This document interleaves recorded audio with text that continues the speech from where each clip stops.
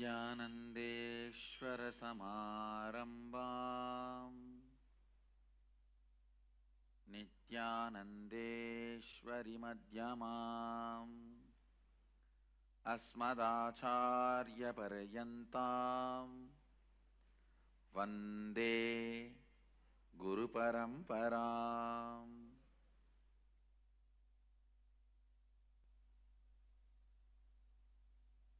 I welcome you all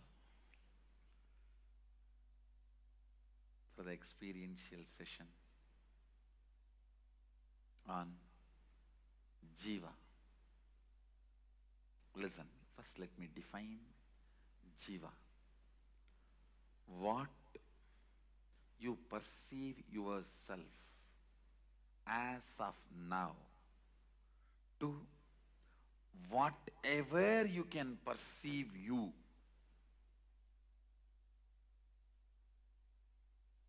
Till that level, you are called Jiva. When you cannot perceive yourself anymore individually, separately, you are Shiva. Listen, let me repeat once more. Whatever you perceive as you, as of now, from this point to whatever you can perceive as you, whatever you are perceiving as of now to whatever you can perceive as you. Understand? Even if you perceive yourself as Sadashiva, you are only Jiva. It's within the matrix. There will be a space where you will not perceive yourself as an individual. Only then you are Shiva. Listen carefully. I'll repeat once more. Whatever you think as you as of now, from this to whatever you can think of you, perceive you, all that put together is Jiva. There will be a space where you can't perceive you separately. That is Shiva.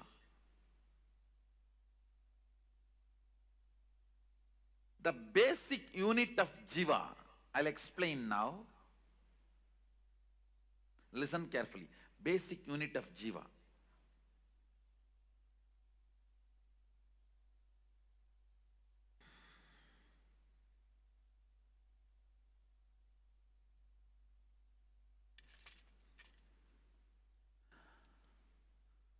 Listen.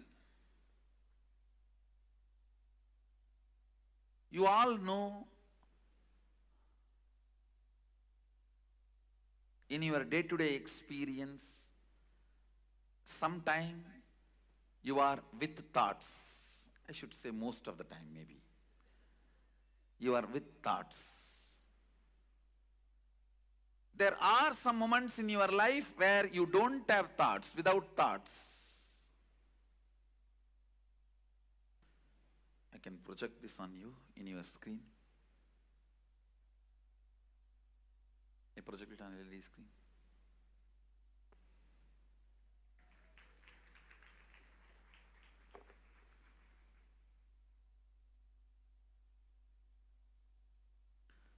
Listen. With thoughts. Now,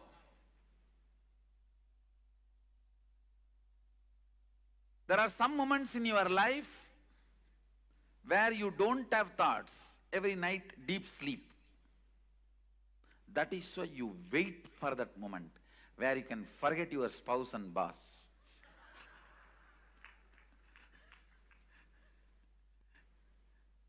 There are some moments in your day-to-day life without thoughts. And there are some moments in your life where you have that clear I identity with I consciousness. Now, for example, now, how many of you feel you have that I identity clearly, I consciousness? If you have not raised the hand, you don't have. Okay.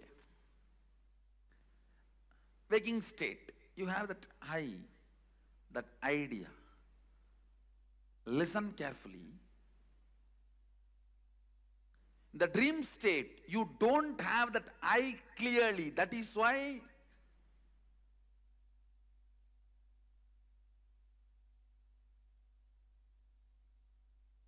the thoughts are driving you. The I is not able to do anything in your dream. You can see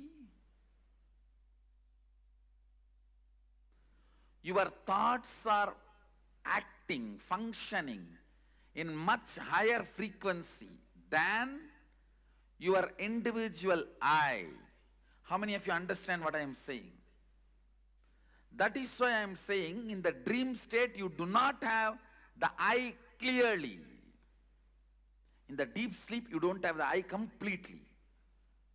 How many of you understand there is a space in you where there is no I? So the basic unit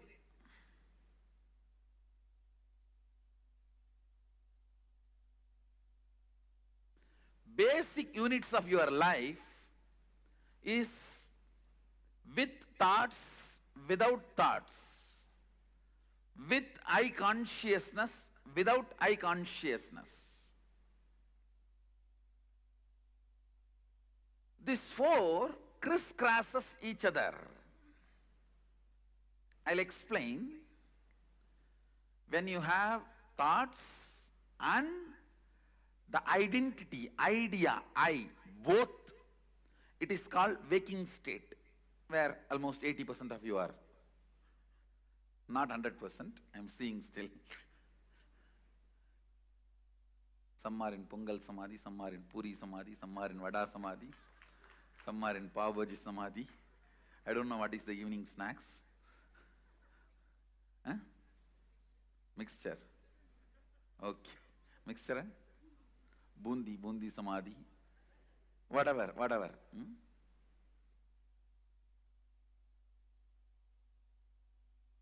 In the waking state, you have I and thoughts, both. How many of you are able to understand what I am saying? I want you to come along with me so that when I explain the 25 states, it will be literally experience for you. First understand, step by step. Where you have thoughts and I consciousness, that is Jagrat state. Where you have thoughts, but the I identity is not strong enough. It is almost non-existent. That is why in one night itself you will see the dream of you getting married, you writing exams, you being chased by the tiger and elephant and lion. All bad dreams. No.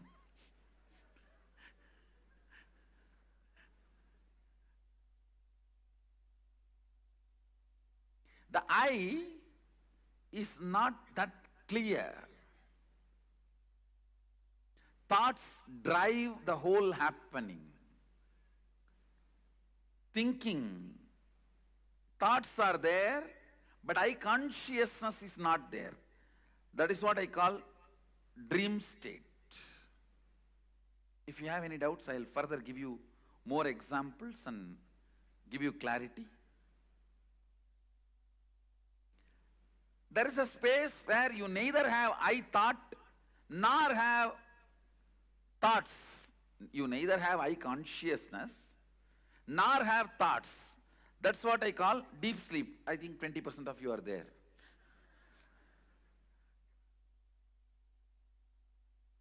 Whoever has not laughed, I know, they are there.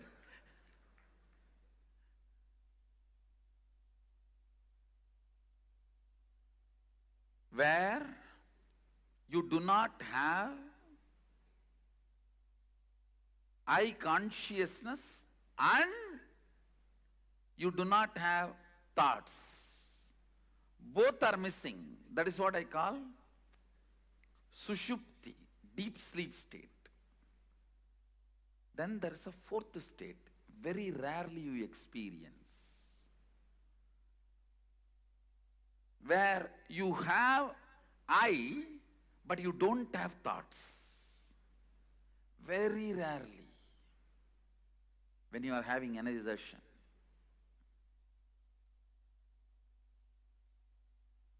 When you are really, really unclutched, or when you go through a very powerful energy experience, those moments, you get the glimpse of it. We call it Turiya, where there is no thought, but there is that I exist.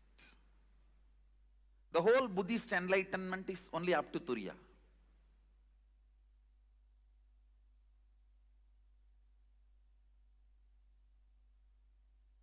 Understand, these four are the basic units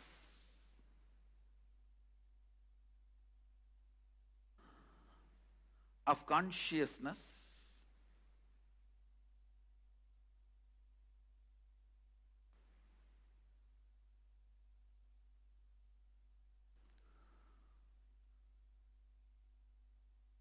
in Sanskrit I use the word Jakrat, Swapna, Sushupti, Turiya.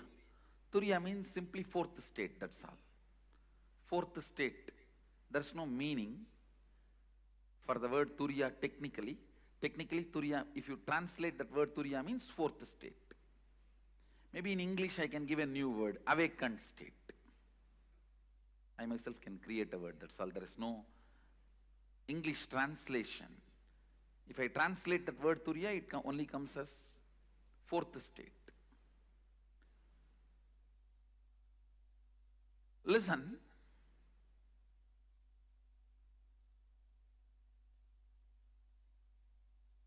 there is a fifth state on which all these four states operates.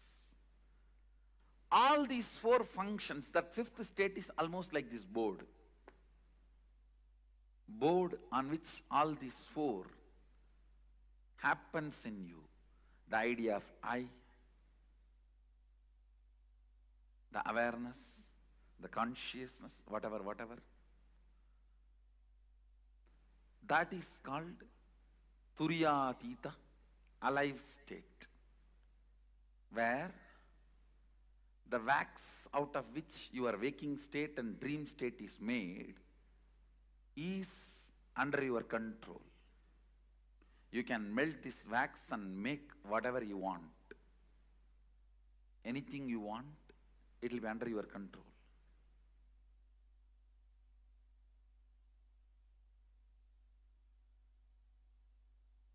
I'll try to repeat once more.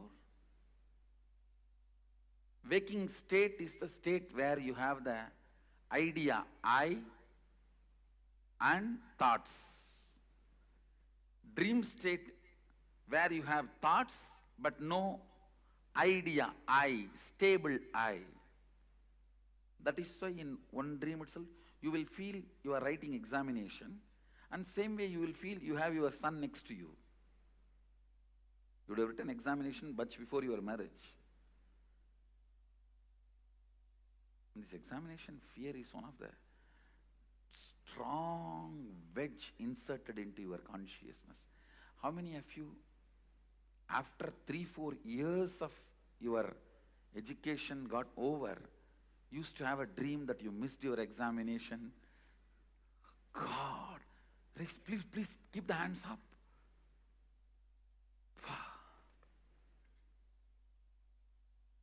I never had this dream. First of all, I don't have a dream. Next thing, I never went to examination. So both problems. Neither I have dreams, nor I went to examinations. Examination fear is the strongest wedge inserted into human consciousness. If we can remove examinations from our education system, world will become non-violent. Really, world will become non-violent. examination is the worst thing.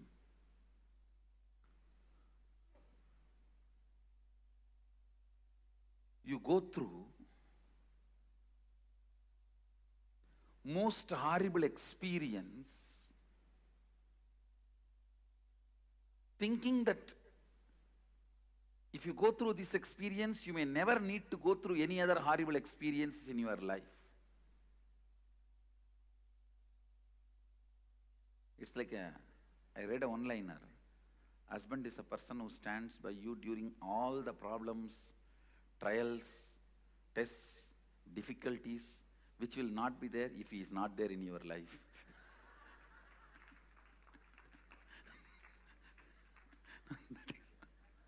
Now, examination is almost like that only.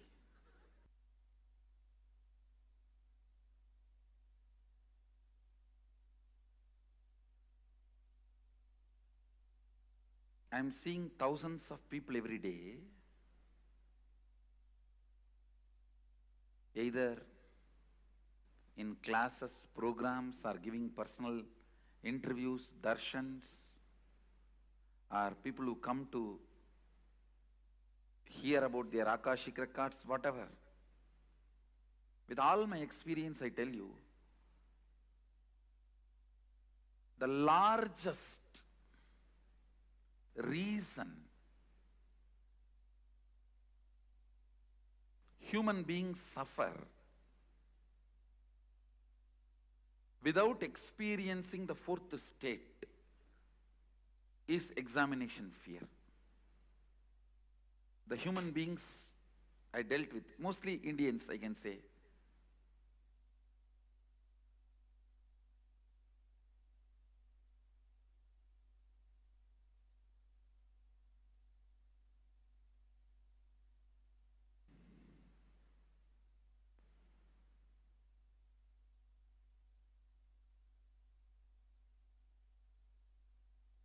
with thoughts, without the idea, what you go through is swapna, dream state. Neither thoughts nor the identity I, both does not exist. That is the sushupti, deep sleep state. And you have the thought I, but you have the consciousness, identity I, but no thoughts. That's very rare phenomena. Very rarely you go through that during energization, initiation or Kundalini awakening. That is Turiya. So this is the basic unit. The space where all these four is happening, like this board on which all the four are written, that space is called Turiyadita. Alive state. The fourth state is awakened state. Fifth is alive, Turiyadita.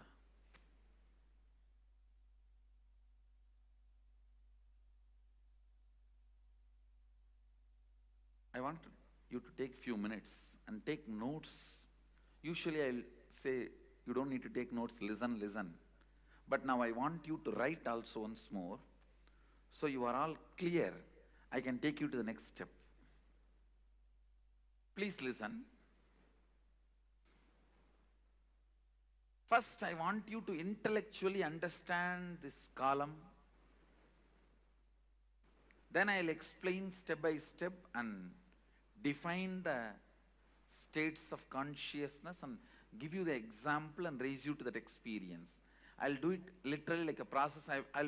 When I'm doing that, I'm going to be sitting center of you guys. We'll be sitting in mandala and I'll be there down in with you guys. Now I only want you to understand intellectually. Listen. All these 5 states, deep sleep, dream, waking, awakened, alive. All these 5 states in Sanskrit, Sushupti, Swapna, Jakrat, Turiya, Turiyatita.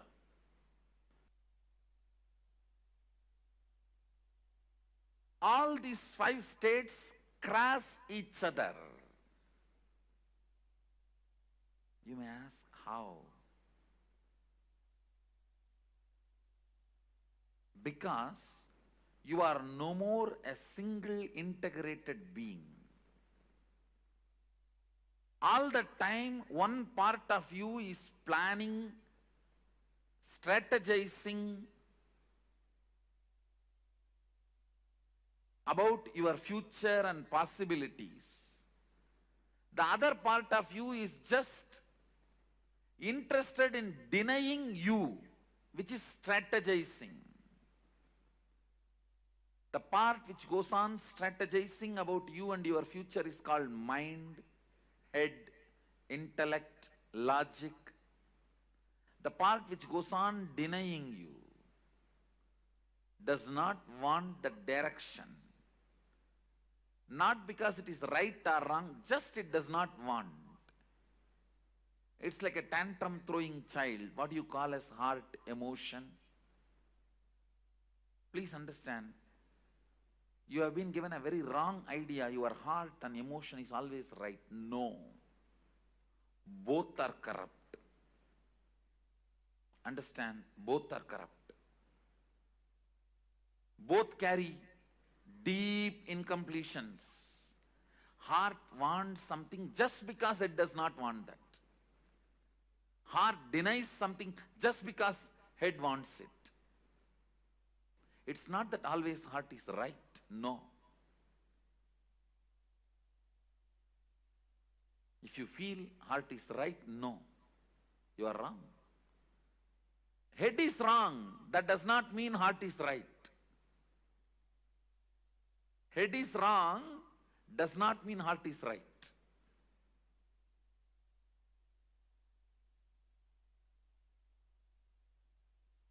Sometimes head is right.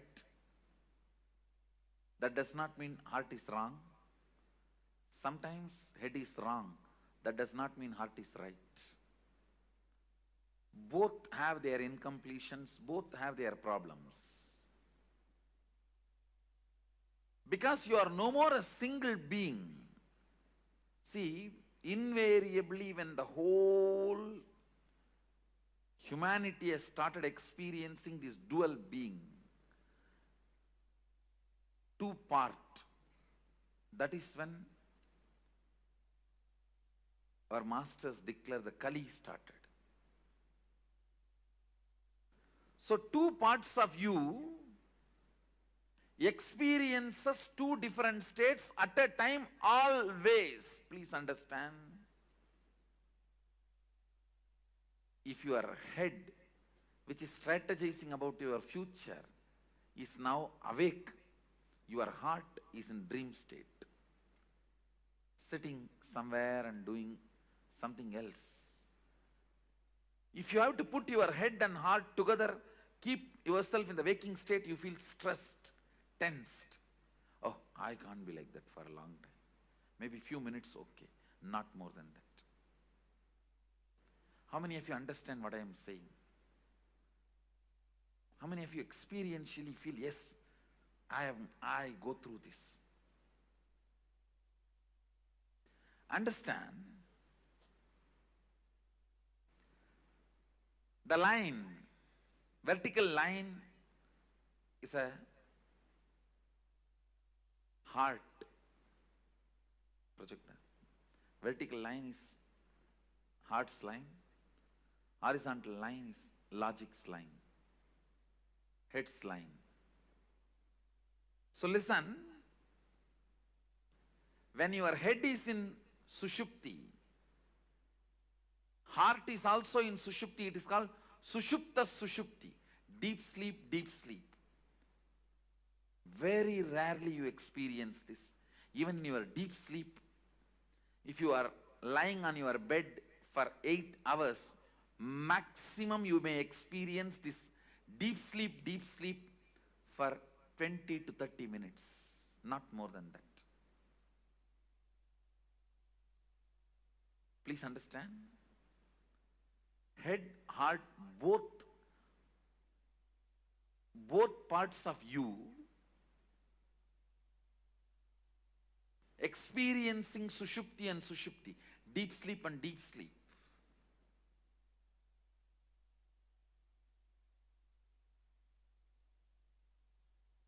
It may happen just for a few minutes in the whole 6 hours or 8 hours. You are lying on your bed.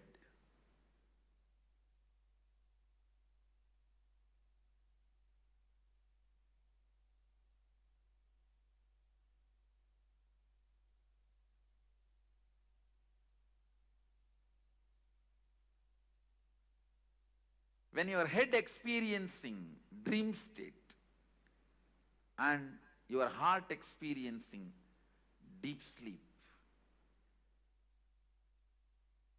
you can perceive this experience. When you dream and just fall asleep without even waking up, you will dream something and you will fall asleep without waking up. Again you will dream something, you will fall asleep. Maybe third time or fourth time when you dream only you will wake up. How many of you have experienced this? When you wake up you will remember all the 3-4 dreams. That is what this state, that Sushupti and Swapna.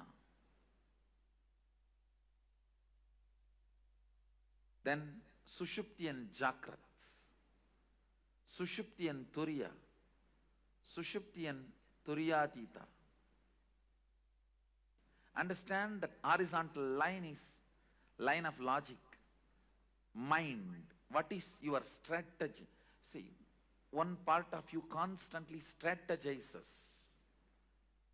about your future, your life, logically goes on analyzing right, wrong, how to get the maximum out of everything. That line of head, logic line. And the other part, heart, emotion.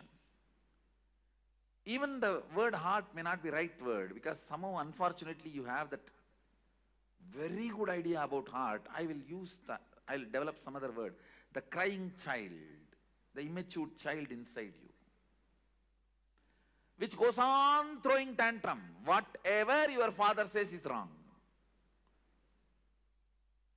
Once you decide, just goes on saying no, no, no, no, no. That becomes mantra. The no becomes mantra for one part of you.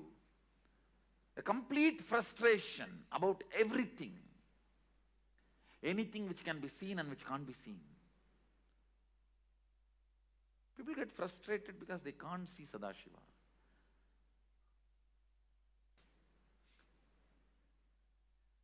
It is good sometimes you are not able to see.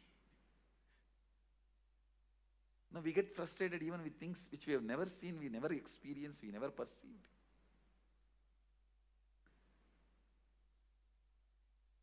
That tantrum throwing child.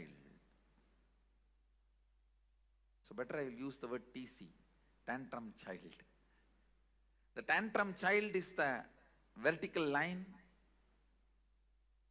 The tantrum child in you is the vertical line, and logical, strategizing mind, that is the horizontal line. Both of you go through, please understand, some of you are small family inside, some of you are joint families inside, some of you are apartment complex inside. Please understand, do not believe you are one person. If you think you are one person, even you will not be able to answer many of your questions about your own self. How many of you feel there are many things which you are not able to answer about you? Then how will anybody else find the answer? That is why if somebody questions you too much, you get angry about them. Even I don't know, how can I explain to you? How many of you feel many times even you are not able to handle yourself? Raise your hand. That is what I mean exactly, the tantrum throwing child. Just saying no, no. I will face whatever it may be. Whatever comes, I'll face. But when it actually comes, you will not be able to face that. Now, how many of you do? Listen carefully. Clearly, you take a very stupid decision with the thought current. When it comes, I will face. Whatever, come what may. And when it comes, you will collapse, you will not face. How many of you? That is what I'm calling tantrum throwing child. Just saying no. Does not bother even about you getting lost something. You just want to collapse, destroy everything. Even if I die, that is okay. Let me destroy the world and die. Let me pull the whole thing down and die. The tantrum throwing child experiences different state, and the logic, strategizing logic, which constantly plans for your life. That personality experiences different state of consciousness. That is why you go through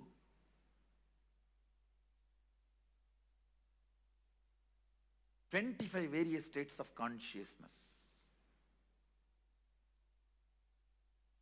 Listen. The TC, tantrum throwing child, goes through the deep sleep, and logic goes through the deep sleep, both experiencing deep sleep. That's what I said. Maximum you may experience 20 to 30 minutes, even if you lie down 8 hours in your bed. Then tantrum throwing child going through the dream, and the logic going through deep sleep. Earlier I explained that side, now I am explaining this side. Listen carefully. Earlier I gave an example. You going to dream, falling asleep without waking up. That is what is the example I gave for your logic experiencing dream, tantrum throwing child experiencing deep sleep. Now I am showing you this side. The tantrum throwing child experiencing dream, but the logic experiencing deep sleep. Listen carefully. That is what I call, if I have to find an English equivalent word, frustration. In Sanskrit we call it virakti. Vrakta means the tantrum throwing part of you is active, but the logic is completely absent. Listen carefully. In Sanskrit it's called vrakti. In English I am trying to translate with the word frustration. I'll give you the context where the tantrum throwing you is so alive, wildly active and dreaming. But the logic with which you need to control you, that reins are not in your hand. It's like you are sitting on a wild horse and the horse is running on a hill. It may even jump into cliff now. I'm talking about this part where, see, this is TC, means TC, tantrum throwing child, this whole line. This whole line is logic, your mind.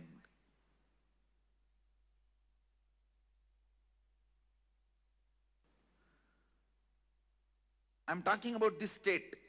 The tantrum throwing child experiencing swapna, dream, wild, going literally wild. And your logic, which is supposed to control, put a rein, is sleeping. It's like you are sitting on a wild horse and you are not able to control the wild horse. It is running. It may jump anytime off the cliff. All the decisions you take in frustration, please understand, all decisions you take in frustration will destroy you. Even if you think it is good decision, I tell you, do not do permanent damage to you because of your temporary sadness. Just don't take decisions when you know you are frustrated. Whenever you know your tantrum throwing child is wildly active and your logic with which you need to control your perception is absent, don't decide. You will be overloaded with frustration. Don't decide. How many of you understand you went through this in your life? How many of you are able to catch what I am describing? Please raise your hand. Next, the tantrum throwing child is in waking state, but your logic is in deep sleep. It means you are not frustrated, you are very destructive. Understand? Very consciously you agree for destruction. You agree for the kind of a tantrum throwing lifestyle. You agree to be in denial. What can I do? That's all. Very consciously you wind up. You withdraw. I may use the word self-denial for this state. The state now I am circling. The state now I have circled, I'll call that as self-denial, where the tantrum throwing child is awake. I should use the word wake up. It's in a waking state. But your logic, the strategizing mind, the strategizing component of you is completely asleep. The next, the tantrum throwing child entering into Turiya,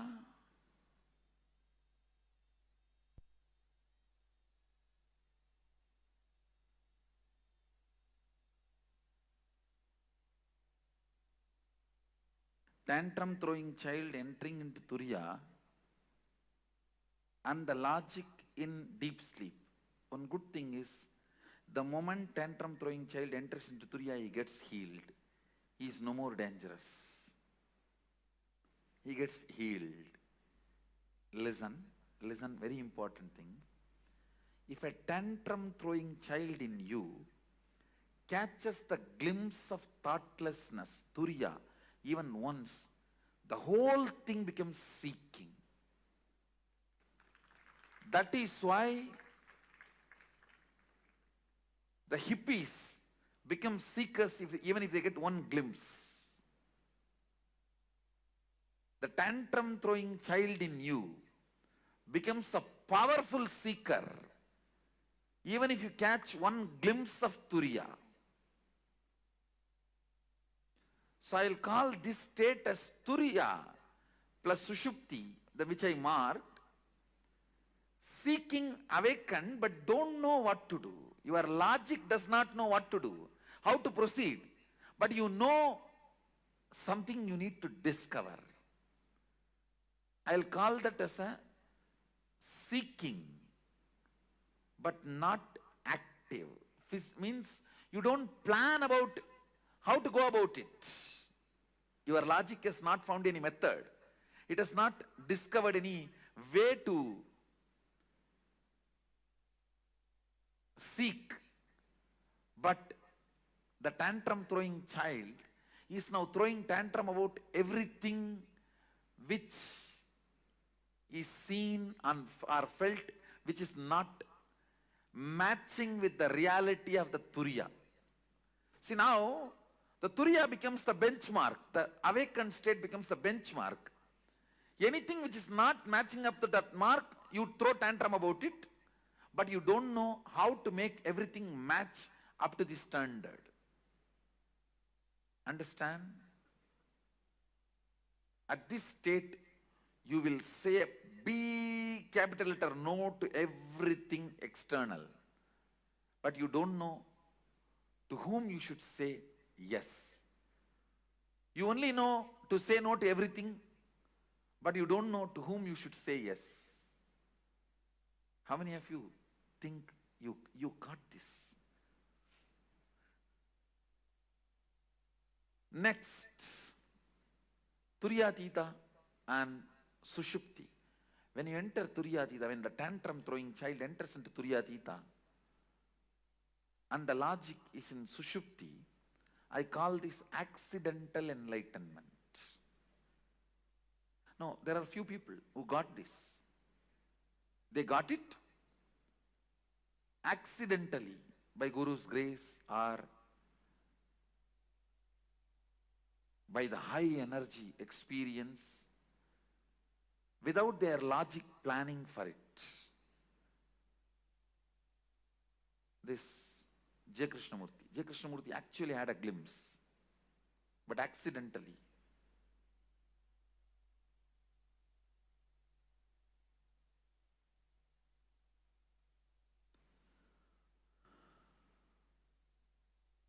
The next, your tantrum throwing child experiencing deep sleep and your logic experiencing dream state. Understand? This is very interesting. Just now I explained. Where you dream but go back to the deep sleep, again dream and go back to deep sleep. You need to know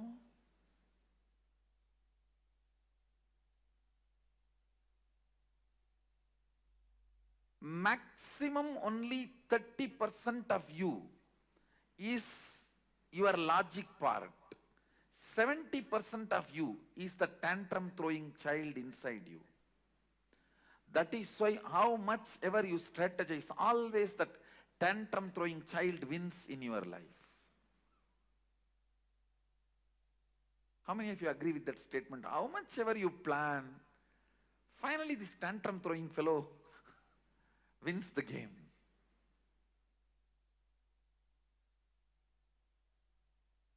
Even if your logic, for example,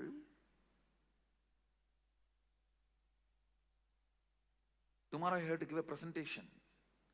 Your logic is planning for your presentation even in your dream. But the tantrum throwing child pulls you back from the dream to deep sleep state. That is what I will call this Sushupti Swapna, what I marked.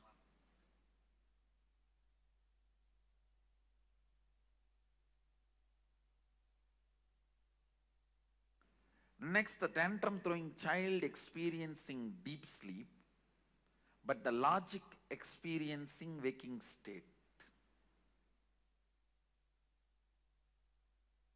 I'll say in this state, your logic thoroughly plans for your future. You will sit and think, nicely plan. But within next 24 hours, you will forget the whole thing and you will start thinking again the same thing and do the same plan. As if the whole thing got control deleted. How many of you experienced this?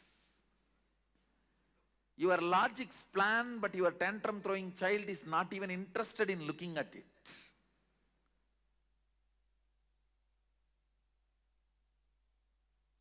That is what this state, where 70% of you are sleeping and 30% of you is strategizing. It's like 70% of you boycott that meeting. How can any corporate meeting be successful if 70% is boycotting? See, I'll put it in a very simple way. What you desire is your logic. What you believe is your tantrum throwing child. You will never get what you desire. Please understand, you will get only what you believe. You desire always to have wealth, but you believe you will never going to get it. You are never going to get it. You desire to have health, but you strongly believe that is not part of your life. So you will not manifest what you desire, you will only manifest what you believe. People always confuse between desire and belief.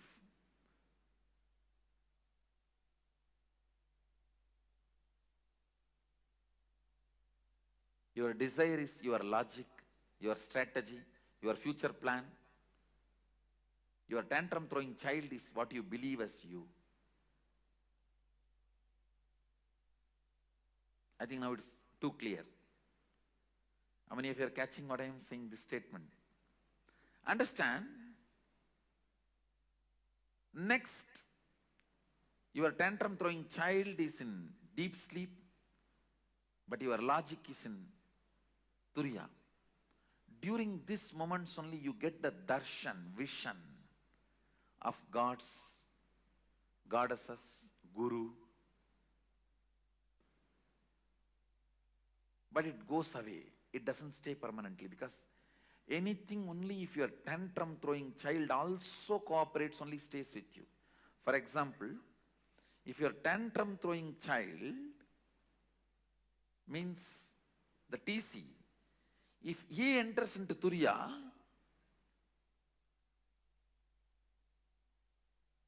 and your logic is in Sushupti, which I circled now, at that state, if you get any experience of God, Guru, Darshan, it stays with you permanently, because 70% receives it. But this state, anything you get will not be permanent. It will not stay with you. It doesn't stay with you. In both states you get, but this, only if your tantrum throwing child enters into Turiya and you experience something, it becomes permanent. Means your belief enters into that state, not your desire. When your desire enters, your belief will pull you back. Ramakrishna gives a very beautiful example.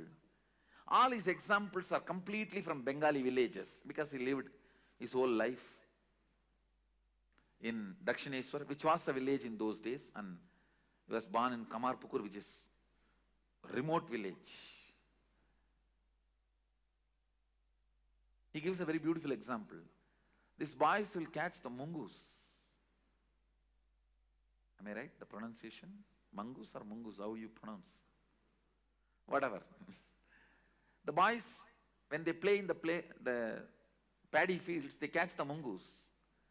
If they catch more than 5, 6, they can't keep them under control. So they will tie a rope in their tail and put a brick in the other end and leave them to go for further hunting. These fellows, they will enter into their home, which is like a dug below the ground.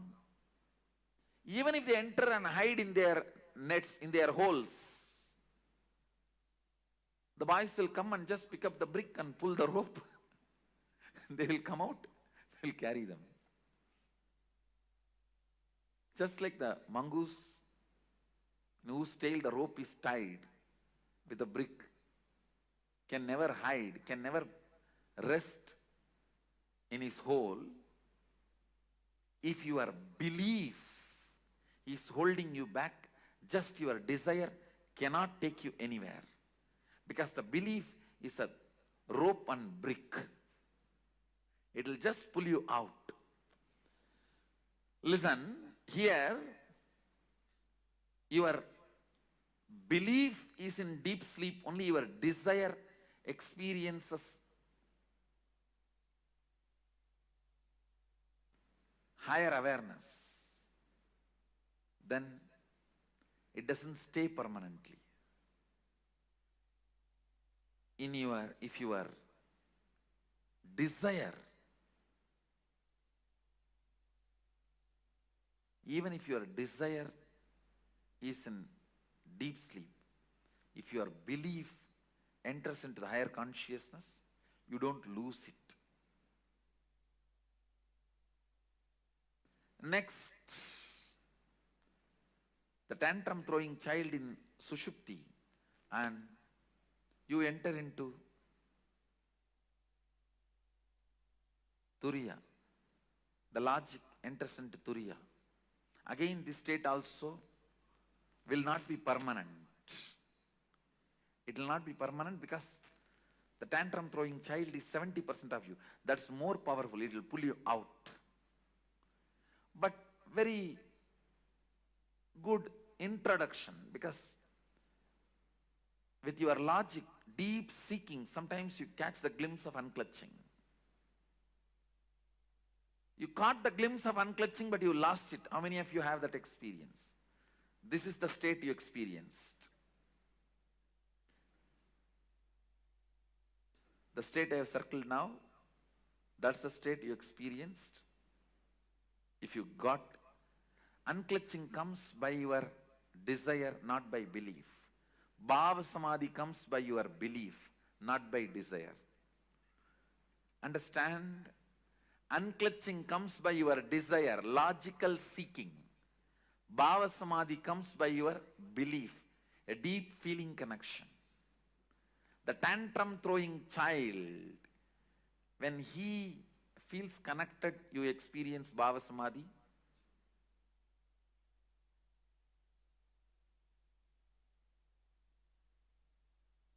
I think now many are experiencing Bhava Samadhi.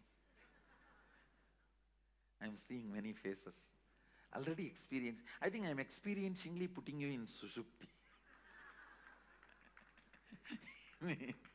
I am experientially showing you Sushupti.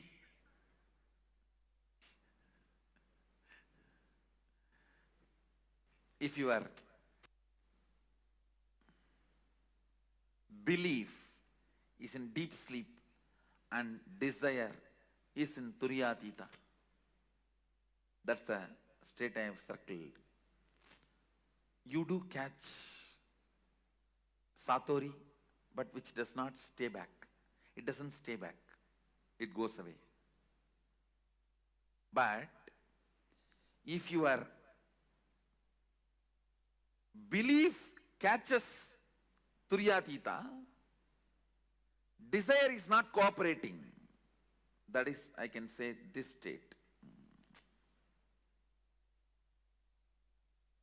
Your belief means tantrum throwing child is catching Turiyatita, but your desire, logic, is in deep sleep, Sushupti. It's not cooperating. This will become permanent, but this will not be permanent. If you achieve this, you will always lose. Achieving this is very easy, but you will lose it. Achieving this needs little practice, but you will not lose it.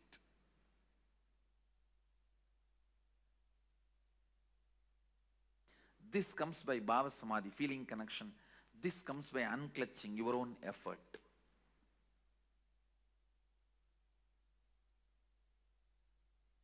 If both happens, that is what is called Turiyatita, which becomes permanent. Thank you. Be blissful.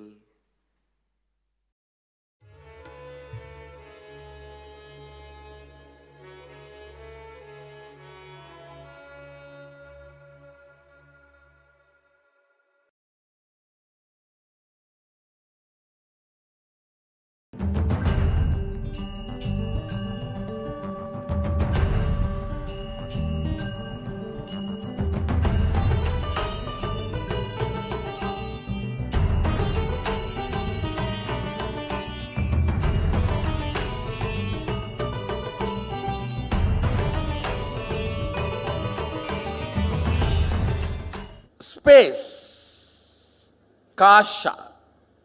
Let me use exactly the word Mahadeva uses. Akasha is modern Sanskrit word.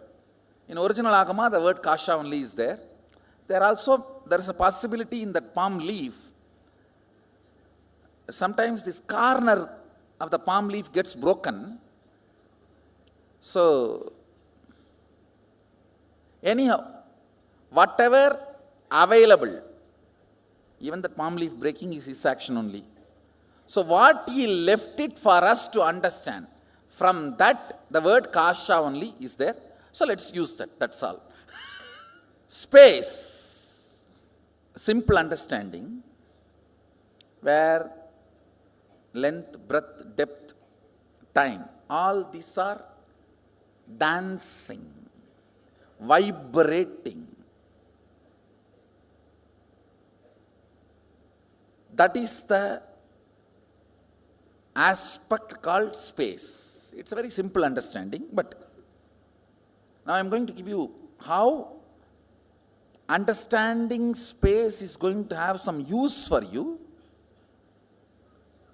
See, ultimately our goal is to rest in the highest existence and highest consciousness, what we call as Mahasadashiva.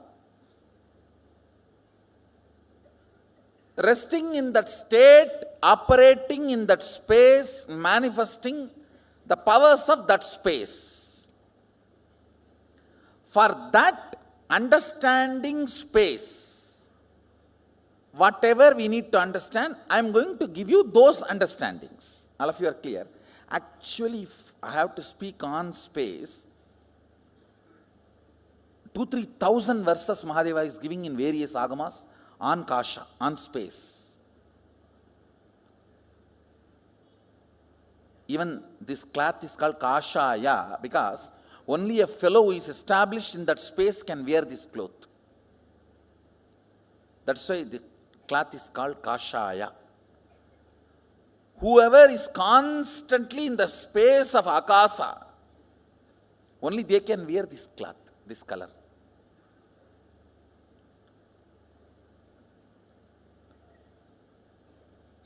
2,000-3,000 verses he explains about the space. I'm going to give you some maybe 20 ideas which is useful for you to manifest powers of Sadashiva and to understand the space of Sadashiva. See these simple words: feeling suffocated, irritated, I'm not okay with all these simple words. Only by uttering them again and again, you create that feeling. How many of you understand this? Usage of those words avoided, that experience is also avoided. How many of you understand that? So, can you take 2-3 minutes and pen down, listen carefully. Usage of words in your space, becoming experience, few incident. First time when you started using the word depression, various explanation. It is nothing but Shiva, Sadashiva, Mahasadashiva, like that. Depression.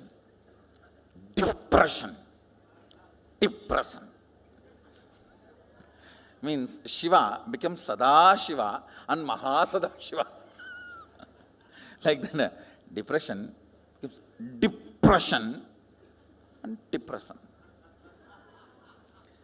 When you started using these words, cherishing these words and manifesting those experiences in your space.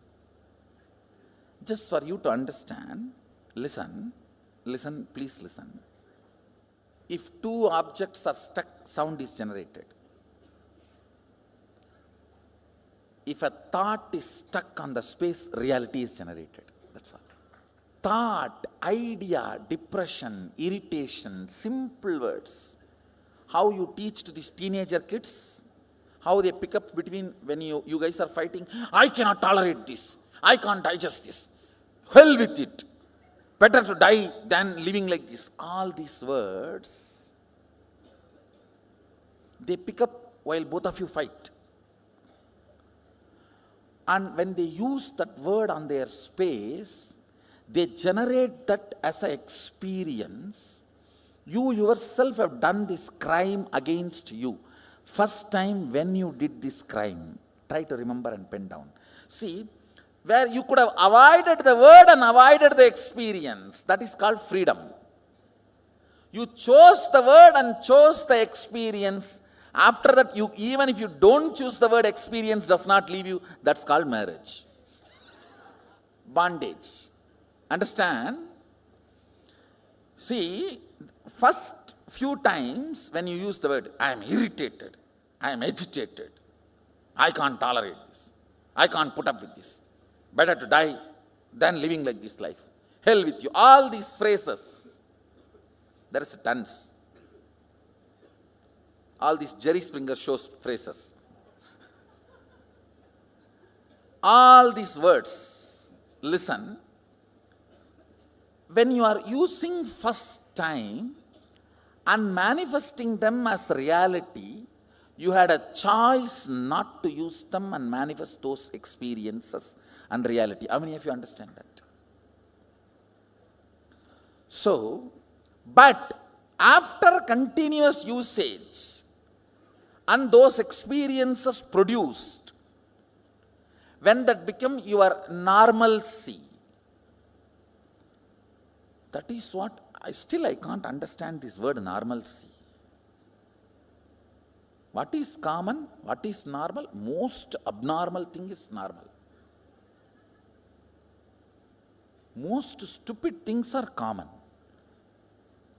Sometimes people question me, why our kids are taught so much of importance for the language is given. Our balasans are not supposed to even utter the word no, not, all that. Avoid knowing. So much importance is given for their language because when the language is stuck in the inner space, the reality is generated. Understand the Damaru of Mahadeva dancing in the space of Chidambara generates the cosmos. So the language we use inside is the Damaru of Mahadeva.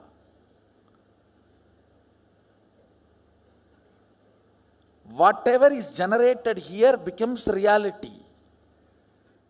Just remember one or two incidents and write so you will understand when you started doing this big crime against you, using strong words and generating those ideas and experiences in your inner space stupidly. And same way, even when you use the good words. See, when I go to the temple, such a peace happens to me. Initially, it may not have been that big experience. But the good words repeated, third time when you go to the temple, really you will have that peace. How many of you have experienced this? That's all.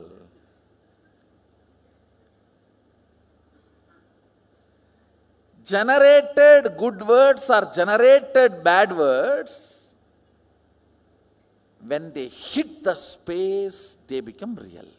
Whatever makes the word into real is space. Akasa. Kasa. You are an adult. You can choose your words. Don't come and give me a big letter. Oh, still I have some doubts about you. Then die. Who cares? You are an adult. You pick up the word. Is somebody else sitting in your head and picking up the word? Nothing else can be done. Don't try to, ooh, ooh. No. Still I am feeling very negative about spirituality. Then what can be done? You are an adult. You decide which thought current you decide to cherish as your part. I can teach only to adults. My kids may not be adults, but they are matured. Understand, their very connection with me makes them matured. Try to write both experiences so you understand how initially the word you generate in your space manifests reality. Then I will teach you about, make you understand about the space. End of the day, it is not teaching. I am just making you understand the spare parts you have. What I am giving you is owner's manual. I am not giving you any disciplinary. I am just telling you how to ride the bike. You go in 200 miles or 600 miles speed, I don't care. I am okay whether you do a race, a bike race, or you go for a pleasure ride. That is up to you. I am giving you owner's manual. These are the spare parts you have, and these are the effects and side effects you will have. And I want to tell you guys, this Rudraksha holds the space. This Rudraksha, see, just like battery has a capacity to hold the neutron, electron, that proton, that all the electricity activity, Rudraksha has a capacity to hold somebody's space. All the Rudraksha you are wearing is holding Mahadeva's space. It is energized and brought to you. So Mahadeva's space is put in that. Karukkidai Nigandu is done. Then it reaches you. You can, even that word, record that word Karukkidai Nigandu means impregnating with a thought current or experience. It is not even impregnating. The Karukkidai means making you deliver. It's end to end actually. Not just impregnating. Then you may get aborted, who knows? So Karukkidai means successfully making you deliver this thought current as your experience. Karukkidai Nigandu. The word is from Prakrit. I think one of my important contribution is going to be reviving all these sweet words from Agamas and making them all day-to-day used words.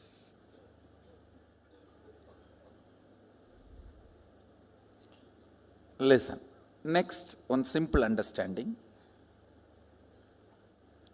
The space inside you, space in which you are breathing, and the whole space.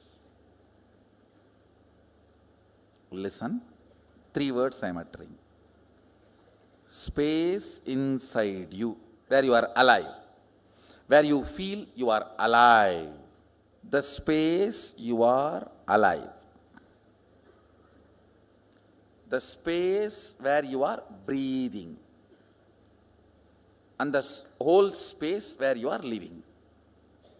Taharakasha means where your life is pulsating. Taharakasha. The realization science, self-realization science is called Tahara Vidya. Taharakasha, where you are alive inside your body frame. That space. Where you are breathing. This is Nithyananda Sabha. This is called Katakasham. The whole is called Mahakasham. The words you reverberate inside decides the quality of your state. The words you generate in your breathing space decides quality of your space and life. The words you generate with the cosmos decides your existence, mantras. The words you generate here, I can't tolerate, I am irritated. You understand the examples? Now you understand why I gave those examples and made you do the homework? Taharakasha. Along with the power manifestation, I am programming this whole thing inside you as a powerful cognition. See, goal is actually you manifesting powerful cognitions only. Power manifestation is to inspire you to manifest powerful cognitions. And it is not that it is something wrong. And Mahadeva, such amazing software developer, his whole system is only to the level of enlightenment you will manifest powers. Because it is from there he is making you manifest. See, in the Yoga Vedanta Sampradaya, towards enlightenment you manifest powers. But here, from the grounding of enlightenment you manifest powers. So the whole software Shaktipada is different. And one more thing you need to know. You need to be very careful about whose breathing space you are breathing and listening to these great ideas, because Shaktipada happens. Understand? You need to know, when you take any help, you grasp, you imbibe the foundation context on which they are sitting, they are standing. All of you are clear? If you go to a guru who says siddhis are wrong, they come during enlightenment and they stop your enlightenment, and you heard that is hell for you. Because he knows only that science and he is doing Shaktipada with you, only that, and that will be your reality. If you go to a guru who says, hey, it is from established groundedness of Sadashivatva, the powers manifest. Understand? When you become Shiva, Shakti manifests in you. That's all.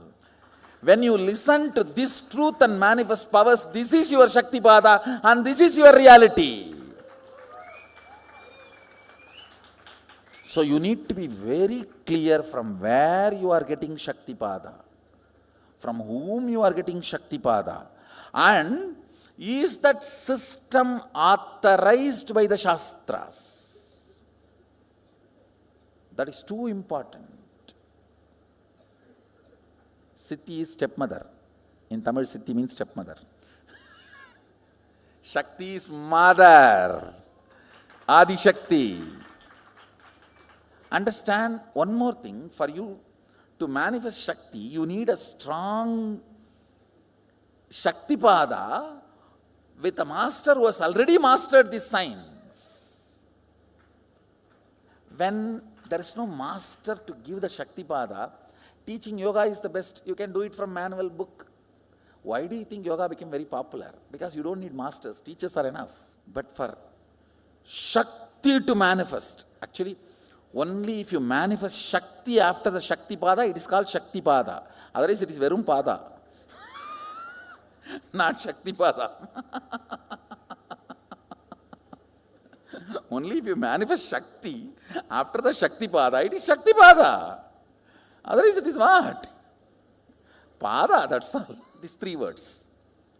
Taharakasha, Chidakasha, or Katakasha, or Mahakasha.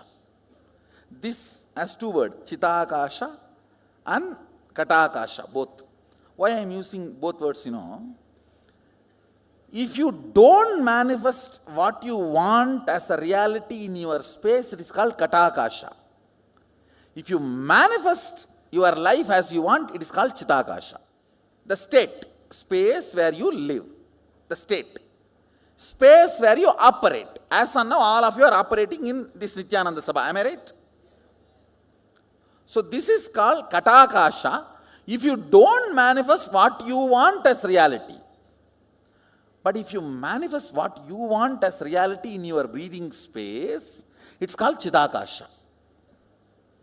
Conscious space. Katakasha means mud space. Katam is a mud pot. The space inside the mud pot has no use. The mud pot has any use of the space inside? No, you are saying Gatam. No, Gatam is used for us, not for mud pot. For mud pot, it is a beating. Kailasa San Jose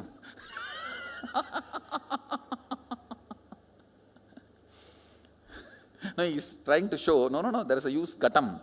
Gatam music is used for whom? For us who generates, not for the Gatam. In your space, listen, your state is Taharakasha, where you exist, Taharavidya. Taharavidya means the knowledge of enlightenment science. Now, whatever I am talking to you, all these can be classified as Taharavidya. Precisely, if I have to translate that word, grounded in existence. Tahara. Grounding you in your soul, Atman, enlightenment, is called Taharavidya. Where you are grounded is called Taharakasha. the space of your life, alive, your state. The words you generate there and hit you decides the state you are in. Feeling experienced, expanded, joyful, or suffocation, all is within this. How many of you are understanding?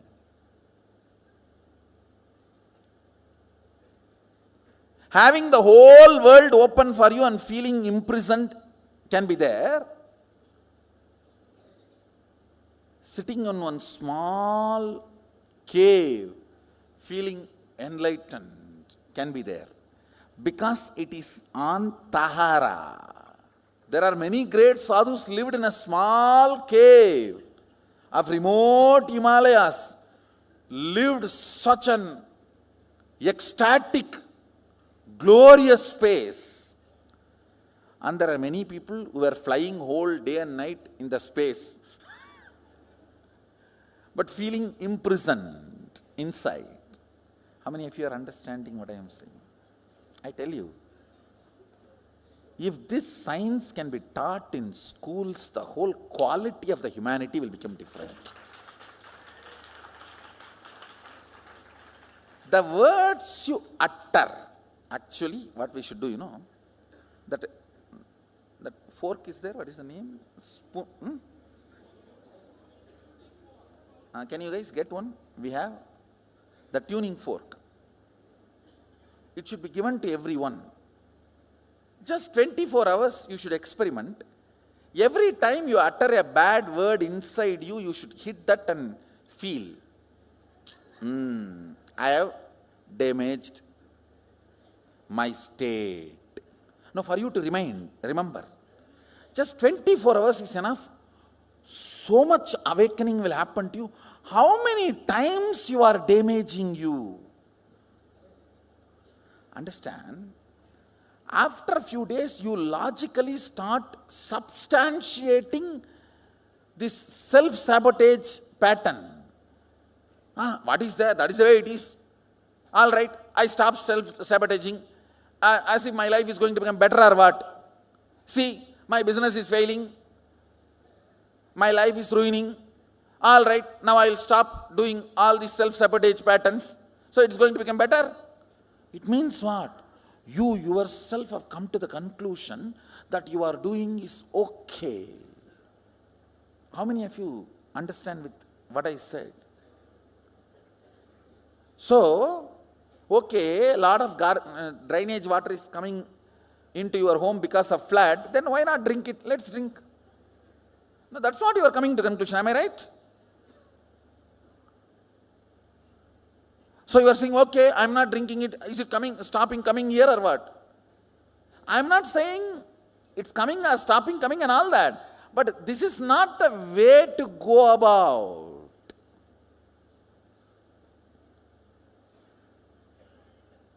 Understand, even if it is not immediate pleasant, do only right. Kathopanishad says, right, not pleasant. Even if it is not immediate pleasant, do right, not pleasant.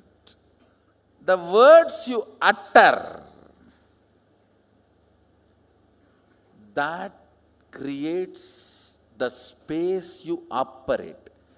That makes your breathing space as Katakasha or Chitakasha. Chitakasha means consciously generated space. Means if you are uttering all the words consciously, tuning to your life's goal, you create Chitakasha. If you are uttering why without knowing why you are uttering, or because of compulsions, and manifest default reality by fault, that is called Katakasha. Listen, default reality is Katakasha, conscious reality is Chitakasha. These three words, Taharakasha, Katakasha and Chitakasha and Mahakasha. Mahakasha is whatever exists that you don't know anything. You don't know ABCD of Mahakasha. Please understand, just because you have seen some movies, some chakabuk, no. We do not know anything about Mahakasha. It's only a word you need to be introduced. That's all. Whatever is Mahakasha. That's all. See, one more thing you need to know. One good thing about Akasha is it can never get corrupted. It can be easily programmed. Like electricity cannot be corrupted. It may be helping you for last 100 years, but it will not bother to kill you in 1 second if you do something wrong. Same way it may be killing so many people in so many places if something wrong is done. It will not bother to help you if you do it proper circuit. No qualities acquired, no favoritism and no corruption. That's the quality of space. No favoritism, no quality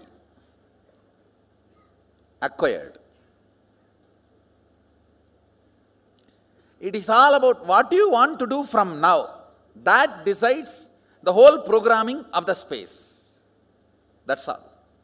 The next few understandings about cosmology. Actually now it's not even understanding, it's bomb. Mahadeva says you don't have a soul till you get enlightened. Now this is the most funny thing. He says, till you are solidified with the consciousness manifesting, you are only the accident of play of Katakasha and body-mind.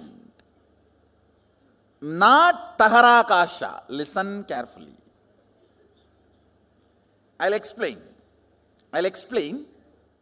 See, only when you are initiated, you use your will.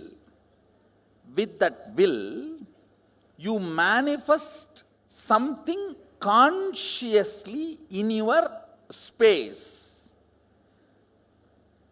Only then soul enters into your system. Till then, soul means the jiva is not operative in your system.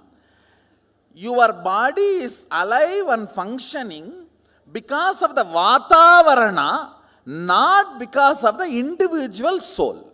He calls it pratyagatma chaitanya jakratam. I will be using this word many times in the satsang also. Individual conscious will awakening and declaring its existence. If you know, yes, I exist and I have this as a problem, this as an inspiration. Even if you have a problem, it's okay. But your individual will should perceive the problem, only then it will start cracking the code.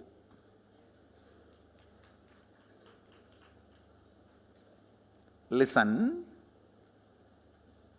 That is why Agama says, only when you are initiated, life enters into you.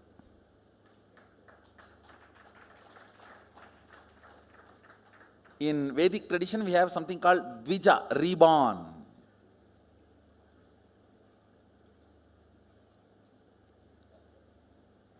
By birth, only the Katakasha keeps you alive, not Taharakasha.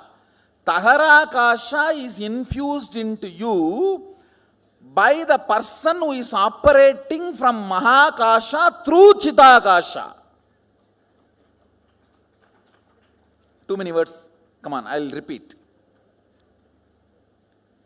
The individual soul in you is breathed by the person who is breathing the cosmos into you through his breathing space.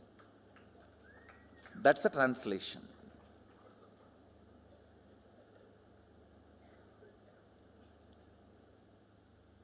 Till then, your perception of existence is because of the ambience of the Katakasha, like in your mother's womb, even though you kick, hit, move, do everything, you cannot be called as individual soul. By its Vatavarana, it appears as if you are alive.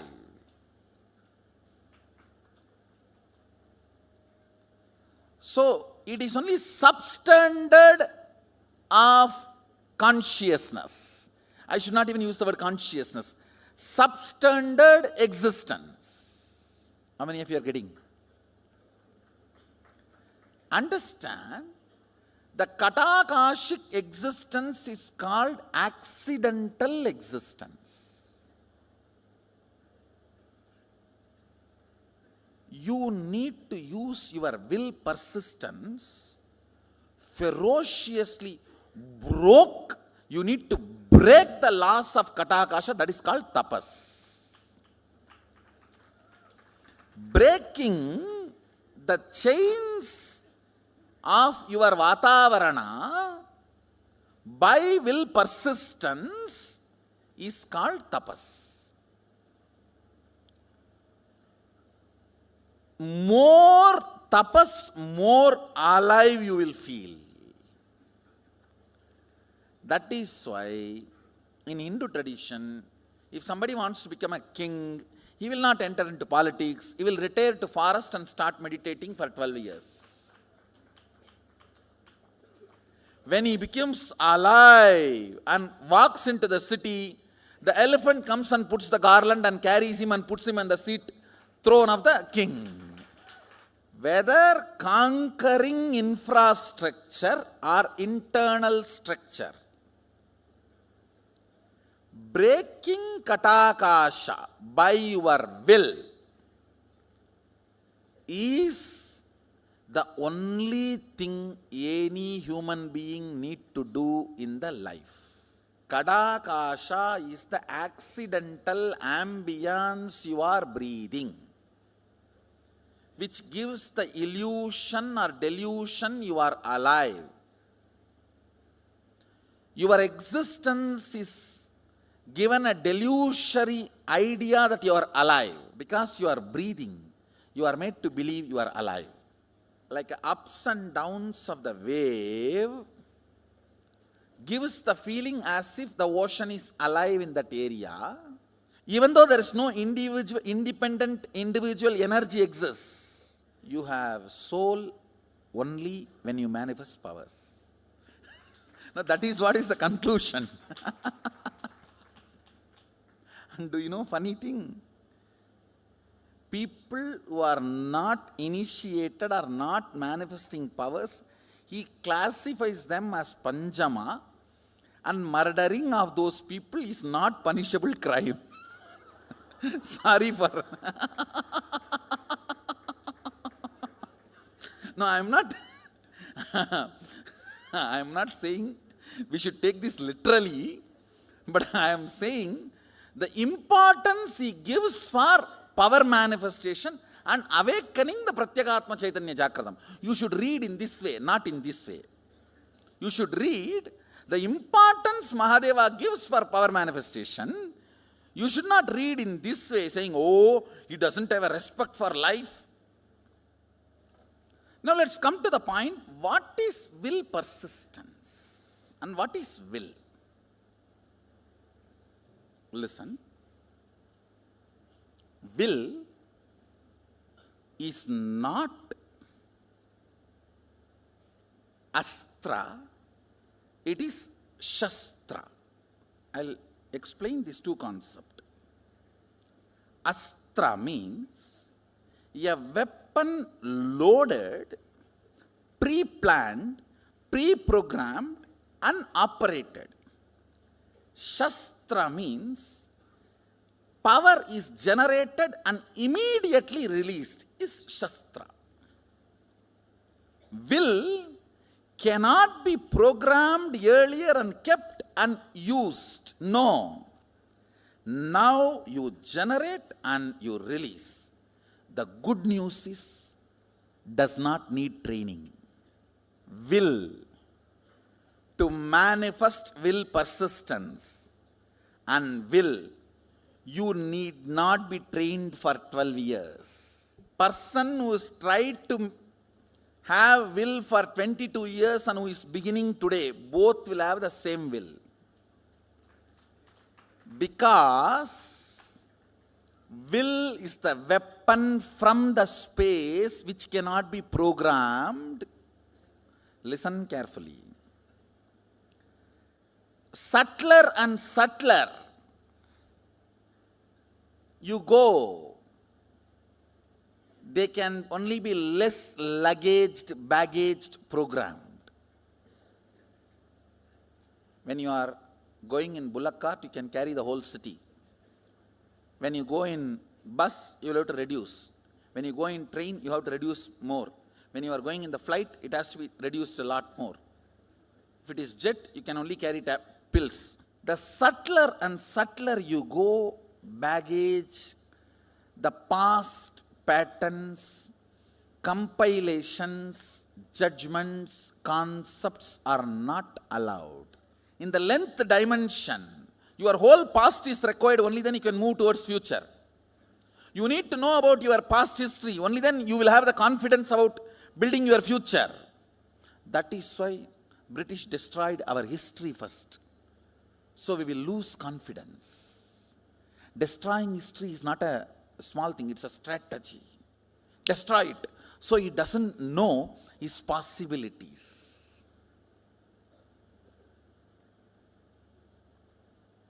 Just before extinction, I have come, so don't worry, it cannot be destroyed. 79 would have been too late. It cannot be destroyed now. I am grounded. We have grounded enough now. The important lesson you need to know, understanding you need to know with all this is, for consciousness to manifest in the form of will and power manifestation to happen, you do not need pre-training. Astra is different, Shastra is different. Astra means you meditate on Nagadevata, goddess of snake, and get the boon from that Nagadevata and keep Nagastra and put it in the bow and send it. That is Astra, Nagastra. Where pre-process is done and loaded. Shastra means you just pick up something, use only your will and send it. Understand, Mahadeva very clearly says, state, space, manifestation, all the three does not need pre-training because it is fundamentally based on the space. Will power, will persistence is enough. Means you deciding now, from now what I want to do only matters. Till now what I have done does not matter. Womanizer, Arunagiri Nadar, not Arunagiri Yogishwarar, Arunagiri Nadar, who lived in Tiruvannamalai, he gets Kailasa Padavi. He gets to go to Kailash and come back with a Parijata flower. But a fellow who was in the Parijata flower garden, Sundarar, just because he saw the Rudraganyas in a little flirting way, he has been sent down. Understand these two stories. A womanizer goes to Parijata garden and brings Parijata flower. The fellow who is in that garden serving Mahadeva whole day and night, who was supposed to have been such an intimate assistant, who brought even Alahala to Mahadeva, just a flirting look, he has been sent back to Buloka. So fundamentally, Mahadeva asked Sundara, what do you want from now? Forget about what happened. This moment and now, what do you want? You want to enjoy them, then go and finish and come back. For Arunagirinadar, forget about what has happened. Now what do you want? I want Kailasa Padavi. Come on, have it. Understand, past, the good news I have for you. Past is irrelevant when you are working with the space, Akasha. Present is too relevant when you are working with Akasha. Clear?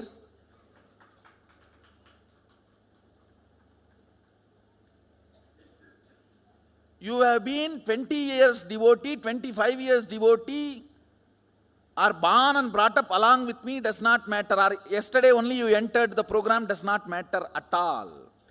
From this moment, what do you want to do matters. Now do you want to manifest power and cognize what I am sharing with you, not believe. Because I am not talking some stupidity you need to believe. I am talking science. You don't need to believe. Come on. Cognize it. Belief is a prerequisite if some stupidity is going to be dumped on your head.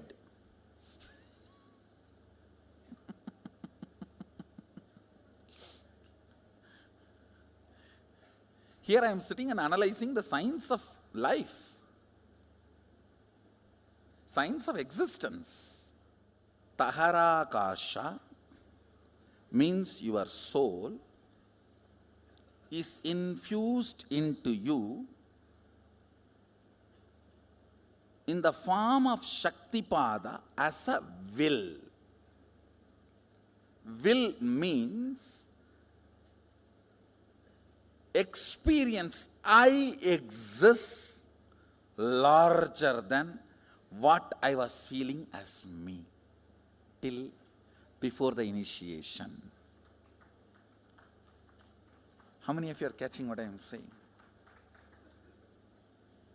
How many of you feel, listen carefully, after the initiation and power manifestation, even the way you feel you is much larger. That only manifests into Katakasha and makes it into Chidakasha. If you don't manifest power, your Nithyananda Sabha is Katakasha. If you manifest power, your Nithyananda Sabha is Chidakasha. Understand? Whether this is Ponnambalam or part,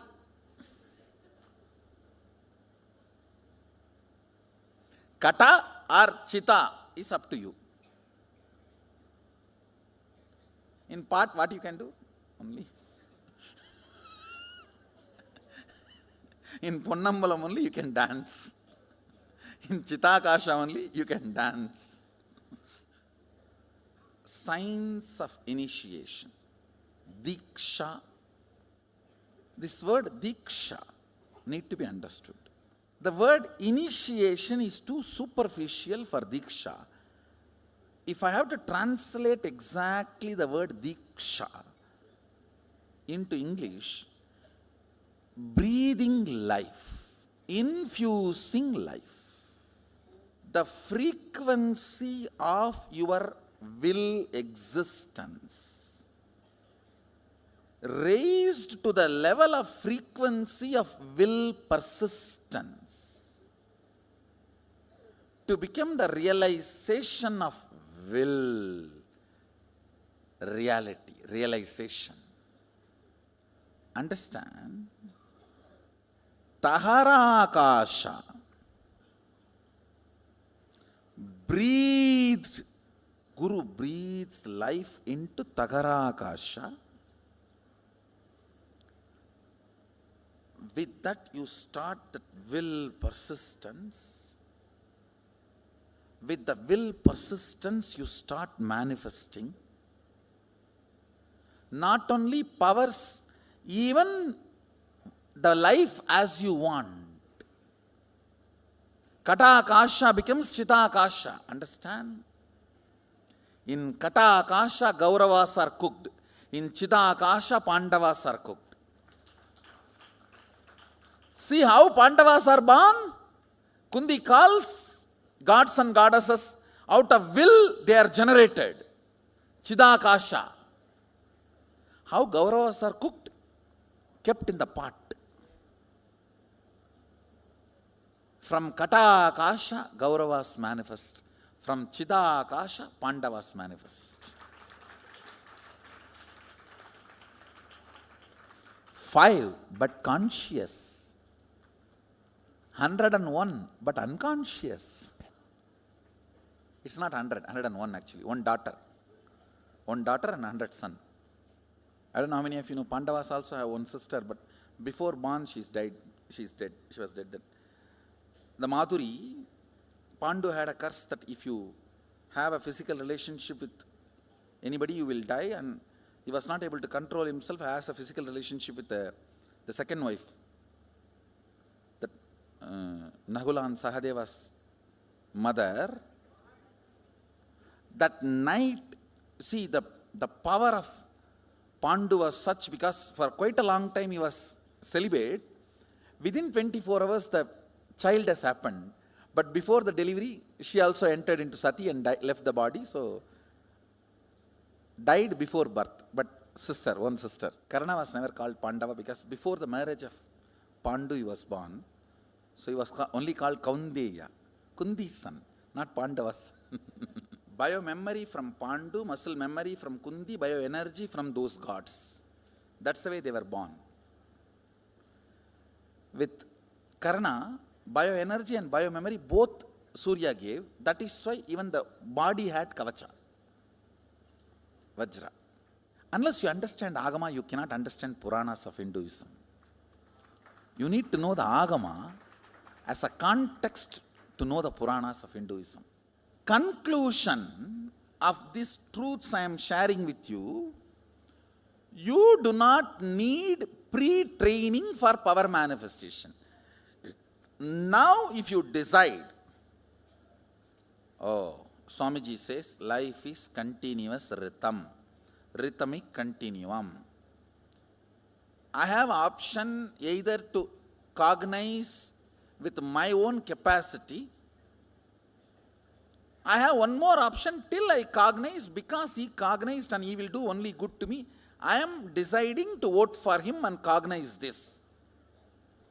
With this strength, let me start acting out what I am supposed to act out from this cognition. Is initiation. How many of you are getting? That is what is Shaktipada. See, life is rhythmic continuum. You can realize only if you die 3 times and see. Before death, keep the accounts in your muscle memory, die, and after coming out, pull it out and check whether all the house, number of houses, wives, cars, properties handed over to you. And after 3 times checking only, I think bank is working properly, okay. Do you want to do that?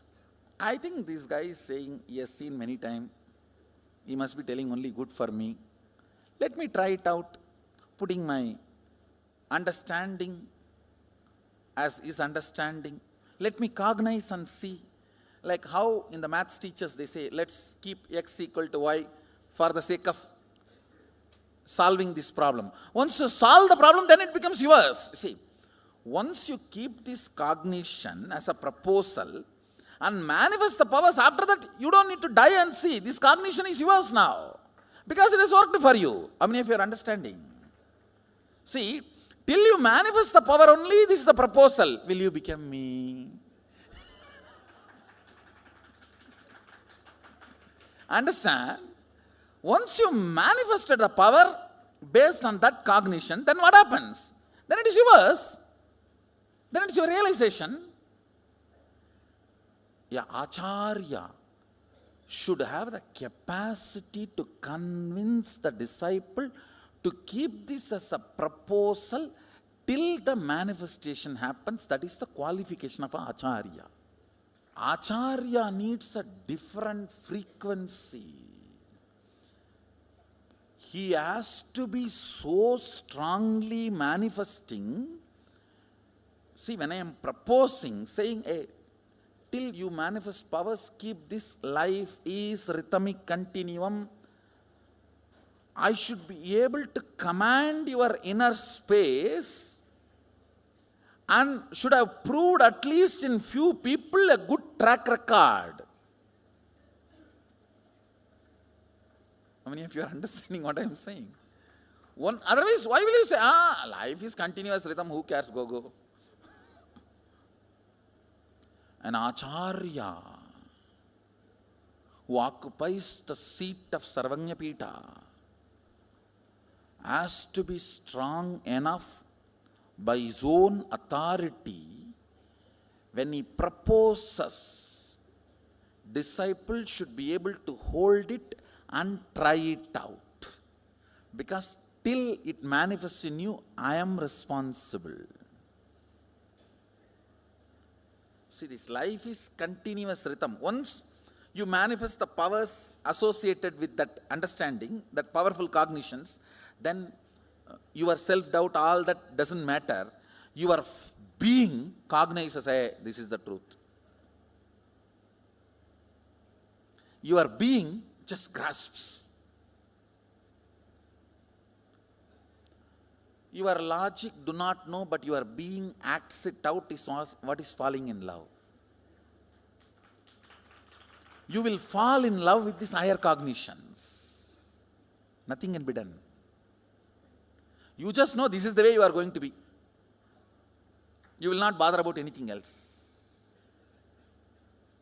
How many of you are catching what I am saying? That falling in love with higher cognitions. An acharya should be authoritative enough, authentic enough to present this proposal and make the ball roll. Because now you are going to get into the virtuous circle. One higher cognition, one power manifestation, then because of that, more trust on the more higher cognition, and more trust means more power manifestation. That's virtuous circle. Otherwise, vicious circle. No faith, no higher cognition. Faith is too small word. No higher cognition, no power manifestation, only powerlessness manifestation, and more depression, and more lower cognition, and more depression.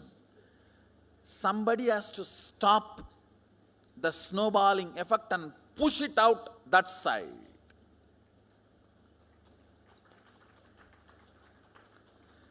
From Taitriyaredas, somebody has to push it and send it to us Urtvaredas.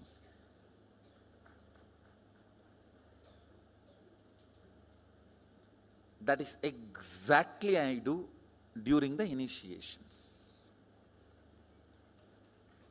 Stopping this Taitriyaredas idea and pushing it out as Urtvaredas.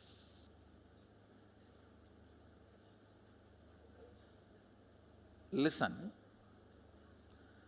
With this cognition I am giving, life is rhythmic continuum.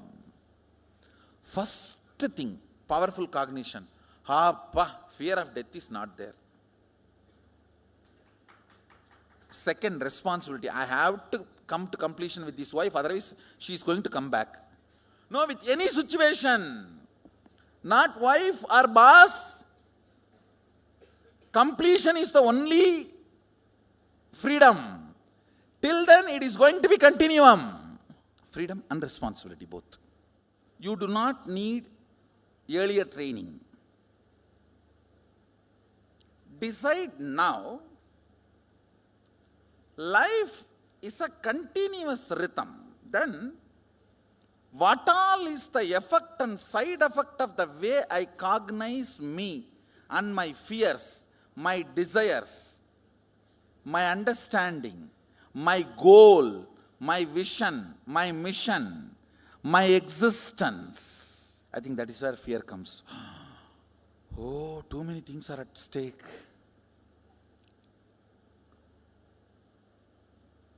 This is what is washing your brain, not brainwashing. Understand? This is not brainwashing. Washing all the dirt we collected. Washing all the blind spots. Just with this one understanding, life is continuous rhythm. You can become enlightened and manifest all the powers. That puts so much of trust on life. All your insecurities are humbug. All your possessiveness is humbug. Understand? Own but don't possess. Owning means taking responsibility to include everyone and share. Possessing means owning it to exclude everyone else. The whole Indian village economy will be all about owning, not possessing. If your friends, family or brothers have money, you have a right to go and ask, hey, you have na, give, I have a problem. There is no such thing as, hey, it is yours. If you have, come on. Because our mental structure was all about owning, not possessing. Your idea about possession, your idea about people, your idea about wealth, your idea about your mission, your idea about your existence, all will go through a huge acid wash. If you just relax with this one cognition, life is continuous rhythm. How many of you already are feeling the effect and side effect of this one truth in you? Few minutes. Can you pen down whatever you want, you pen down about this truth. If this becomes your experience, what all will be the first changes you will find in your life? See, after power manifestation, it is going to become your experience, not now. But suddenly you manifest powers really. And this becomes your realization. What all the immediate effect going to happen in your day-to-day life and in your day-to-day thinking? Few minutes. What all you may want to do, or what is the changes you think will happen if you experience life is continuous rhythm? I tell you, this will give you such a tremendous grounded healing. You will make wealth like a ghost and you will live peacefully like a saint. Your asa gets converted into pasa and collapsing your whole life. The desire becomes blind spot because you don't add awareness to it. If you have tremendous healing, trust on life, desire becomes Icha Shakti. Icha becomes Icha Shakti. I tell you, Icha is not wrong. Making blind spots out of Icha is wrong. Life is rhythmic continuum. If you avoid this boss in this life, it's not that you are going to be liberated. You will project the same boss in your life continuously till you come to completion with the pattern why you are projecting the same type of people in your life. Karma sabalyam is janma sabalyam. Not changing place, person, situation. No. Karma sabalyam is janma sabalyam. Means Completion of the karma is completion of Janma. But always what we think, somehow if I escape from this boss, I am saved. If I escape from this person, I am saved. If I escape from this situation, I am saved. Sometimes we say, okay, I need to escape from karma, but let me first escape from the situation, then I will plan. Listen, if you decide to change the karma and want to escape from the immediate problem, God will support you completely.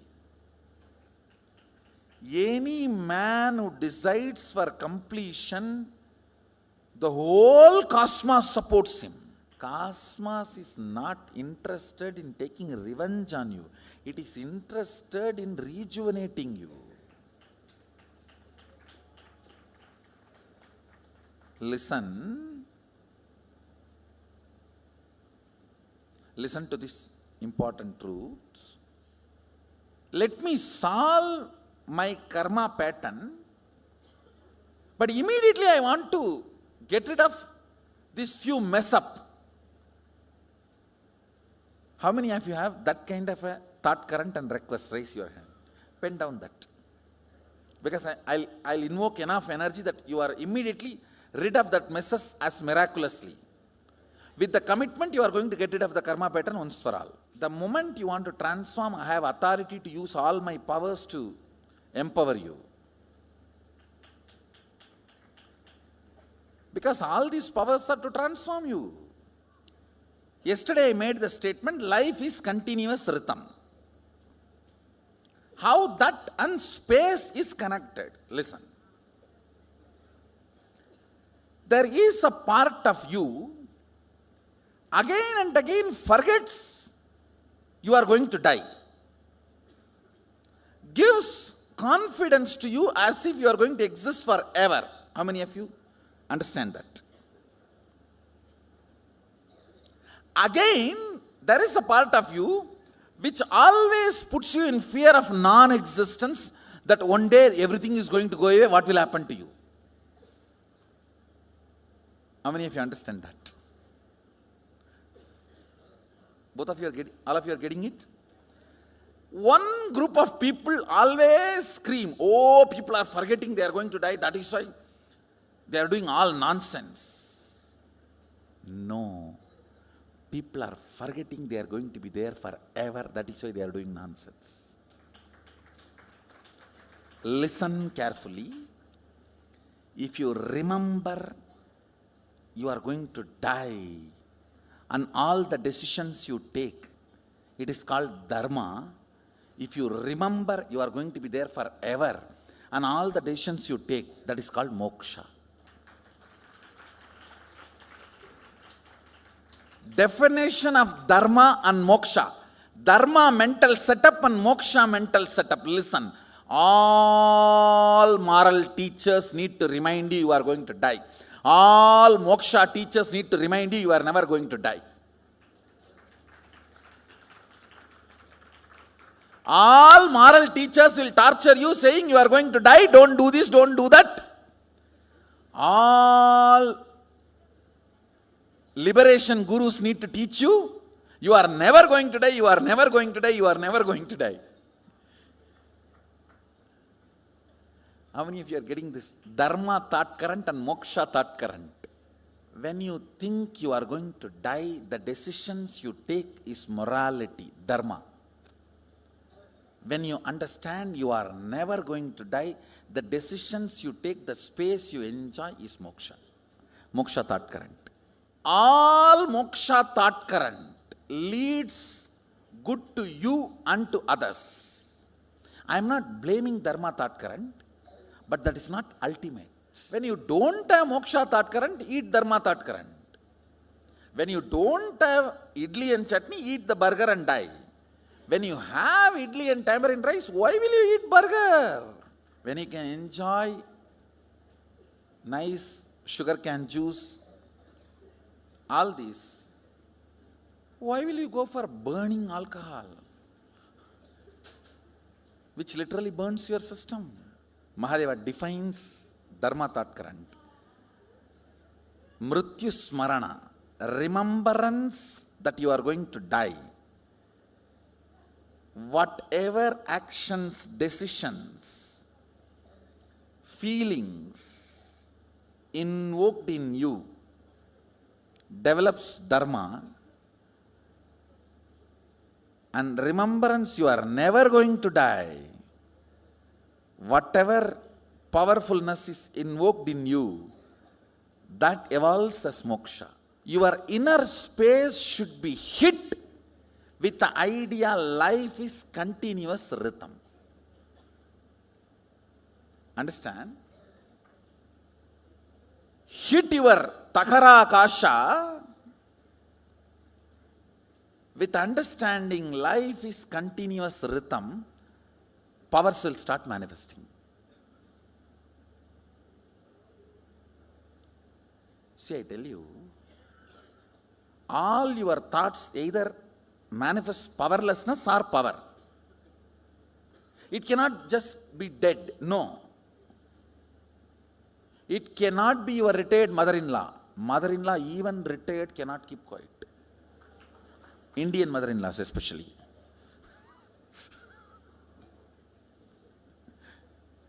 I'm seeing many people are looking this side and that side. I think if your mother-in-law is here, you are confirming. Indian mother-in-law cannot keep quiet even after retirement. Any thought invoked or provoked in you cannot keep quiet. It has to generate powerfulness or powerlessness. Hitting your inner space powerfully with the sacred truth, life is continuous rhythm. Akanda means unbroken. Kanda means broken. Akanda means unbroken. You may think, how can power manifest if I just think life is continuous rhythm? It will manifest because I am telling you to do that. Because you never understood power of your will. You always have been clouded. Next understanding, listen. Even if it is dharma also, if the decision comes from the powerless cognition, it should be given up. Listen carefully. Even if it is dharma also, if the decision comes from powerless cognition, it should be given up when you have met the moksha guru, not till then. Only after you hear these words directly, Sarva Dharman Parityajya Mamyegam Sharanam Vraja Aham Tva Sarva Babebhyo Moksha Ikshyami Masuchaha. Understand, here Krishna gives the assurance, I will liberate you from everything. You drop whatever you know as dharma and surrender and do. When you hear this, only then you can give up dharma, not till then. When you hear, you have to give up dharma, not after that. Now I am going to make you understand why dharma is good but not enough.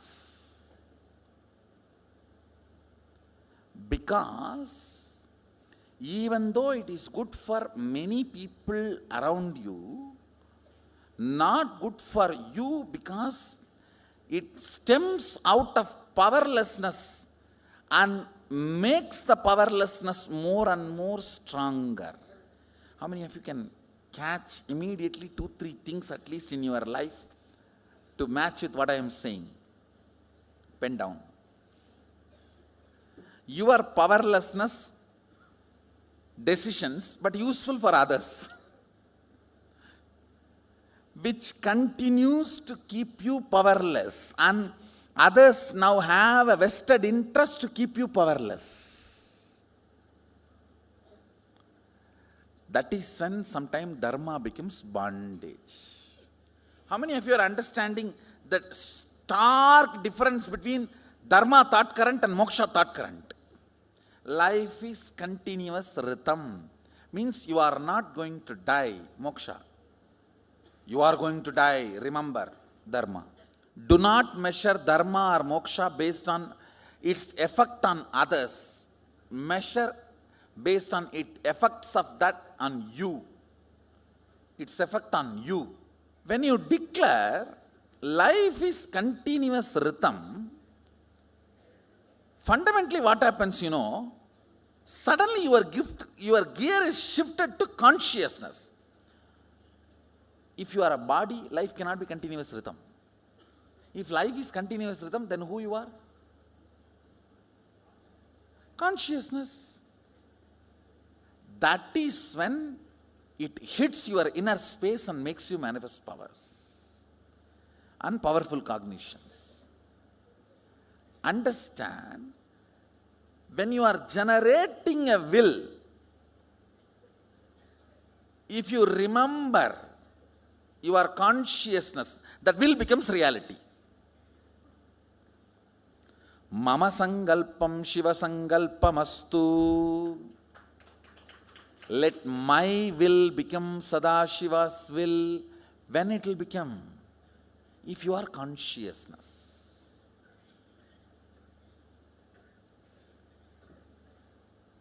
You may think all this can happen just by thinking.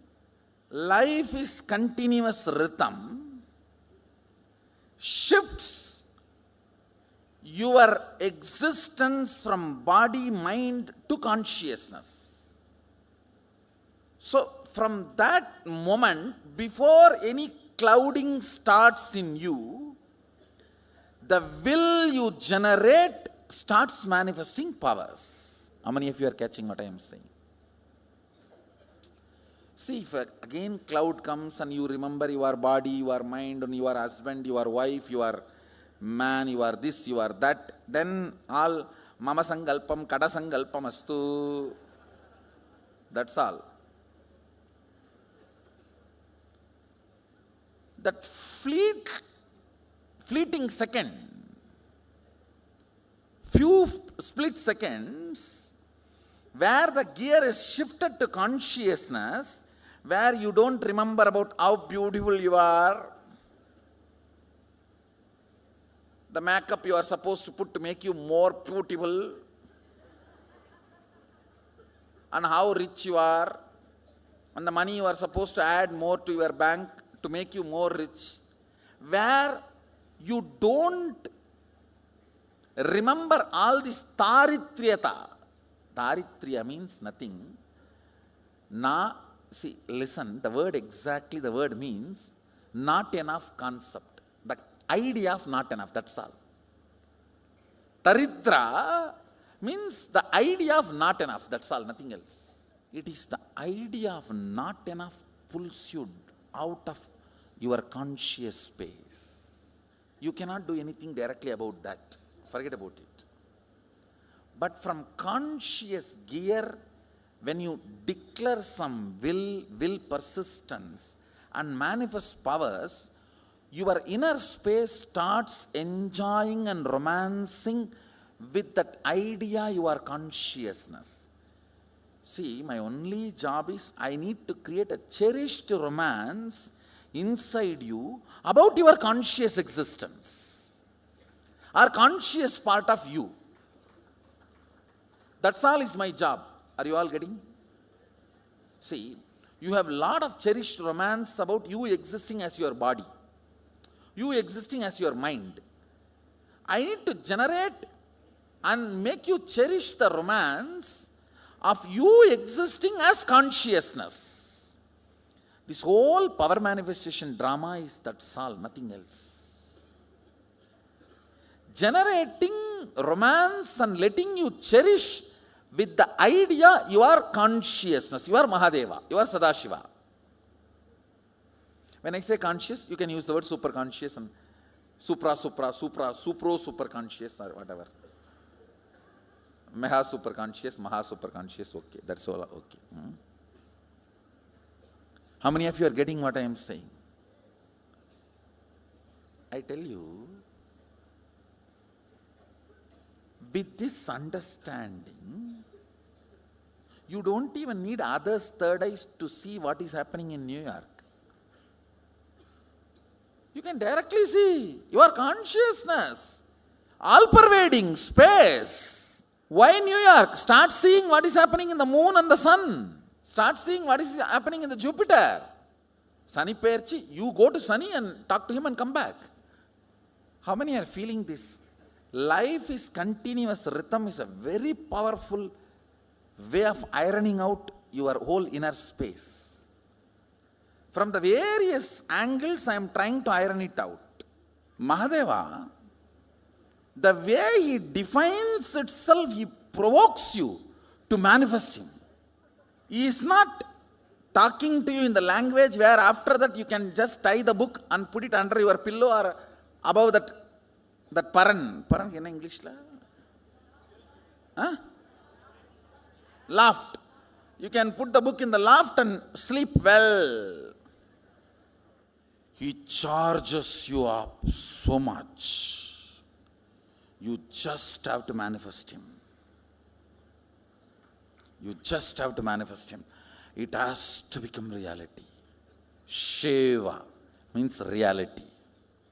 I'll tell you exactly when Agama was revealed. I'll tell you. All the Vedas, in his formlessness, he breathed all the Vedas and handed over the Vedas to Brahma, telling him, come on, create the whole creation and let things happen. Brahma did a beautiful job. He created.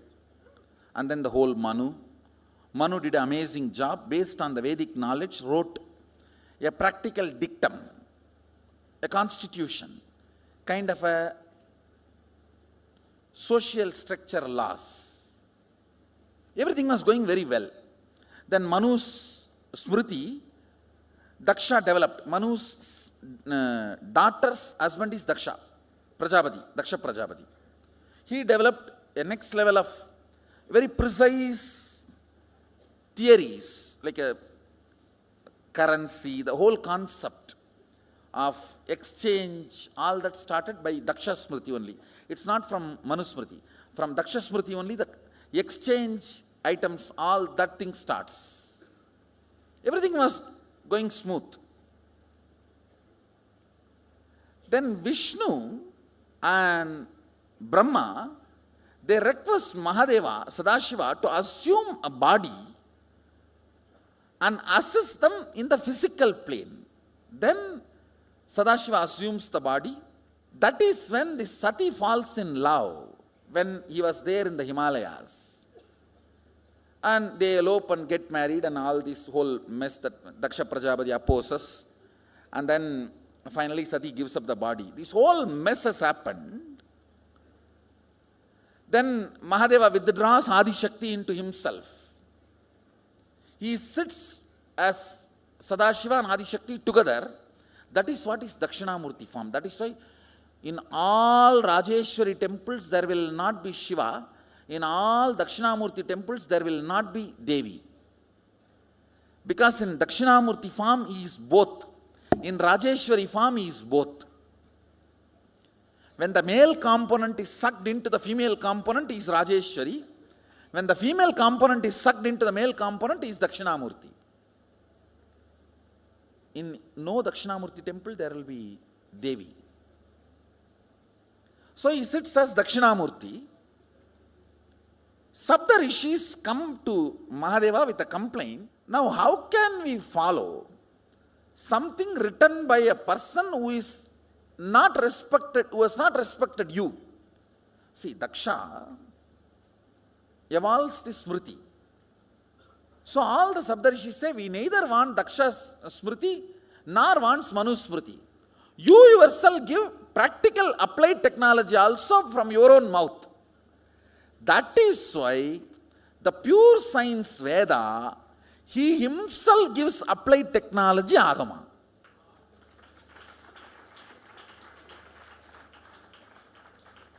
Otherwise, earlier the applied technology was given by Manu only. Manu and Daksha Prajapati only evolved the social system based on the original Vedas. Because of this situation, Mahadeva teaches to Sapdarishis in Dadiji's ashram. That is where the Agama gets revealed to Sapdarishis. He himself gives applied technology.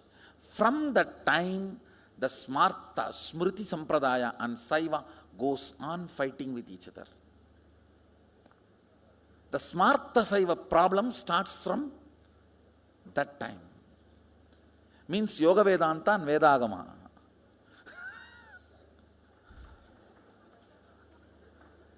Started from there, till now it is continuing.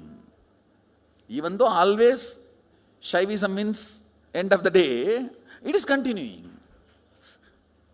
See, all of you know this tuning fork.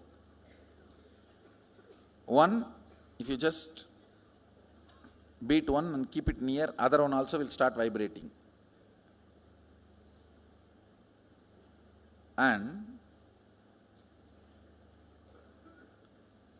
literally, like tuning fork hitting the space, hit your inner space with the thought current, life is continuous rhythm.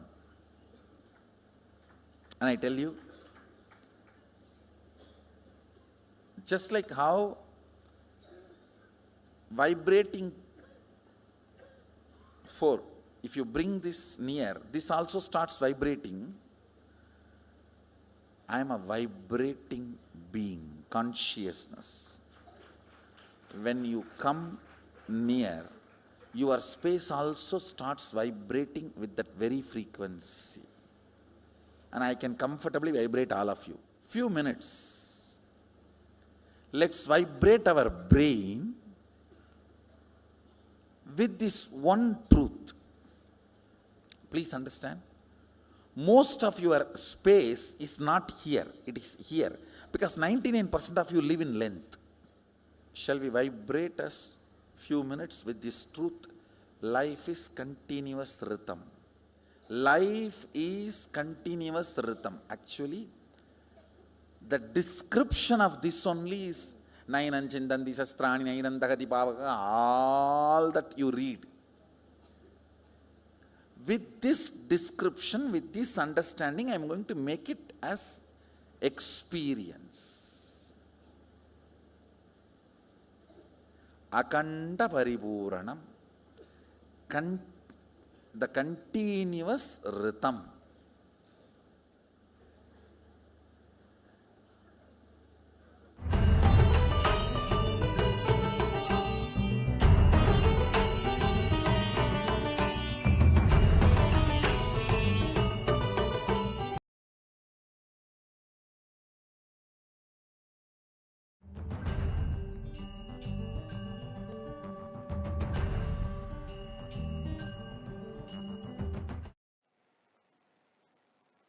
All of you know this deep sleep, Sushupti, Swapna, dream. Many of you are in. Waking. You know what is the waking state.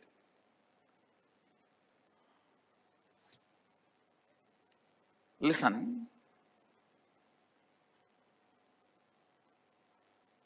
In the waking state, you constantly hurt yourself by impossible expectations or irreparable past failures. Please understand, you lost $1 million in the past.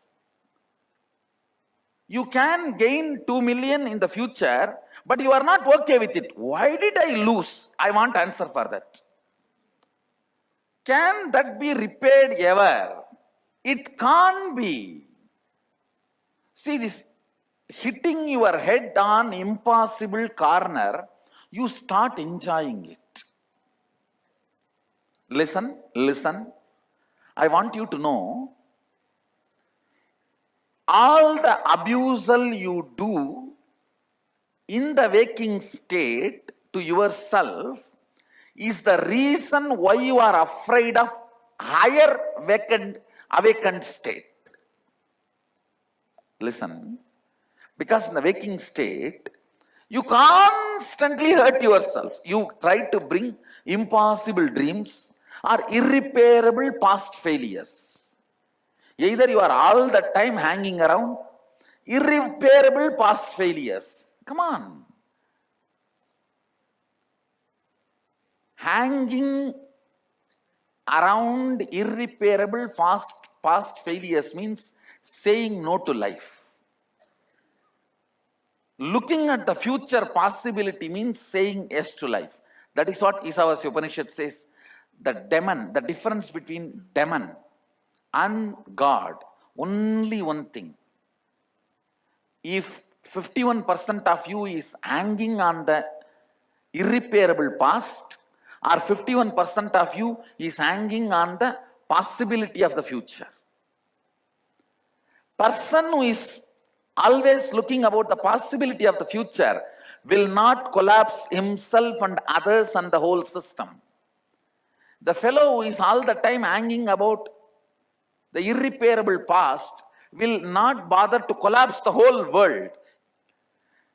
See, please understand, Isavasya Upanishad elaborately describes the difference between the demon and God. If you are all the time looking about the future possibility, you are God. If you are all the time hitting your head about the irreparable past, you are demon. If somebody is all the time hanging on the irreparable past, he will be so frustrated, he will not be bothered to collapse the system. He will feel, let the whole world be destroyed. If I am not happy, let the world not be happy. Let it be destroyed. Listen deeply. This hurt which you create on you, you get frightened about moving to the higher awakened states. Turiya is the higher possibility state. In Turiya, you will feel a strong oneness with the whole. In Turiyatita, you will be able to manipulate everything as you want. See, in Turiya, you will feel one with the whole. Like this wall, this hall, this whole universe, planet, with everything you will feel one in Turiya. In Turiyatita, you can do as you want with all of this. It's all in your disposal. Listen, I'm not talking two big things. Whenever I describe something like this extraordinary, you always have a feeling, okay, nice story. In the waking state, you may have 100 ideas about you. Roughly, it is not 100, sometimes it is even 2,000-3,000. I am giving you a rough example. In the waking state, you may have 100 ideas about you. In the dream state, you will carry only that 4 or 5 ideas from this 100. When this 100 idea calls these 4 or 5 ideas identity back, you wake up from the dream.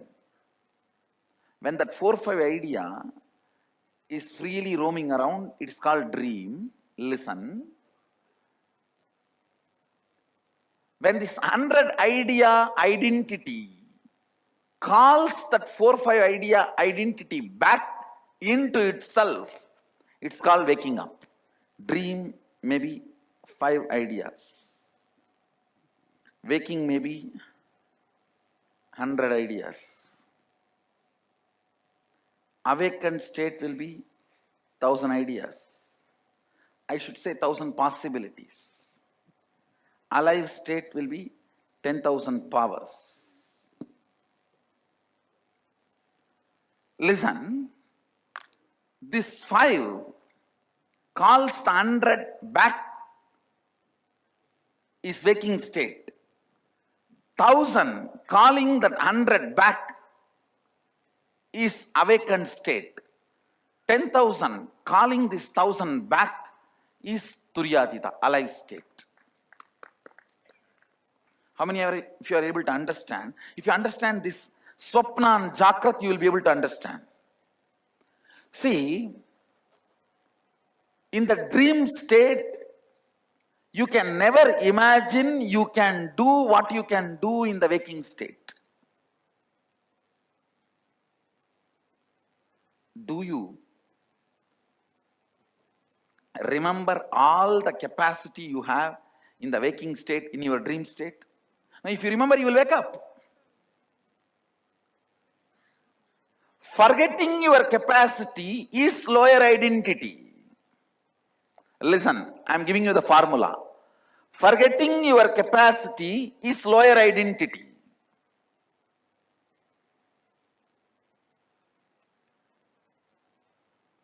In the dream state, if I tell you, you can do so much, you will never believe. Only if you wake up, you will believe. Same way, in the waking state, if I tell you, you have so much of possibility, you can manipulate, you can manifest, you can play with this whole, you will never believe. Only if you reach this awakened state, you will understand, yes. People who are manifesting powers, ask them, have they believed? When I told you will be able to do it? No, ask.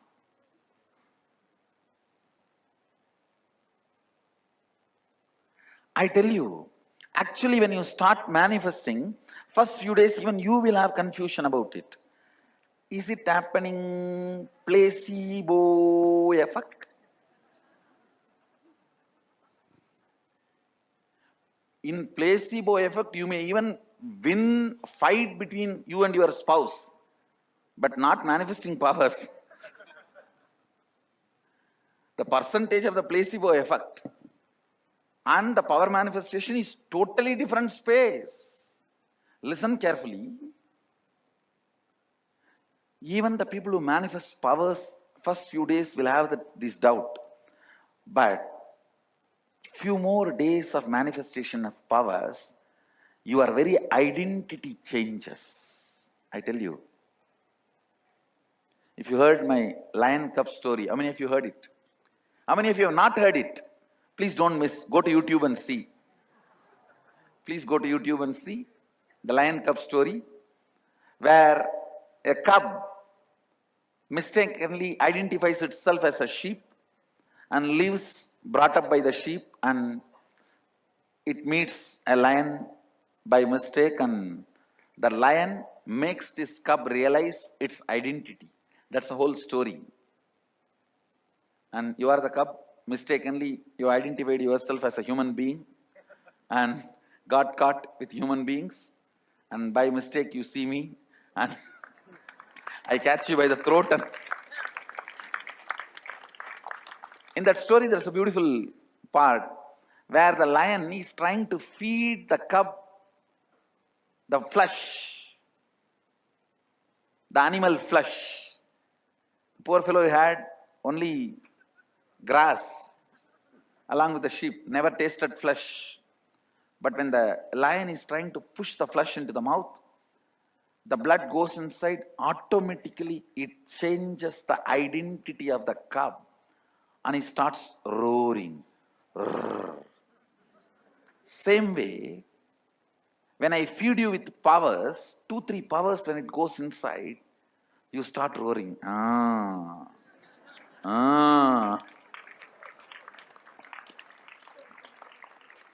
Eating powers transforms your identity.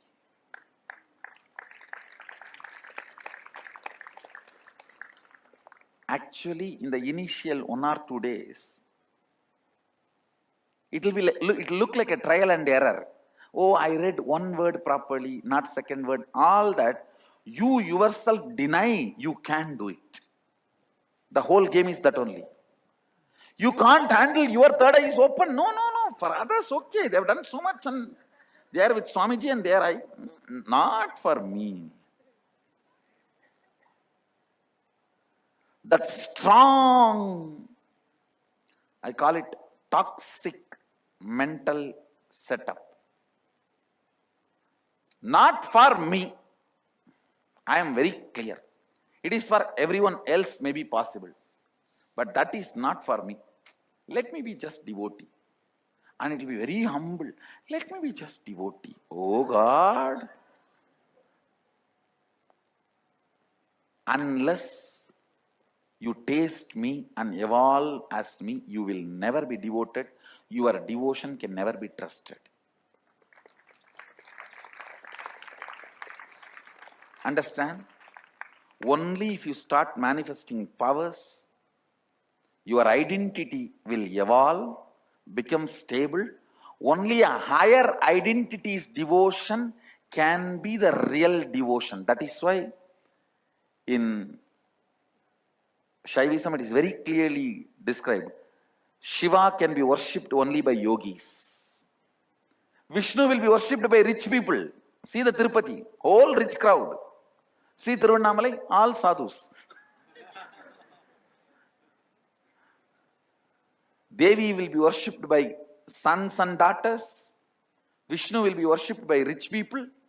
Shiva can be worshipped only by yogis. Only if you start manifesting powers, your devotion can be trusted. Your higher identity forms the foundation of your devotion. Higher identity should be the basis of your devotion. Listen. When you are in that 5, Swapna, actually Sushupti is 0, complete 0. Swapna, when you are in the 5, you can never trust 100. When you are in the 100, you can never trust 1,000 is possible for you. When you are in 1,000, you can never think 10,000 is possible for you. Only somebody from 10,000 has to call. Come on. That is what I do. Kundalini.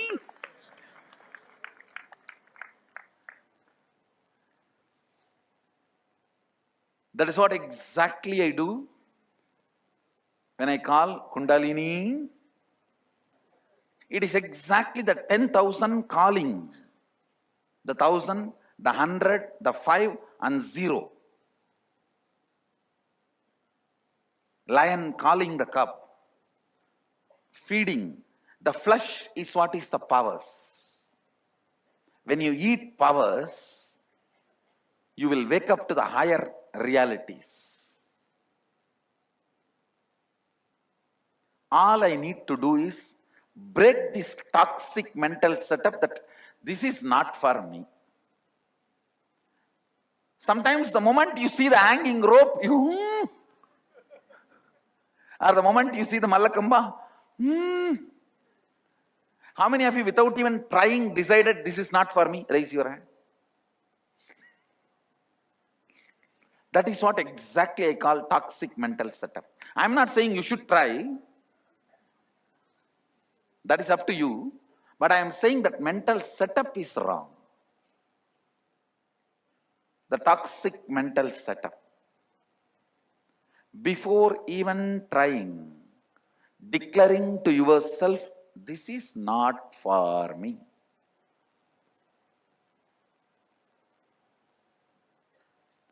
Anyhow, I will poke holes into that setup.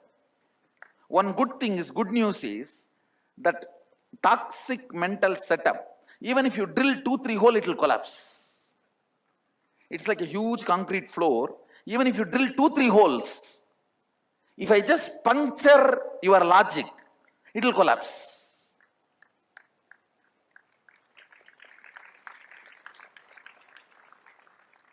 That puncturing is what is initiation.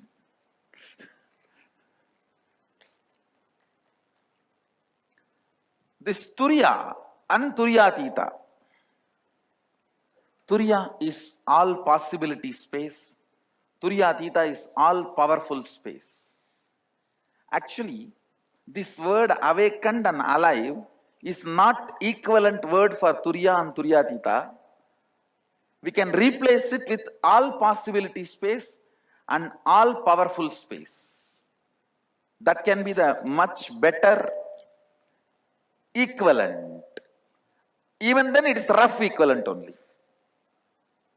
In Turiya, you will feel oneness with everything. Buddhist enlightenment is only that much. In Turiyatita, not only you will feel oneness, you can play with it. In Turiyatita, the space of all powerfulness, not only you experience the state of oneness, you can also manifest it through the system you are carrying. More understanding, more clarity you have about you, the higher the consciousness you experience. Listen. I'll repeat. More clarity, more understanding you have about you makes you experience higher states of consciousness. If you only have 5 clear understanding about you, you will be in dream state. If you don't have anything, you will be in deep sleep. If you are carrying 5, dream state. If you are carrying 100, waking state. If you are carrying 1,000, all possibility state. If you are carrying 10,000, all powerful state. I also want you to understand, humbleness is not thinking low about you, it is thinking less about you. Listen. Humbleness is not thinking low about you. Don't think if you have a 5 idea about you, it is humbleness. No. It is thinking less about you. More. You should be thinking more about your possibilities, less about your conflicts. But the so-called socially humble people, you will see they will have so much of complications inside. They will torture everyone with their humbleness. See how humble I am? Why he is not that humble? No, their humbleness will be such a torture for everyone around them.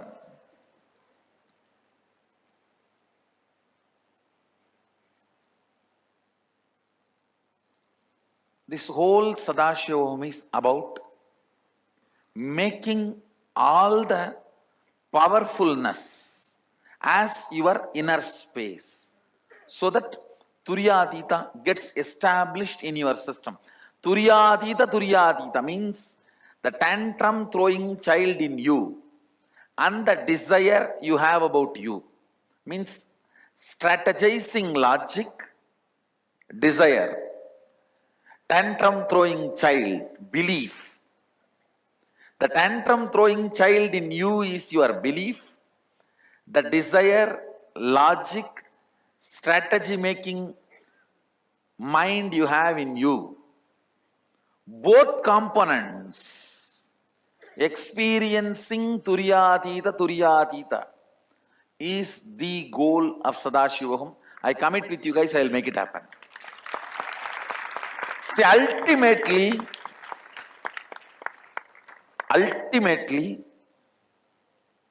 all the incompletion you have, even if you have the incompletions to the level of Ravana, don't think you have a Guinness record in incompletions. No. Even if you think you have, it is nothing more than a betel leaf. So do not worry. And if your mind is cunning enough to play with you and keep you in confusion, I am brilliant enough to play with that mind.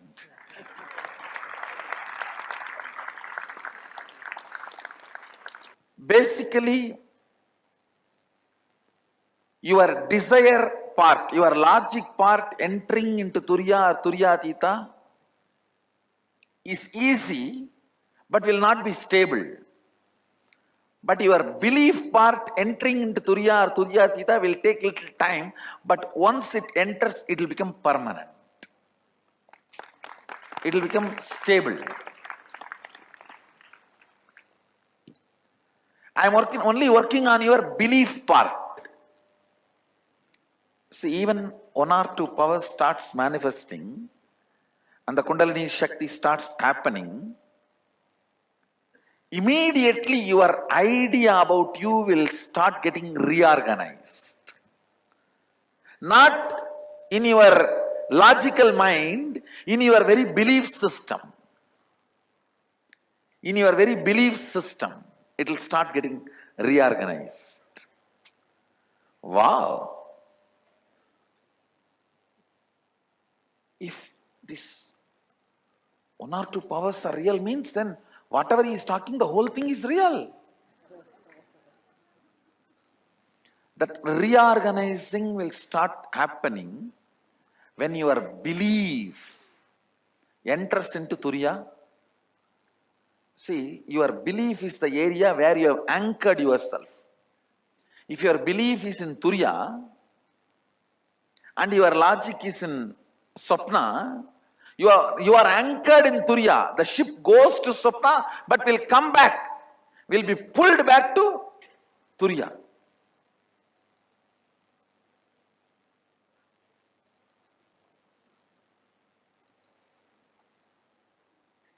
I have made more people experience Turiya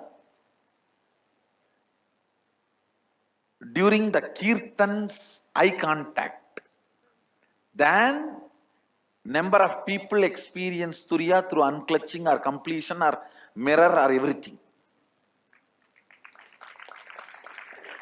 Understand? When you are ecstatically dancing in Kirtan and catching my eye contact, that moment, very casual, that eye contact, when you are in joy, see, joy is the receptor for bliss. That's a yes. I have made more people enter into Turiya. During the Kirtan, when you are jumping, you will see the casual look. That through that look, I have put more people in Turiya than you looking at the mirror.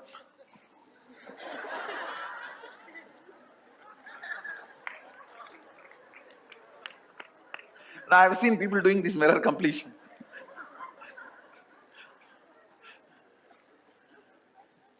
See, I know I'm not disrespecting the technique. It is I who taught you guys. So. But there, your desire, that logical strategizing mind only is trying to enter into Turiya. But in Bhava Samadhi, your belief gets into Turiya. This Turiya becomes more stable than that Turiya. This Turiya becomes more stable than that Turiya. If you enter into Turiya through Bhava Samadhi, you get anchored in Turiya and go to any state and come back. But if you enter into Turiya through the logic, you may enter but you will be pulled out. Because where you are anchored, see, whether good or bad, right or wrong, you are anchored where your belief system is. If you strongly believe, nothing can be done. That is where you get anchored. Please understand. For one full life, if you believe, there is no rebirth. There is only one life. That is the biggest damage done to your consciousness. Actually, when the death happens, when other states of consciousness opens up, you will get overwhelmed and you will not move into any of that. You will be just like a stone, get back to your body. And you will be hanging around like a ghost. Hindus don't become ghosts because they know there is a next Janma. And for the sake of Godel, do not believe in this one life theory. That is the worst conspiracy done against you. Please understand, this one life theory is the worst stupidity. For example, if you start believing that, you will not be prepared for the different doors opening. When you are not mentally prepared for the different doors opening, actually when those doors open, you will get overwhelmed. Then what will happen? You will just reject them and get back to your body. Hindus, we don't believe in that. Only if you are enlightened, your body is preserved so that it continues to radiate the highest bioenergy. Other than that, as quickly as possible, we get rid of your body.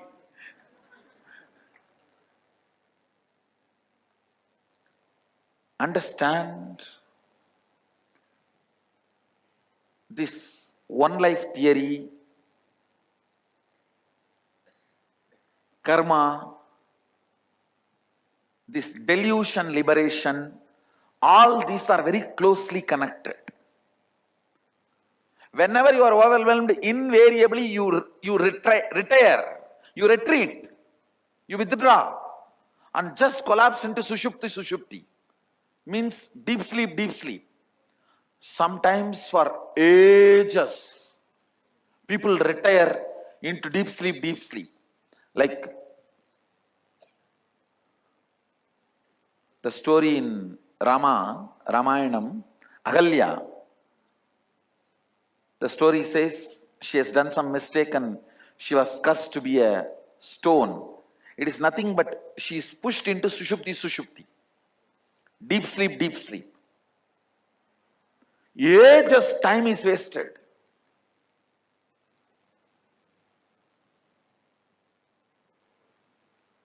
If you understand the karma theory, reincarnation theory and all, you can see many zigzag puzzles will fall in place.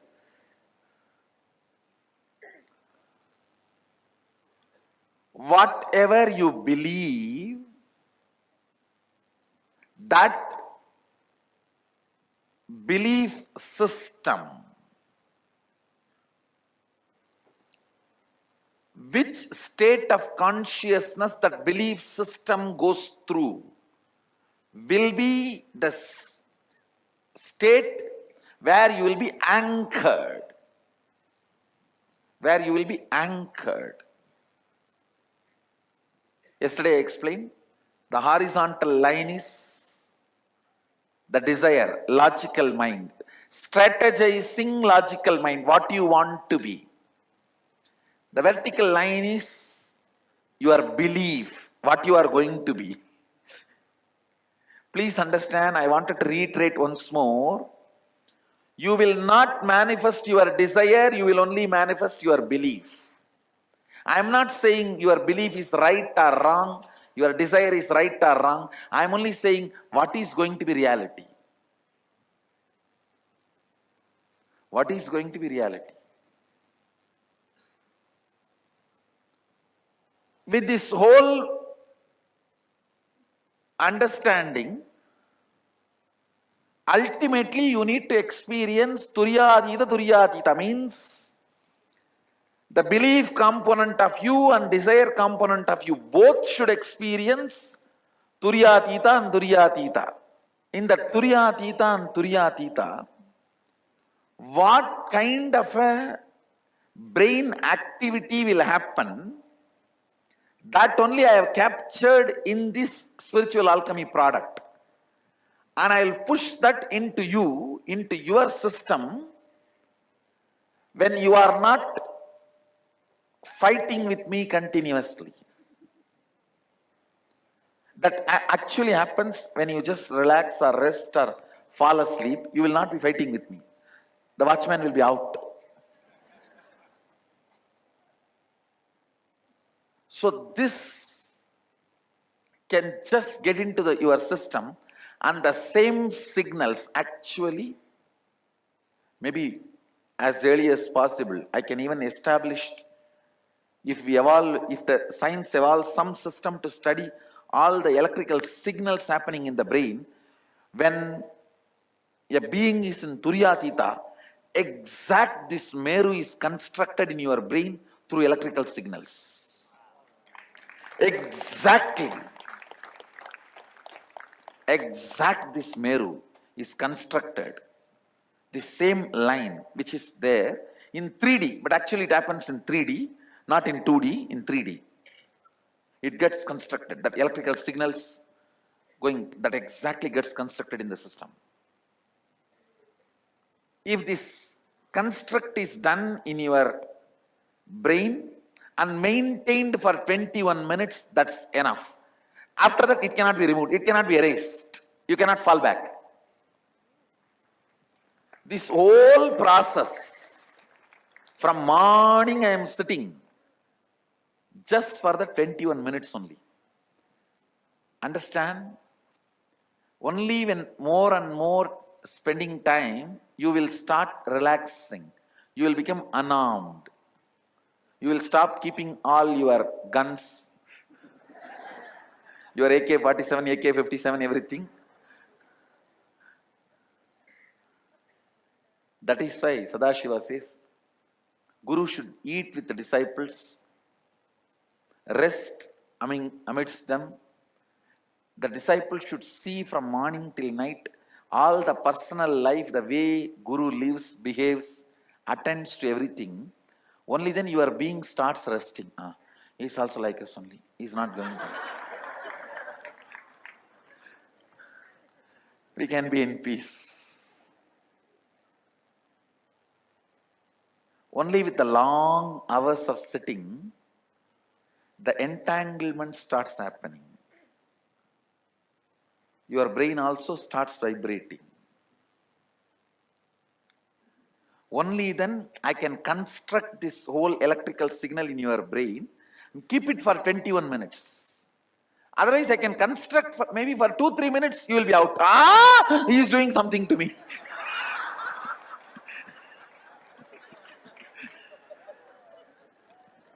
No, really.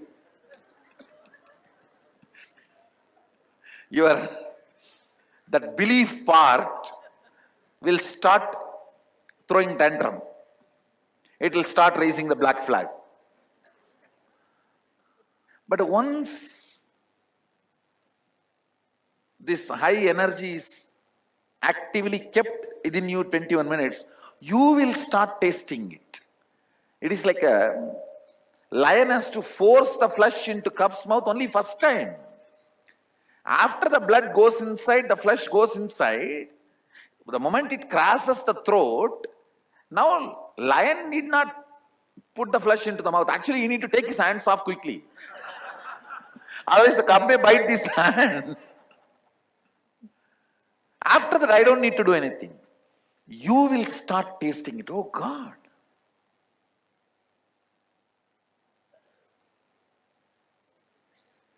No other tradition other than Agama works on your neurology.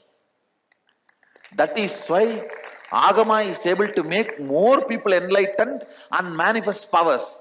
Other traditions miss this one major component of you. Understand? Your psychology cannot create an independent reality and make you feel something exists completely independent of the external world. Your physiology cannot create a different reality and make you feel something exists completely independent of the outer world. But your neurology can do that. How many of you are understanding what I am saying? Your neurology can do independent. You see, externally everything can be great, best, smooth. But your neurology can make you believe everything is in conflict, all bogus, nothing is right. Prime Minister is wrong, President is wrong, country is wrong, army is wrong, and my wife is wrong, my husband is wrong, my brother is wrong. I think even I am wrong.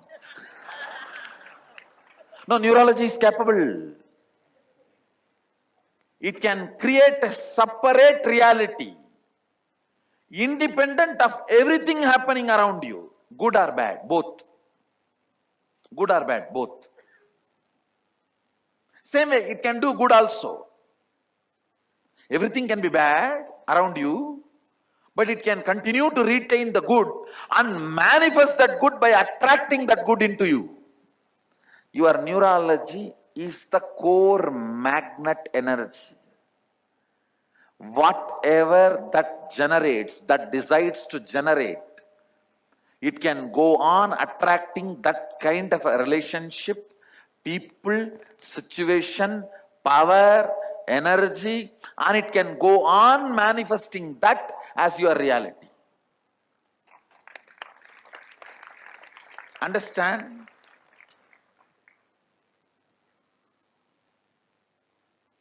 That is why only spiritual traditions which works on your neurology are successful in making you enlightened and manifesting powers. This whole Agama system addresses your physical, physiological, psychological and neurological. Neurological circuits are basically impacting your belief system, and your belief system is impacting your neurological system.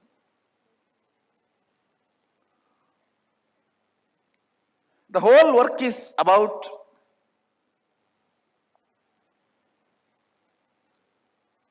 the final decision maker. You see, inside you, your neurological circuits only finally decides what kind of a space you are in, who you are, how your life is.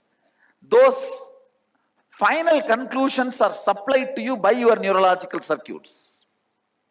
That part need to tell you, you are all powerful. Understand? That part need to tell you, you are all powerful. This neurological circuit, making that part realize you are all powerful by keeping that part in the highest energy possibility. That is the purpose of the spiritual alchemy product. Understand? These are one or two signs you can see how it works. You may also have a very extreme light visualizations, means the light which you can never imagine, like a million suns together. That kind of extreme electric activity. These are the one or two signals or symptoms, I should say, proofs that the spiritual alchemy product is working on your neurological circuits. The extreme lights, like a million suns together, that kind of a light, you will start perceiving. Whenever the high electric signal activity happens in your brain, you perceive extreme light and extreme joy. Understand? All this process, the base material on which the programming is done is bliss. Bliss is the base material. So whether initiation or spiritual process or all, everything, it will go on increasing the layer and layer of the bliss dosage in your system. The level of ecstasy will start getting layer and layer and layer. Like as if your muscles, your skin, everything is getting injected and infused with bliss. As if your bone marrow is replaced with bliss. Bliss is the base material on which this whole process, this whole powers, everything gets programmed. That is why I tell you, if you want to find out whether somebody is manifesting Siddhi or Shakti, see, Siddhi comes before enlightenment. Shakti comes from enlightenment. Siddhi comes before Turiya and Turyatita. Shakti comes from Turiya and Turyatita. How to find out? The person with Shakti will always be blissful. Person with Siddhi will always be tensed. Person with Siddhi will always be insecure. Person with Shakti will be always don't care.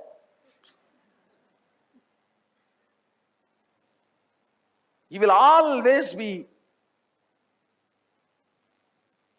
in that extreme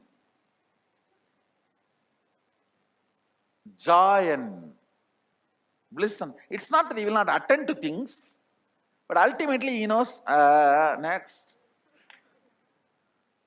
That extreme, sometimes it will be even perceived by people as arrogance. The extreme powerfulness becomes your belief system when you taste powers and turyatita. I have a question regarding the Turiya state, and I know the gentleman before me, I have not experienced the Turiya state. So, as an analogy, trying to understand it, when world-class athletes, they are at the top of the game, and they say, well, I don't know what I executed. Yes. Actually, that is Turiya. At least 2-3 people who experience that zone, I've even checked their biomemory, it is Turiya. Just body moves. Just body moves. I have experienced it during my Parivrajaka state. By walking,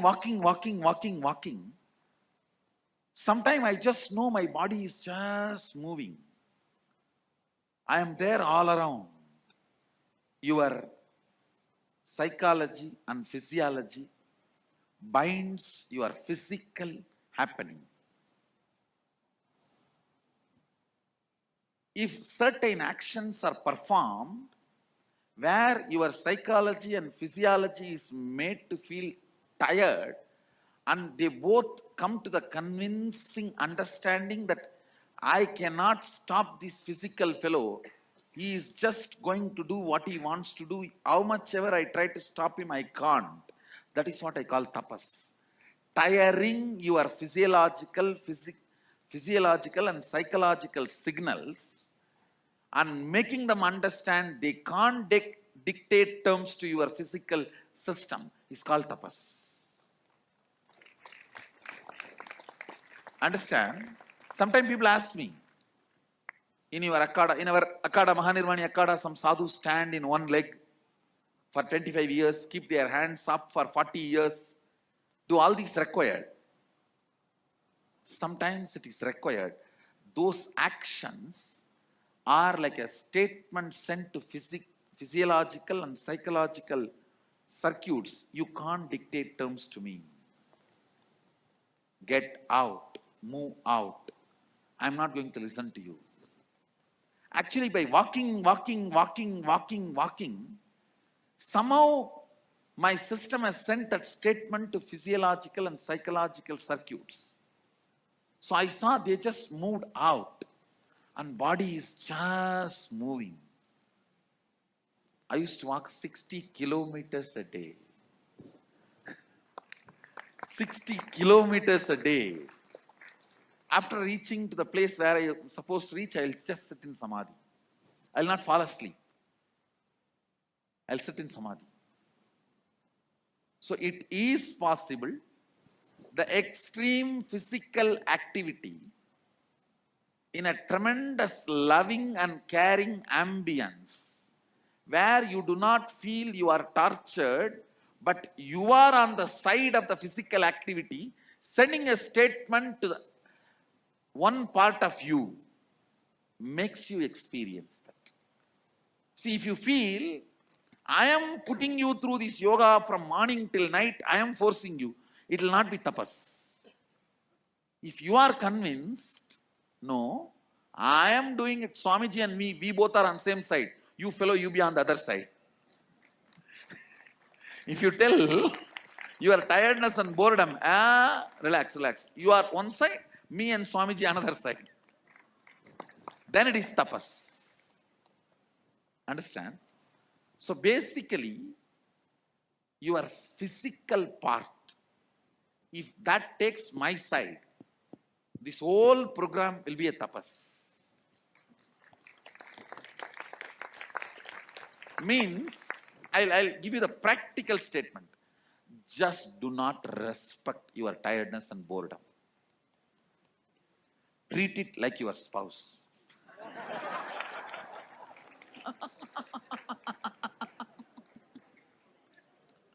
how you secretly want to treat it.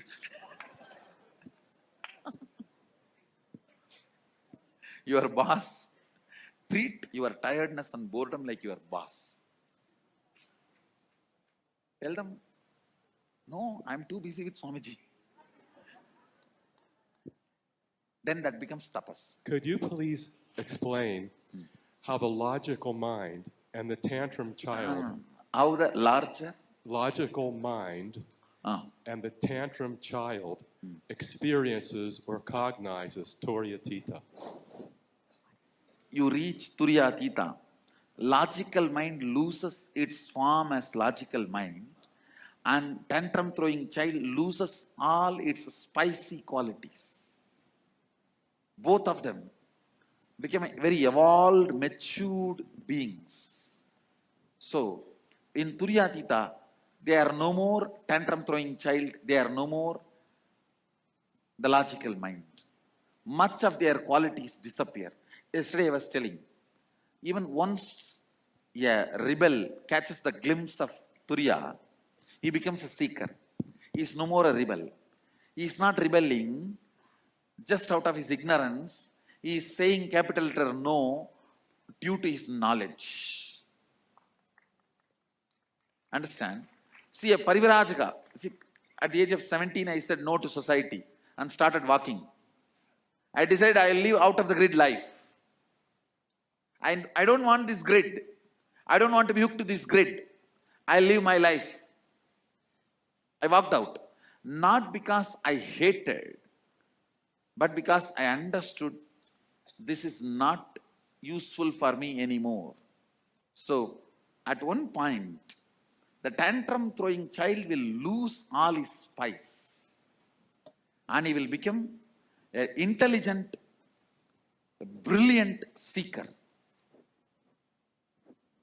Your no will have a different context. Your yes will have a different context. Is it true that some of our desires get dumped in the Sapnaloka? Whatever you powerfully deny and powerfully run behind starts reverberating in your dream state. If you really, really want it, and if you really, really don't want it, it gets into your dream. That's all. If you really, really want it, and you really, really don't want it, really, really want to spend time with somebody, really, really don't want the snake to chase you, you will see both in your dream. It boils down to the strong yes and strong no. Both gets dumped into your dream. As we go through the states, what happens to time in Listen. our relationship? No, listen. There is something called chronological time.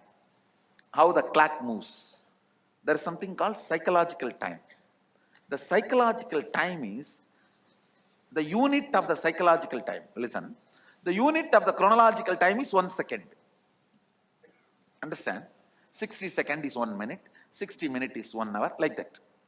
The unit of the psychological time is the gap between one thought and the other thought. If it is more, means you have a lot of inner space.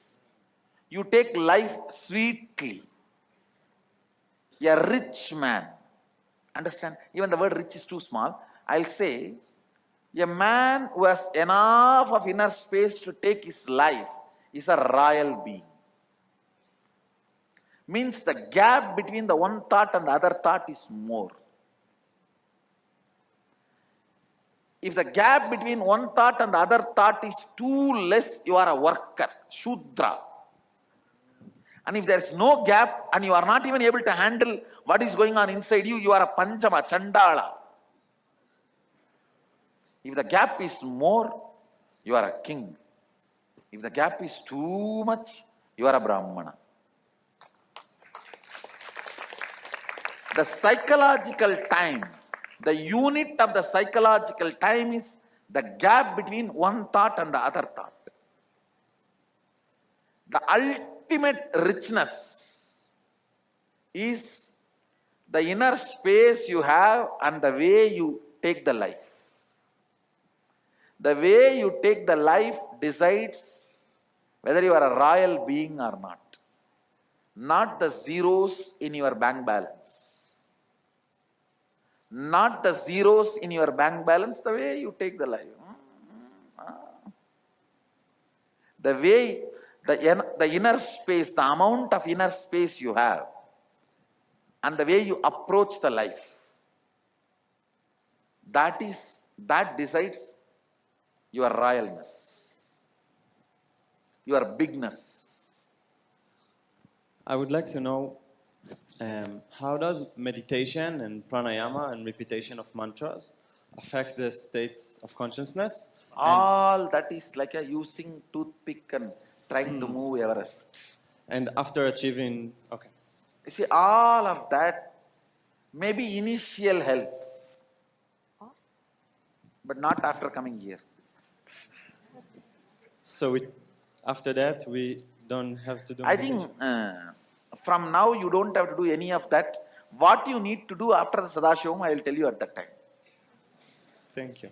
Understand, most of these techniques are very preliminary level. Very preliminary. I can show you the people who practiced pranayama for 25 years. They may be having good lungs. Nothing more than that. They may be having good physical heart. Nothing more than that. I am not saying that is wrong. I am saying that's not enough. A couple of questions, Swamiji. So when we see that flashing golden kind of light internally, is that the higher state sort of reaching down? Yes, I can say, whenever you see a flashing light which is like indescribable, I'll surely say it is moving, your being is moving towards Turiya. But it should not, it should be like uncomparable. Like million suns. What will you imagine when I say million suns? It should be like that. Overwhelming. Overwhelming light.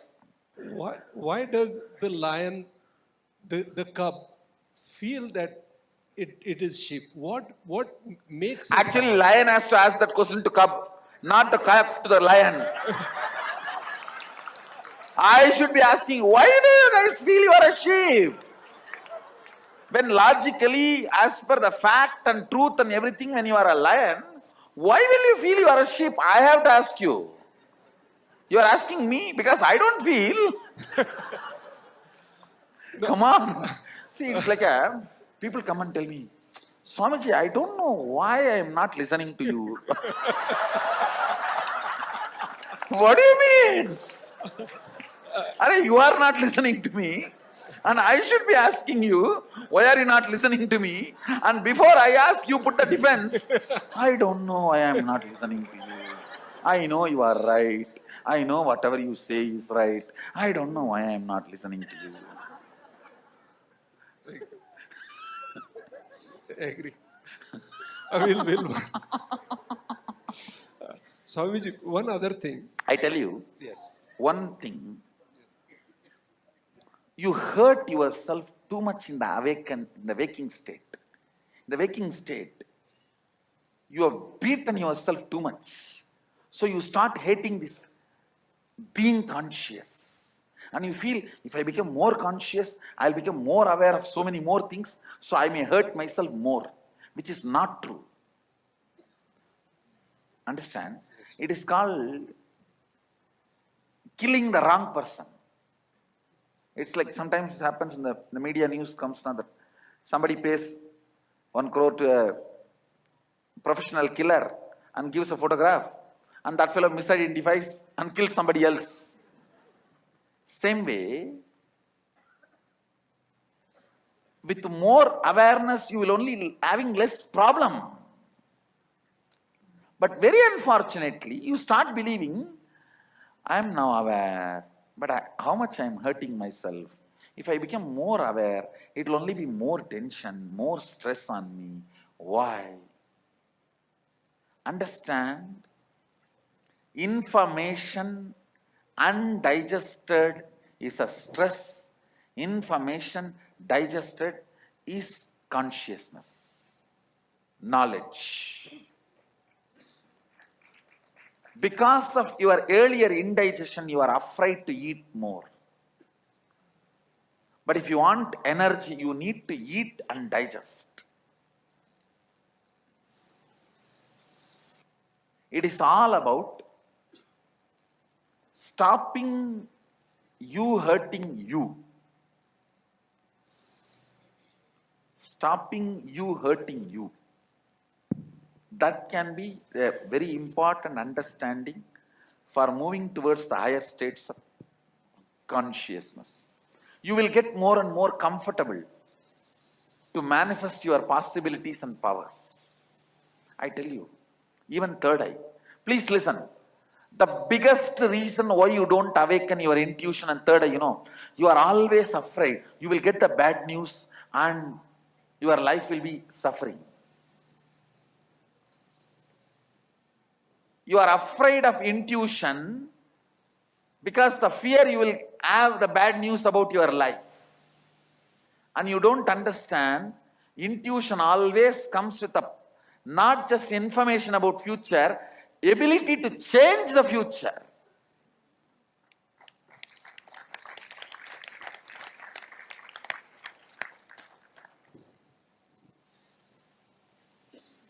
It is your own pains and hurting. The self-hurting need to be stopped. You don't need any enemy from outside. No, really, I'm telling you. You don't need any enemy from outside. You have so much of hurting patterns. Even if everything is going well, you cannot enjoy. Who knows tomorrow what will happen? Usually, whenever everything goes well today, next day I know what happens to me. Strong belief.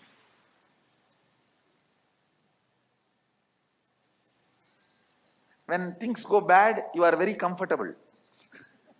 When things go good, you feel, this cannot be my life. Looks like somebody else's life. Five years ago, I was practicing astral projecting. Oh, even all those things are, Well, it damages the consciousness. It took me 3 months, and the first time I popped out of my body, and I was able to see through the concrete walls. I saw the vibration of everything, furniture, walls. See, these things are like you are pushed into the Turiya and Swapna, means the dream state and Turiya club. But unfortunately, they damage your circuit and the system more than they help you.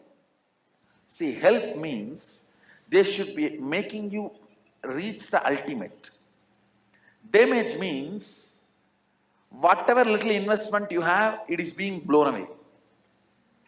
So it's not good to practice. Surely not good to practice.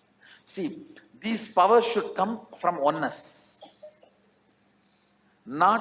It should not be practiced as a separate technique. When you now practice this oneness, when you start manifesting this oneness, from this, if the powers manifest, good, no problem. They will never damage you, you will not be drained. You will never be drained. More you practice, that itself becomes a practice of oneness. But without the base of oneness, all these practices are like sucking your investment. It is like you are drawing from your 401k and spending it. All of you understand? See, all of you have certain good karma, 401k. You withdrawing from 401k and spending, that is exactly when you play with these psychic powers without having the oneness foundation, means enlightenment initiation. Without this basic system, any play with any of these powers are drawing from your 401k and spending. All of you are able to understand? I think Americans will understand this 401k. Yes. And the other thing that happened, it was an incredible experience to see, because I saw what I feel is the Matrix. I saw literally the Matrix. But the scariest thing I saw, what happened at the same time, I saw an entity feeding off of someone's energy. And this thing saw me and came after me, and I woke up after that point, but I never been more scared in my life than when I saw this thing come at me. See, what you saw is matrix, no doubt. That entity is what is called Maya, delusion.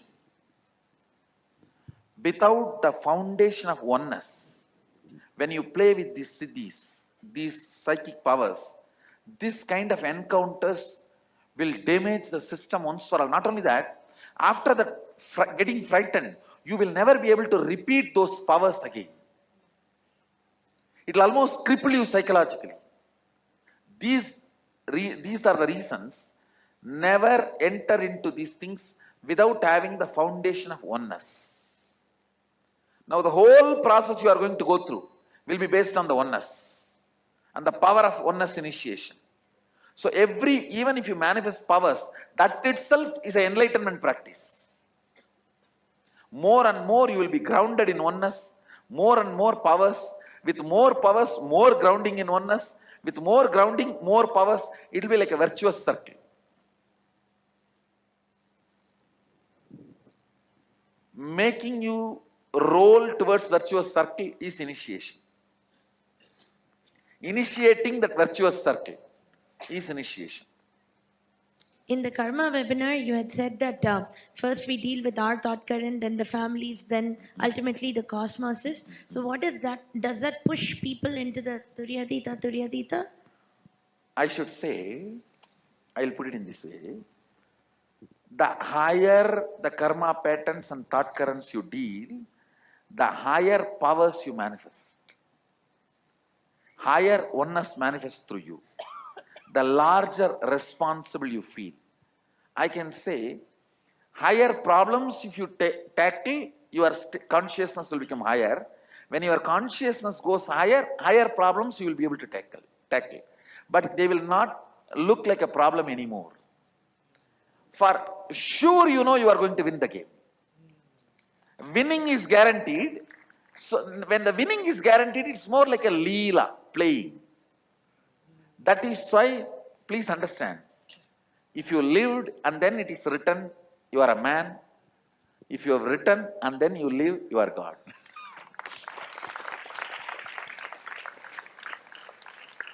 For incarnations, they write the script, then come and enact. It's not that script, it is written after they lived. No. Because winning is guaranteed. When winning is guaranteed, then it is no more tackling. It is just leela. Like kabaddi. Kabaddi. When you know the medal is only yours. Yes. I wanted to understand where some of these states lie in the matrix that you showed. One is the various samadhi states, and the second one is we often experience... See, various samadhi states all fall under... Listen, all the various samadhi states, like a bhava samadhi, savigalpa samadhi, nirvigalpa samadhi, bija samadhi, sabija samadhi, nirbija samadhi, all these various states of samadhis fall under these states.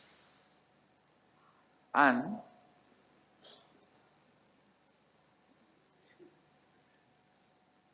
this is the nirvigalpa samadhi, sadashivatva. The TA plus TA, turyatita is the nirvigalpa samadhi or sadashivatva. And all the other bhava samadhis, bija samadhi, nirbija samadhi. For example, if your belief means the vertical line, if that falls into Turyatita, I should say this line. that will be called more like a Bhava Samadhi and Savikalpa Samadhi and Sabija Samadhi. And when that reaches into Turyatita, it will be Nirvikalpa Samadhi, Nirbija Samadhi, Nirvikalpa Samadhi, Nirbija Samadhi, Nirbhava Samadhi. All these three words are Turyatita, Turyatita. And this Sushupta Turyatita, Swapna Turyatita, Jakrat Turyatita, Turya Turyatita. These all can be called as Sabija and Savikalpa, Bhava, all this. These samadhis usually do not stay. Means when your desire, the logic enters into samadhi, they should be called more like a Shanta state or the unclutched state. Those places, usually you don't stay there permanently. It will be like a Vena's, the string is held tight. So you can't hold that tight for long. You can't be in the Uchaswara for long. It won't. You have to come down. But these things, this line, means this line, you will be more and more getting comfortable in settling. Because that belief is getting into. This line will be more desire getting into. Clear? Meditation and things like when you are in a high productivity zone during your work hours. That is only Jakrat. High productivity, all your high productivity is only Jakrat. Not more than that. Meditation. Meditation will be Jakrat entering into Turiya. And enlightened beings. See, then Jakrat entering into Turiya. This is, I can call this as a meditation. And when your belief system enters into Turiya, like this is Leela Dhyana. Sometimes, see, Jakrat Turiya means your desire entering into Turiya. Like when you meditate, the high energy zone you experience. Turiya Jakrat means your belief getting into Turiya. That happens when you are in the nostalgic memory of your Guru, the Leela Dhyana. Understand? Listen. Sometimes you don't put any effort and all. Whole day and night, whether you are cooking or washing or walking or driving, as an undercurrent of your thinking, the master will be there. He will always be there. How many of you have experienced that? That is what is Turiya Jakrat. Your belief system entering into Turiya. Your desire entering into Turiya. You will experience that for a few hours. After one meeting with your boss will go away. 10-minute phone call or half an hour meeting with your boss is more than enough. So, this Jakrat Turiya is your desire entering into Turiya. Turiya Jakrat is your belief system entering into Turiya. The Leela Dhyana. It's not that you remember, you think. Just like how the cow chews. Like that, you will be doing all your work, but the inner space, that your belief system, your belief being, it will be going on chewing something connected to Swamiji, connected to the Master. Turiya versus Turiya Atita. Turiya is more like you feeling all possibilities. Turiya is you manifesting all powers. In Turiya, it's more like you know that it's possible.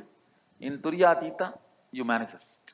I just have a question about Turiya and what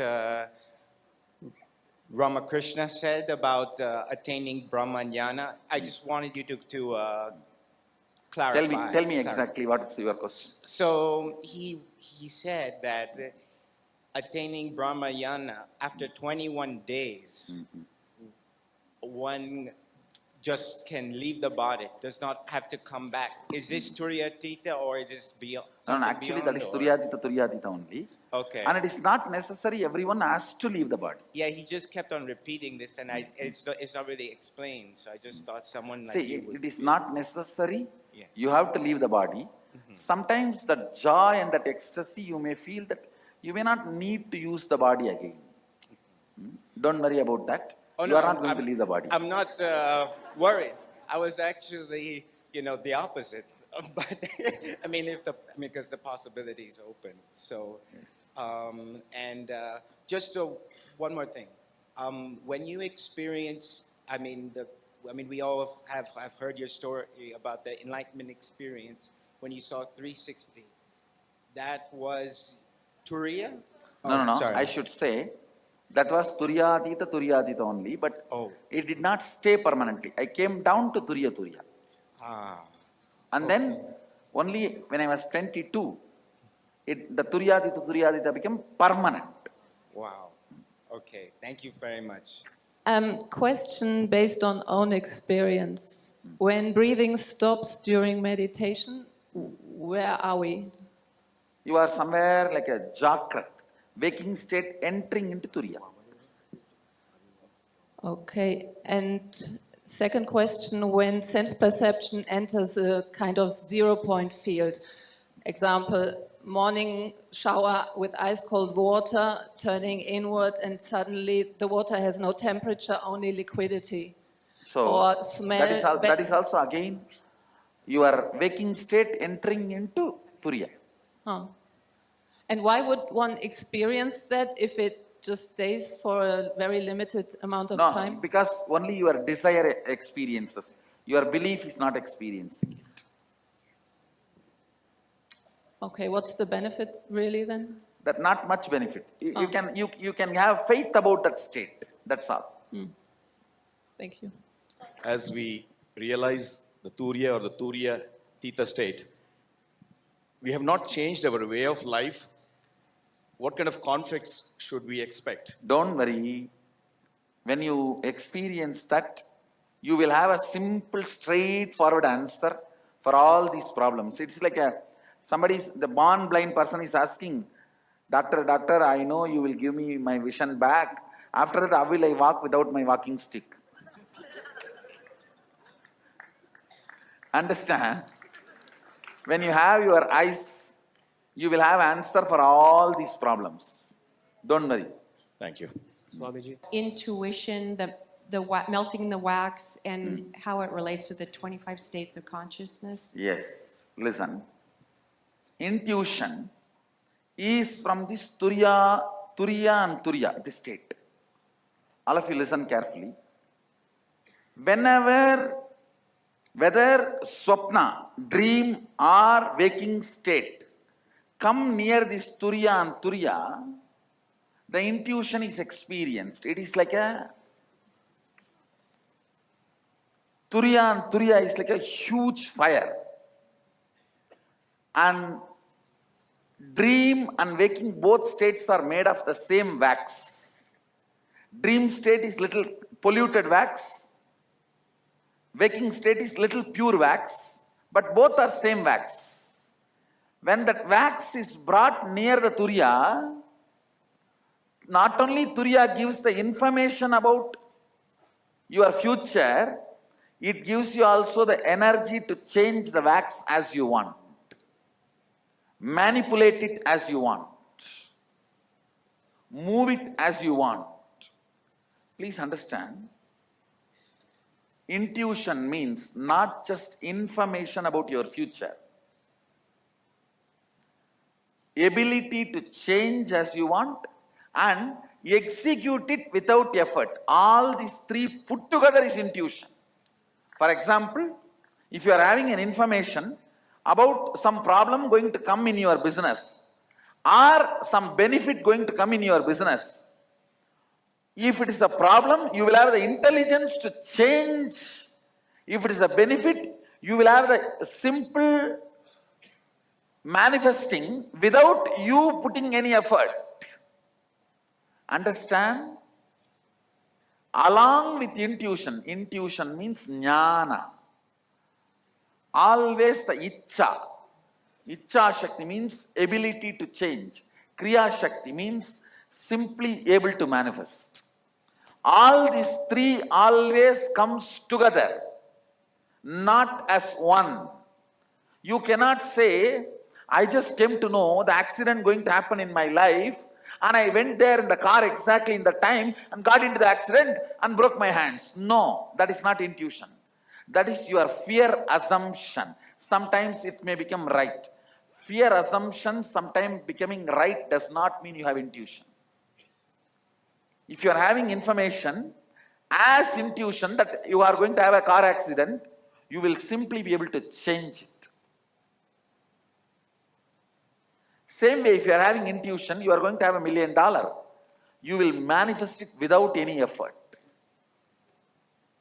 Any intuition always comes with Icha, Kriya, Jnana, all the three Shaktis together.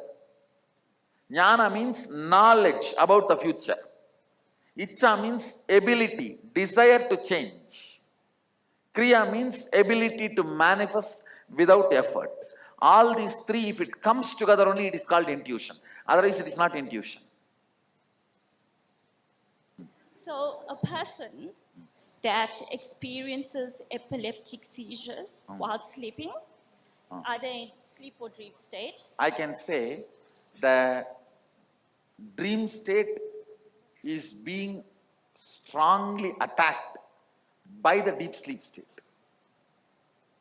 It is like a belief part is in the dream state, but the desire part in the deep sleep state. A war between these two. Yes. These 25 states have dependency on desire and belief system. Are this belief and desire are the byproducts of your biomemory and muscle memory?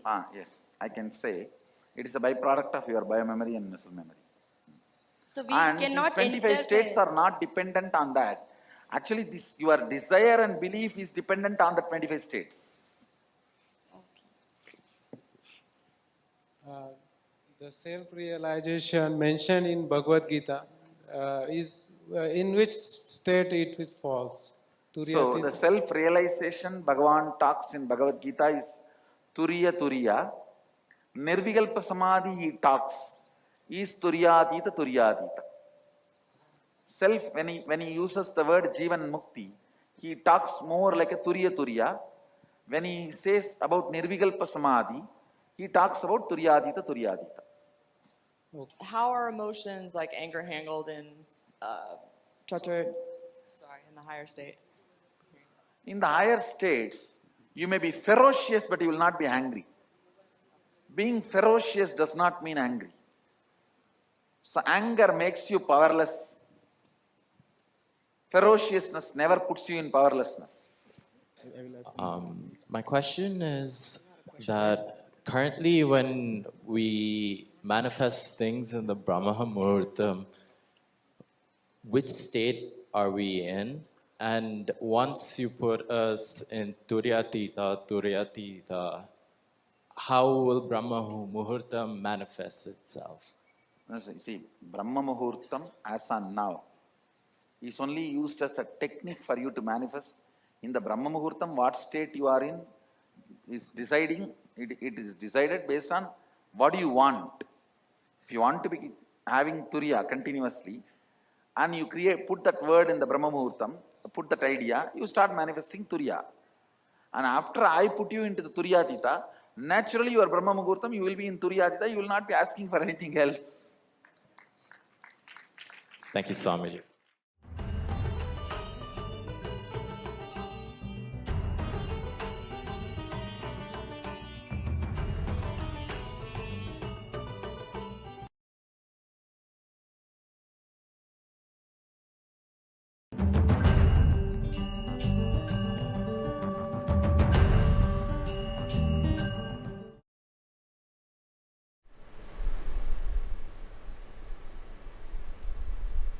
Nithyanandeshwara Sadashiva Samarambam Nithyanandeshwari Adishakti Madhyamam Asmadacharya Paryantam Vande Guru Paramparam.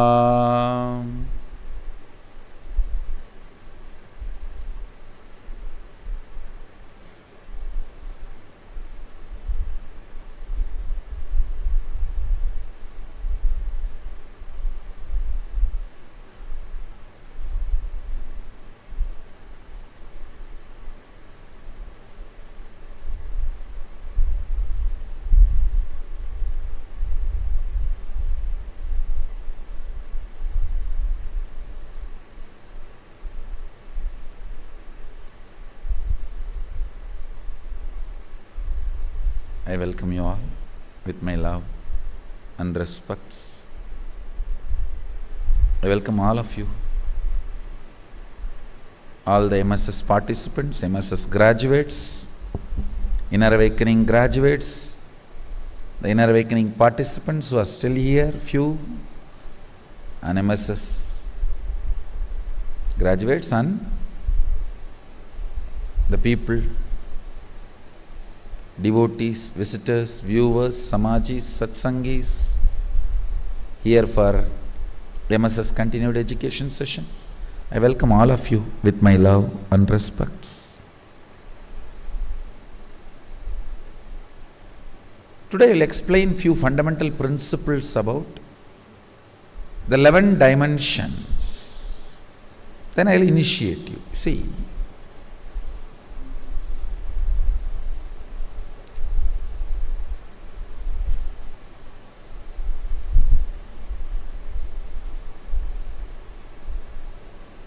Vedas clearly describe how these multiple dimensions manifested. Ekoham bahushyamaha. Listen. Let my one become many to celebrate me. It actually goes further and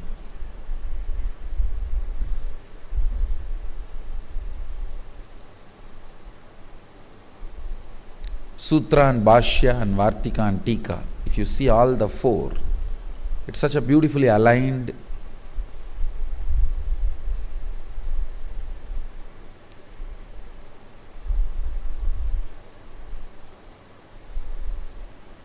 I should say, truth is revealed in a very beautiful way,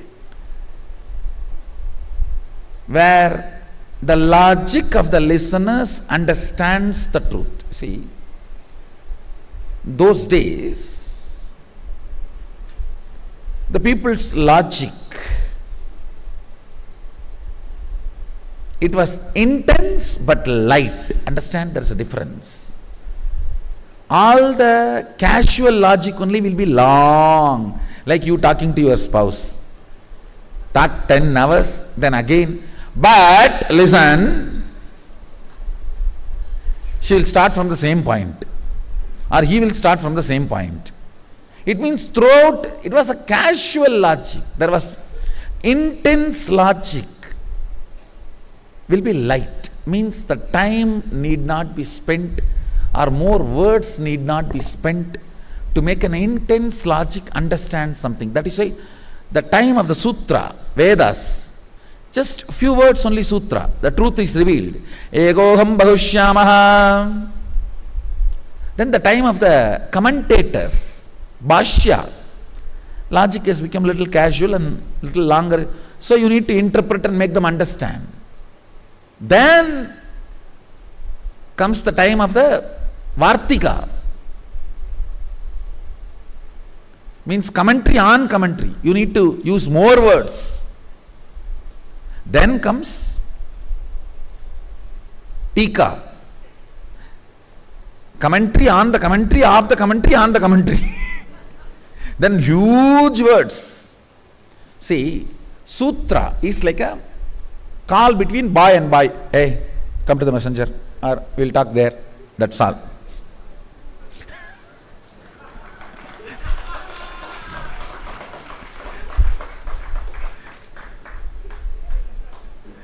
Bhashya is almost like a call between mom and married daughter. Little more. Then comes Vartika. It's a call between man and a girl when they are in love but before marriage. Little longer.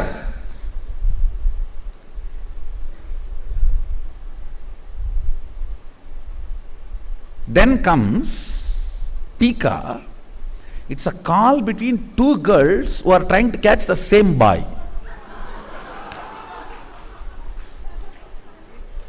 It will not end that easily. Both trying to get more information about him from other without telling the purpose. So it will go on and on and on. She will talk about every person in that college to come to his roll number. Because directly if you ask about him, then she will know that you are interested. So you start from the person 2. You see, that number 2 fellow, roll number 2, his glasses are so... What do you think about that roll number 3's jeans pant? What do you think about this roll number 4's new bike? And this fellow's roll number is 757. But she has to finish the whole thing for the other person not to doubt. And this one will also be sitting and waiting when she can come to this roll number. Then comes Kali Yuga.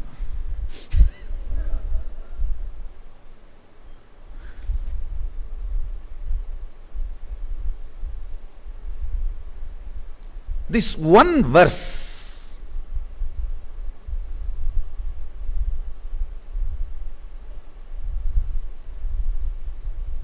if you are in that depth level of logic, you will understand this one verse. Let my one become many, not my oneness. Understand? Oneness never becomes many. Aham. He is not saying ekam bahushyamaha. No, ekoham bahushyamaha. Aham can always only be one. Let that one become many. Listen to every word I am talking, because I am going to give you solution for almost all your problems based on this one fundamental principle.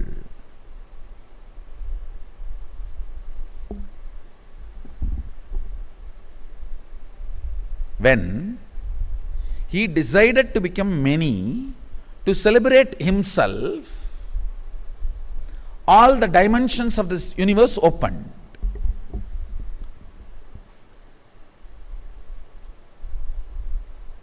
Understand, your whole life is nothing but you deciding. See, at one point in your mother's womb, you decide, ekoham bahushyamaha. Only then you open the womb where you were residing for 10 months and come out.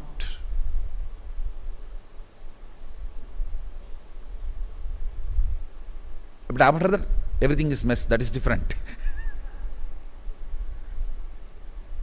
Listen. Many times you will hear me saying, whenever you have a problem always see how your ideal, your guru will handle this. I used this as a technique when I was young. I always used to connect. Whenever I have a problem, Annamalai Swamigal was ideal for me. Ramana Maharshi's disciple. First thing I'll say, how Annamalai Swamigal will handle this? Of course, after Arunagiri Yogeshwara happened, he became the ideal. Then I'll always look how Arunagiri Yogeshwara would have handled this. Have this one understanding how Sadashiva will handle this. The moment the one became many, all the problems you have, he also started having. Don't think he does not have a problem. Yes, all the organizational problems you have, relationship problems you have, everything you have, yes. He solved it. You have not. That's all.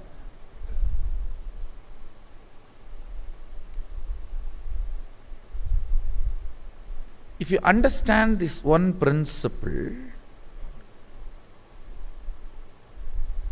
let me repeat once more. For example, this cup. Inside this cup there is a space. That is aham. The space inside the cup is connected to this cup. This whole thing can become multiple, but the space itself cannot become multiple.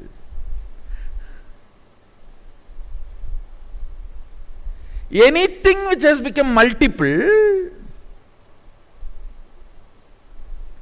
as the source of oneness inside them. Listen carefully.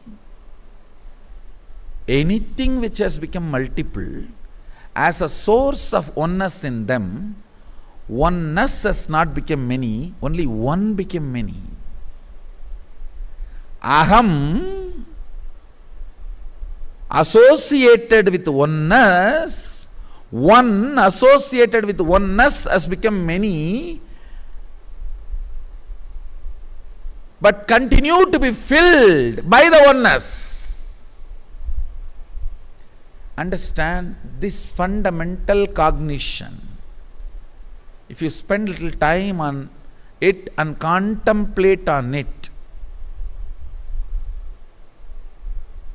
many of the moments which will lead to divorce can be led to darling.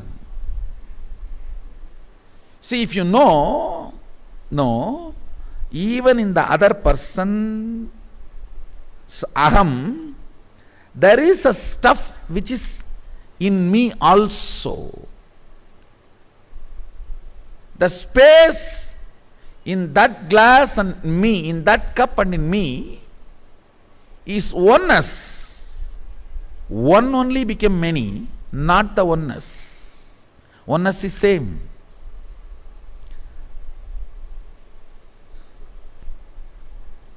Understand? Actually, all these things are only proposals and theories. Rosy word proposal. Proposals are not equivalent to matured relationship. Proposals cannot be equivalent to the life lived without divorce for 100 years. So his words are proposals. But I will tell you, conclusions by the owner who created.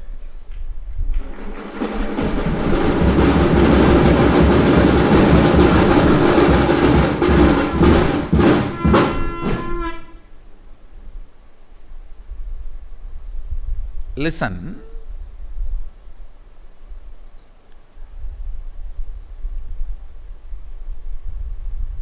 Simple understanding. You know, if you go late from office, in the house there is going to be a small group kshetra. When you go, if you are preparing yourself with aham, that one, it is going to hit each other and can lead even up to divorce. But if you go with understanding, the oneness which is in me, making me feel the self of the selfishness, is same in that self also. Understand, the self of the selfishness, which is here and there, is one and the same. If you go with that understanding, end of the Kurukshetra, it can even become Ardhanarishwara. It is not necessary it should become only fight or divorce. Understand? Everything, if you are in a dimension of anything other than you is your enemy, you are going to be in Naraka, hell.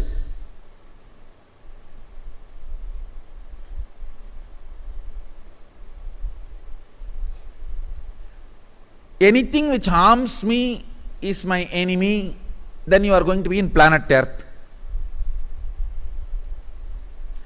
Come what may, I know how to convert the enmity into friendliness.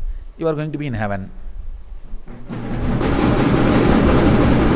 Because end of the day, if you know how you develop enmity, you will know how to undevelop. If you know how to build, you know how to unbuild. Then you know how he has built, why he has built, and you can unbuild.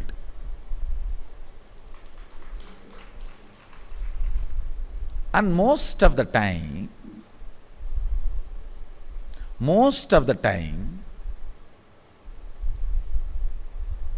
I should say not most, almost all of the time, even if you have ideological differences and make the other person understand, you have your space, I have my space, let's leave our ideology, problem is solved.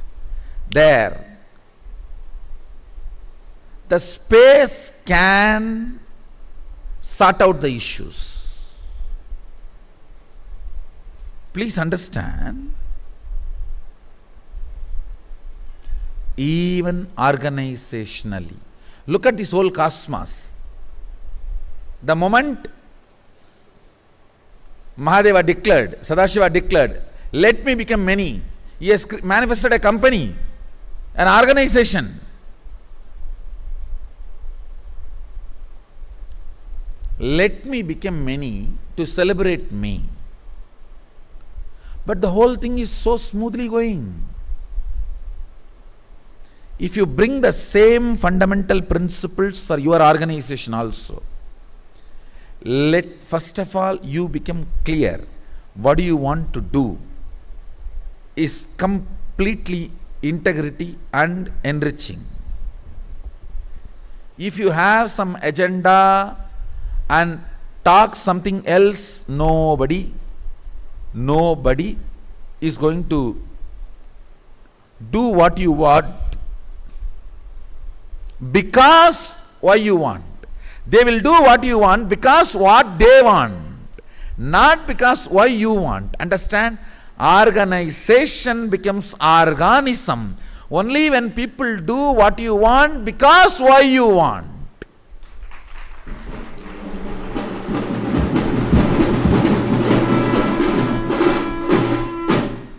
Many times they will do what you want because what they want, not because why you want. In an organic organization, you and your expansions should know why you want what you want and should work only why you want what you want, for why you want.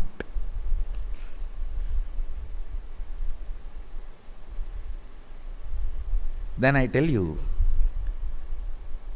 not only you, even your whole organization, people will live like teenagers. There's no aging. Aging is conflict of interests. What is interest? your original, what you want is really not doing good to everyone. You have some interest, you can't reveal that, then but you go on be painting, and you have a layer and layer. The way you talk, describe everything as its own layers, then what happens to the listeners? What happens to the people whom you manifest, whom you attract? Then they also say, all right, you tell what you want, we may do what you want because we have to be obeying you, but not for what you want. Letter will be followed, not the spirit. That's the best way to collapse a law. Just follow the letter, missing the spirit. The law will become outlawed, useless. Look deeply. First, let you be very clear what you want. And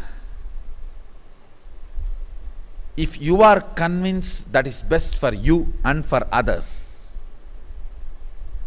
you can manifest more and more people who can be sharing the same conviction. First, share the conviction before making them part of the organization. Appointments have to be done after appointment. Convictions need to be shared. Powerful cognitions need to be shared. Then money, remuneration, all other things become secondary. Organization will become successful. If other reasons are primary, you may have an organization with a lot of friction and stress. You will also age, they will also age. Working with the people with whom working or living with people with whom you have friction ages you. Working with people, living with people with whom you don't have friction matures you, never ages you. Working with people and living with people with whom not only you don't have friction, you have a overlapping boundary joy. You live like a teenager.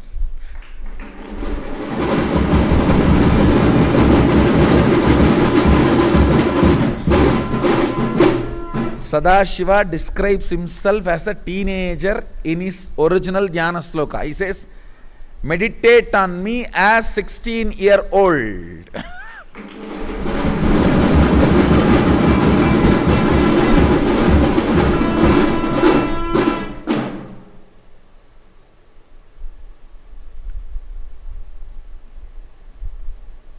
If you are running a company, organization, home, or a team, sit and internalize this one understanding, integrity to the vision, then ability to transmit that cognition, powerful cognition to your team, your family, your company or your organization. Then you will see life becomes Ekoham Bhagushyamaha. Let me become many to celebrate me.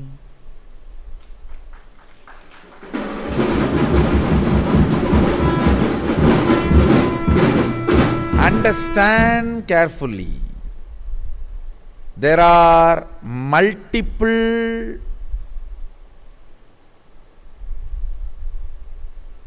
me's, but there is only one mummy. There are multiple ones, but there is only one oneness. Mahadeva is very clear. My one become many, not me become many. Not my oneness become many. Oneness remains as oneness. That is what is the meaning of the verse Purnamata Purnamidam Purnat Purnamudachyate. Even after the whole removed from the whole remains as whole. Understand? I can give two-layer meaning. WHOLE and HOLE. If the whole HOLE is removed from HOLE, HOLE remains as HOLE. WHOLE removed from the WHOLE continues to remain as WHOLE.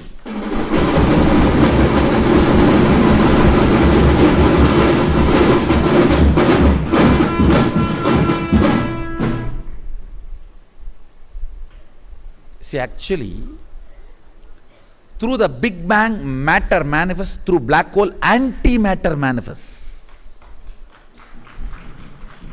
When I held the Rudra Veena straight, I sent intense vibrations, sounds,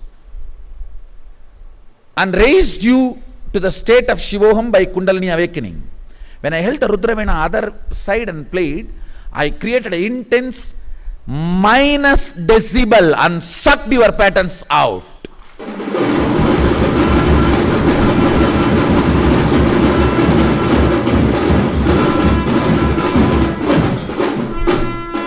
Understand? Decibel lower than zero. Anti-sound, like an anti-matter, anti-sound. That vacuum just sucked all your patterns. All your patterns can be stitched into your consciousness only through sound. Either by higher decibel or by minus decibel. Higher decibel, your energy is awakened, so that stitch gets broken. In lower decibel, by thread, it is pulled out.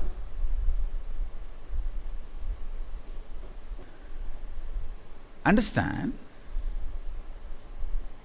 Listen carefully.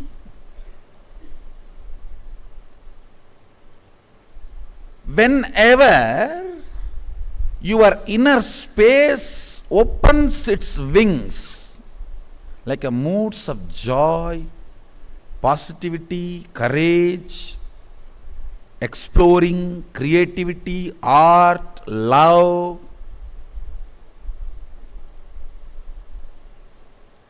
go on moving forward.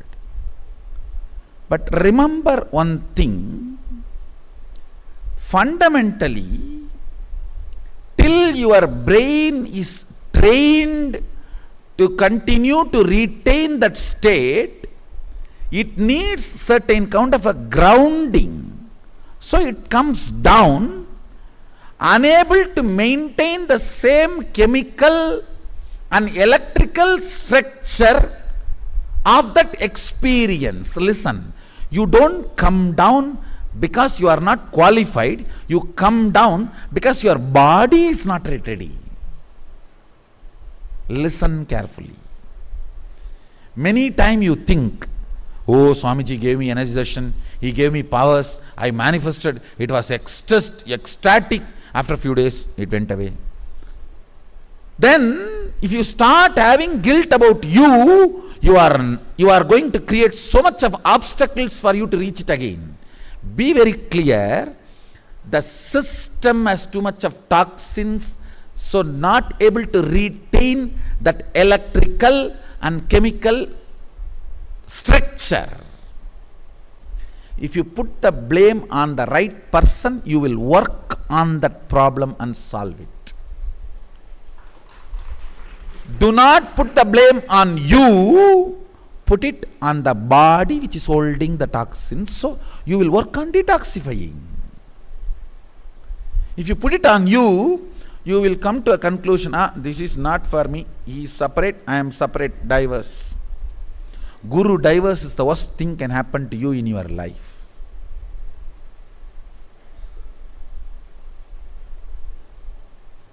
Listen carefully.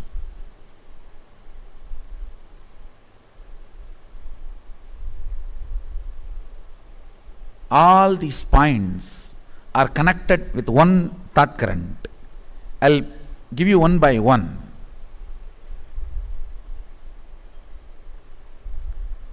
Whenever your brain is not able to retain the higher experiences electrical structure and chemical structure. Sometimes you read a beautiful book and you are in ecstasy and you declare that I am going to be the love of whole universe and life of the whole universe.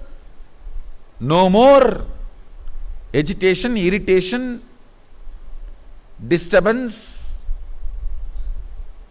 Just next ring, home.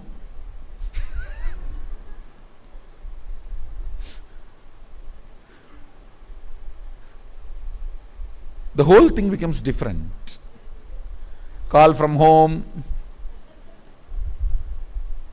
Understand,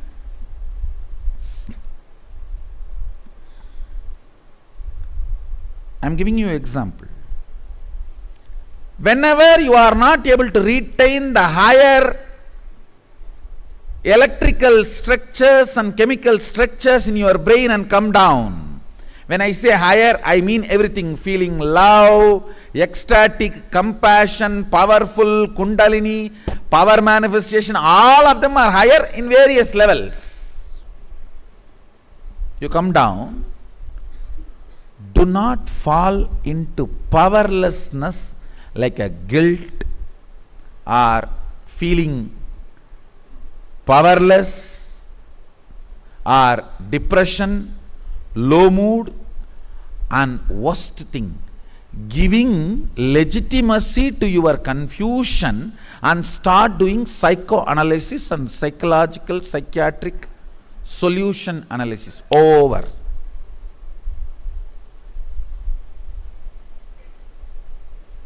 The only thing you need to do, all moments of down, use it for prayer. Prayer is the best alternative for any of the low mood. Understand?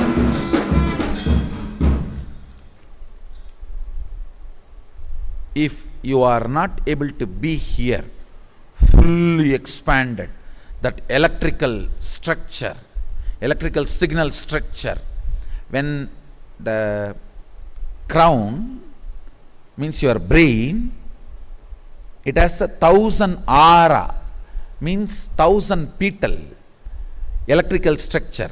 If all 1,000 are lit, that is what I call higher emotion, higher electrical structure. It releases a unique chemistry in your system. Intense dopamine, the pleasure chemicals are released. Your whole system is in a different space. Whenever you are not able to retain yourself there and come down, it comes to this neck. Immediately, don't start allowing any other emotion or logical analysis. Straight prayer. Straight prayer.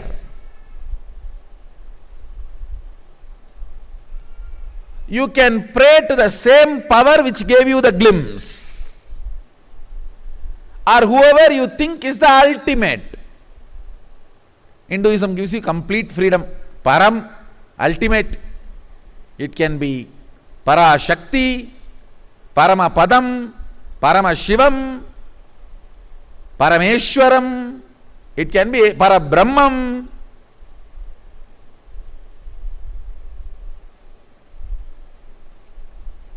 It can be anything ultimate.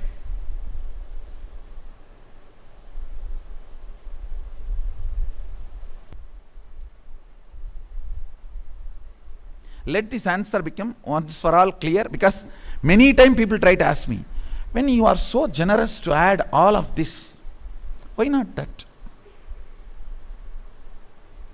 Followers of all this don't have a problem if we keep all of them in one temple and one place.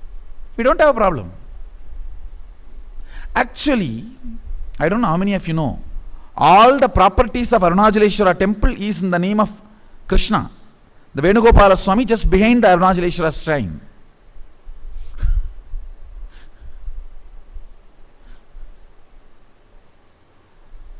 So I want to make that point very clear here.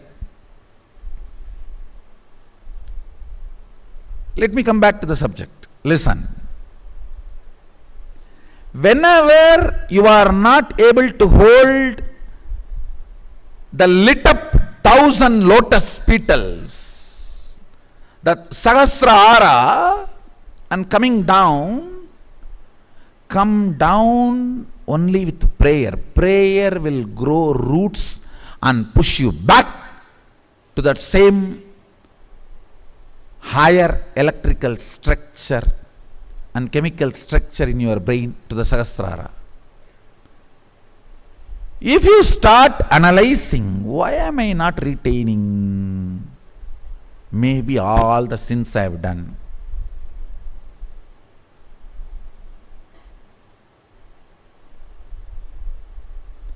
That is complete stupidity. Wrong diagnosis makes duplicate doctors.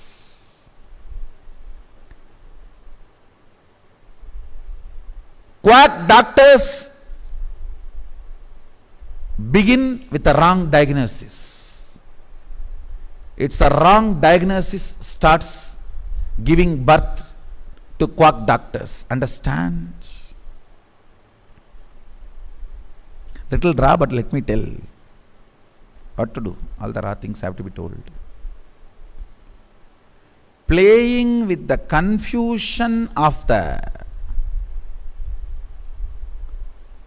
patients, or playing with the ignorance of the patients,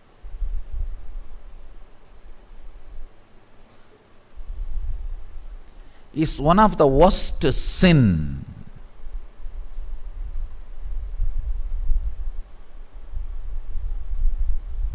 Whoever starts that is a quack doctor. So not able to retain yourself in the higher space and coming down is one of the biggest problem of the seekers. And I am not going to play with your confusion. I am not going to play with your ignorance. I am committed to Kala Bhairava only to enlighten you.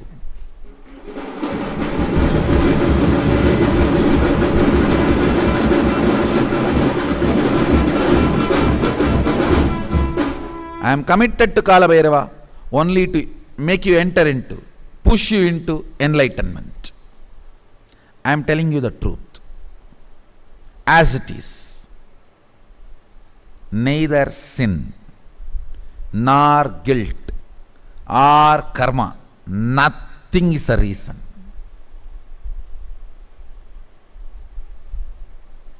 Let's go for straightforward, simple diagnosis. I tell you, I usually tell, whenever you define something, it should always be solution based.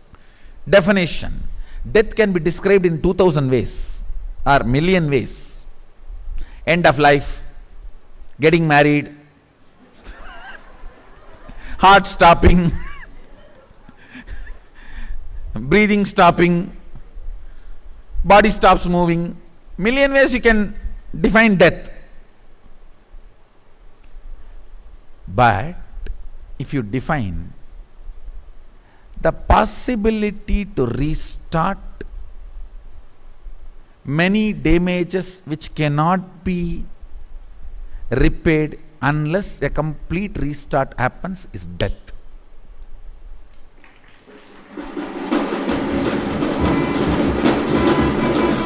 The very definition is a solution. Understand? In Sanskrit, there is a word called Nikandu. It has two meanings, dictionary and solution. Go and check. Nikandu. Any dictionary has to be solutionary.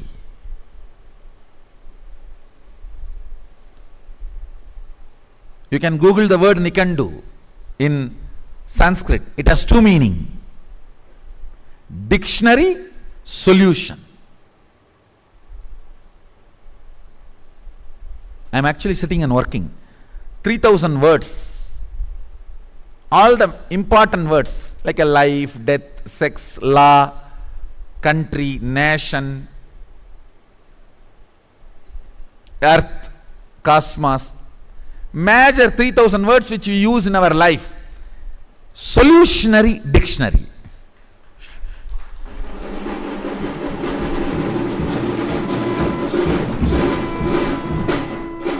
So let's look at this whole problem of solutionary from the angle of solutionary dictionary. This not able to retain the higher space and coming down. Understand? The right diagnosis is the brain and the system has certain toxins which is not letting the same higher electrical signal, the structure to be alive, the same chemical structure to be alive, it's pulling down. The solution is detoxification. Till then, engage yourself intensely in prayer. Prayer grows roots for you which no other psychological suffering can grow. If you don't do prayer, you will fall into pain and you will start thinking it is mandatory. Pain grows you roots if you don't use prayer to do it. You would have seen my quote. Don't create pain, but don't hate, because pain also grows you roots. Now I am upgrading it. Pain grows you roots only if you don't use prayer to grow it.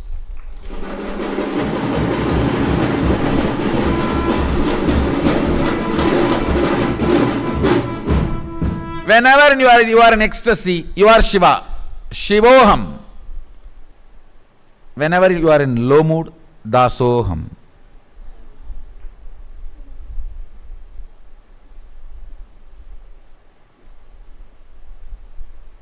Whenever you are in ecstasy, I am Mahadeva.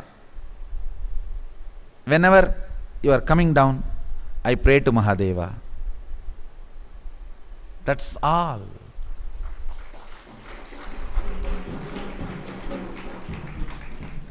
I tell you, the whole psychology is irrelevant and redundant. If you just catch these two attitudes, over.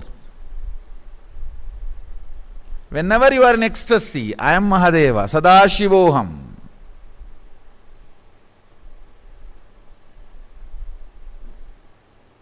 Whenever you are not able to retain due to the toxins, till the toxins are eliminated, when you are coming down, Sadadasoham.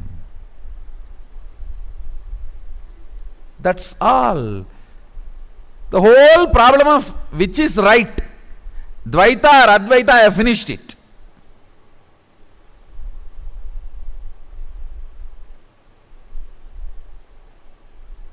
When all the 1,000 petals are lit, Advaita.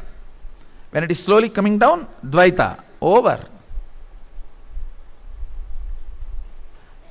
If you land only in Dvaita and prayer, you will again and again be pushed back to Advaita. Neither Shankara lived without realizing, experiencing Dvaita, nor Ramanuja lived without experiencing Advaita.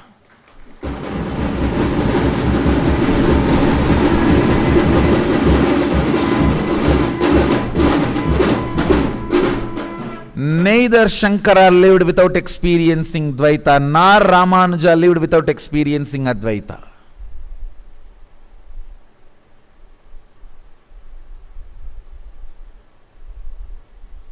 It's a stage you cross till you become the space of oneness.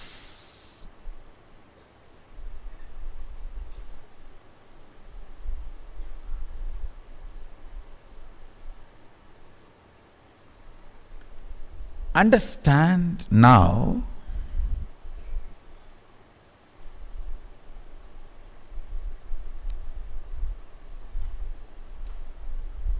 it is your decision about your existence gives you access to various dimensions of the universe.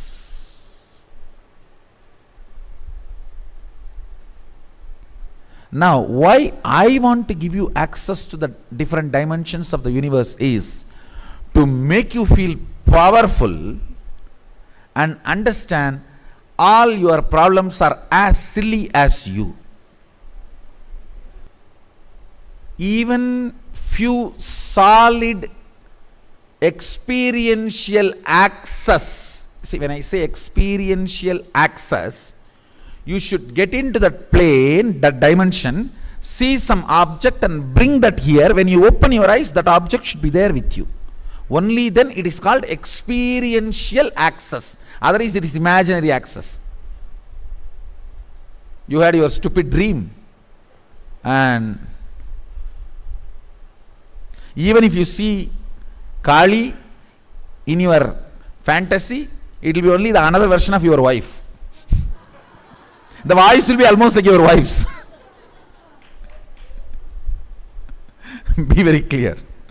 So it has to be experiential access.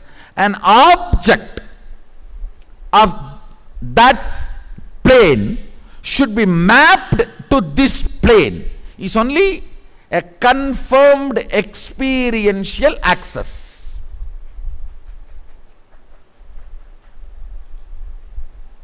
Now is the bomb. This whole batch of MSS participants, I commit with you guys, I will give you that.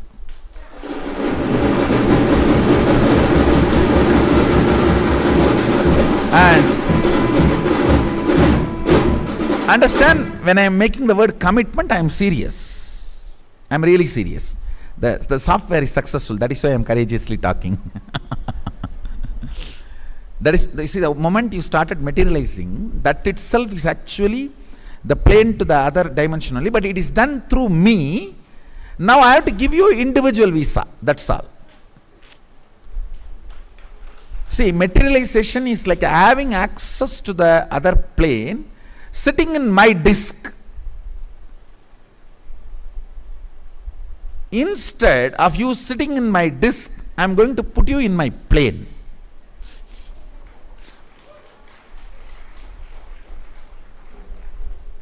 Something which you see with your eyes in that plane, and you pick it up, when you are down, that item also should be mapped into this. Let's do the drama. It's possible. It's possible. What happens, with this, the powerful cognitions about the larger existence of you becomes more stronger in you than the stupid identity given to you by the stupid society. The personification of stupidity is human society. Nobody knows why they are doing what they are doing. Everyone is afraid of the other and doing. You are afraid that he may be talking bad about you, and he is afraid you may be talking bad about him. I tell you, don't bother about others' opinion, because they are bothered about your opinion.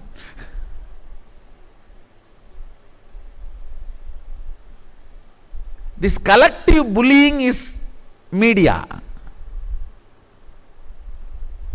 Why they always do it collective, because they are afraid to come alone. Sheep. The same word for singular and plural. Because they are always plural, but not powerful.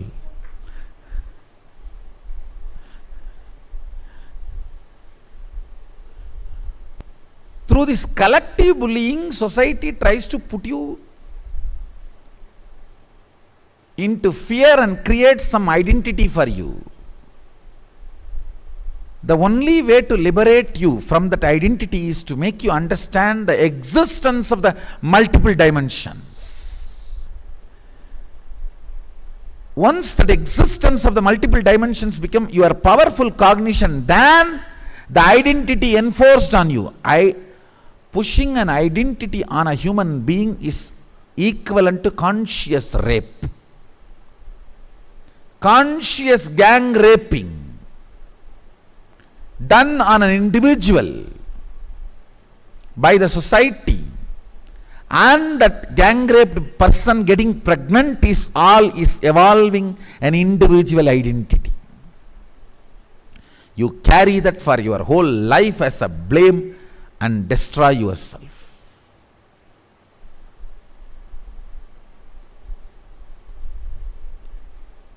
All of you look back. Whenever the social identity which you are carrying as broken pieces in you is created, you have been gang raped by society. Look at the original incidents, and giving you experiential access to the higher dimension will make you realize and will make this identity lose its power over you. That is what I call liberation.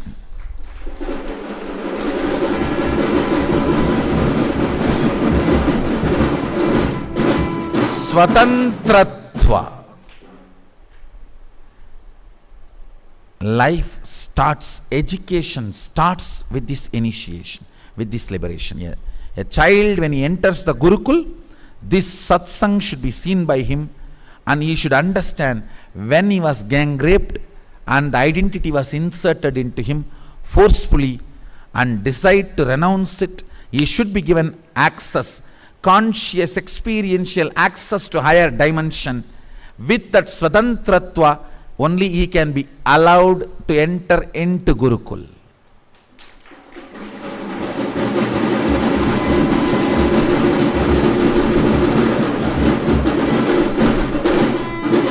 No, actually, that's the way I'm going to I'm going to build the Gurukul. The initial people who came just from Buloka and staying. And once you have experientially demonstrated you had access to the higher dimension and manifested it, brought something from there and mapped it to this planet Earth's matter, and you have shown now you are more powerful than the identity inserted on you by the society by gang raping you, only then entry into Gurukul is given.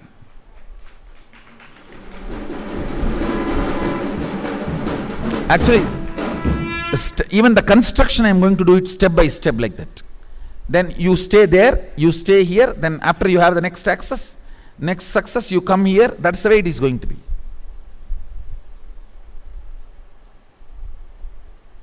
This is the first step in education.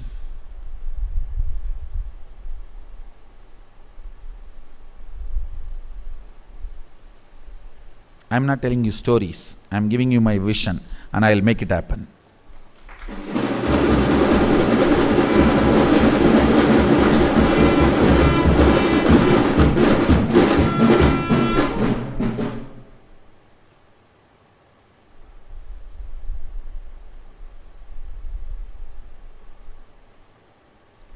Brilliant are those who wait for me to make my vision into reality. Fools are those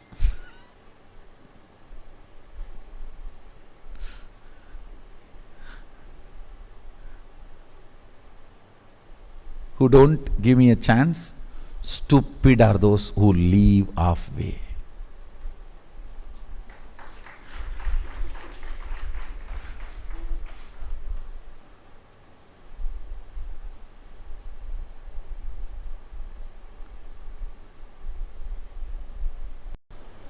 I bless you all.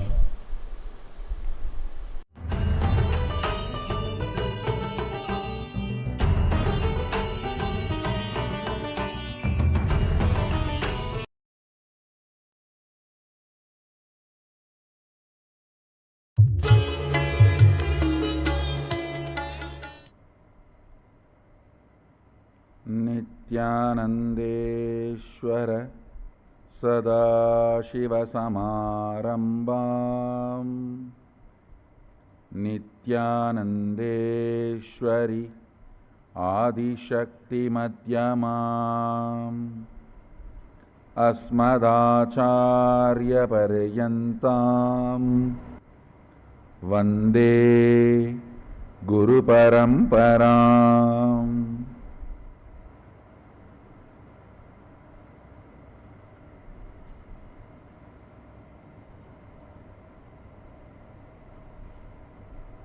I welcome you all with my love and respects.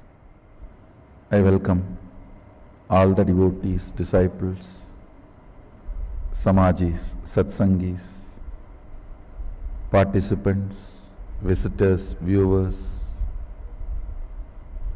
sitting with us all over the world for this program, Experience Kailasa.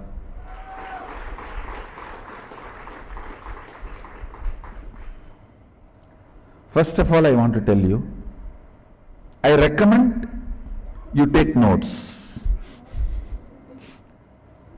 And I also allow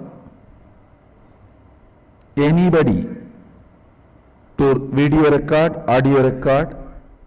So all this should make you understand how important this session is going to be. And I also sincerely recommend you watch this like a spiritual practice for next 21 days. I'm going to introduce Mahasadashiva. Everything possible which can be introduced, dimension or cosmology, understanding, I'll introduce in every possible way.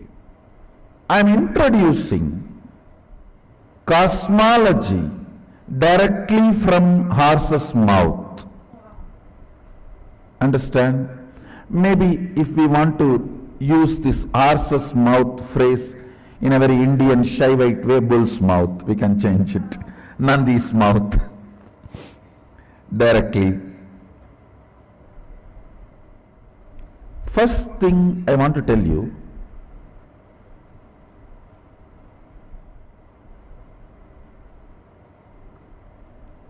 people feeling, oh, these big concepts, ideas, cosmology, all these are not for me. This idea is not cute. Please understand.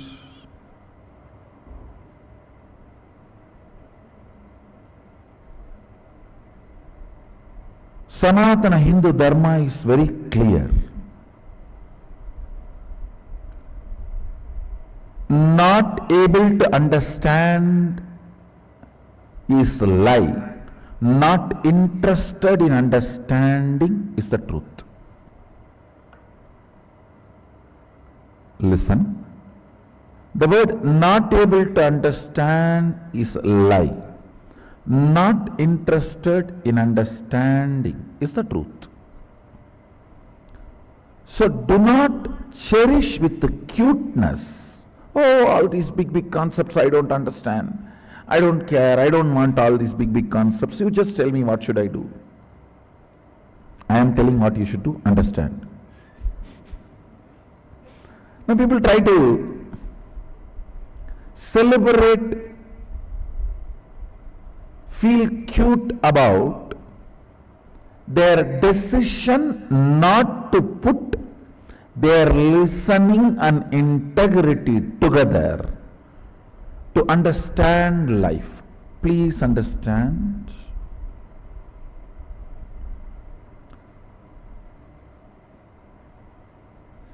If you are in this cosmos, you need to understand this cosmos, and you are equipped enough by Sadashiva to understand this cosmos. So all these sentiments, Oh, these big, big words, big, big ideas, big, big concepts, I cannot grasp. I am a simple devotee. No, don't. Being a simple devotee is not alternative to understanding. You will be a simple devotee only if you understand the cosmos, not otherwise. Ignorance is not celebrated in Hindu tradition. Ignorance cannot be the quality of a devotee. Many times I hear this argument, oh Swamiji, I am a simple devotee. You just tell me what should I do. I cannot understand these big, big words, cosmology, cosmos. No.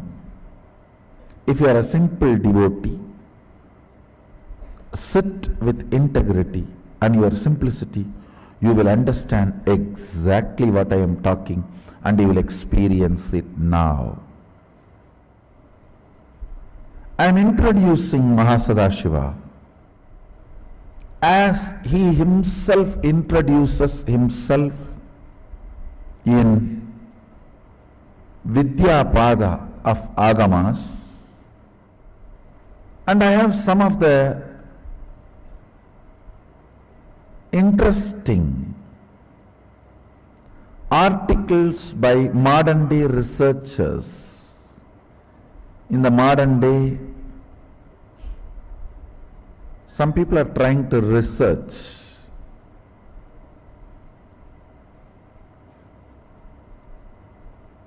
from the angle of neuroscience and brain, possibilities of brain and the universe. I have a bunch of set of articles. I will highly recommend all of you read all these articles today after this session. So please read these articles which I am recommending. You will understand many things in the language you cognize. I am not saying these researchers have grasped everything of what Sadashiva talks about cosmology in the Agamas, what Sadashiva introduces. I don't want to say these researchers have got everything, but I can comfortably say that they are moving in that direction. For example, whatever, let me first give you the reference of those articles. It is like a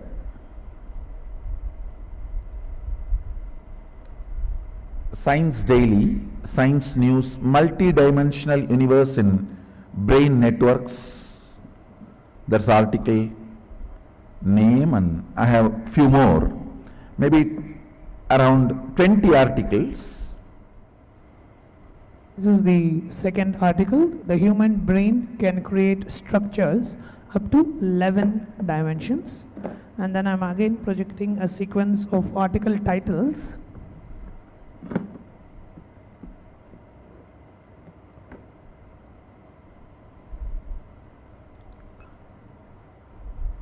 The next is multi-dimensional universe in brain networks. You can actually take a screenshot of the screen here.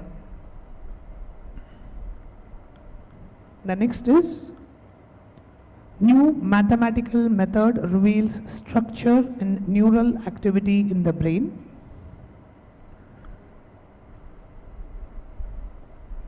Mathematicians help unlock brain function. multi-scale computational model sheds light on embryonic development.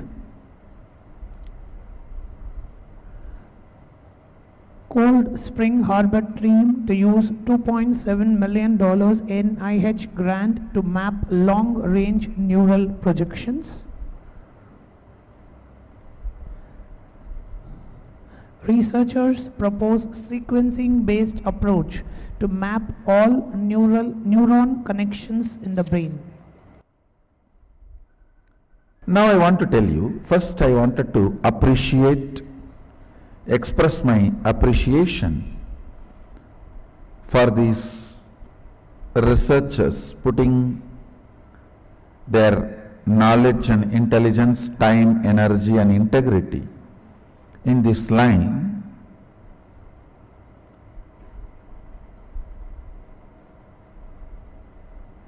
And I will really recommend to them to spend little time on Vidyapada of Agama, where the cosmos introduces cosmology. Mahasadashiva talks about cosmology. It will really be wonderful that they will be helped in their research. They will know which direction they should look, towards which direction they should look. Okay, now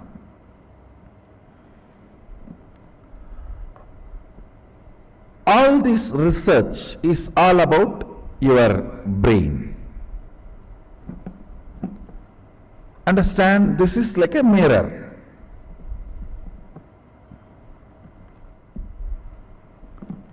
This is the mirror in which the cosmos reflects, and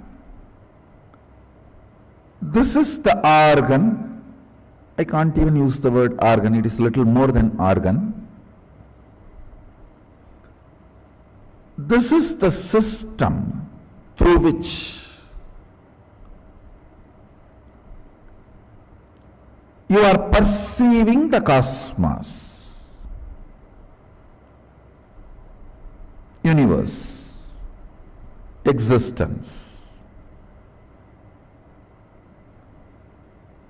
These researchers have done research on what all is being perceived here, means in the reflection. Based on that, they are projecting, assuming, trying to understand what must be there. All of you are understanding? This, what is being perceived, reflected in this, is presumed as photograph or reflection of what is out there. So by studying this, what is going on in this, with a very evolved mathematics called algebraic topology. I don't know whether I pronounce the word properly, algebraic topology, whatever. So with that, they are trying to study, project, understand what is going on in this. With that, they are trying to understand what must be out there. Now, the good news I have for the researchers is, you are heading in right direction, because we have a description of what is out there, already by the person who is out there.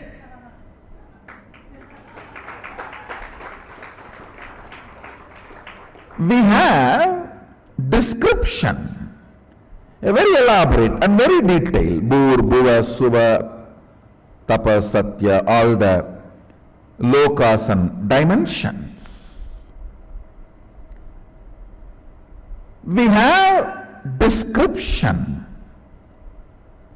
by the person who is out there about what is there. Your algebraic topology, which they are trying to use, which acts like a telescope and microscope together. Understand? Algebraic topology is like a telescope, can project into the space to study the Big Bang and black holes, and it can be microscope, can be zoomed into inside a forest, a python hiding in the hole of a tree, and the blood group of that python, whether that python has some bacterial infection. It is like it can zoom into the networks. Understand, this algebraic topology is a very sophisticated maths they use, which behaves like telescope and microscope together. And with this, they are studying what is happening here. What is happening here? Roughly, I will equate this as a pindanda. And what is happening there is Brahmanda. By studying the pindanda with algebraic topology, scientists, researchers are trying to understand multi-dimensions of the universe. Listen.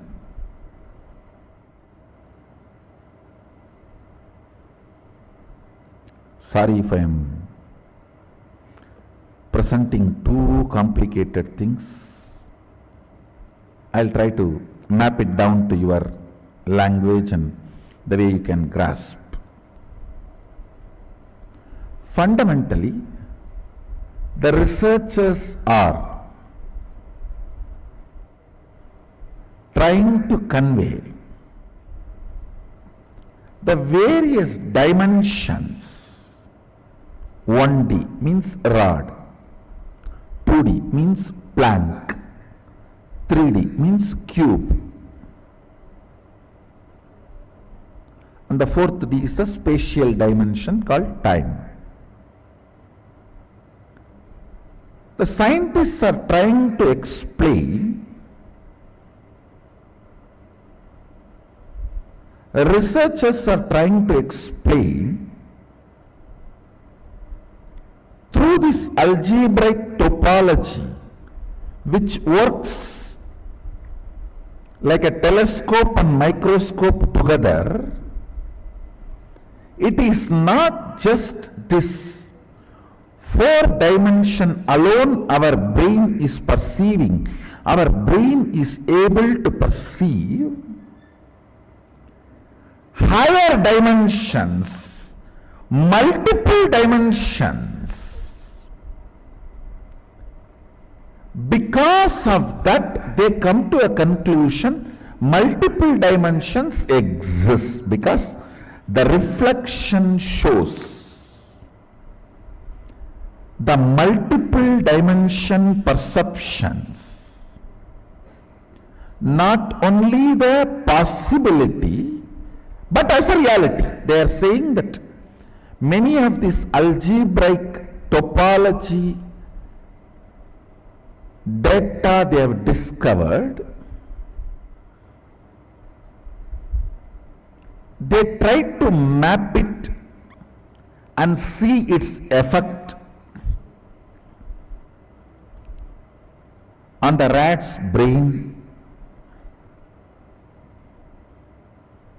and the researchers are confirming many of this data is very realistic. Understand?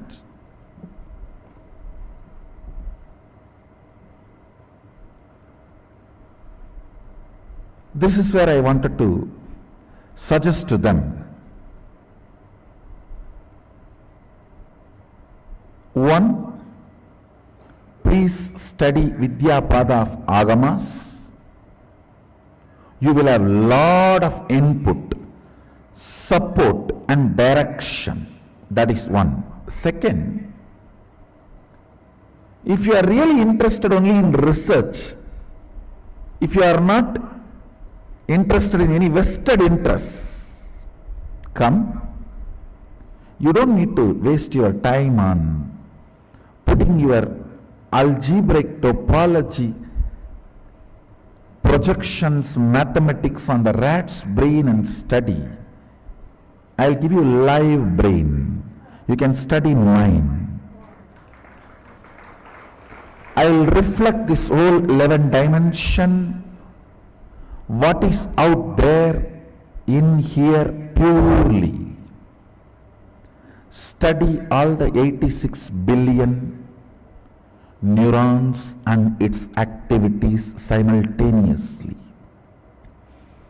I am not interested in any of the pride, all these, that. I am saying, let's do something good to the world.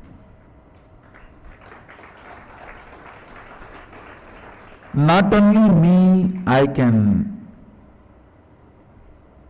recommend and request many of my disciples also to support you in your research. We can live reflect. Understand?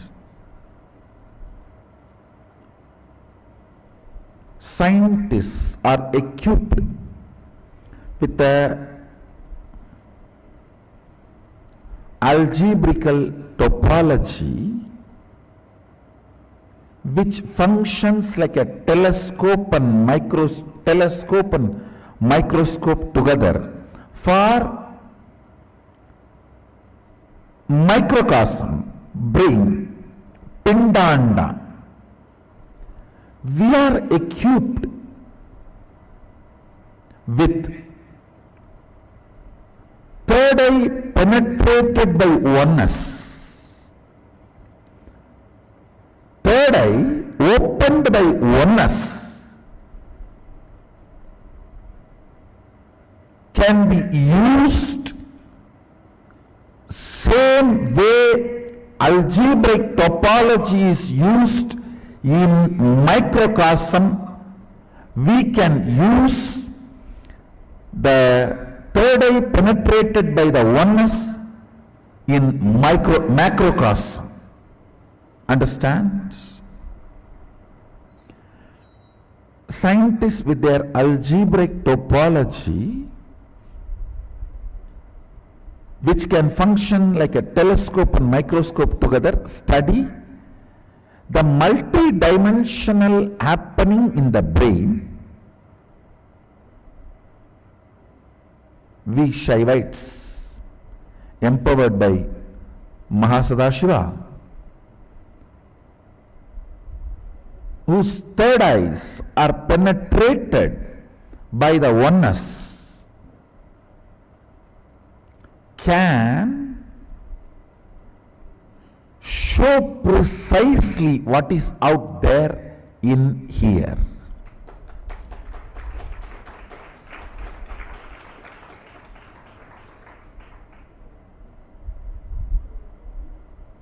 All of you are able to understand. In the macrocosm brain, algebraic topology helps. like a telescope and microscope, to study what is going on in this. With that only they are coming to many understandings. I am telling them, please come here. We have cosmic algebraic topology, third eye penetrated by oneness, which can function a cosmic telescope and microscope together. I can project and tell you precisely what is happening in the sun now.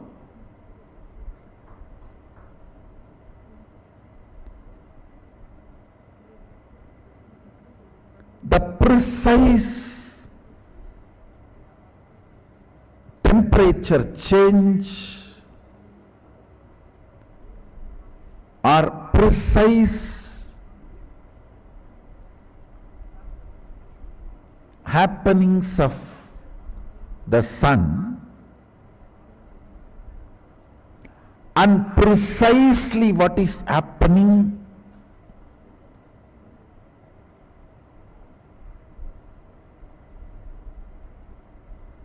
in your eardrum when you hear these words from my mouth. Understand? Microcosms, telescope and microscope is algebraic topology. Macrocosms, telescope and microscope together is third eye penetrated by oneness. As long as third eye is not penetrated by oneness, it is not opened, it is not yet initiated. The moment it is initiated, if the third eye is penetrated by the oneness, it acts as telescope and microscope together for cosmos, Brahmanda, what is out there. I can provide true help to these scientists by giving the documentation about what is out there by the person who owns everything out there. It's an owner's document.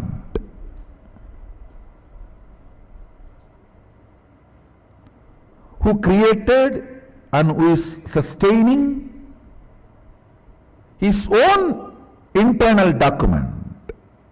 That is one. Second,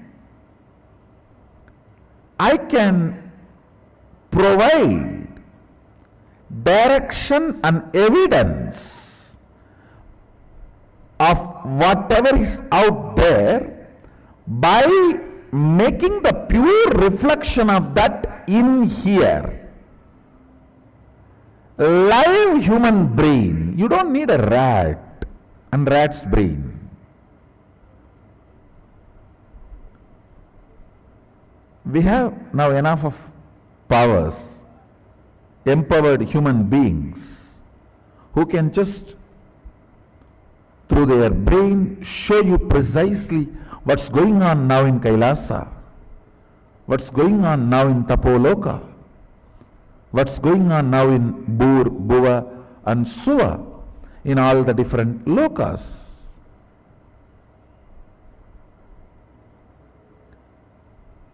Understand, you do not need to use the rat's brain to map the data you collect through algebraic topology and verify them with a reality. We can provide. Not only I am open, and many of my disciples whose third eye is penetrated by the oneness.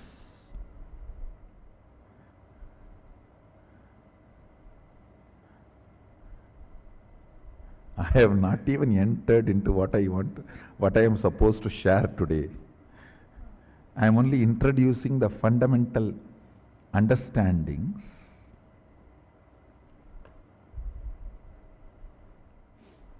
Sanatana Hindu Dharma is rich man's religion. Means who is really rich in everything.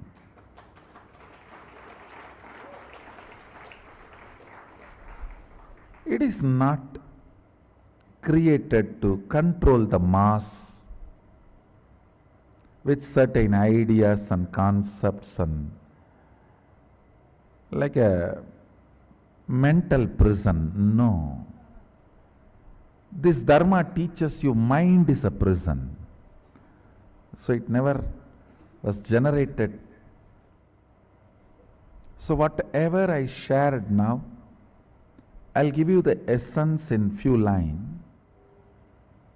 What is out there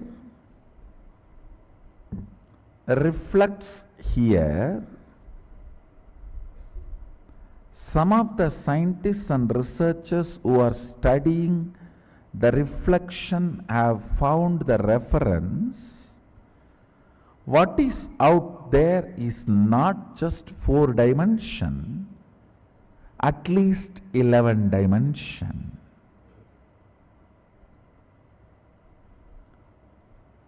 And the methodology they used, algebraic topology, and the informations they have, they even try to map it down on the brain of the rat and confirming many of the informations they have make sense.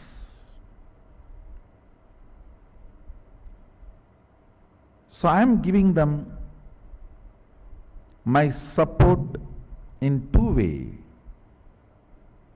You are only working on what is reflecting here. Unfortunately, a normal brain's reflection is not complete. That's first. Second, we actually have a documentation of what is out there by the owner who is out there. And it is available in here. We can provide you the documentation. Next to the documentation, we can provide you a live laboratory where you can see the reflection, a pure reflection of what is out there in here, to take your researches further.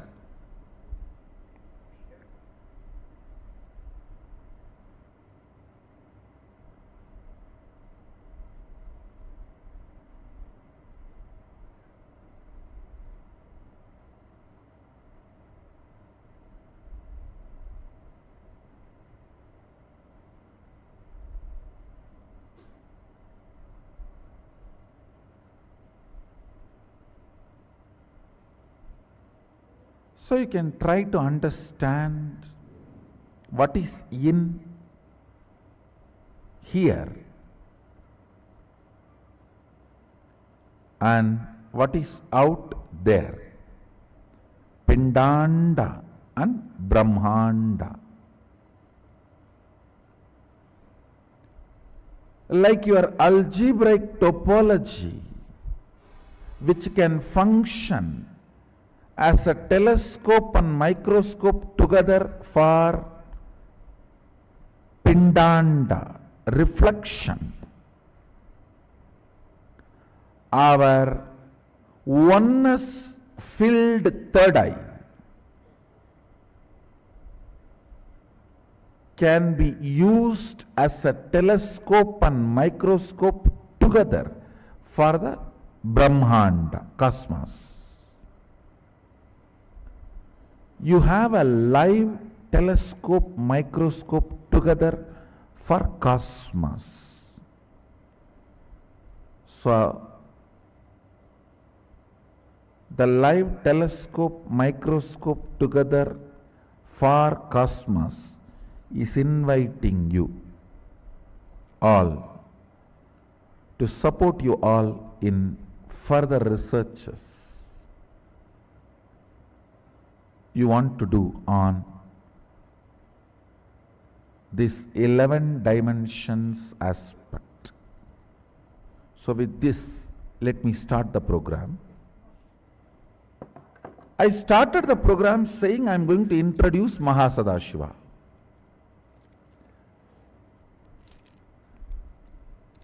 I only prepared you to introduce Mahasadashiva.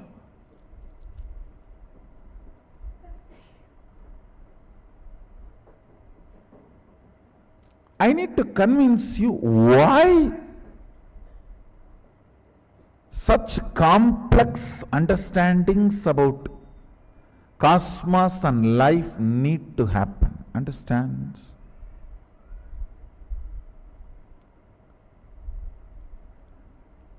If you have complex understandings, you will not have complex problems.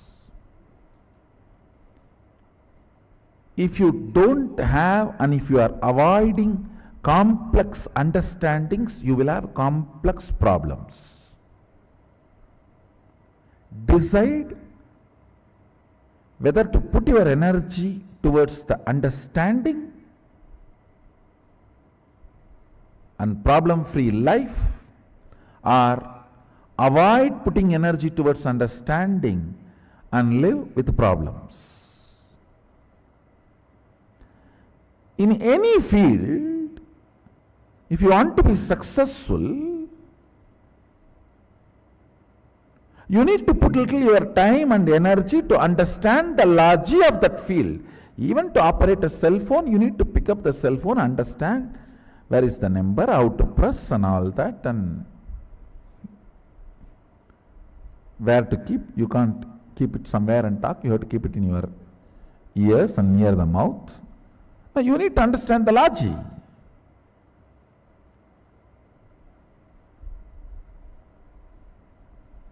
So if you want to understand and manifest the powers, want to experience Kailasa,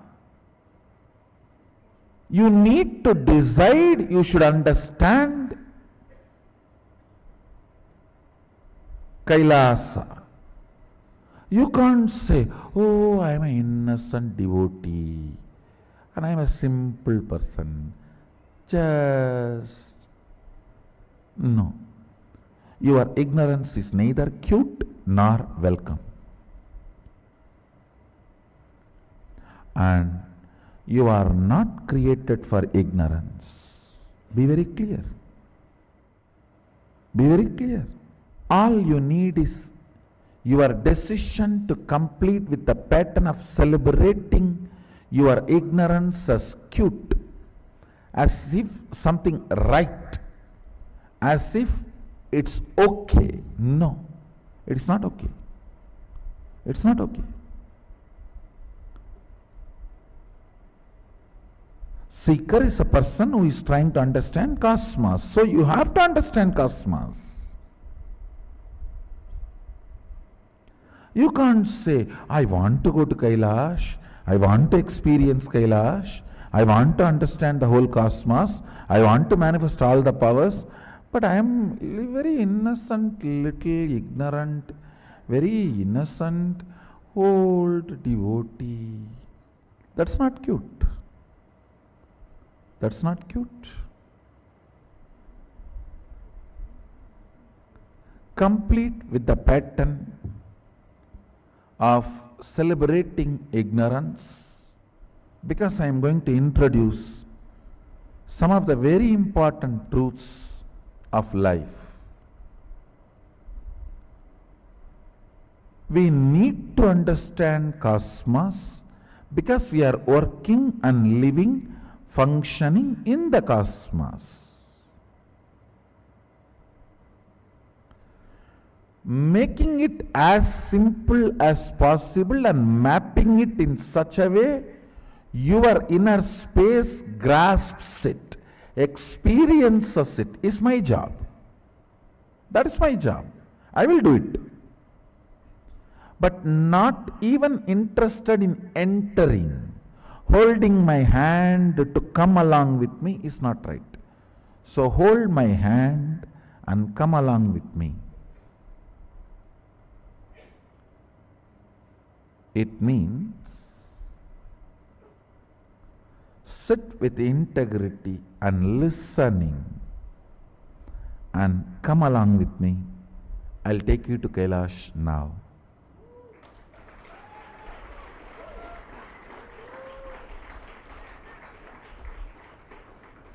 You need to understand Kailash Pati, Lord of Kailash, Mahasadashiva.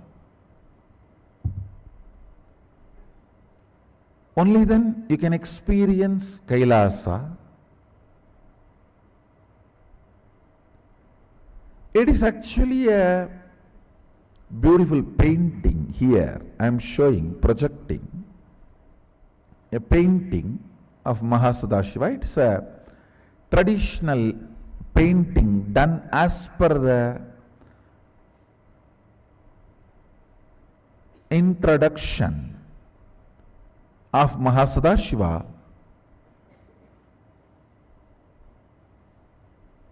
about his cosmic form.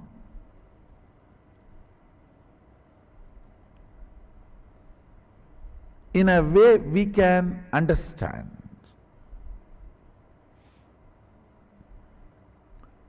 Originally he says thousands of heads and thousands of hands. Means literally all the identities exist, is part of him. All the heads exist, is part of him. Whether it works or not.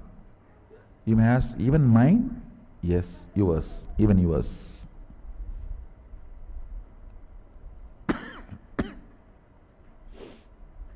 That's the good news. Even yours is.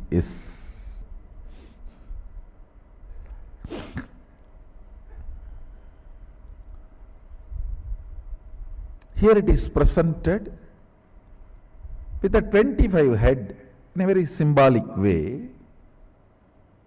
Can you project that? Understand, in the first means the lowest row, which is connected to the neck. 9 heads are there. In the next row, 7 heads are there. In the further row, 5 heads are there, and further 3 heads are there, then further 1 head. It's a symbolic representation. And I wanted to tell you all, I am giving you only very minimal understanding which is required for you to experience Kailasa. It's like if you go to Universal Studio or Disney World, Disneyland, how they give you a very minimal introduction to let you experience and enjoy all the rides and shows and the place. Same way, I am only giving you a very minimal introduction. I am not torturing you with too much information. No.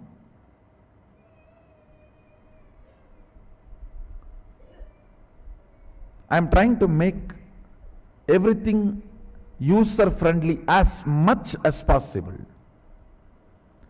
As much user friendly as possible. The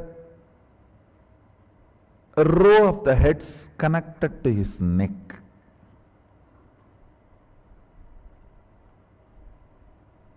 Nine faces is mathematics of the universe. Listen. Mathematics of the logic and mathematics of the universe is different. Mathematics of the logic is 1, 2, 3, 4, 5, 6, 7, 8, 9. Number. 1 plus 1 is 2. When you do this addition, subtraction, it is all whether the work or the result is only in your logic. For example, like a paper. If you put 1 plus 1 is equal to 2, that is only in the paper. But the cosmic mathematics is the actual dimensions. Like when I say the first phase, it is not equivalent to mathematical 1. It is a cosmic 1. Means the first dimension of the universe, length.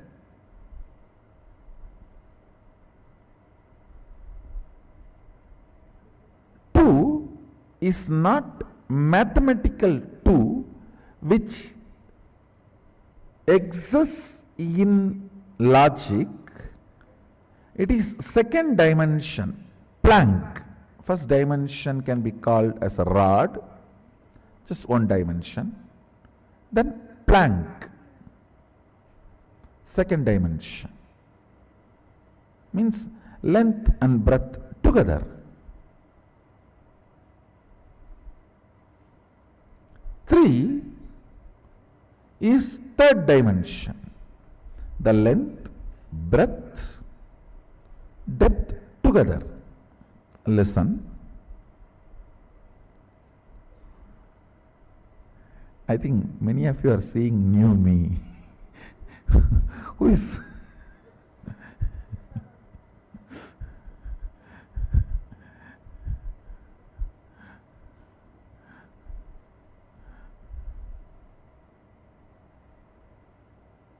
after the length, breadth, depth, the four, in the fourth phase only sound even starts. Understand? The science says any particle's movement creates sound.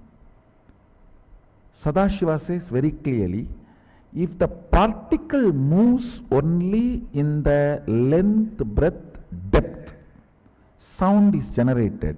If it moves only from length to length, no sound is generated. Listen. You may say, oh, my hand, if I move like this, sound is generated. Very subtle. It is generated because your hand has a depth.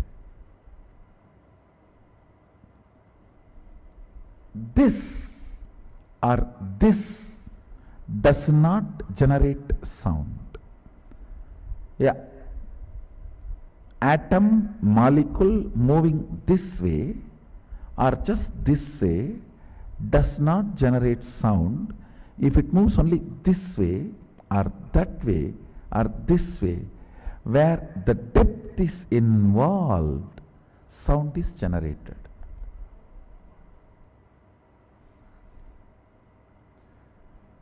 So only after the third dimension, Sadashiva, Mahasadashiva introduces nada, sound. This information is very important for you because the mathematical 1, 2, 3, 4, 5, 6, 7, 8, 9 is not cosmical 1, 2, 3, 4, 5, 6, 7, 8, 9. In mathematical 1, 2, 3, 4, 5, after 3 suddenly you cannot introduce something extra. 1, 2, 3, it has to be 4. cannot be 4.5. That is mathematical, numerical. But in cosmical, 1, 2, 3, 3.5, 4.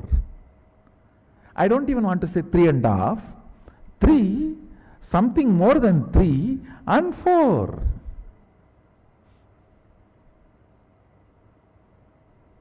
I don't even want to say it is between 3 and 4, no. Because after the 4, that what came in between is getting added as a load on the 4. That is why, understand, in the 7-9 phase, only after the 3rd phase the upper phases are sitting, means now no more the phases are linear, they are multidimensional.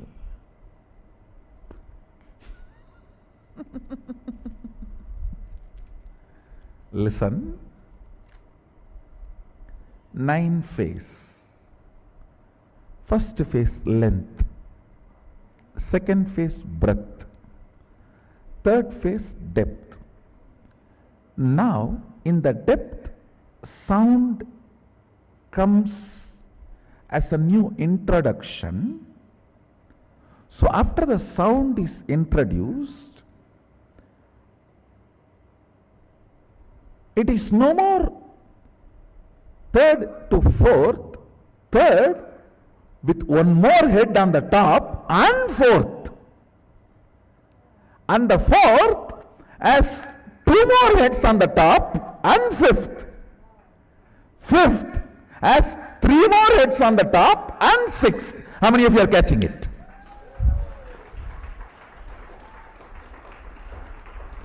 Understand? Till the depth no sound. After the depth, when the sound is introduced, 4 is not just like how from 1 to 2, 2 to 3, 3 to 4, no. 1 to 2 is 1 to 2. 2 to 3 is 2 to 3. But 3 to 4 is not 3 to 4. 3 plus something and 4.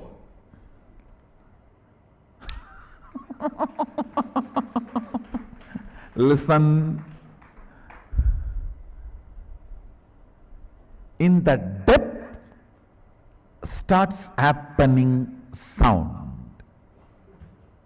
How many of you are grasping what I am saying? You see, you need to understand this, because when you explore you will manifest so much. I tell you, all values come when you know you are a valuable person. That is why it is value.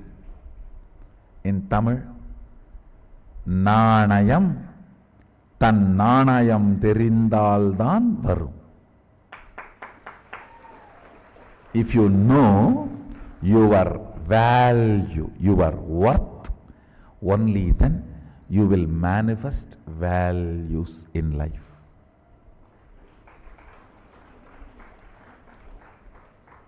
You will not give up your integrity for 2 pennies lying on the ground. No. You know your integrity is much more valuable than that penny lying on the ground. So you need to understand. Listen. Now, length, the first head, second head, breadth, third head, depth, fourth head, time, but it is not just Like how we moved from 1 to 2, 2 to 3, it is not same 3 to 4.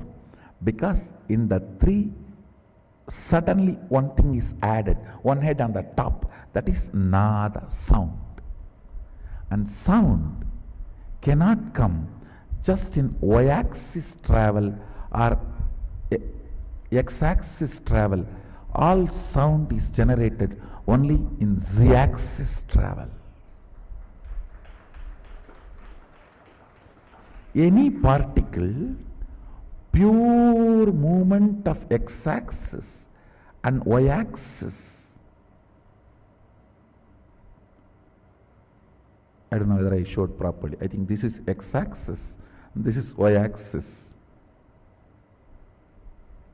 Listen, pure movement of x-axis and y-axis of a particle does not generate sound. It is z-axis, z-axis that travel generates sound. So, when it comes from length to breadth to depth, it is not directly from depth to time you can jump. Now you need to consider one more dimension of life, nada, sound as introduced. Sound has come into existence. So the time is going to be handled. Time is going to be the totality of not just 1, 2, 3, 1, 2, 3 plus the sound. Totality of this 4 is the 4, time, fourth head. Now, fifth head. Listen. Fifth head is connected to the body. The neck is the integrity. Poison is the non-integrity. It is integrity connects the Sadashiva with the whole universe, universe with Sadashiva. Anybody with integrity can penetrate Alahala and connect with Sadashiva and all his dimensions and live. When you miss integrity, you cannot penetrate the Alahala. Listen, first head, length. That's a face. I am purposely explaining with just as per the Agama's introduction, because I don't want this knowledge to be stolen by the people and mapping it back to their understanding and saying Agama has been written much later than the science discovery. Nowadays, in the modern day, that one big crime is going on, steal everything Vedic. And then say that Vedas were written very recently after all the modern day discoveries. Some Pandit who did not have a job, he read all the English books and he translated everything in Sanskrit and made a book. No, that's what they are trying to claim. The Vaimanika Shastra was written very recently by somebody mapping all the Western concepts of aeronautics into Sanskrit.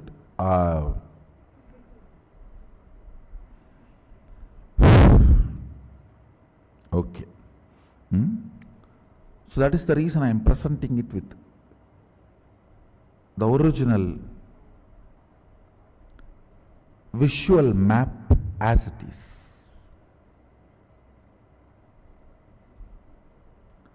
See, the first phase, length. Second phase, breadth. Till then, those heads are just independent. Nothing much above on them.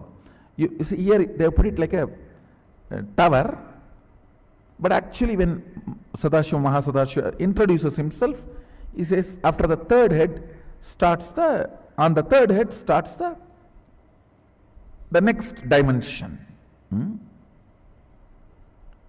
Means 7, when it is put on 9, only on the third, the next starts. Am I right? All of you understanding? All of you are catching it? So the third is the depth. In the depth is what?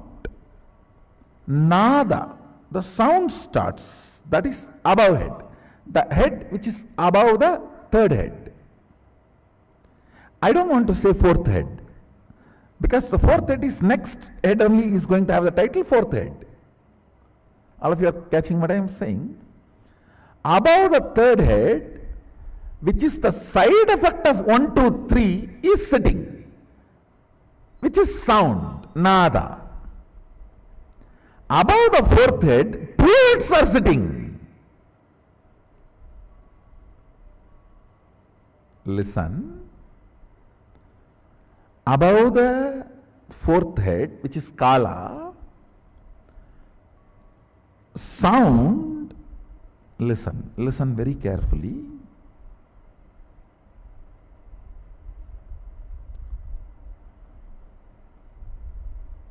Sound and Nada and Bindu. Bindu means longevity, life. Only when the time is introduced, longevity concept gets introduced. Till the time is introduced, there is no life, longevity. How many of you are grasping? So the head sitting on the fourth, one is time, Nada, Bindu, above, which is this. See, the fourth, Nada, Bindu. That is life. Only the time dimension see, the depth dimension introduces sound in the cosmos. Time dimension introduces sound and life, longevity. Kala is Kala Kala. Kala is life and death. Am I able to make you all understand? The fifth head, listen. The fifth head is what is connected to the body. Body is the universe. All these heads are units, identity. Understand? Your identity is the unit of your consciousness. If your consciousness, listen, all the identities with which you play as a father, mother, brother, sister, son, daughter, victim, aggressive, all your identities put together is your consciousness. How many of you understand that? That is your world. Here, each head is the unit. Each head is the identity. All these identities put together is universe, Sadashiva, Mahasadashiva. Like all your identities put together is your consciousness. Identity is used as a unit to measure your consciousness. If you are entertaining more unit of father identity, that will be the lifestyle of your consciousness. If you are entertaining the beloved identity more units, that will be major aspect of your life.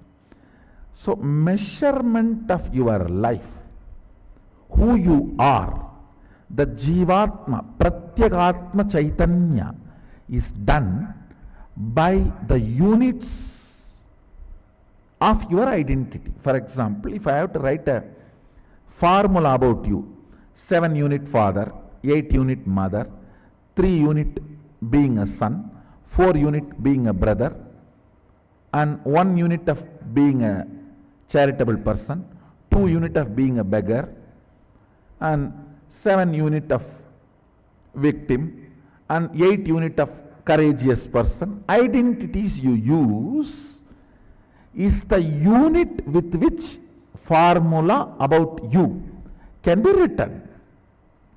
How many of you are grasping this statement? Now, the identities of Sadashiva is the unit of the cosmos. See here, first phase is length, second phase is breadth, third phase is depth. But the depth does not just keep quiet as depth. If it is mathematical 1, 2, 3, it should be just 1, 2, 3. But it is not mathematical, it is existential. One man plus one woman mathematically is 2 persons, but existentially there will be third child. If you allow both of them to be there, there will be a child. So existential mathematics is different from your logical mathematics. When the third dimension of the depth happens, I don't want to say fourth dimension, the next thing of a sound happens existentially. And next phase, when the next phase is added, this is time. When the time is brought into the scene, Nada and Bindu both are added. That is Nada and Bindu. Yes. You may say, why Nada should be added to depth and time? When the Bindu is added, Nada is no more an ordinary Nada.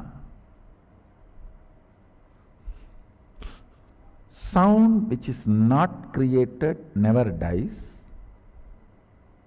Sound which is created dies.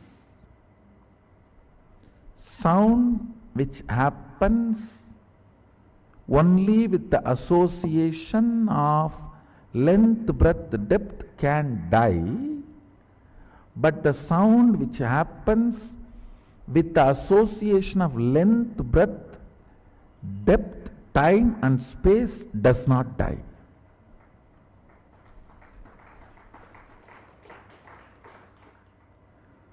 So the sound associated just length, breadth, depth is different, and the sound associated to length, breadth, depth, time and space is different.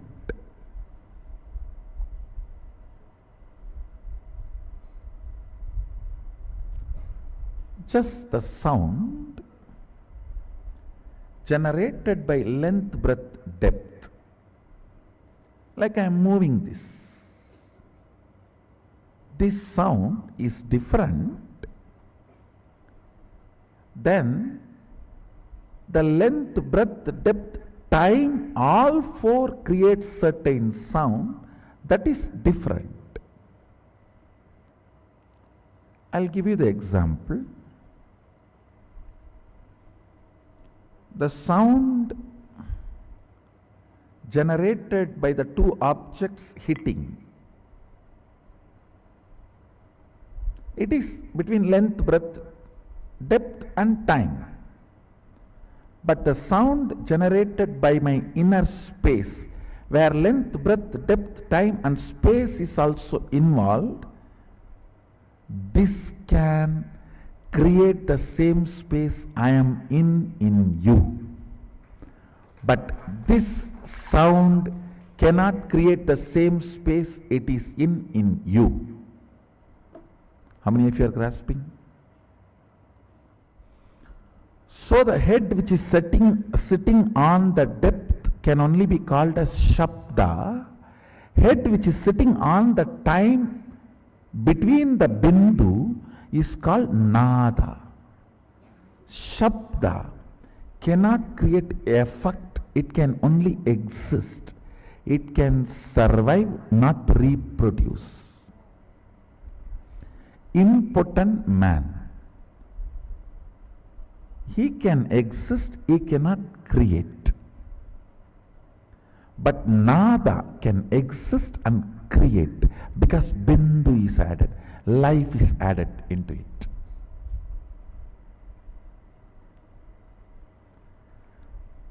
A sound potent of producing something in you is nada.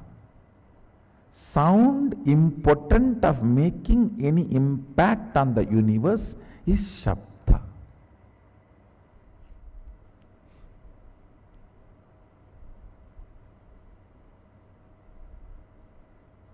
Then comes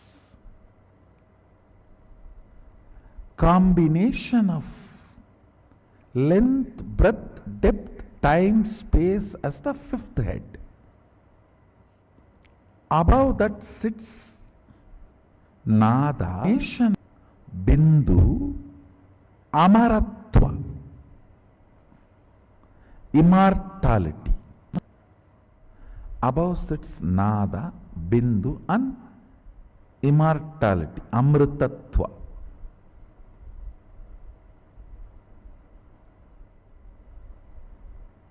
Tattva means unit. Amritatva.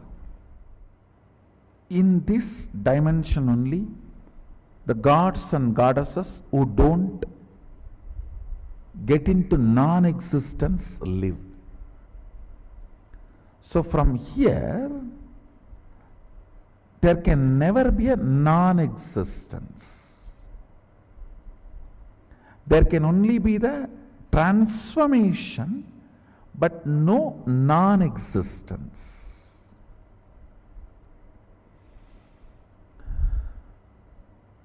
We may think, why do we need to know all this?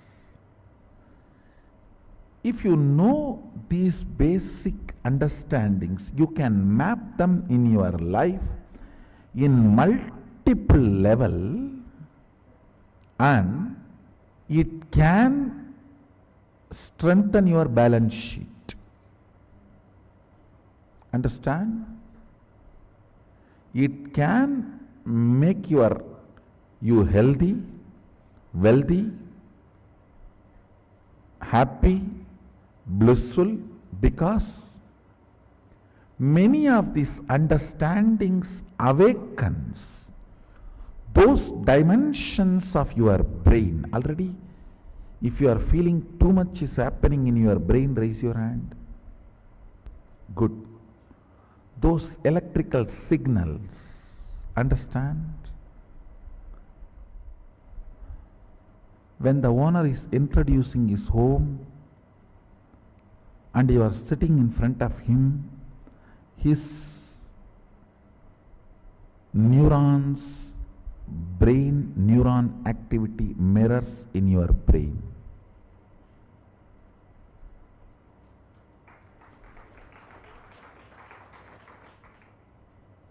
Bindu is life, Amritatva is life which cannot be dulled, reduced, diluted by length, breadth, depth, time. Kala kala. Amritatva is the space on which time does not have a say. A cloth, even if you lock it inside a vacuum box for 10 years and then take it out again, you will see it has already withered. No weather would have operated on it, but time operates on it.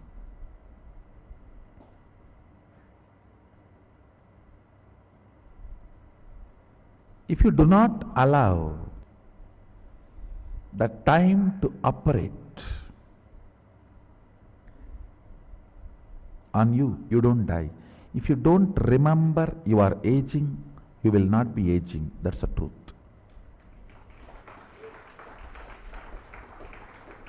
A remembrance of aging ages you.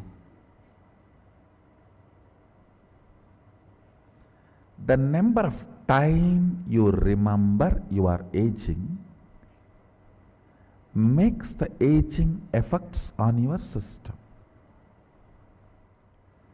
Sadashiva gives an instruction in Agama. Remember, Sadashiva is ever 16, and remember you are he.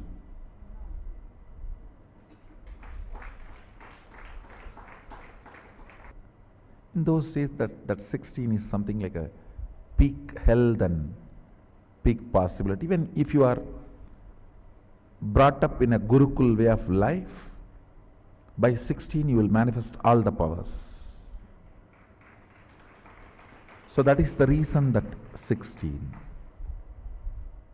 Now, length, breadth, depth, time, space, all these are called dimensions of universe.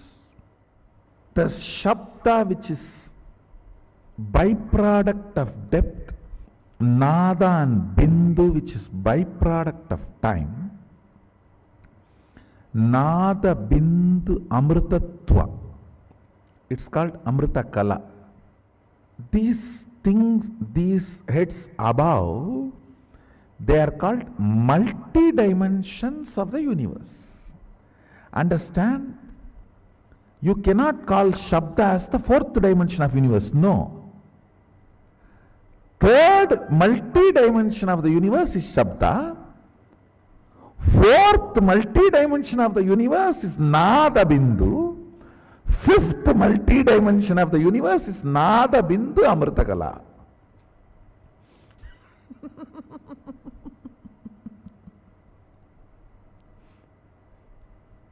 How many of you are understanding this statement?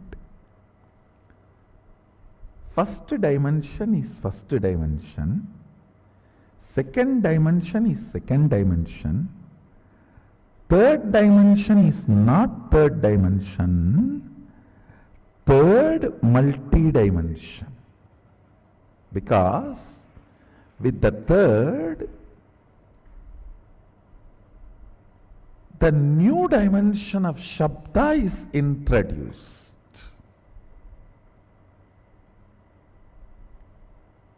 Which cannot be called as dimension because we are using the word dimension for fourth, fifth, sixth, seventh. Third multi-dimension is, see, for example, the third multi-dimension depth has length, breadth, time and depth all together. Sorry, not time. Length, breadth, Shabda and depth together is third multi-dimension.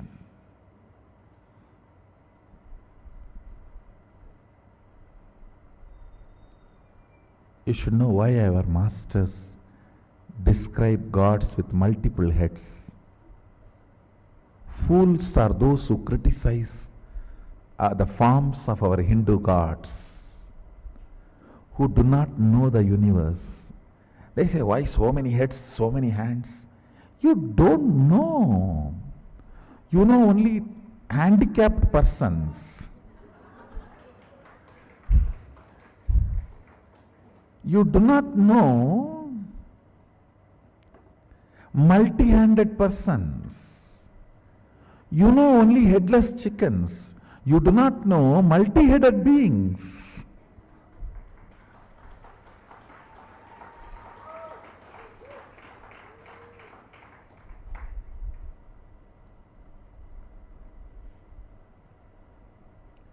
Third multi-dimension holds length, breadth, depth and Shabda. The fourth multi-dimension holds length, breadth, depth, time, Nada and Bindu. I do not want to use the same word Shabda for Nada, because Nada with quality of life is no more Shabda. For example, Shabda can be called as a raw, precious metal you have. Nada is like you sold that metal and have a currency, cash in your hand, which is more active and useful and available for you. Shabda is raw, Nada is refined. And when it comes to the next space multidimension, there that Nada also I don't want to call as Nada, Nada Kala. It is no more just Nada, it's Nada Kala. It is not only the cash you have, it is become an object or a product what you want to have directly. It's like a 3D printer.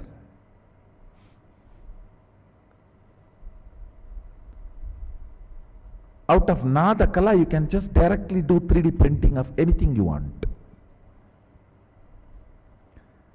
Above the Nada Kala is Bindu Kala. Above the Bindu Kala is Amrita Kala.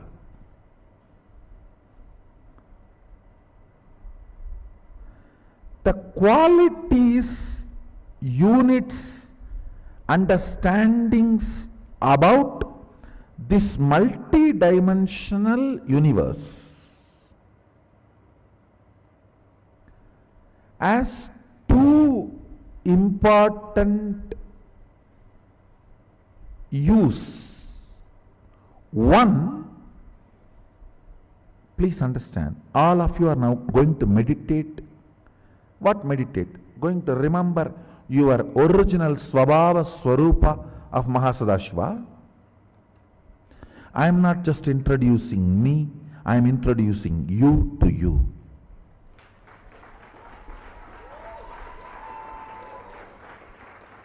I do not talk to anybody who is less in my stature. Understand? This science is called Rajavidya, means a king does not talk to somebody who is less than his stature. This Vidya cannot be taught to somebody who is less than my stature. If I am teaching you, understand, you are same of me.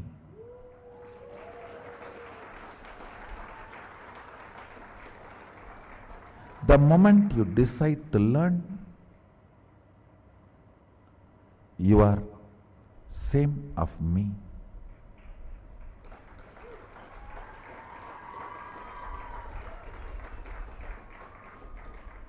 I have a Shastra Pramana where Mahadeva Sadashiva, Mahasadashiva says, eternal age of 16 years. That's a beautiful word he is telling.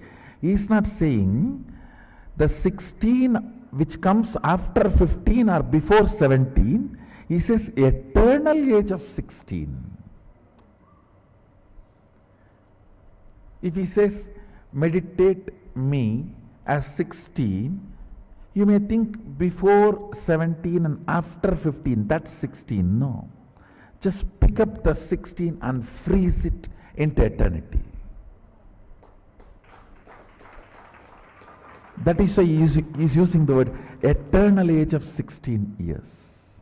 The quality of the 16 should be absorbed and frozen into eternity.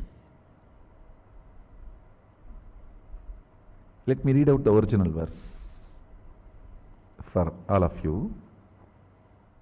Panchasyam dasadortandam spatigabam trilochanam shantam chandrakalachutam sarpasannada sajjatam mantrasimhasanasinam Svedapatmo paristitam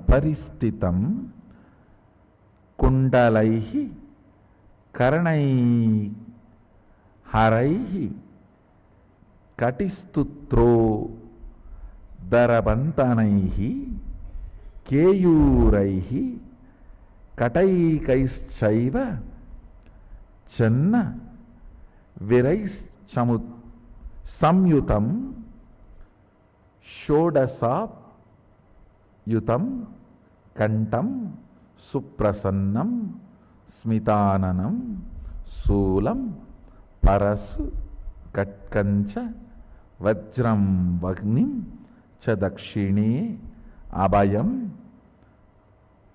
Pasamanyancha Kantam Nagan Kusautata Vamahasta Katam Dhyayet Anyatacha Nigatyate Prasalpaya Katvanka Shakti Stulastu Savyata Vame Damaru Sarpaksha Malendivara Purakaihi. Eternal 16 means the 16 which comes before 15, before 17, after 15 has its innate quality of becoming 17. He does not want the 16 which will become 17. He says the 16 should be picked up and made it into eternal. All right, let me come back now to understand. Length is the dimension of universe. Breadth is the dimension of the universe. Depth is multi-dimension of the universe, not dimension of the universe. How many of you are grasping? Length is the dimension of universe. Breadth is the dimension of universe. Depth is multi-dimension of the universe.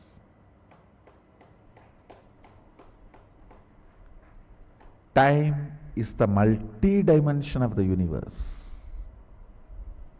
Space is multi-dimension of the universe.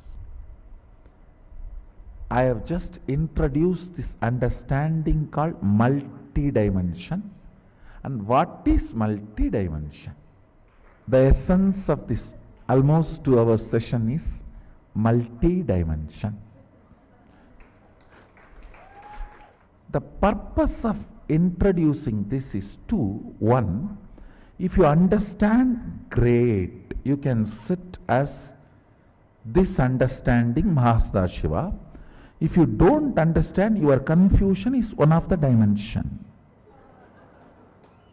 Sit with that. Whatever I understood is one, half understood is one head, and completely not understood is another head. Let me sit with all these heads.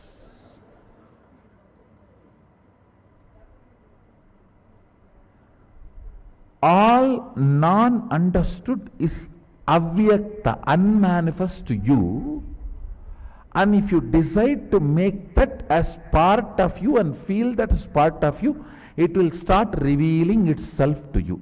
Anything which you decide as make it as part of you, even if it is good or bad to you, understood or ununderstood, it will reveal its secrets to you. If you keep something as evil or ignorant as outside, you will be God.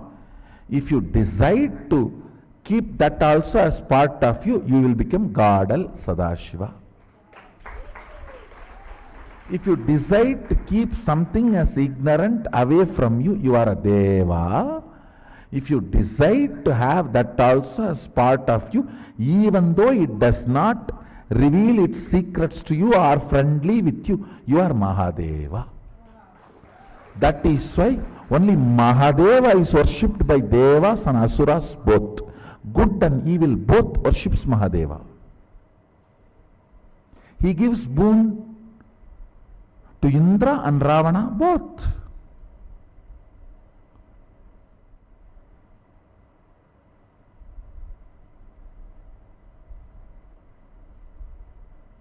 You are going to meditate, contemplate, internalize, do dhyana on all these great truths. That is why I am introducing all this to you.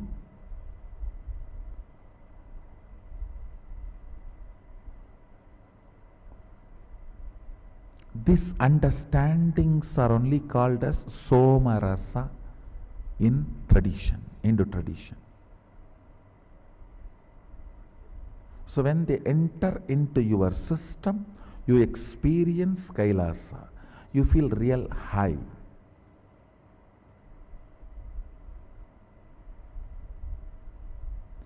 With alcohol, you feel high, but you fall down. With Somarasa, you feel high and you fly high.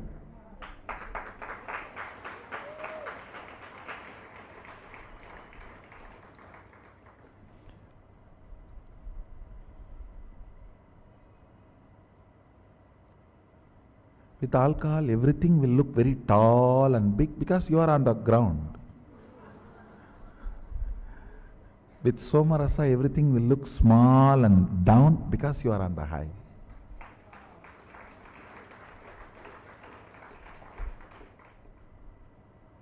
Small break, then we will continue. Let's gather for next session to internalize Mahasadashiva more. Be blissful. Let's gather for next session. Thank you. Be blissful.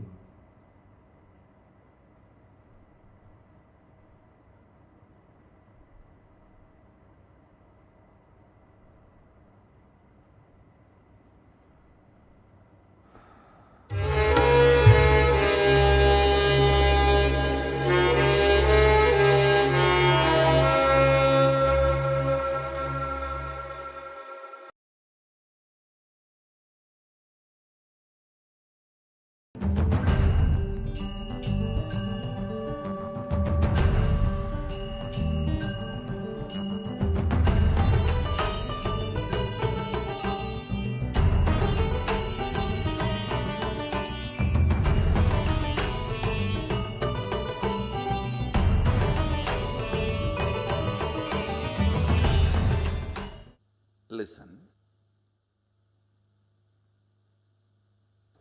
Again, Mrigendragama, Vidyapada of Kamikagama, fundamental principles and understandings about the cosmos. Listen, first thing you need to know about the universe because you are living in universe. Ignorance is no way cute and ignorance is not going to save you anywhere. Second, why I am teaching about this fundamental units of the universe, 11 dimensions, because understanding about these 11 dimensions will make you manifest multiple powerful cognitions and powers. I'll repeat. See, manifesting powers of third eye, like reading through your third eye, scanning through your third eye is power. But understanding the fundamental principle, unit, tattva, why you are able to do? Because you connect your third eye with a third eye which is already awakened, your master's third eye which initiated you. And that third eye is connected with all the existing third eye. Then The power you manifested through your third eye is not limited to your third eye. You can read through any third eye. That is what is powerful cognition. Understand? So today you are going to manifest powerful cognitions. Only then you will understand how understanding about these multi-dimensions makes you start functioning in multi-dimension level. Understand, Mahadeva very clearly says, Brahmavit Brahmaiva Bhavati. There are some Vedic verses he exactly repeats in Agama. Knowing which you became, that is Brahman, cosmos. Listen carefully. Just because if you know about this pillar, it's not that you will become this pillar. Just because you know about this screen, it's not that you will become this screen. But consciousness is such, just by knowing about it, you will become that. Brahmavit Brahmaiva Bhavati. Knowing cosmos, you become cosmos, because you are cosmos.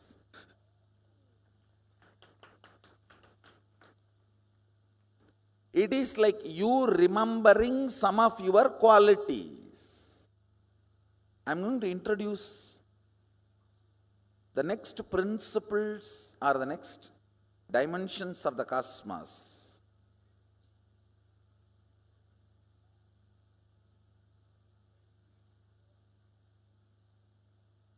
Length, all of you know logic. Whatever you understand as per your logic is length. Breath is rhythmic flow of your logic is breath. Breadth includes length. Depth includes breadth and length. How many of you understand that? Depth is the source from which length, breadth, both are manifesting. Clear?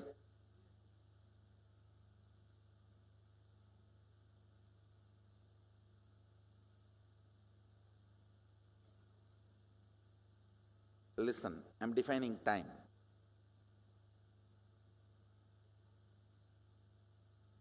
Length is your logic. Length is your logic and universe's logic. There is a lot of gap between your logic and universe's logic. How many of you understand that?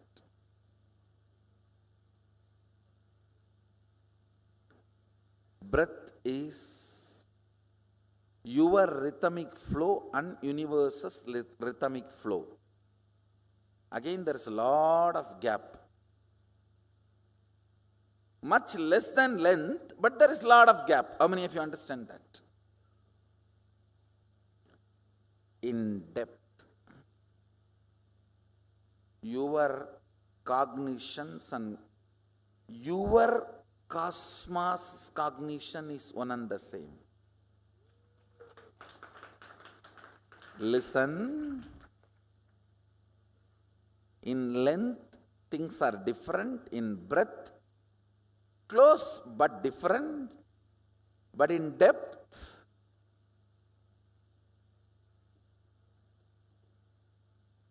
you come to such close quarters,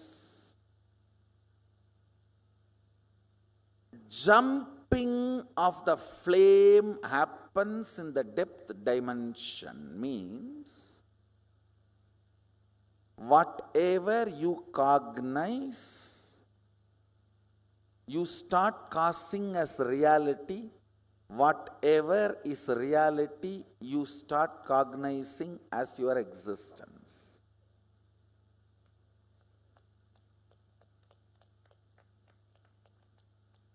Listen. Listen to the fourth statement. time, kala, time is a rough word, English word.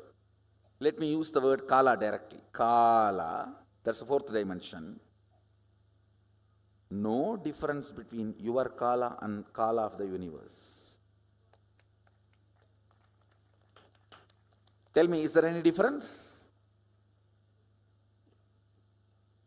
Your kala and kala of the universe?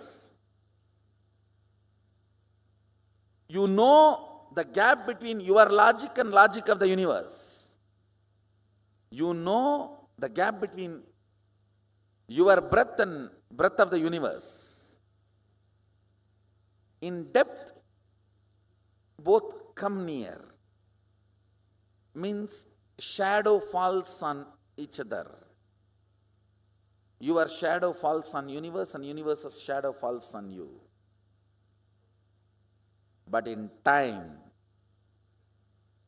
there is no separation. I don't want to say there is oneness, but there is no separation. Your time and universe's time is one and the same. Listen.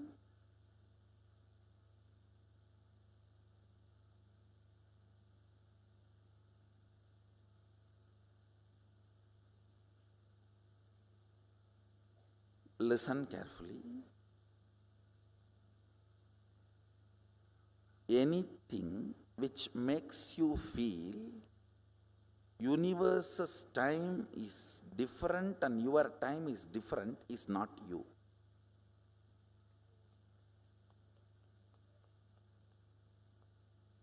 If you feel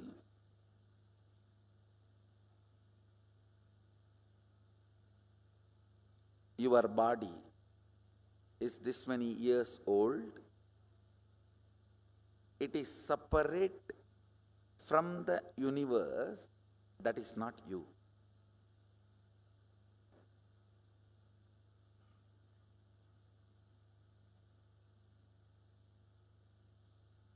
Listen. I am telling you two things. One, don't think, oh, earlier itself I heard all these Vedantic lessons. That and all doesn't work for me. The moment it becomes time, I feel hungry and all my Vedanta goes in the air. Listen.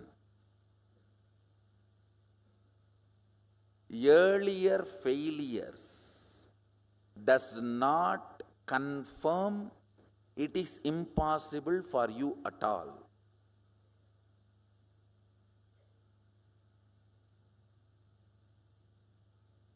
Earlier, you might have failed due to various reasons. Now, you will be successful because I am going to be the reason.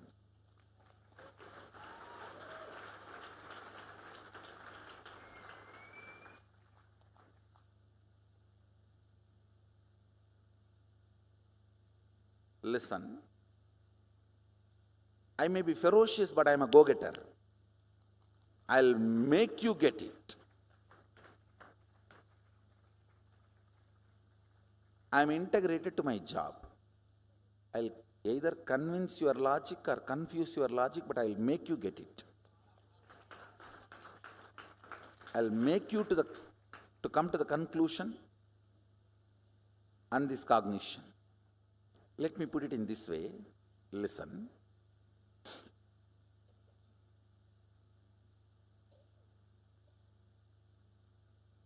Your length, when its frequency increases, becomes breadth. Your breadth, when its frequency increases, it becomes your depth. Your depth, when the frequency intensely increases, it becomes your time.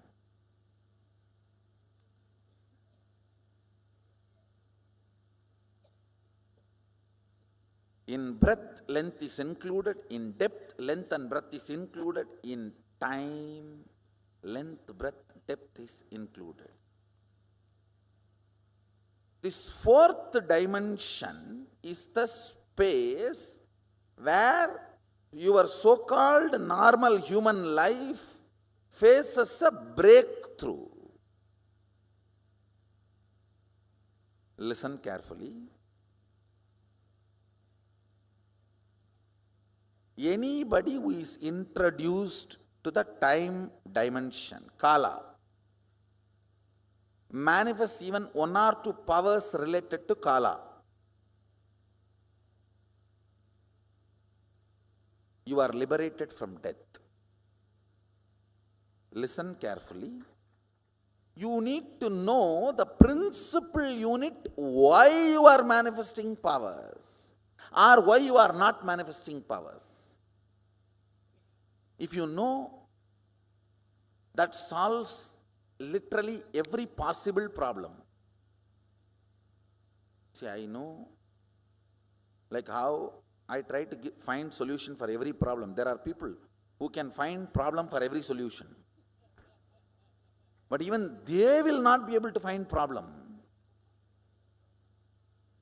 If you understand these fundamental principles, idea you have about life will get upgraded into such powerful cognition, you will have so much of relief.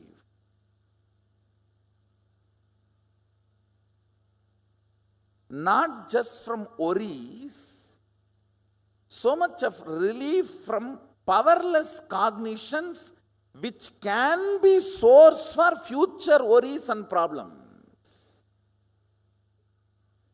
I am not married. Once I get married, my problems are all solved. See, people are laughing.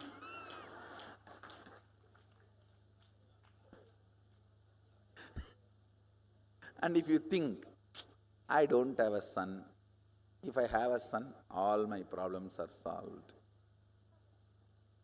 See how many are laughing?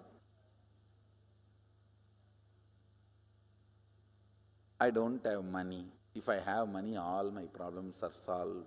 No. As long as powerless cognitions are sitting inside you, you are not going to taste life. These powerful cognitions not only liberate you from present sufferings, it liberates you from the possibilities of future sufferings. Actually, liberation is too cheap. Very, very cheap actually. It's not at all costly. Just listen to this one fundamental truth.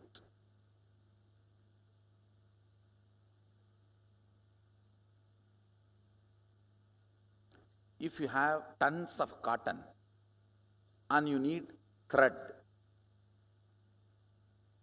if you have a tons of cotton source material, will you be worried about having less thread? No. You know you can make. Same way,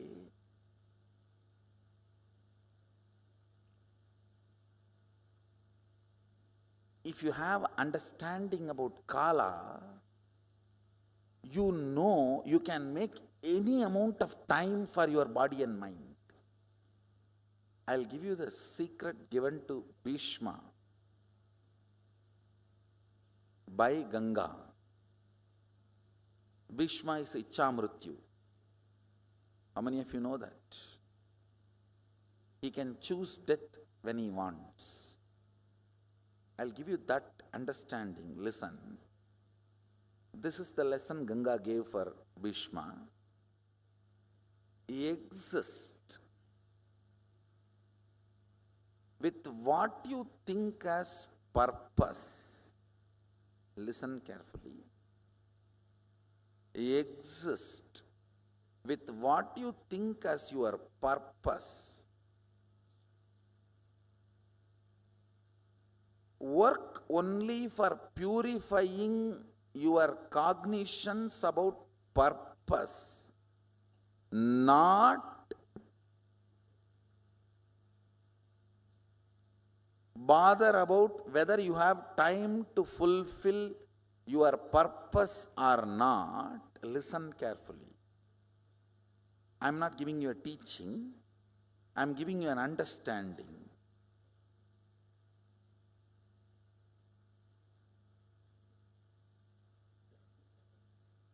The number of times you remember you have become old makes you old.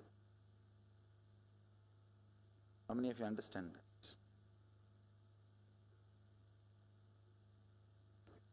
Number of times you remember you don't have time makes you don't have time, not to have time. How many of you are getting what I am saying? Now the next statement I am going to make is little mystical, but listen. If you die as a billionaire, when you assume the next body, you will be born in a billionaire family and whatever you left will be with you. It's a law of cosmos, understand? You don't get cheated. Listen carefully.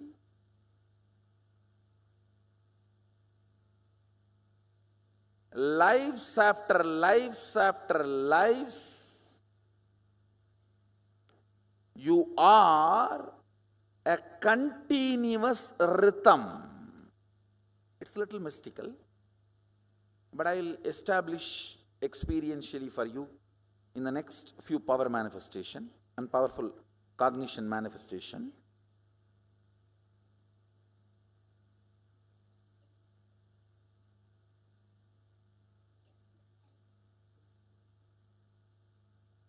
Sometimes in the mathematical class they tell, oh, let us assume x is equal to y till we come to the result.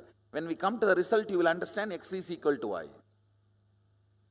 Like that, let's assume this proposal. Your life is a continuous rhythm.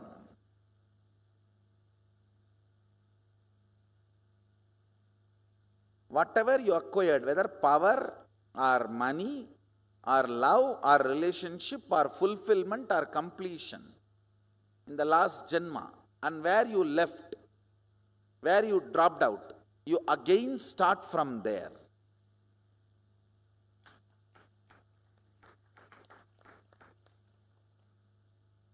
It's a proposal now. It's not an experience for all of you.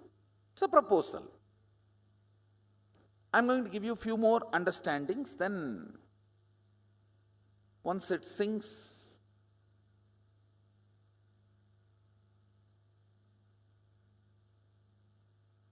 you will understand time.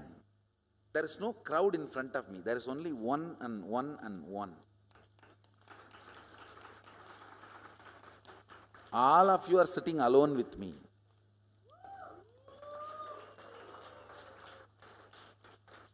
Because the profound truths I am talking, I am touching the core of you. I am addressing your individual cognitions. That is why even if the other persons are sitting, you are having a separate relationship. Time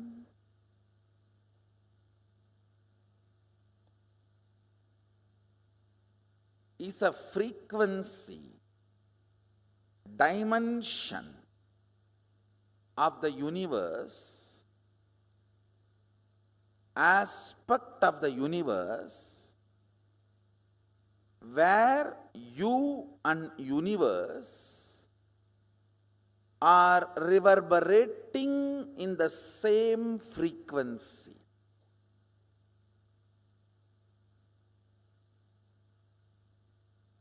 Unit of time of the sun, moon, Kailasa and you is one and the same. Listen, yesterday I said, our 1 year is 1 day for them, but unit is same. Only quantity difference. How many of you are understanding? It's only quantity difference, but not. So in Tattva, principal unit, listen carefully, your logic and logic of the Devatas are different. They are not same. Your breath and Devata's breath, not that far away, little closer. Your depth and Devata's depth, little more closer. But in time, your unit of time and their unit of time is one and the same. There is only quantity difference.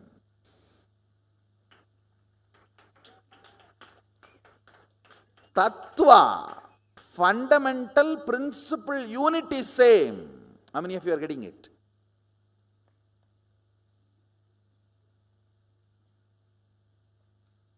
Yes. For us 1 year is their 1 day, but our 1 year is 1 day for them. It means what? Unit is same.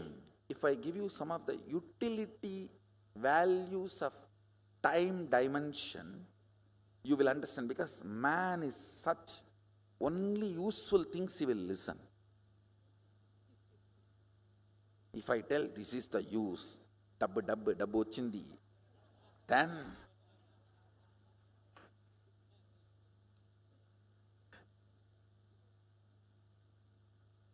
all 5 senses will be up and alive. When you are working with this power manifestation, how many of you have already started feeling precisely you will come to know now it is going to manifest, because you are falling into the tune of that needle. Like almost that needle is showing the north, that magnetic needle is aligning. Now it is going to manifest. No, I don't think now it is going to manifest, because I don't think the needle is aligning. How many of you are able to catch that precision? Raise your hand. Listen. Power manifestation should not be an accident after a few days of practicing. First few days only it will be an accident. It may come, I am telling, this is like my wife only. 10 days before I told, now it is been doing. First 2-3 days it's okay. But after a few days of power manifestation, you will catch, hey, and now I know, because my inner space is connecting. I know in my spine what usually happens. Now it is going to happen. How many of you are able to catch that? Listen, all of you can catch what I am saying. Listen carefully. Now sit up and come to that same moment, same space. Come to that same space of oneness. Tell yourself, declare to yourself, whatever Swamiji is trying to teach us, let me download and manifest. Come to the declaration, then it's easy for me to download bunch of understandings into you. If you do not understand the fundamental principle unit, even if you manifest powers, you are only part of cult. Some cult. Only if you understand the fundamental principle unit and able to manifest powerful cognitions on your own, you are part of the culture. How many of you are getting what I am saying? That is why I insist so much on you understanding this fundamental principle. Only if principle cognitions, why things are happening the way it is happening, is cognized by you. And you design your own powerful cognitions and manifest few powers which I did not teach, but on your own ability, you are part of the culture. How many of you are getting what I am saying?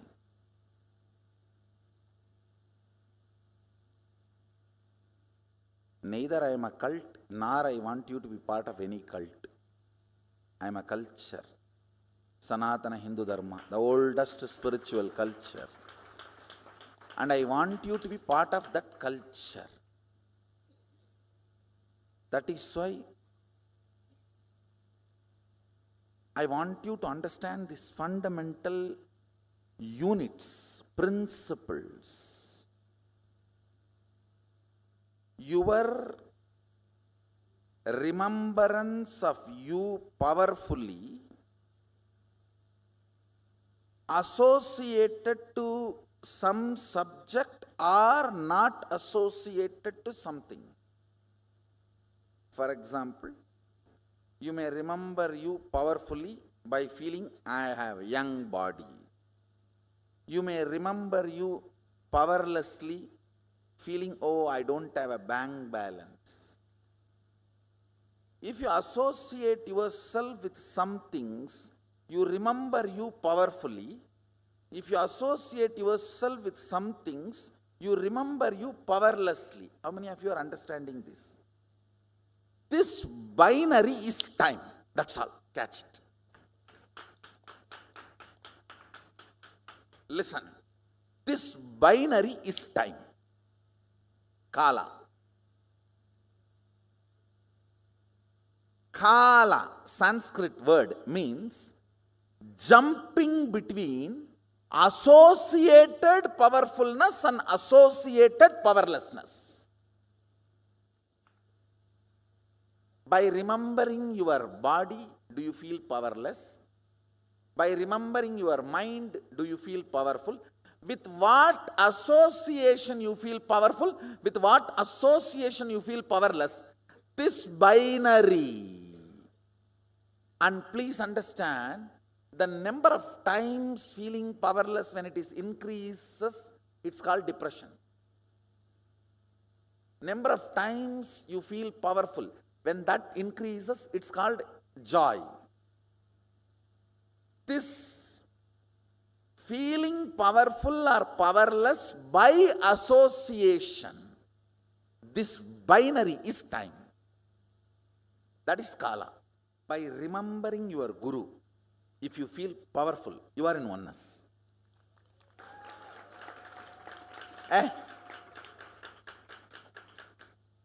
என்ன வேணா இருக்கணும்டா, இருக்கட்டும்டா. கடவுளே என் பக்கம், அப்புறம் என்னடா?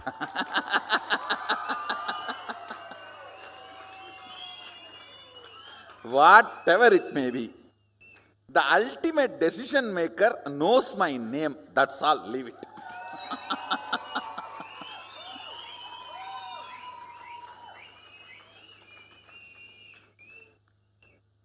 That is actually the initiation. That powerfulness behaves like a shark and swallows all the other powerlessness. How many of you already started feeling powerful when you remember power manifestation? Hey, I think I can do it. I think I am making it. I am cracking the code. I am catching it. So when that starts happening, so in that binary, the power manifestation starts adding more powerful cognitions in you. But once the manifestation starts, that binary will change. This power manifestation will start making you more and more confident, and the moment you remember power manifestation, you will feel confident. You will feel, I can make it. It's powerfulness. Understand, anything which you feel makes you powerful, you start cherishing romance with it.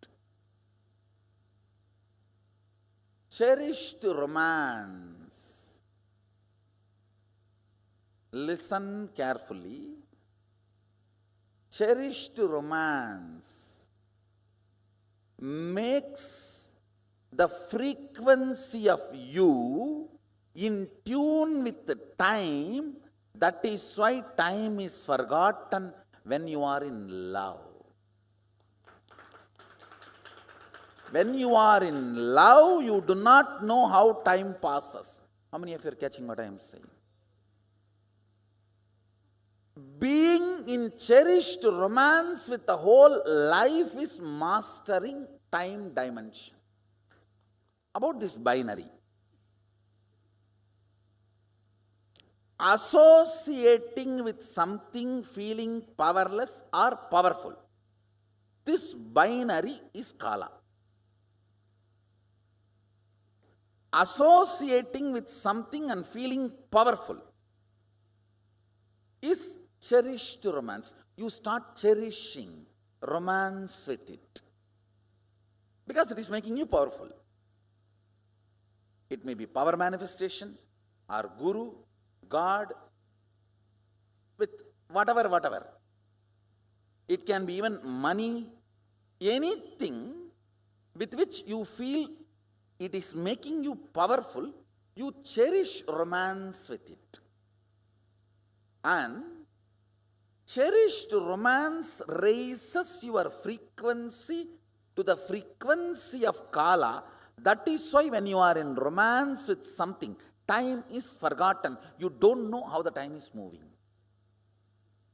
If you are sitting with your close friend 3-4 hours, you don't even remember time is lost.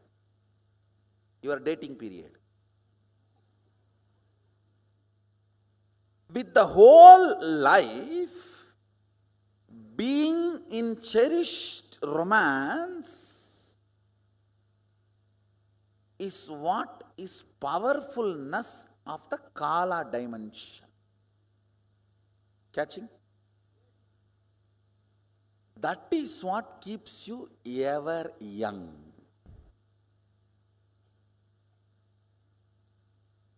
That is why Sadashiva describes himself in Kamika Agama as eternally 16.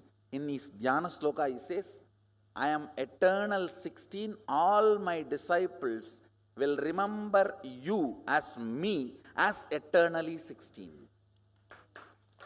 He uses the word, all of us will meditate on him as us. Means Shivoham, Sadashivoham, as eternally 16. I think intellectually I have given you some understanding about this Kala and its flow in us, this binary. Actually even now, like I am heating and beating. How many of you are understanding that? I am not taking any class. I am just talking to somebody who is inside you. Somebody who is deciding for you, because stupidly you don't decide for you. There is somebody else sitting inside you who is deciding for you. I am talking to that person. Ideas. Listen carefully. See, this is not elephant. This is an idea representing elephant. Am I right? This is not elephant. Elephant cannot be so small. This is idea representing elephant. Am I right?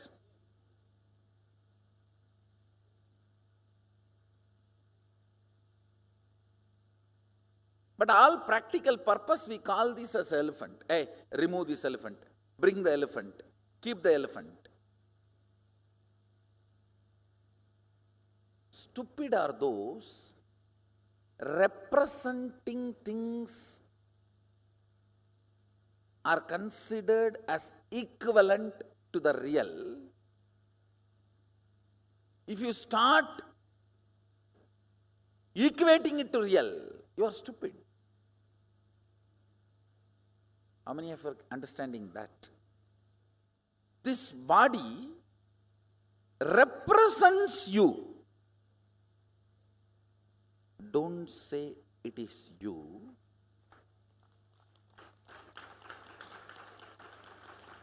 How many of you are catching? Why, you know? If somebody takes your name and abuses, you feel hurt. They have not hurt you. If this is you, if they put the knife, you should be suffering. But if they take your name and abuse, you are hurt. It means you are this also and something more. So this represents you. Catching it? Now listen. Now is the climax, punchline. In you, please listen, in you, whatever you consider as you and whatever you consider as represents you and faulty misidentification,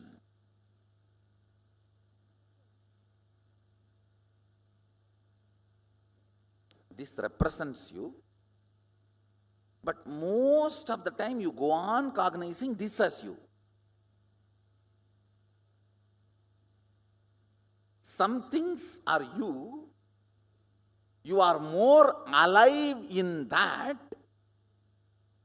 but while you are cognizing, you don't cognize when you take decisions, you are too alive in that. How many of you are catching that blind spot?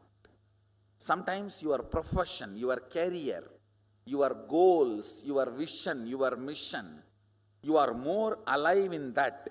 While you are taking decision to risk them, you don't understand that. When they are really suffering, the suffering you go through, you understand you are not able to handle it. How many of you are catching what I am saying?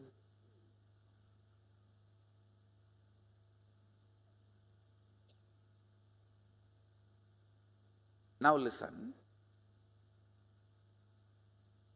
How this and time is connected. Listen.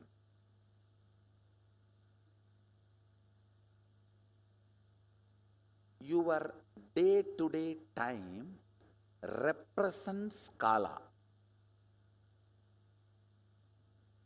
I am starting again.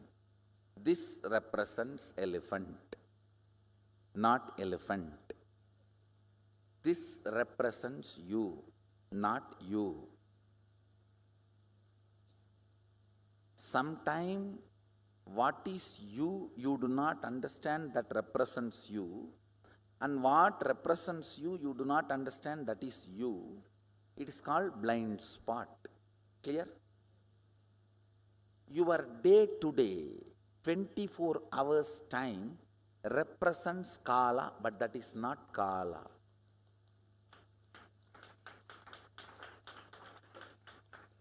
Your kala is your life vision. Your time is your life mission.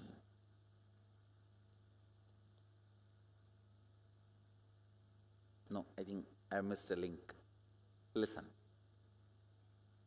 Your life's vision is to become enlightened and yogic body, Vedic mind, and living literally like Swamiji.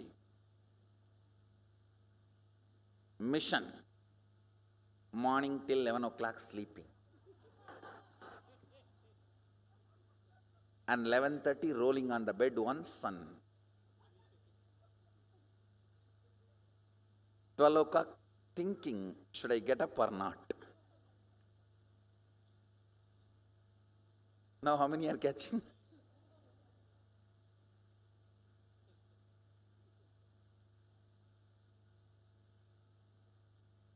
Your time, see, I am talking from the utility angle, the dimension of time, how it penetrates you, and where is the gap, these few things. I am not talking any morality, I am talking about some of them. How the vast gap between Your ideas and reality is your old age, tiredness and boredom. Why you are not in eternal romance with life? Because what you want, what you do is different. So what you want, nowhere even the horizon is seen.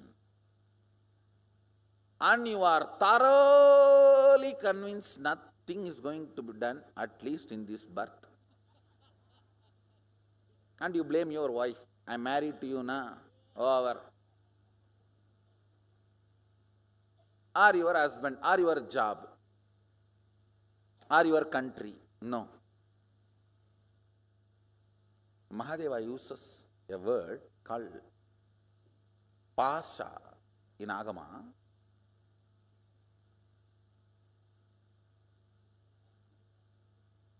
Not knowing why you are doing what you are doing, but continuing to do is pasha.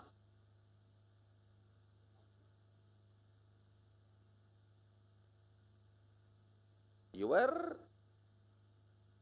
purpose, vision is something, but your day-to-day actions are all your day-to-day life is no way matching, and you don't know why you are doing what you are doing every day and continuing to do. Thinking suddenly one day somebody will appear in your life and change the whole thing.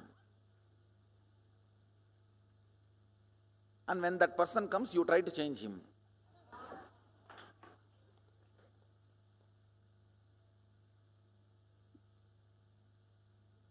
How many of you are getting what I am saying? The blind spot between your kala and time is pasa.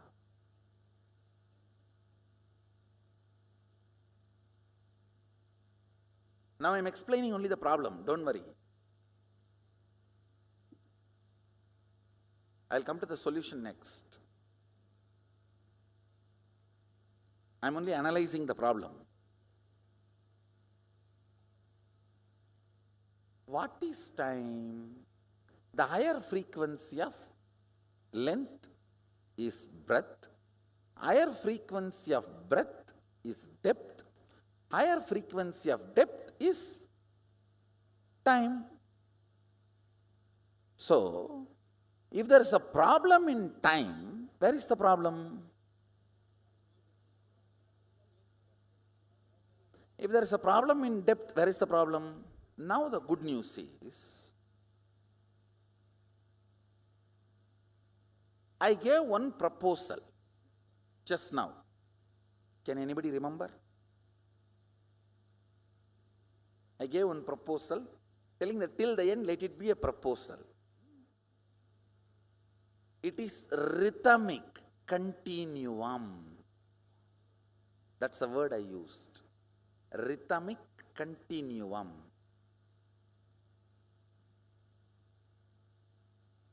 For example, if you developed a very high quality of completion with you and others, but suddenly died before getting enlightened, you will start from this and move towards the next step. Same way, you developed a wealth cognition, an accumulated wealth, suddenly died. You will be empowered and endowed with this wealth, and you will start from there. Rhythmic continuum. Listen. Listen, I'm going to connect this proposal which I kept and now whatever these long understandings I have shared, you need to catch this connecting point. Each power manifestation, listen, each power manifestation is nothing but infusing consciousness in your time or depth or breadth or length, listen, each power manifestation is nothing but infusing your consciousness into your time or depth or breadth or length. Any time you spend on it is the most useful time of your life. Because any power you manifest comes back to you till you become powerfully established once for all as Sadashiva. Listen.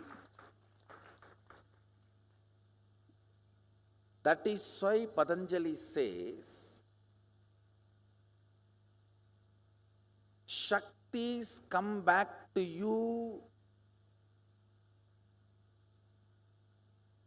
even if you have practiced a little bit in some remote past birth. Krishna says, Svalpam apyasya dharmasya trayate makato bayat. Svalpam apyasya dharmasya drayate mahato bayat means even if practiced little removes huge fears of life. Now listen. I told about good news, now I have the great news.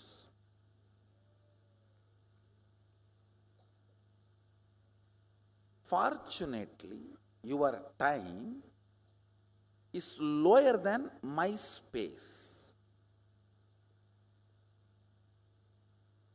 How many of you are getting?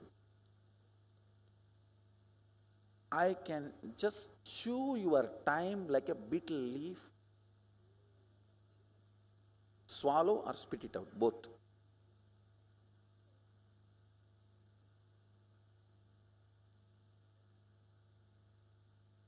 Which I am going to do.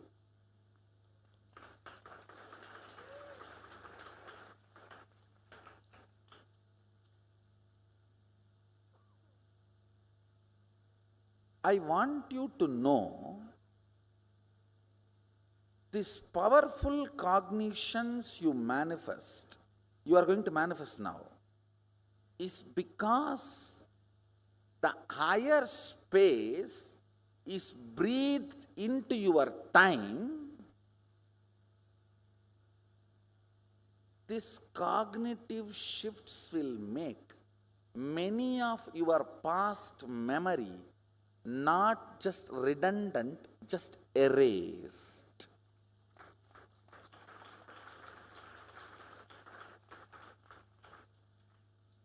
Whose memory load which makes you powerless is less than 16-year accumulation load. Listen, till the age of 16, in those days especially, you do not accumulate the load of memories which puts you in powerlessness to make you experience the binary. How many of you are understanding?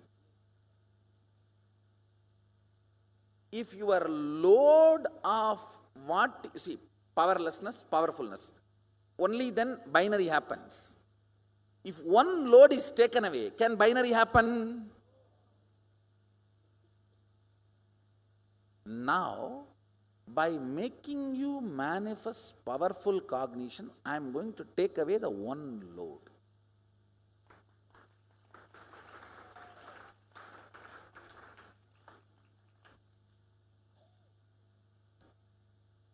The principle why the powerful cognitions are manifested and what is the side effect and after effect of that in you.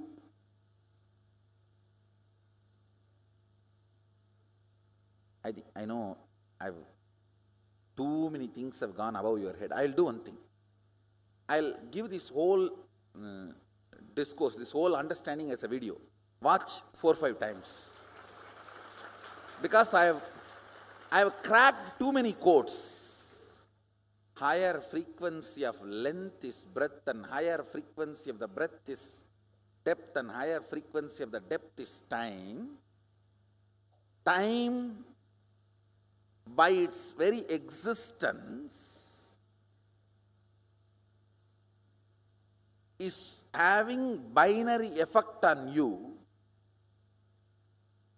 Associated powerfulness or associated powerlessness, binary effect, makes you experience time as your existence, and when the associated powerlessness volume is reduced, the number of hours you spend in cherished romance with life increases. That intensifies the quality of life in you, which in turn manifests as powerfulness and powerful cognitions. If you manifest powerful cognitions, that makes you feel more cherished, romantic with life. In turn, that reduces the powerless cognition's weight and stops this binary oscillation.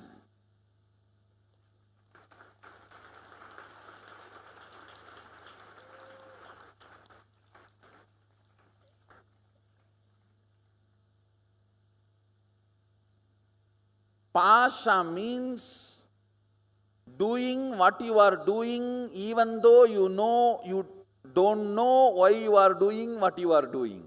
You know you don't know why you are doing what you are doing.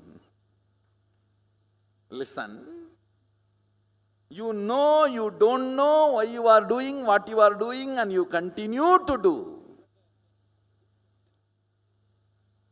Knowing you don't know why you are doing what you are doing and continuing to do what you are doing is pasha. Pasa.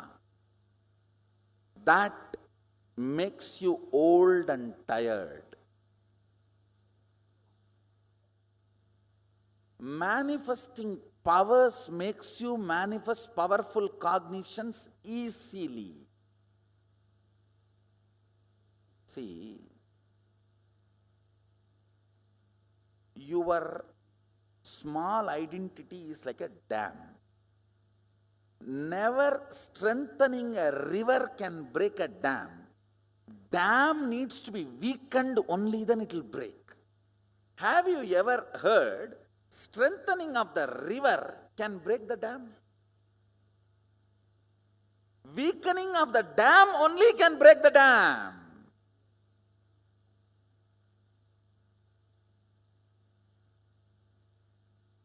Weakening of the dam means poking on your SDHD. That can happen only by power manifestation. It is power manifestation questions what you think about you is right or not. Understand, I am not disagreeing.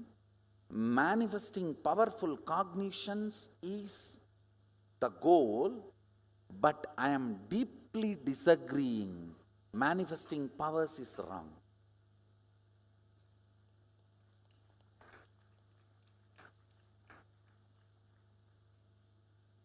I tell you, the number of enlightened beings I am going to produce, not out of arrogance, I am not talking out of arrogance, I am talking out of reality. Number of enlightened beings I am going to produce, that is going to speak the authenticity of what I am saying.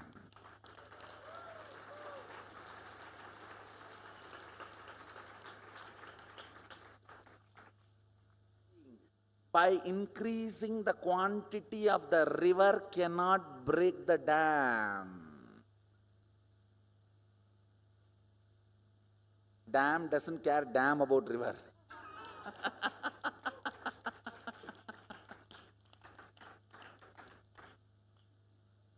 says, I am a dam. You are a river. Listen. From the side of the river, you cannot hit and break the dam. From the other side, if you poke the hole only, it can be broken.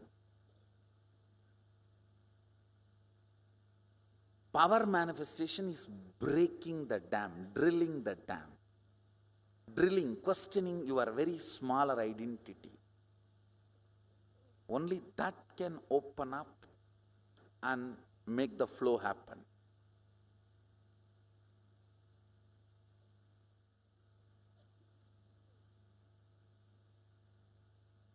Now listen.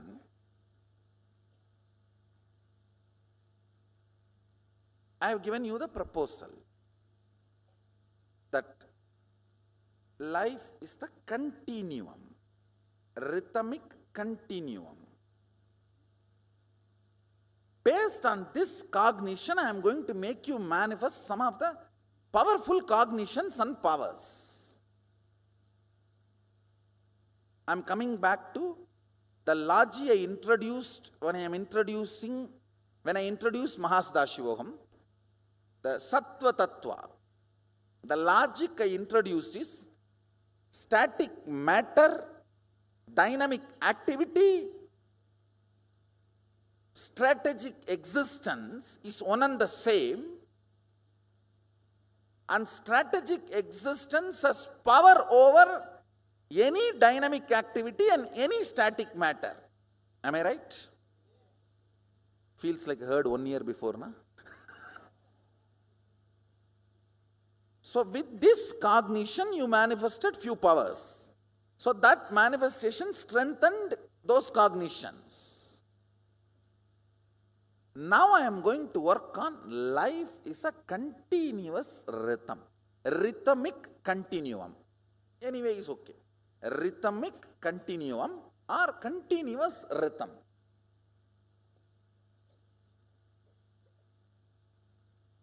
Now the cognition with which we are going to work to decode the time. Listen, with power manifestation and the powerful cognition manifestation, I'll make this into reality, means existential reality for you. As of now, it is a proposal I am giving you. In the West, proposal means different meaning. With that flower, they say, oh, will you marry me?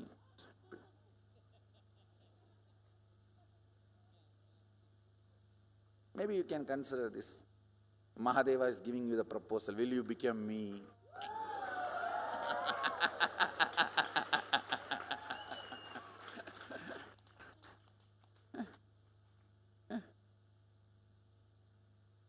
Marrying is a cheap word, 4-letter word. Will you become me? That's the right proposal. Marrying is the proposal of the length dimension. Will you become me is the proposal of the space dimension.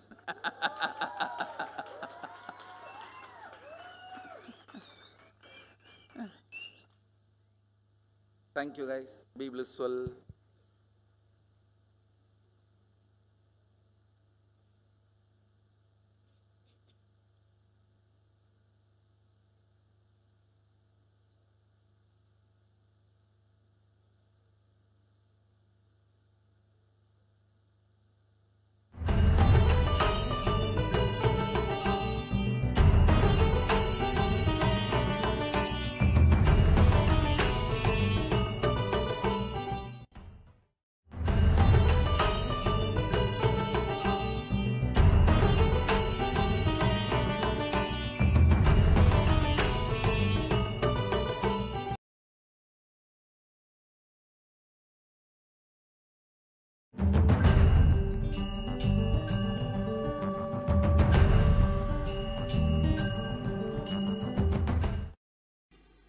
Now, I've introduced 3 things.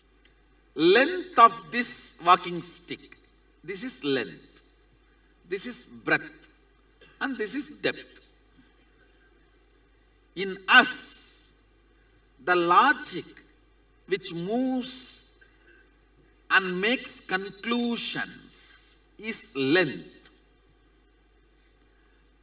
Breath which influences the matter means the cognition influencing the matter, spirit influencing the matter, your activism or involvement influencing the matter, logic, that zone is called breath. Like art, poetry, music, sculpting, where your spirit influences matter. There is a part of you, independent of length and breadth, matter and emotion can create an experience. Like I gave you the example, you may be sleeping on a beautiful king-size bed and air-conditioned room completely secured by the whole army around you, but you may be dreaming, experiencing a tiger chasing you, sometimes stray dog chasing you in the forest. Independent of everything external, the cognition you generate, the ability to generate cognitions is depth. Listen. Logic, which always concludes, is length in you. Your art, emotion, heart, which you can influence, that is breadth in you.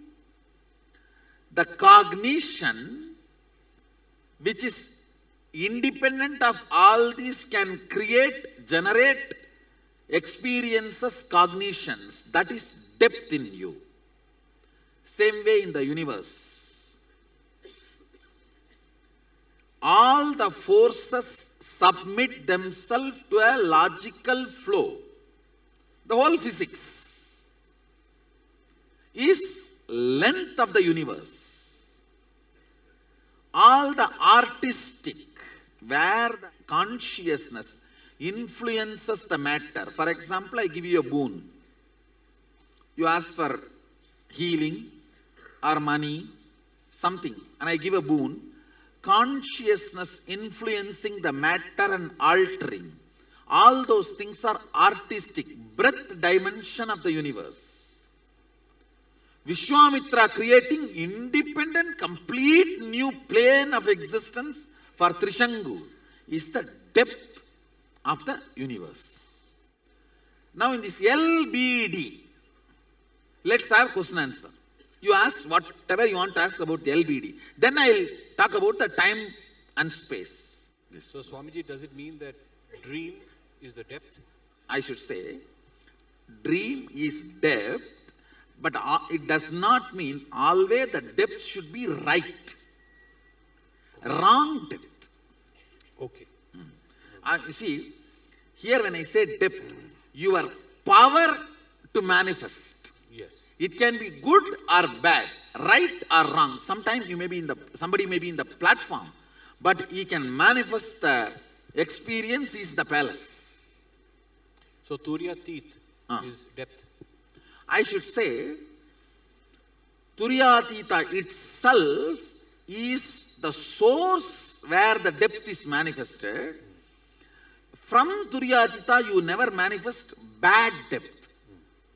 You only manifest conscious depth. For example, a $1 billion rich guy will never go to a shop and steal $10 and get imprisoned. The material which is in Turyatita as a depth. But sometimes people do use that to make a cheap things like ordinary dreams. Right. Actually, your ability to make a dream and your ability to make a heaven is one and the same. When you have a low self-identity, you create some ordinary dream where you have a small bungalow and the actor or actresses whom you want and all that. When you have a higher identity, you create Ramba, Menaka, Urvasi and Swarga. Otherwise, the stuff is one and the same. many questions will fall in place when I merge all these three, this length, breadth, depth, this 11 dimension, 25 states of consciousness, 5 aspects of Sadashiva. When I merge all these three, tons of questions will become clear. You just know the whole, how things happen.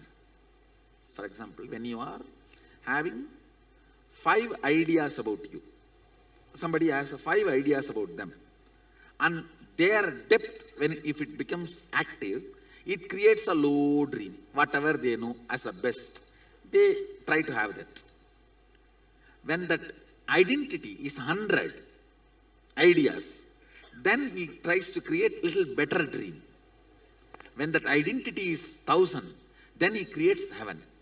Trishank, the energy Vishwamitra used and created a Swarga for Trishanku, is the same energy with which we also build a home for our worker and give. Nothing more than that. So Swamiji, if someone is in the depth, then is person A depth? How does it relate to other people, or is it just private reality? Does it really affect other people? What I am saying, as long as you have control only over you, your depth influences only you. Okay. When you master your whole biomemory and muscle memory, and even push that energy through your biomemory, muscle memory out, even the universe's depth listens to you. So how was Vishwamitra able to manifest? Because Vishwamitra's tapas, he has mastered himself and the nature around him. He can manifest anything he wants, not only for himself, even for others. It's just like giving a boon. It is the mastery of tapas. So when you have mastered your depth, you can also master the depth of somebody and create a different reality for them. Means which I am doing in Kalpadar Darshans and all, when I give a boon. Swamiji, can you give one more real life example of length, depth and the breadth? Which way? As object or as a being or as a universe? As being. You logically think, calculate. If you work this many hours, this is the salary you will get. It's a logic. That's a length. How to get the salary without working is breadth. And how to take vacation and give a medical certificate and give the salary get the salary is depth. So one view of ourselves is body, mind and intellect. Will that fit into just the length, or does it traverse? No. Body, mind, intellect. Mind and intellect are actually one and the same. I should say intellect, emotion, being. These three can fit into length, breadth, depth. I should say it's a rough equation. So depth is being, and breadth is emotion. Emotion, and length is logic. Intellect. Not intelligence, just intellect. Thank you. The difference between intellect and intelligence is that one scientist trying to make 2 holes in the door for cat and kitten. As per logic, he is right. As per the intelligence, he is wrong. This, the length, breadth and depth of a being is defined by the Panchakritya of Sadashiva. So, where is the question of ability that the jiva has? Now please understand. You see, it is like you have been given 30-meter rope. You have the freedom to keep 3 meters as length, 5 meters as depth, remaining as a depth. Or all 30 as a length and cry that I don't have a breadth and depth. That freedom is with you. 30-meter rope is given. You can decide whether I want to spend more of my energy only in length, intellect, or only in the breadth, emotion, or only in the depth, being. The more amount goes to being, more alive you will be. Okay. If somebody rolls all 30 meters into being, he will be independent of anything of the external world. He will be the king. He will live like a god. Okay. Means, even his logic will be the expression of being. Depth. His breath will be the expression of depth. Okay. See, unclutching, completion, all that is nothing but rolling more of you into depth. The length given is by Sadashiva. Decision to share is by you. Suppose the being doesn't know how much to allot where, because again that is coming under the Panchakritya, whether it's more of delusion, whether the being is deluded, in which part the being is resting. The moment you feel the suffocation, delusion loses power over you. 24 hours you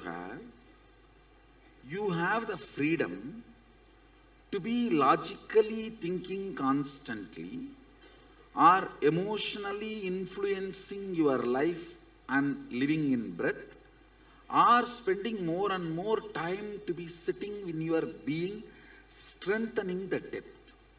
You do have freedom. Surely you have a freedom to play within that few meter rope you have. For example, that few hours you have, you do have freedom. Okay. That few hours, how you spend, you strengthen that dimension of you. Okay. That decides, are you going to have more freedom or not? When a child is given a knife and the child is very brilliant and it is nicely cooking, doing only the right job, he will be given a bigger knife. If the child is by mistake, knowingly or unknowingly cutting his finger or hurting himself, the knife will be taken away from the child. So, all of us surely are endowed with certain freedom. How we play with that freedom, are we using that freedom to hurt others and hurt ourselves? Then it is curtailed. Okay. If we are using that freedom to free us and free others, then it is expanded. Okay. So is that called free will? That is called free will. Okay. And surely we are all given enough free will to manage our life. Okay. And one more thing, whenever suffocation is felt by you, Sadashiva is Karunya Murti. The moment you feel the suffocation, liberation starts in you. Okay. It is like a gold touching the mercury. The moment gold and mercury comes in contact, gold starts melting. Okay. Same way, the moment you feel the suffocation, it starts melting. Okay. And sometime we ourselves ask Sadashiva this as a boon. I may not be able to handle myself pushing me towards liberation. You better appear in the form of suffocation to me and go on pushing me towards liberation. Why Tirunavukar got the stomach pain? He actually asked Sadashiva, till you fill my heart, let my stomach torture me. So that is the way he got that disease. He feels, in the world I may forget the whole purpose. So better you be available in the form of this suffocation. So till I become completely enlightened, you be driving me from the stomach. Oh my God. Sometimes even we ourselves make this happen. Oh. And we will not be aware of this at all. I tell you, there is something called soft sufferings.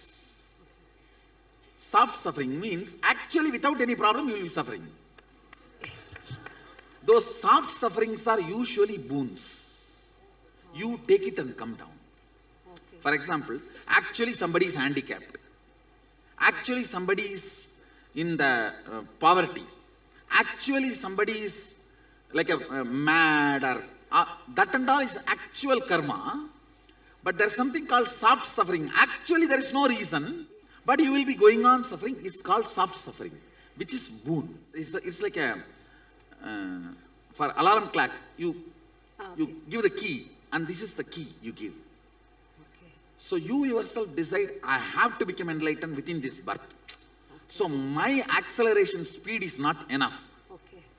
Devi, please accelerate me. Whatever it may take, I am ready for that. Whenever you give that kind of a commitment, she gives soft suffering. She will never give you hard suffering. Hard suffering comes by karma. Soft suffering comes by boon. All soft suffering is come only as a boon. Swamiji, just before with the length, breadth and depth, just by having the depth, can we create even the matter? Just by See what I am saying, listen. If you are just a sandalwood tree, naturally you will have a smell. So if you become fully depth, for example, 30-meter rope is given, all 30 you wind it up and become a depth, your smell itself will be length and breadth. Your presence will be breadth and length. I am telling you, no way I can be so logical from my background. I am a high school dropout. Now, as per the international standard, I am a high school dropout. I never went to university. I created university, that's all. No, I am telling you practical. Never went to any university. Never know any protocols of the university. So, from logic, if you see, I cannot have this logic. It's my depth, and the smell of the depth is logic. So each of this session is one PhD thesis. And surely, I am not exposed to any of these physics, quantum physics books and these, that, to catch the essence and chew and spit it out. See the morning satsang. Whether it is a quantum physics, chemistry or alchemy, everything just gets chewed and gets... So no way, logically it is possible. No way logically it is possible. Depth, if you wind the whole thing into depth, I tell you, bluntly if I have to put it, completion makes even your logic extremely beautiful, extremely sharp. And anything you see, you just behave like a grinder and grind and spit it out. For example, first time when I sat in the flight, I just looked and I know the whole circuit, how it is working. I know it looks like a too big claim, but what would I have to tell you? With all my integrity, I am telling you. First time when I sat in the flight, maybe I think it is 2002 or only at that time. When I sat in the flight, I just looked around. I just know the whole circuit, how it works. Not by any logic. Always try to entertain yourself with your depth, means completion. Unclutching. Unclutching, completion, all these are beautiful entertainments. A lot of time on unclutching, you will have amazing business strategies. Amazing business strategies. Amazing negotiation words. You will just know where that guy is sitting. You will just know where you need to relate to him. Depth Depth matters. This is the question regarding the teleportation.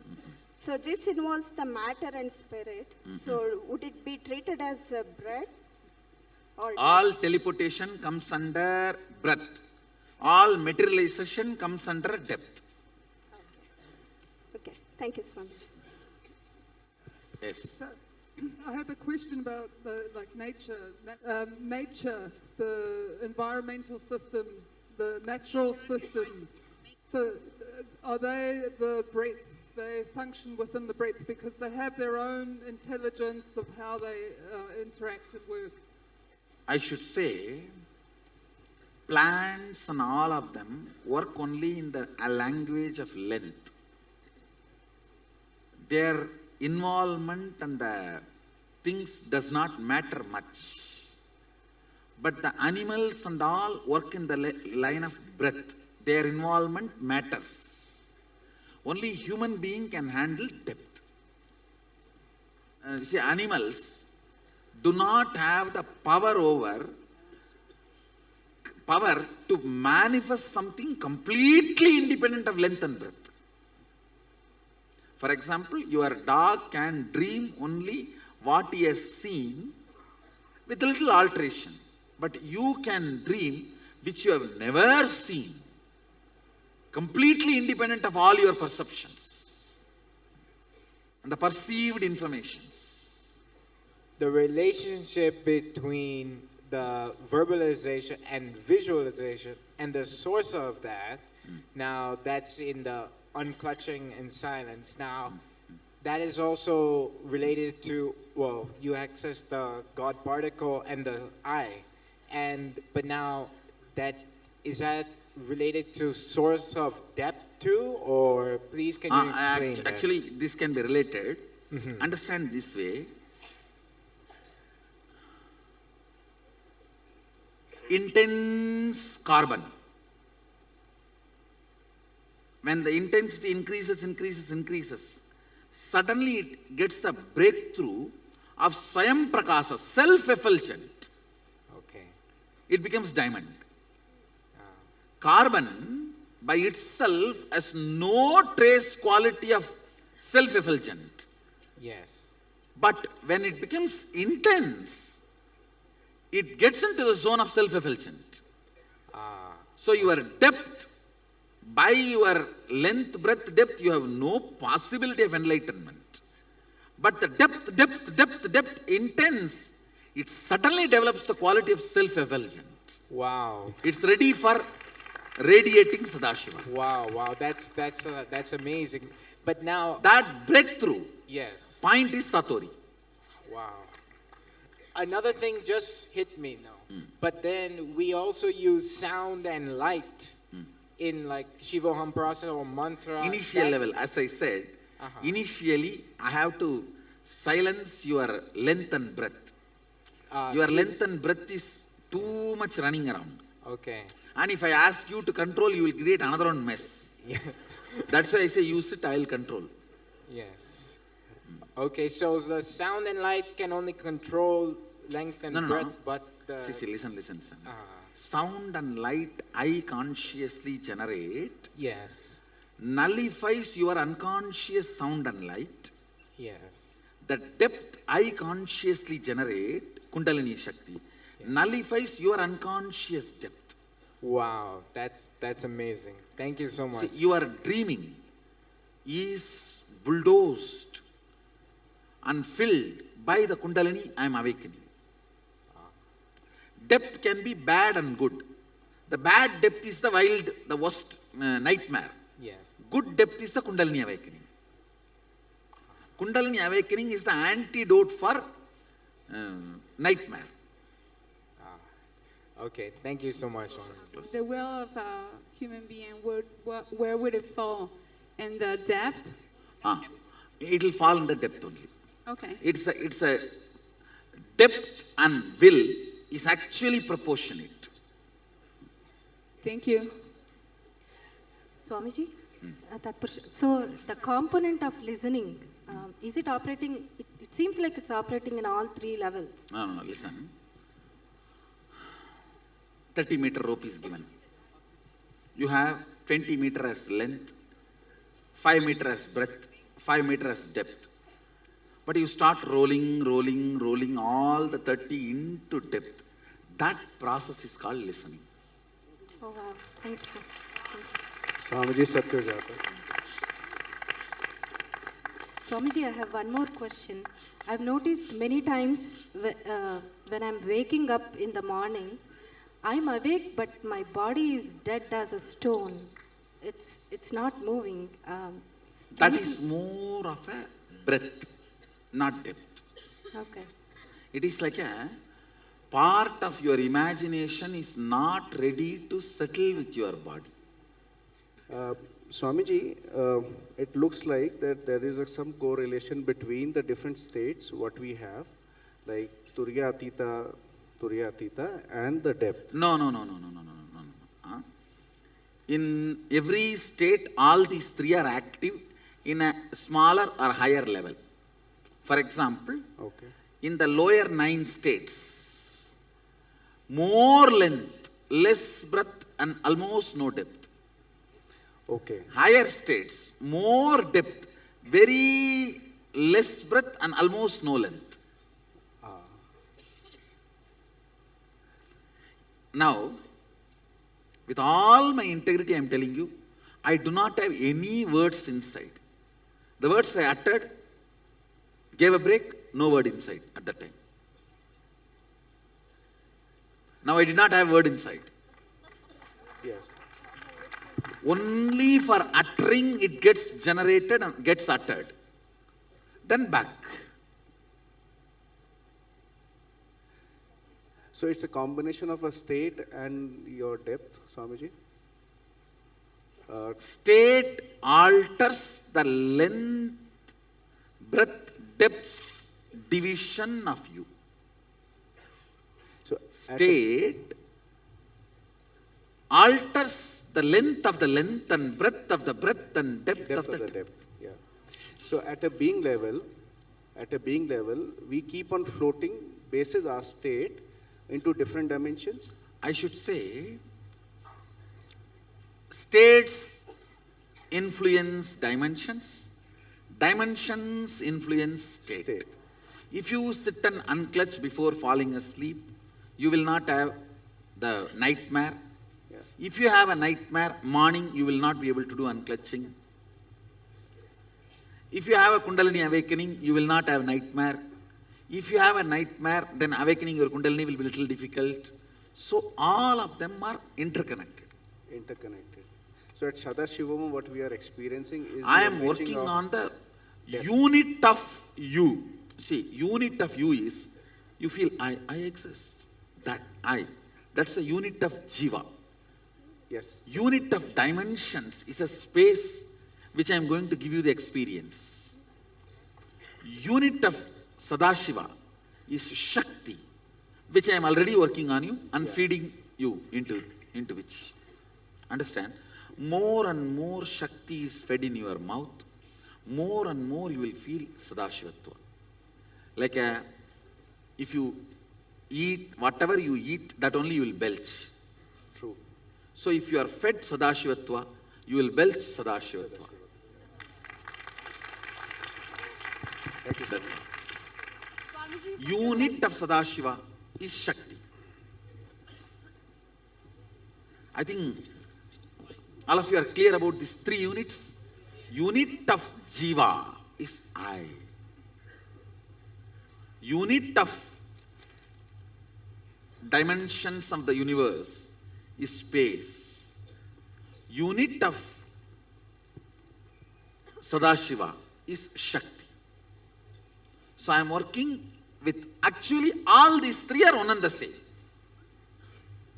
Shakti, space, I is one and the same. So awakening them and filling you with that Advaita is the whole Sadashivam process.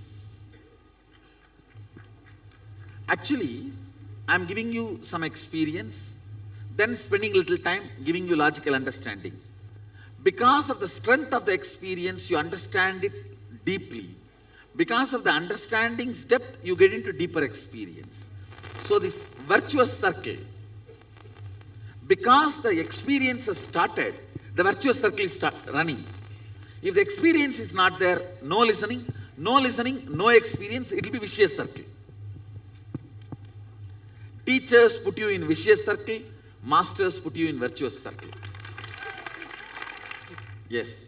Swamiji, for the depth, you had used three expressions, I think: cognition, consciousness, and being.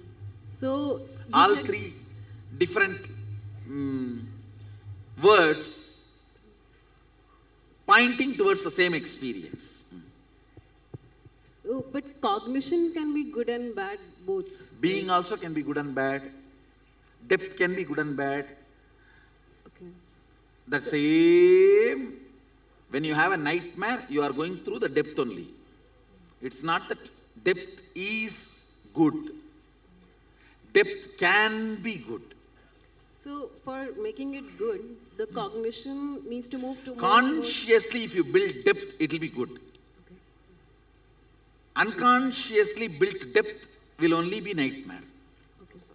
For a happening of any event, is there any way to know the origin of that event, whether it is from depth or breadth or from length?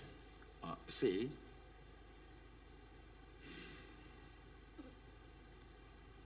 never take a decision when you have a mood swing or depression. Because many times you will permanently damage yourself because you are temporarily upset. After happening, even if you know you have taken the decision when you are in the length, it has no use. Anything, whether the outcome is good or bad, strengthens you is from depth. Anything, whether the outcome is good or bad, makes you shallow, is length. Even the nightmare wakes you up, finally. Yes, bad depth, but wakes you up. I wanted to ask whether depth is inbuilt in human beings or not, or we have to build it, like... You are given freedom. I will not say it is inbuilt. The possibility is there, but you should consciously build. Because many times when you don't build, you just die without even experiencing or tasting depth. Okay, and one more question. I can say integrity is also one of a powerful way to build depth. Integrity is always the tipping point in your life. That's a tipping point, and I tell you, integrity also makes you enjoy life very deeply. For an integrated person, this coffee will taste 1,000 times more than an ordinary person who is superficial. Same coffee. 2 cups. For one it will be coffee, for another one it will be nectar. And integrity matters, increasing the depth of being and experience. And Swamiji, where do we put aggression and mood swings in? Is it breadth or logic? It is more length. Length. Usually, length damages, breadth heals, depth makes it irrelevant. When you are doing a poetry, art, dance, music, it heals. Logic hurts, emotion heals, depth makes it redundant, irrelevant. But you talked about 3 levels, like the one which you gave the Trishul example and being example and universe. So is it that we are being better and better, like going up? I have given you understanding. For understanding, I use these examples. And can you explain depth in the universe level? Vishwamitra creating Trishangu Swarga. I don't know that. Vishwamitra created a new heaven for Trishangu. If you are deeper enough within you, you can not only handle you, control you, you can even control things outside you. You can create your body temperature, change the body temperature and make the rain happen. When we are not aware about this, and then what's our state? Which? About which? About the dimensions. What is our state? When you are not even intellectually introduced and you are not opened your eyes for it. Like how a born blind man, difference between born blind and the fellow with eyes. Ignorance is suffering. Not being introduced to the unit of you, unit of universe, unit of God is torture. Being introduced to the unit of you, unit of God, unit of universe is a mandatory basic requirement. It is a owner's manual for a body. Along with every body, the owner's manual should come. See, it's like a saying, oh, if I have not introduced the owner's manual to my car, what will happen? What will happen? Anything can happen. A Gurukul, the first job of the Gurukul is introducing to every being unit of you, unit of universe, unit of Sadashiva. That's the first lesson. And then making them understand life from the unit. See, if you have to teach physics to the kids, you naturally teach unit of length, millimeter, centimeter. Same way, how you teach units of everything. Liter means unit of liquids. 1 milliliter, 2 milliliter. Like how you teach units. You need to teach the unit of being, unit of universe and unit of Sadashiva to every being. Not doing is the crime against humanity. Education is an education only if you are educating the units of life. These three are units of life. Nithyanandam Swamiji. Swamiji, I want to understand this depth dimension, the equivalent of this from the modern physics point of view. My understanding might be very limited, but I think, see, for example, what these guys are telling us now is that when we observe certain phenomena, we change the result. See, they only gone up to the breadth of the physics. Breadth. See, length of the physics is A plus B is C, 1 plus 1 is 2. Now, this whole observer changes the result is only a breadth of the physics. Still the fools have not gone to the depth of the physics. Understood, Swamiji. Understand? Yes, Swamiji. Now I can move my hand and move the sun is the depth of the physics. Understood, Swamiji. All these mystical powers, all this is completely... See, I can move my hand here and move the sun there. Is the depth of the physics. Very difficult for the physics to grasp. Even the breadth of the physics they are catching only after so many hundreds of years. Yes, Swamiji. Understand? You see, length of the physics is Newton. Breadth of the physics is observer influences the observed. The depth of the physics will be quantum. Not this guys, the quantum word they are using. In this, the quantum word they are using, they are trying to show more an agnostic, atheist way of, this is the way the parallel universe exists, But they are not saying our will as a powerful role to play with the parallel universe. See, the moment you say there is certain will which plays, then the independent intelligence operating the whole mechanism need to be accepted, which is Sadashiva, which they don't want. That is why they are trying to keep the depth of the physics as agnostic as possible due to their unscientific stupidity. Understood, Swami. See, what is unscientific? Not exploring because of your vested interests. Agnosticism, removed from quantum physics, will make the scientist a genuine seeker, will lead them to enlightenment. Understood, Swamiji. Thank you, Swamiji. Anybody who has studied little quantum physics? Swamiji. You can, of course, there I know so many, Rajesh, it's agnosticism.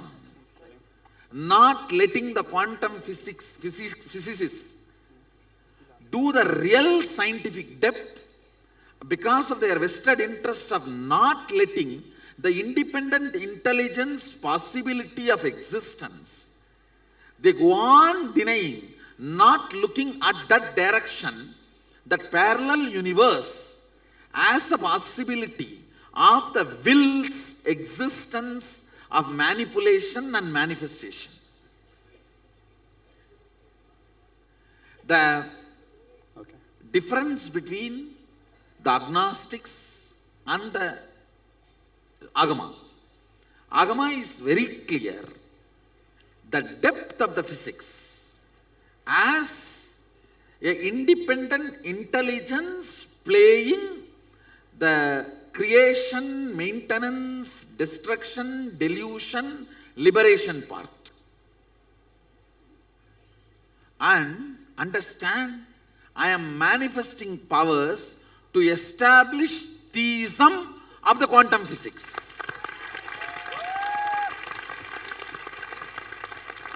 The theistic quantum physicist is my Balasans.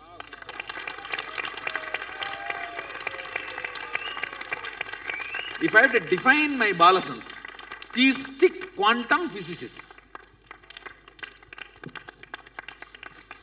Actually, I told some of my Balasans, hey, don't write 12th examination. I'll make big universities, give you honorary doctorate. When they bring it, tell them, put it at the feet and go. Don't touch by hand. It's dirty.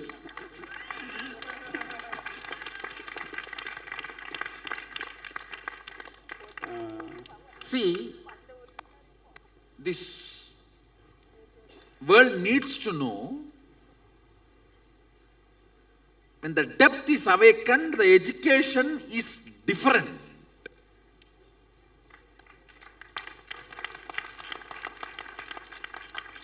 Actually, I am going through the fluttering period of my Gurukul. Means I am at crossroads. That is why I have to justify my Gurukul so much, and in few years, you will see 10 times longer queue. These middle class Indian parents will be standing here, like how they stand outside the US embassy for visa, for my Gurukul administration, for my Gurukul admission. Now I am going through the crossroads where I am yet to establish, see, I have established certain things, but I have not completely established the utility value of this in the regular life. Once I establish that, then these middle class Indian parents will be standing here in queue up to Bangalore. People will ask, what queue is standing? No, but the Nithyanandam Gurukul admission opened, so we are all standing for application.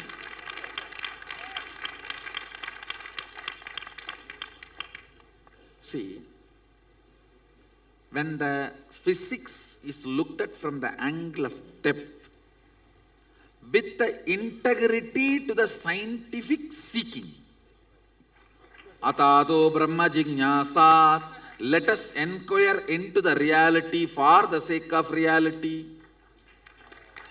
When that starts with the depth, the being produced is called theistic quantum physicist, my Balasans,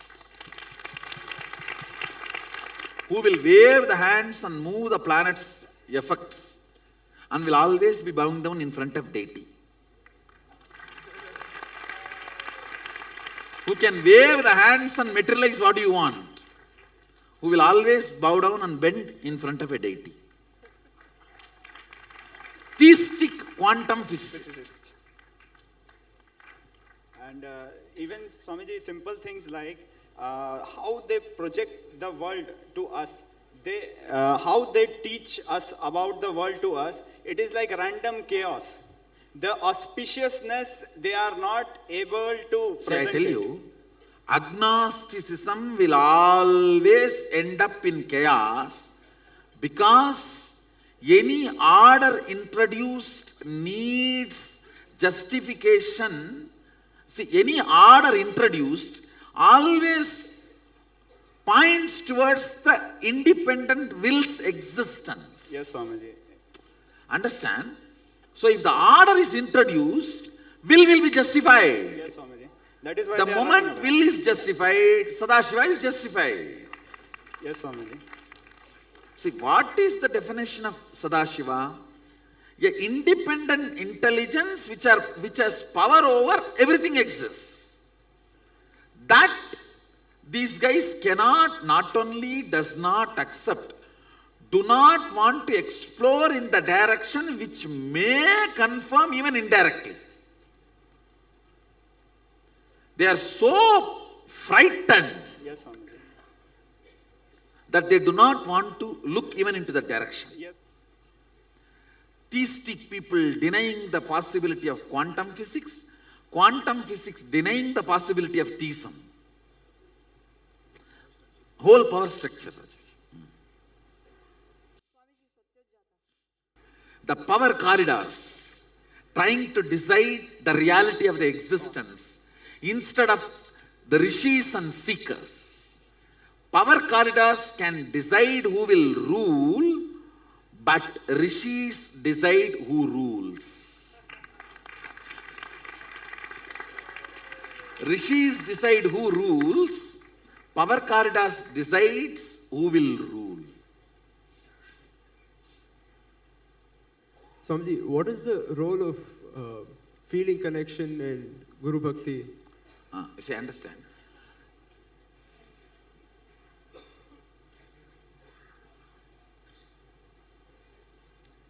With anything you feel connected, love, your biomemory starts meditating on it constantly and it becomes that.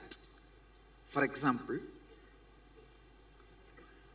an egg from chicken is taught to meditate on snake. Snake will come out of the egg. See, Prahlada came out of Hiranyakashipu.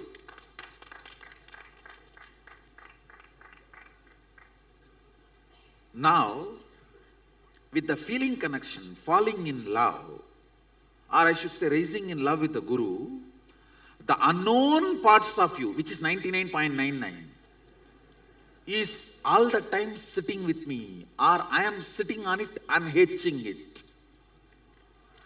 All the parts of you which is in love with me, I am hating it. All the parts of you which is in love with you, you are hating it. That part gets just hatched and you become me. So feeling connection or Guru Bhakti is like a quantum way of manifesting Sadashivatva. It is not logical or breadth, it's a depth way of manifesting Sadashivatva. See my Balasans, not just manifesting powers. Talk to them, every statement, their body language, everything will be literally mine. How many of you have observed that? It's like my DNA. That is because of the raising in love. So raising in love or feeling connection is kind of a, see, inch by inch, burning all the karmas, or just put the forest fire. Feeling connection is just put the forest fire. See, yesterday I was telling that if I have to sit and convince you step by step, yes, we will do it. When? I'll only be your retirement entertainment story. When you are retired, you will call all your grandkids, great grandkids, or the neighbor kids, and tell a story in those days, long, long ago. Once upon a time, get little coffee, and then you will continue the story.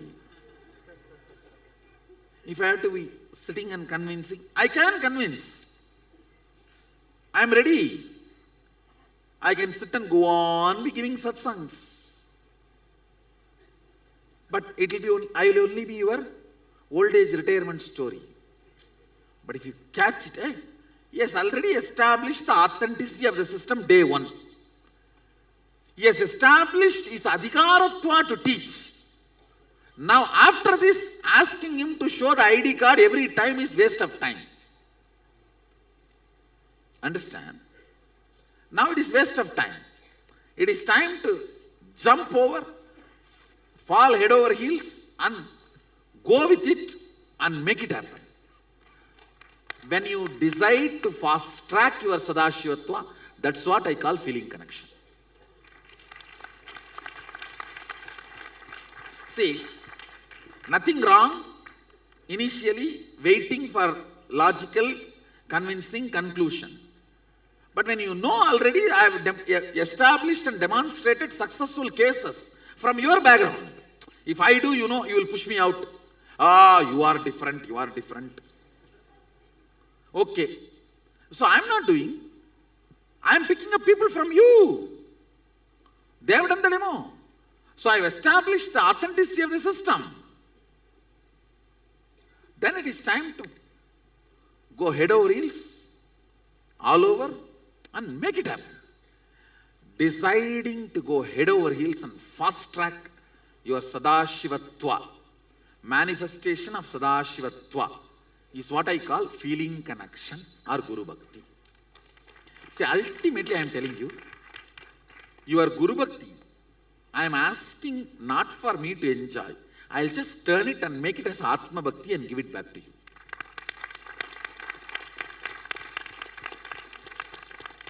When you complete with GDHD, I will complete with your SDHD. That's all. I will just turn the energy, make it into your Atma Bhakti. It's like a cub bringing fresh grass for lion. Is he going to have a lunch or dinner with that grass? He may act in front of the cub, not to disappoint the cub. See, I am eating, and he will turn this side and maybe he will keep it there for the next cubs to come and have lunch. 1 or 2 meals they need to have before they realize they are lion. That's all. Understand? Somebody asked me in the Facebook from the Sadashivam team only, how do you handle all that attention and adulation? I am not. I am not receiving. I am only just turning it into your Atma Bhakti. Everything showered on me, the Bhakti, everything, I just turn that into your Atma Bhakti. Guru Bhakti is recommended only to be returned with multiple times. I should say it is more like a investment, not like giving it away. Always Guru Bhakti turns into Atma Bhakti.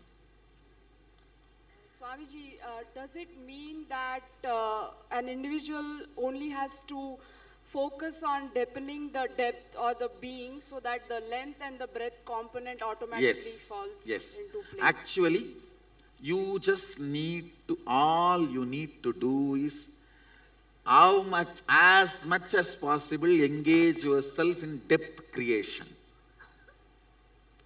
Length and breadth automatically happens. People who created length and breadth neither will have length and breadth nor have depth. People who generated depth will have depth and length and breadth.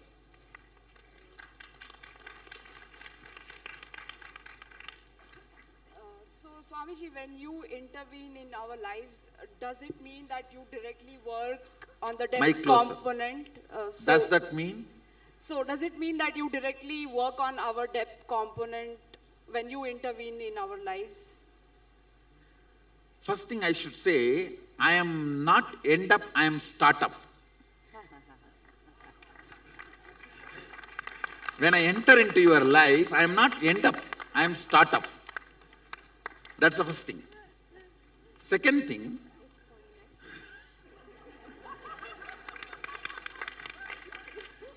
see, you should look at the whole thing. The word end up is wrong.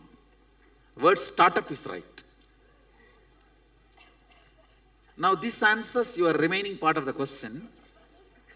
Always with startup, the depth increases, everything else follows. Understand? Guru does not end up in your life, he is startup in your life.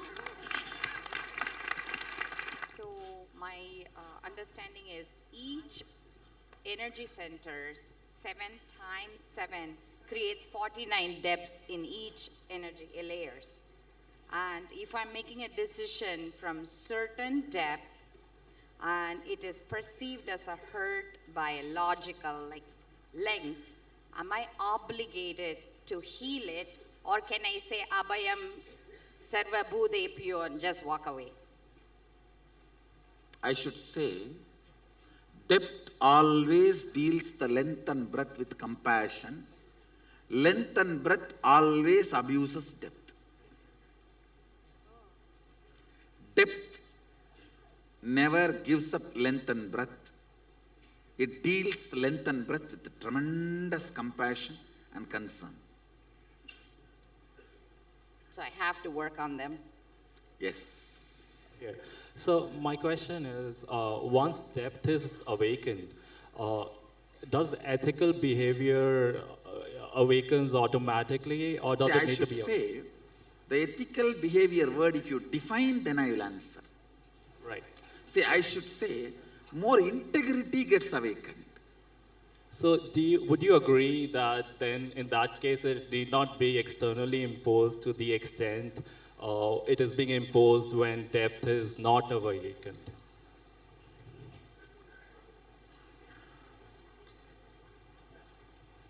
I should only answer based on the situation from which you are asking the question. For example, if you are asking from the context of things should happen, we should not be forcing.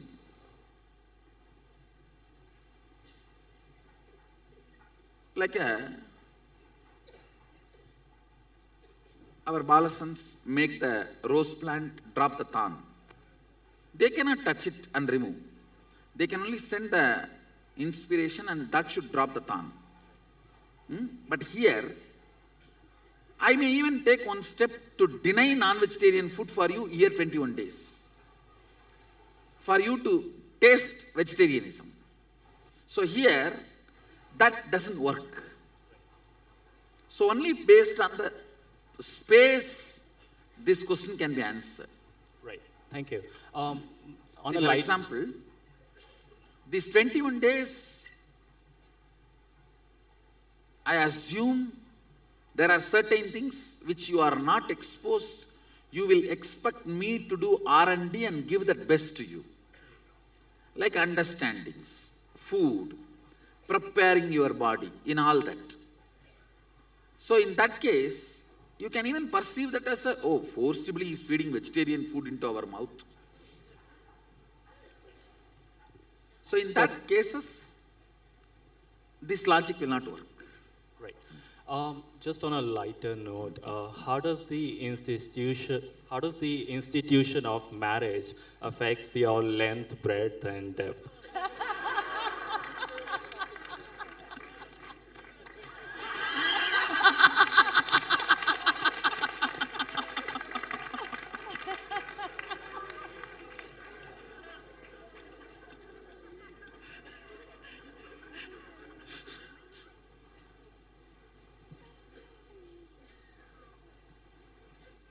Take this seriously. It's not.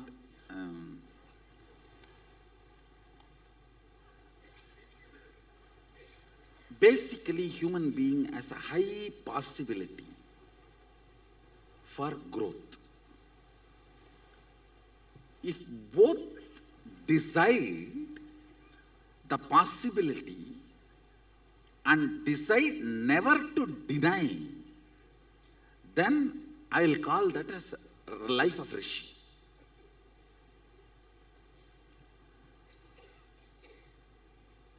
Both agree maturing of our taste should be the center of the relationship. Then it's an amazing marriage, I tell you. As couple people who are connected with me, they live a real life of heaven. The maturing of the taste, if there is any imbalance, that's it. And I'm not talking even about the devotees whom I'm seeing. Even in the regular life, sometimes a person, when he grows little bit, his communist ideas may evolve into capitalist. When he has no responsibility, he will be communist. When an individual responsibility comes, he will be capitalist.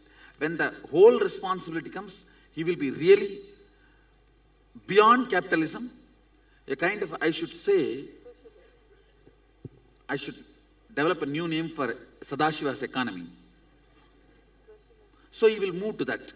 So even in the life, your taste in the field of entertainment, your taste in the field of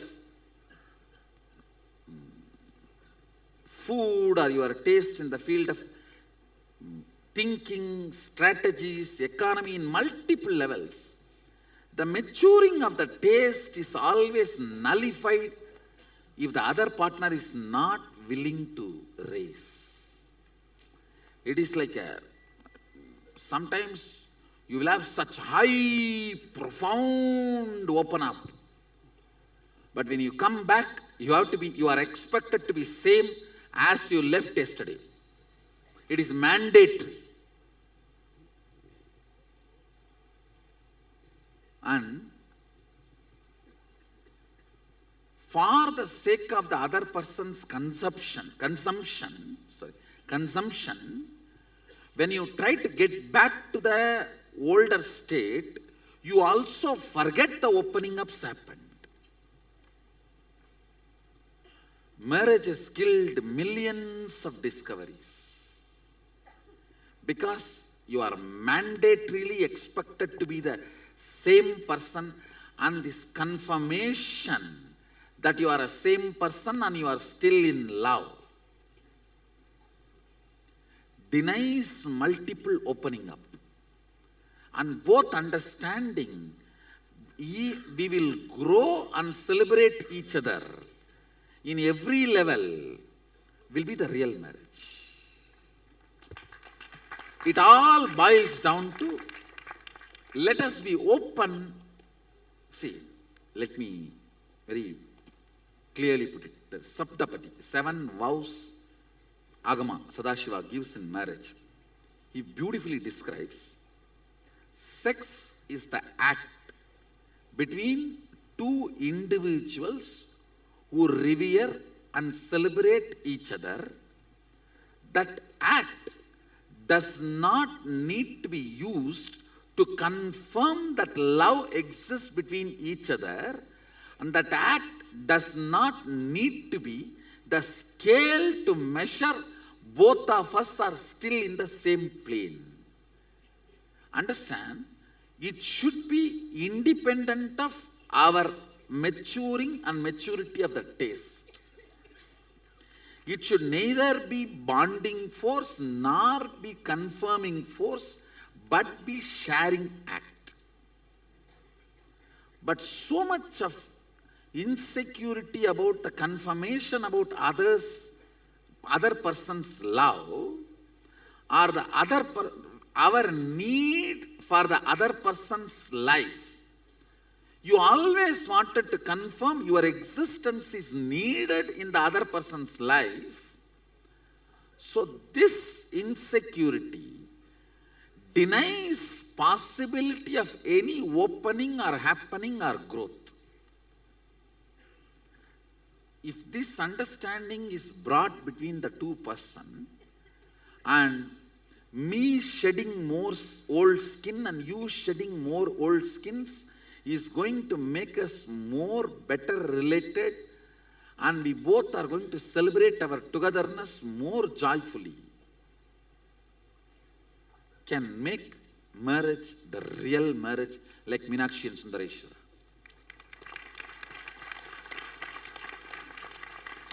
Meenakshi and Sundareshwara.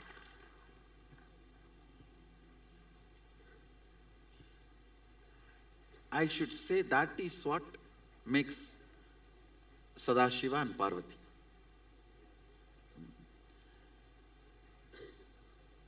So always make sure before marriage, both of you understand the possibility of the opening up.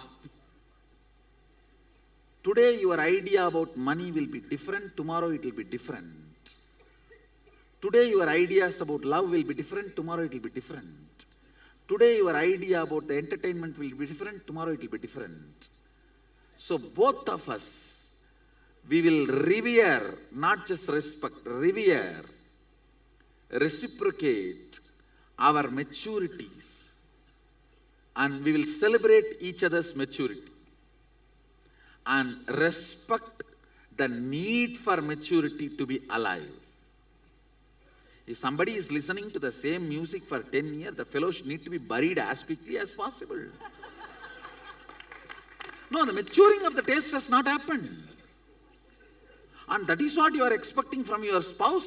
Then you are living with a dead body, and that is going to torture you like a ghost. Understand? Maybe that understanding will, the first vow itself, let's grow everything together, share everything together.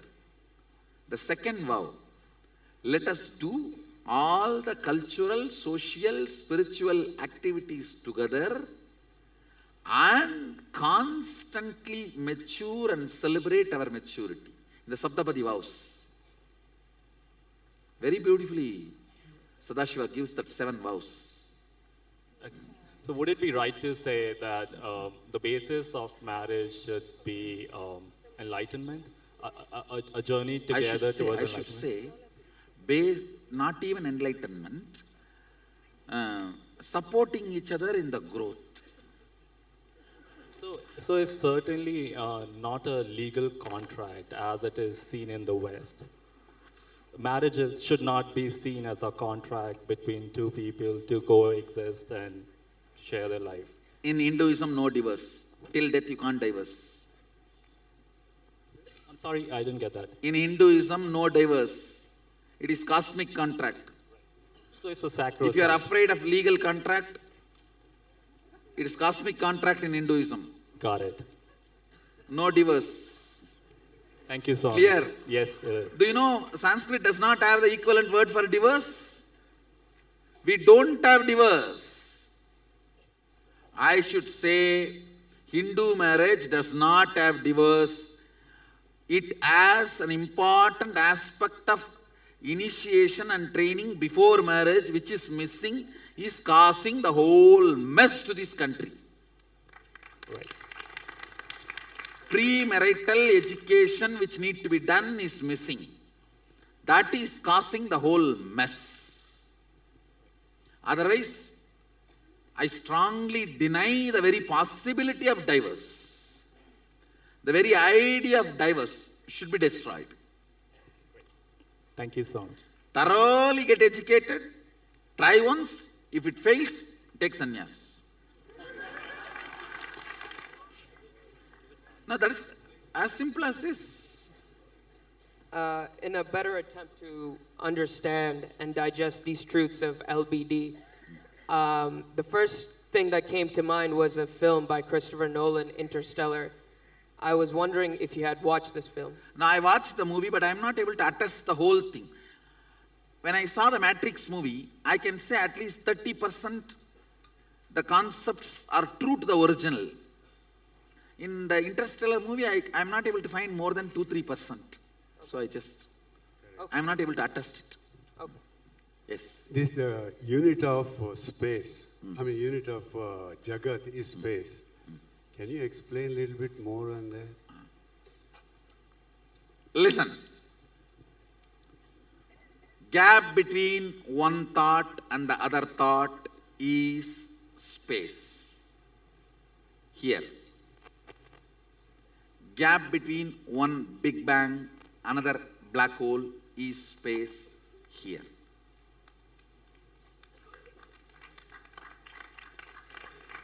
Listen carefully.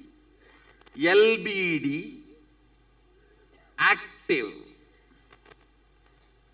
LBD, active on the space generates time. Anything gets active on the space generates time. Space is the canvas on which all these four exist.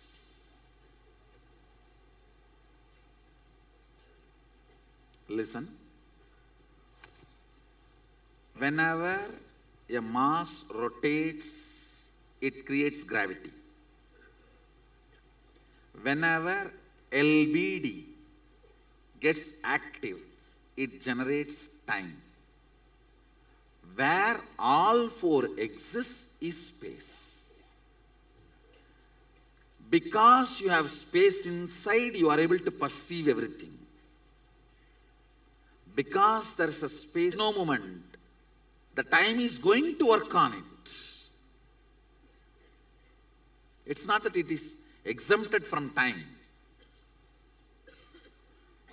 But if it merges into the space by samadhi, time cannot work on it. The only thing which has a capacity to merge into the samadhi, space, and avoid time working on it is human being, human consciousness.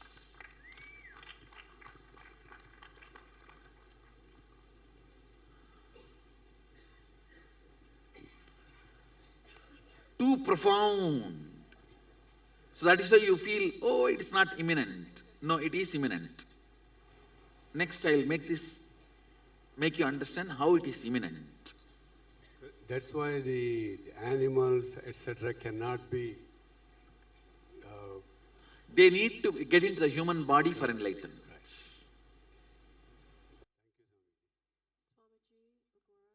See, the statements I made are literal formulas. Now apply these statements and go on bringing more questions. Once I make these statements fit with your questions, you will understand they are not just profound, they are imminent. They have immediate effect, they have immediate utility value for your life.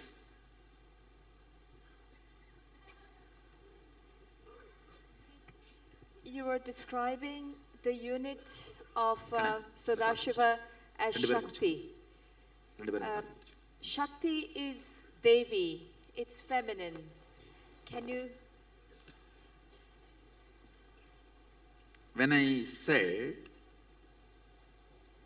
unit of Sadashiva is Shakti, I did not use it in the language of the Devi which was a form. For her also the unit is Shakti. Understand?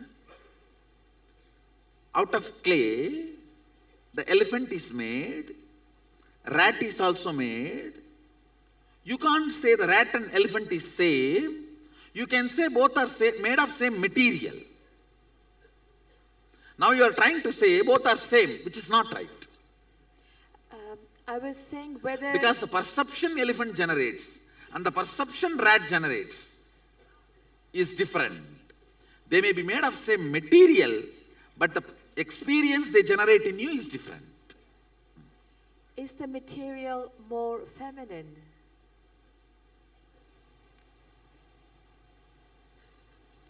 It has no idea of feminine and masculine. I am not going to be attesting feminist ideas, no. Even though I am a Shakta, the Shakti component does not have idea of masculine, feminine, thank God. Swamiji, something else you were saying of the tool to be... See, listen. The cricketer who is standing on the ground with bat, he is Sadashiva. The guy who is waiting in the gallery to substitute, if needed, is Avyakta Sadashiva, unmanifest Sadashiva. The power with which he is hitting the ball is Adishakti.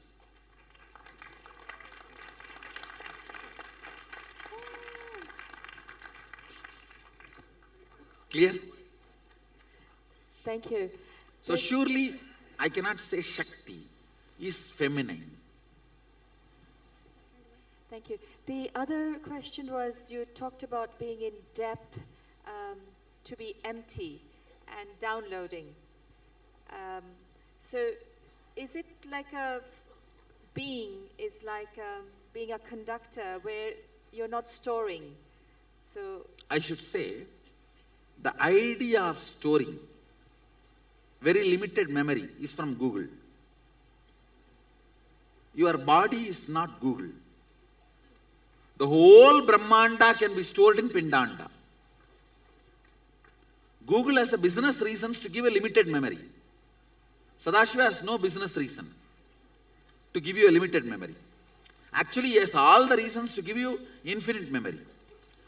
You do not need to imagine there is a central server. You only live Google and research. I should say the whole cosmic archives is inside you. Just your liver is enough to store the whole cosmic archives. If you are thinking your brain is the archives, you are wrong. Brain is a browsing center. Liver is the archives.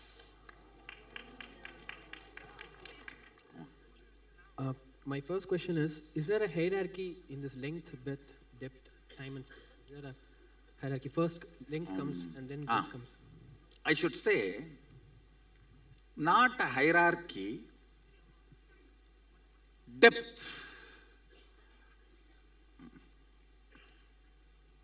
10 frequency of length is breadth, 10 frequency of breadth is depth, 10 frequency of the depth is time, 10 frequency of the time is space.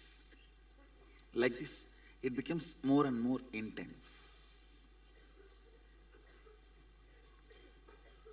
For example, one thread is a length,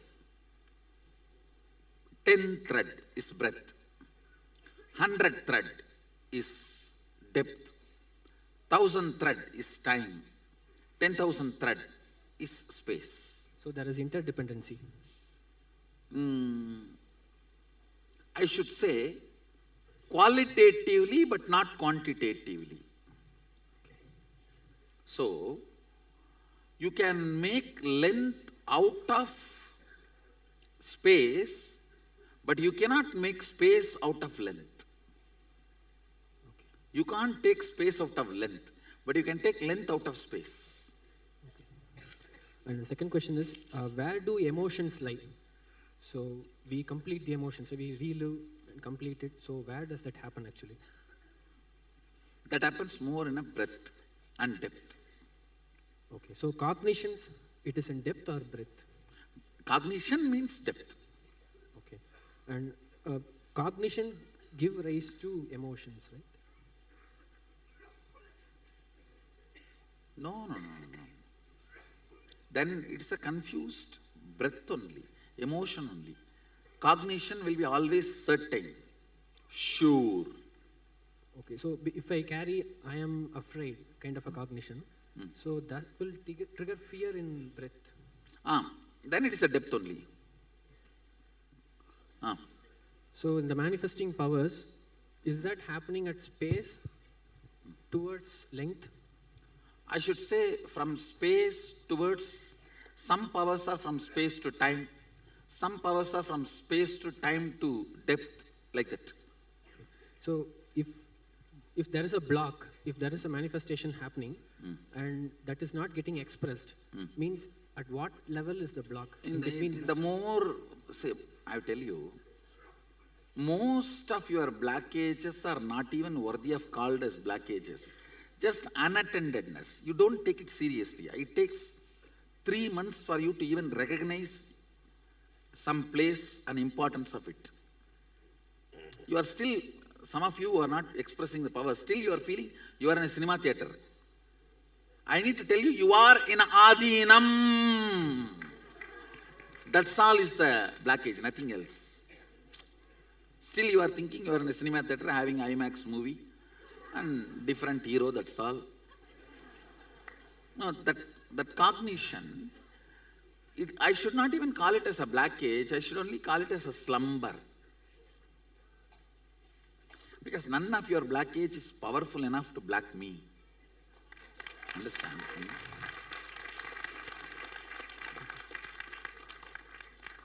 I always tell people, tell your problems how big your guru is. Not your guru, how big your problems are. Thank you so much.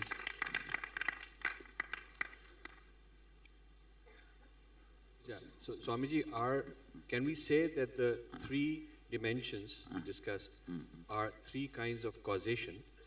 First is cause-effect, that's purely mechanical, predictable, formula, always this produces that. Yes. Second is consciousness producing effect on matter, cause-effect. And third is consciousness by itself producing an effect. So all the 3 without even the help or support, independent of length and breadth. Yes. So the 3 ways of producing effects. Yes. You are right. So this is a theory of causation, that there are 3 kinds of causations. Yes, 3 kinds of manifestations. 3 kinds of manifestations, When a person starts falling more into depth, then the rules of how one operates on length starts to change, right? Yes. Actually, length reduces, breadth reduces, so your worrying and constantly soaking you in your worrying disappears. Because no energy left out for worrying. Understand? Otherwise, you worry about everything, and if you don't get anything also, oh, today everything is going well, I think tomorrow it's going to be hell. How many of you have this worry? Today if everything goes well, tomorrow is going to be a bad day. How many of you have that? Raise your hand. Almost it is a universal. Swamiji, Agora? Just one final thought. Go ahead. So then the idea that length is logic and intellect is also partially true, because it then is changing with the person where they are. Because the person also is losing his logic. Whenever you are not able to handle yourself, the truth is on the depth side, you are on the logic side. It is like you sit on the branch and cut the root of the branch. That is what you do when you are sitting on the logic and trying to manage all the decisions. Decisions of depth, but from the logic. Yeah, Swamiji, my question related to medicine and disease. So, the diseases... Medicine, the allopathic medicine and diseases. So, the diseases that happen that in length and breadth. No, it is not always. Actually, all psychosomatic diseases happen from, actually they happen in depth and manifest into length and breadth, but we dump medicines on the length and breadth, so depth never gets healed. How does the depth See of what a I am saying? treating... Listen. Psychosomatic disorders, let me talk about that. Starts in depth, manifests in length and breadth. Chemical, which cannot get digested, assimilated into our muscle memory and biomemory, touches only our physical aspect, stops manifestation of symptoms, does not cure the core disease.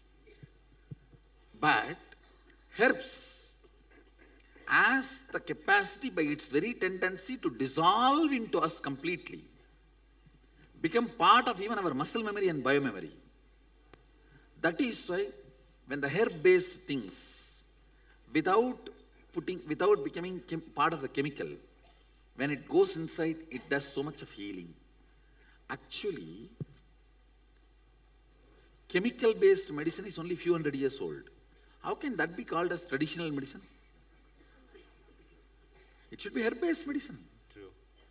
Does the depth of the patient itself or treating physician, does it affect the effects of... The treating physician does not directly affect, but your biomemory or the best wishes, your energy can affect independent of the medication you provide.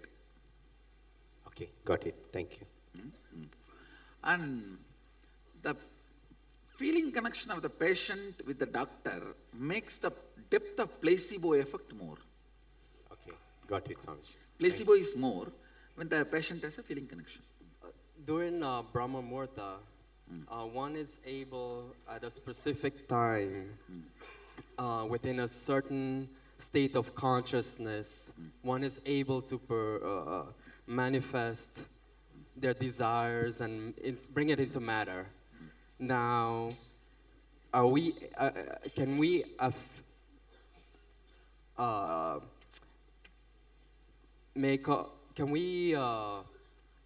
make our depth, influence our depth in that state of consciousness? During the Brahma Muhurtam, depth has not yet started becoming length and breadth. So anything added there also becomes length and breadth when the length and breadth starts getting operated. Okay. And we're able to positively influence that to grow deeper and more in a positive way. Yes. How the neurological experiences can be generated independent of outer circumstances and can be established permanently in us. First thing, do you understand neurological experiences are generated in your dream independent of outer circumstances? Yes. How can that be created, you are asking? See, I'll talk about this example of these alchemy products.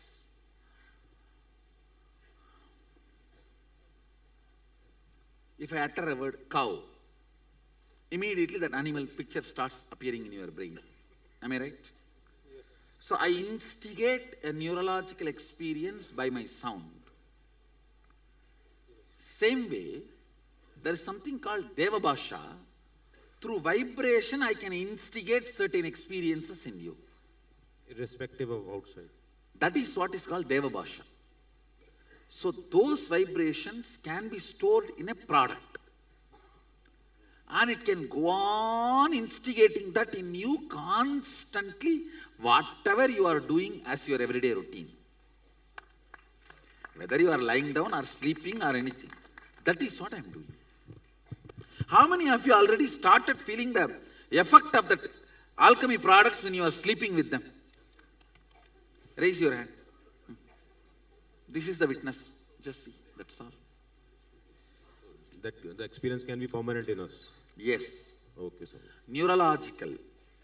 When the effect is created, it's permanent enough. Yes. Now you understand that it's not waste of time and energy. It's all real science.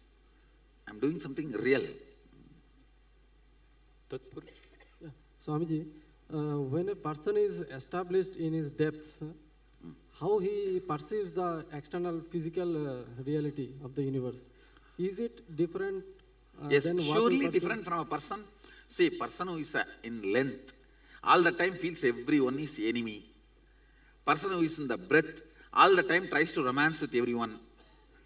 Person who is in the depth, all the time sees the reality as it is. I just wanted to understand, this universe is infinite. Where is the, it doesn't understand, mind doesn't understand that. Where, when it will understand, in what No, way? mind can never understand universe. How can one thread understand 10,000 thread sari? Okay. Can one thread understand this whole shawl? No. Understand? Your saliva can never understand the whole ocean. So mind can never understand. Actually, if saliva enters into the ocean to understand ocean, it will lose its quality of saliva and become ocean. Thank you, sir. And so many things about Sanatan Vedic Hindu Dharma you revealed were so amazing. And I am going to reveal the Hindu cosmology. Thank you, Swamiji. As per Agamas, Hindu cosmology. Yes, Swamiji. Swamiji, one of the things about wedding... You also need to know, Hindu cosmology talks even about the plates on the earth which causes the earthquake. I strongly believe if we do little research, we will be able to predict earthquakes as per Agama. I only have to spend little time and do research and establish it to all of you. I commit with you guys in next 2-3 years I will do it. I'll do it. We will be able to, see, just like we are able to predict through our Panchika, lot of things like a cyclone, so many things. This cyclone, Varda, is predicted this year beginning itself in the Panchanga. Arkad Panchangam has clearly described the Varda cyclone with the date. But that precise. And I am very sure Agama gives a detailed description of 480, the plates on the surface of the earth which causes earthquakes, with the description of the countries established on those plates. Wow. So if we just study and map it, we can do a lot of predictions Yes, Swami. of their movements Yes, and the speed with which they are moving and the direction towards which they are moving. wow. I think for the Himalayan belt, like that Nepal earthquake, it will be a fantastic... you know. Thanks, Swamiji. Swamiji, about the Panchanga also, the wedding, in India, we spend so much money, time, effort. If we create a small, I request you to create a small course for people who are going to get into wedding, so they understand this Saptapadi, Not like only me. course, I'll make it as a set of videos and upload it in the YouTube so that people, wherever they are, they can study it and then get married. Yes. I'll do that. Actually, I'm looking at the 7-8 projects before getting pregnant. Learn what you need to know from Sadashiva. Before getting married, know what you need to know from Sadashiva. Before getting into the school, know what you need to know from Sadashiva. Never get into college. Thank you. So, I really wanted to make this set of videos. Yes, Before Swami. doing this, Yes, Swami. please learn what you need to learn from Sadashiva. Yes, Swami. His inputs. Yes, Swami. Gurukul is the greatest gift you can give for your children.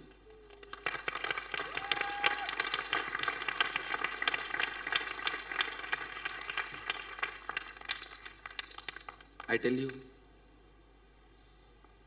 till the age of 21, other than life living. Anything else you dump on the child is no way useful for the child.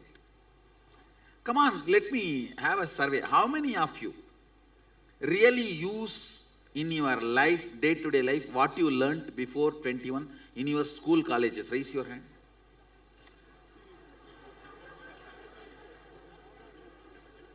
Oh, really? Hardly, maybe 5%. Maybe they have woken up between the question. At least I am not using.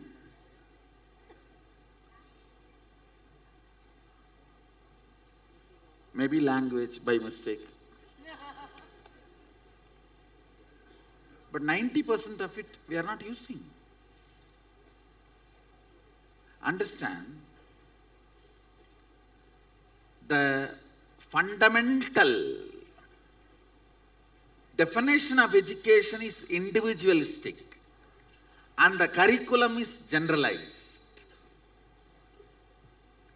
Why you need to study? The why is all individualistic. What is all generalized? How many of you are understanding this big mismatch? Why you need to study is individualistic. What you are studying is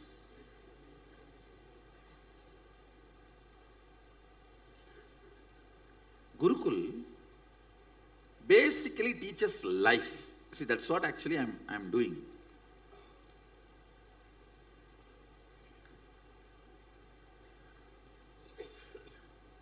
All I'm trying to do in the Gurukul is layers and layers and layers of bliss memory.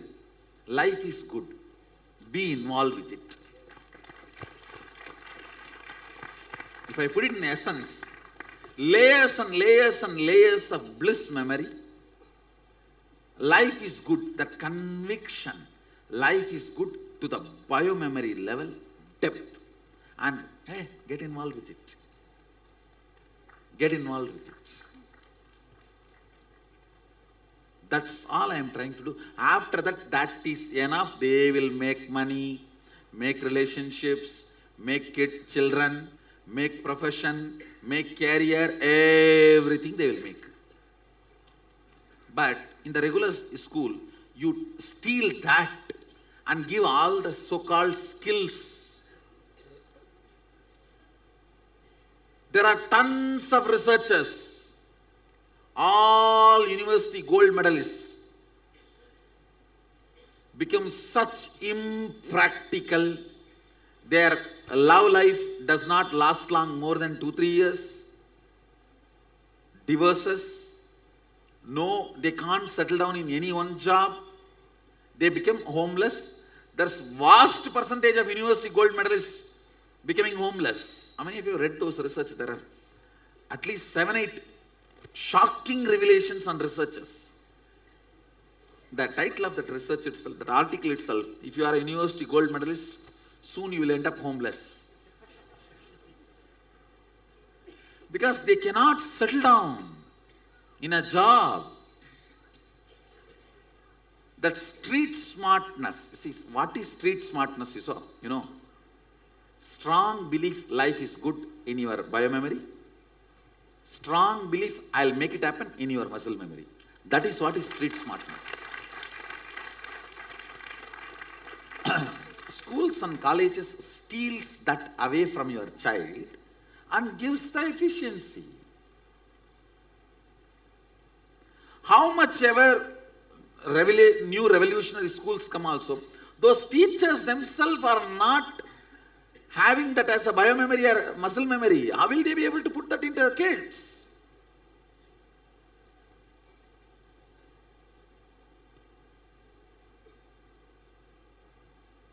Understand? Gurukul is the best you can do to your children. Actually, you have two choices. Either don't give birth, be a sannyasi like me. If you give birth, at least make sure They flower like gods on the planet Earth. They live like gods on the planet Earth. Purposely I keep the academic standards of Gurukul low and education standard high. Indian middle class parents always mess up with these two. The academic standard and education standard. Academic standard is repeating the book. Education standard is affirming life positive.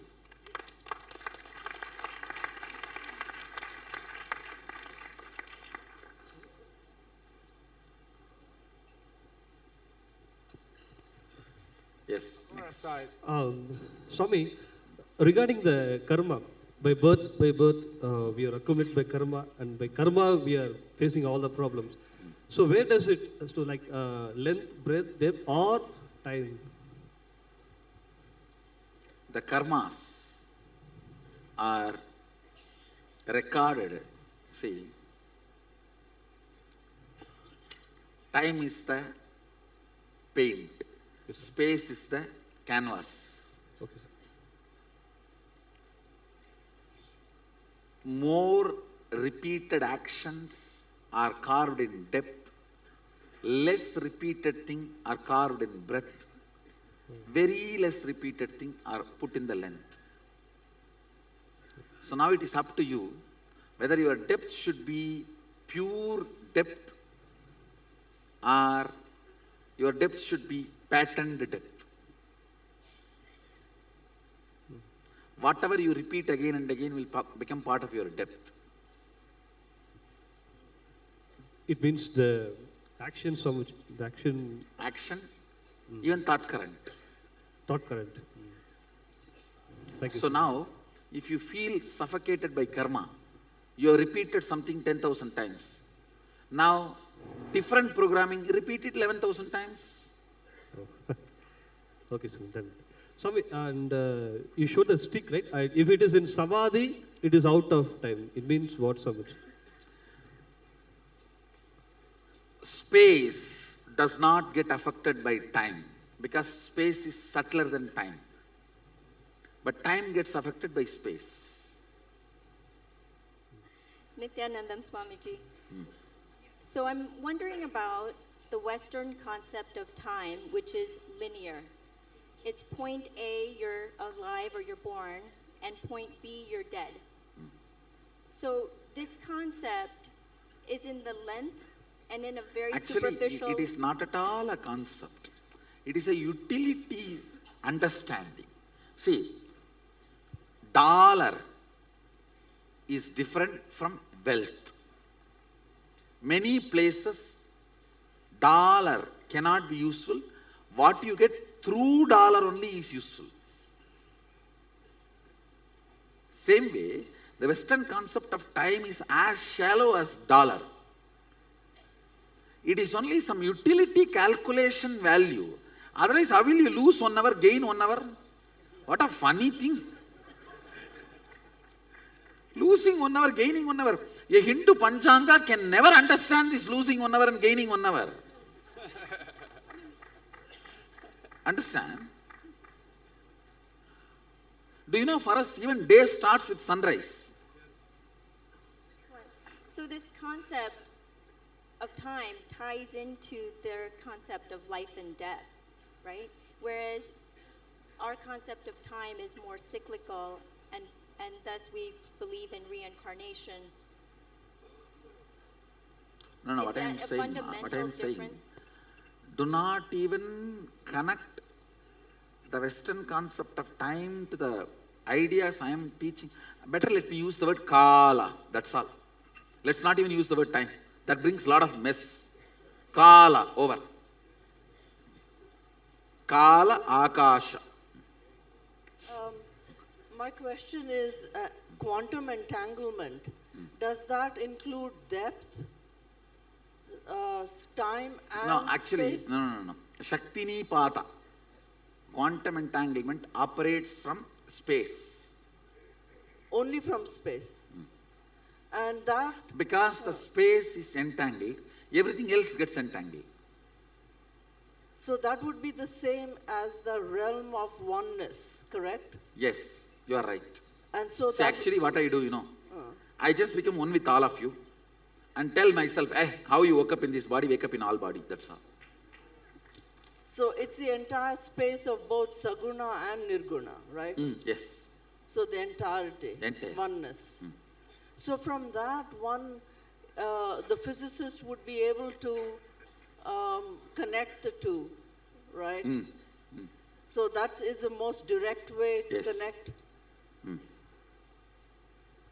And the other See, question, okay. parallel universe is Visishtadvaita. Multiple universe is Dvaita. Oneness and cosmos, the concept of cosmos is Advaita. And pure oneness, infinite number is Shuddhadvaita. And the Shuddha Advaita is the quantum entangled space. Yes. Okay, great. Shuddhadvaita is the Sadashiva's teachings in Agama. Whatever Sadashiva teaches in Agama, he calls the philosophical part as Shuddhadvaitam, the applying part as Shiva Yoga, and the actions as Kriya. Swami, I just wanted to ask, how does form and function affect space? And can it affect space negatively or positively? Tell me, form? How does form or function and function affect space? And can Form it? and functions. I'm not How able does to- the design? How does the design of something affect space as it interacts through space, either air or space? So is it possible for a design to have a positive or a negative effect on space or on air? Can you ask precise question? For example, If a car here I have put the mandala. out of my league. No, here I have put the mandala, a special drawing, and I made all of you to sit. It does have a special impact on your inner space. Right. What I'm saying is, if a aircraft or a car is going through space and time, so as it goes through space, does it create like energetic chaos or does it create energetic harmony? And is my understanding See, right? I should tell you,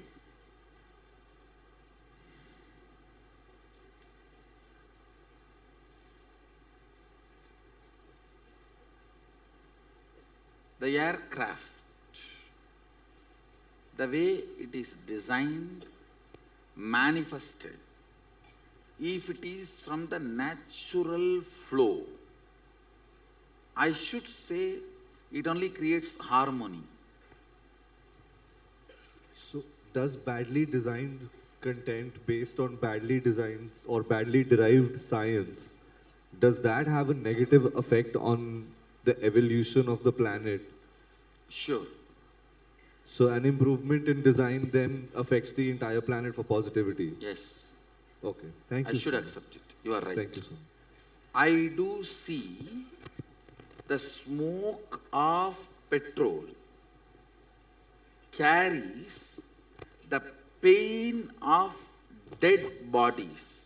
Whenever a dead body is burnt who is not enlightened, the smoke carries the pain. I have seen the same many times in the petrol smoke.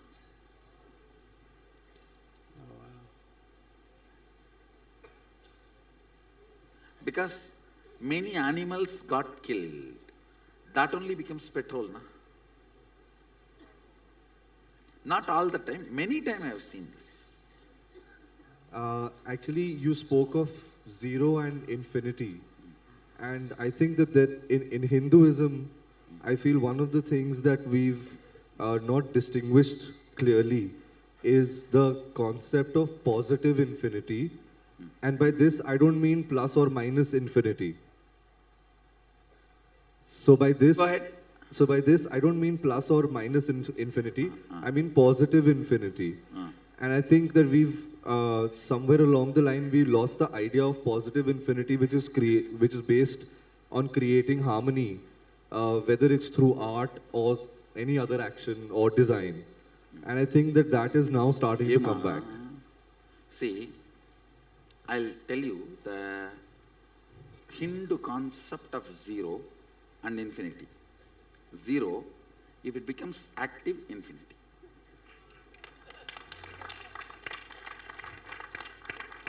Zero, if it becomes active, infinity. Shakti, that's all is from what I can grasp from Agama. From Agama I try to find whether we contributed zero and all that. I am not able to find any other references. I only found the addition of the Shakti, activism, makes Shunyatva into Purnatva. Nothing else. Yes. How much the Western concept agrees with it, I don't know. But Swami, Addition of the, see like a zero, becoming active is infinity. I've experienced this and I've created a sports system around this where basically the body goes from zero into positive infinity, goes through a memory loss, and then with the help of Shakti, it reorganizes itself at the level of intelligence. But if you can't activate Shakti, then intelligence also doesn't tend to move. Takes a lot of effort. So this is something which I wanted to share with you as well. Long story. Thank you. Namaste. So, space-time was devised about a century ago. It's a mathematical model that bridges space and time together. So I'm a little bit confused on how exactly it works. Oh, I do not know about the space-time mathematical model you are talking, which is discovered century ago. I am talking about something which is discovered yugas ago. That is why better I use the word Akasha and Kala. The space-time cannot be the right equivalent word for that. Okay, thank you, Actually, Swamiji. space, all of you need to know, space, listen, is a living energy. Just like I. You see, bit of space caught in your body is I. Whole space vibrating is Shakti. Bit of space caught in your body is I. The space vibrating with the whole is Shakti. So all three qualitatively same, quantitative only is different. Go ahead, Swamiji, I wanted to understand more about how matter comes out of space. So matter comes from space? So is it true that matter comes from space? So when matter comes from space, does it exist separately or is it existence dependent on space? Rajaji, actually matter does not come out of space. Okay. I should say it is rooted and exists in the space only. Okay. It is a kind of a, for example, one part of me becomes bone, one part of me becomes flesh, one part of me becomes skin. It just celebrates its existence by becoming so many parts. This is perfect. But finally everything is established in the oneness. Sure. So there's a general relativity theory which says something similar. And Western scholars have not been able to understand it philosophically because it's too bizarre. So I'm just wondering if our theory explains it. What general relativity says is that matter is a property of space. It's like if there's a tornado or a cyclone, the cyclone does not exist separate entity from water. It is only the water spinning. From space, it looks like it's a separate object moving. So you can say cyclone is a property of the water. It is water behaving in a distorted way, and it looks to us like a separate object. So what? Rajesh, Yeah. So here in space, what Agama says, and I should say even my experience, in the level of matter, water, it does not have independent will. By the time it becomes a cyclone, it develops an independent will. Yes. So when it moves more and more towards the will space, for example, if it is a bucket water, it does not have independent will. If it's a rain, we can ask it to come or stop. Right. So when it moves closer and closer to space, it develops muscle memory, biomemory, independent existence. The space, for example, how the information through our eyes reaches and hits at a space in us and comes back with a response. That space is what I call Akasha. That Akasha gets developed when something gets closer to the Akasha, even if it is a matter. Okay. So that component is not explained in the West, but Agama again and again repeats, a stone is a matter, but huge Himalayas develops an independent will. So fire, same way, a forest fire develops an independent will. It can go up, down, right, left, like this. It can decide. So they're saying that physics, general relativity says... For example, say, ant does not have everything human beings have. But when it grows towards human being, it develops everything. Right. Same way, stone. As a stone, it is matter. But when it becomes a huge hill, it develops an independent will. Right. Himalayas has independent will. Ganga has independent will. Good. So it is no more just a collection of large millions of liters of water. It develops an independent existence. Because of size. Size. Not only size, getting closer to the space. Very good. Thank you. See, that only explains why we worship hills, why we worship rivers, why we attribute divinity to the nature. Sadashiva gives at least 3 examples in various places. Due to the larger existence, the space it occupies, the ups and downs it goes through, due to all this, the kind of a muscle memory and biomemory itself starts getting built in the system.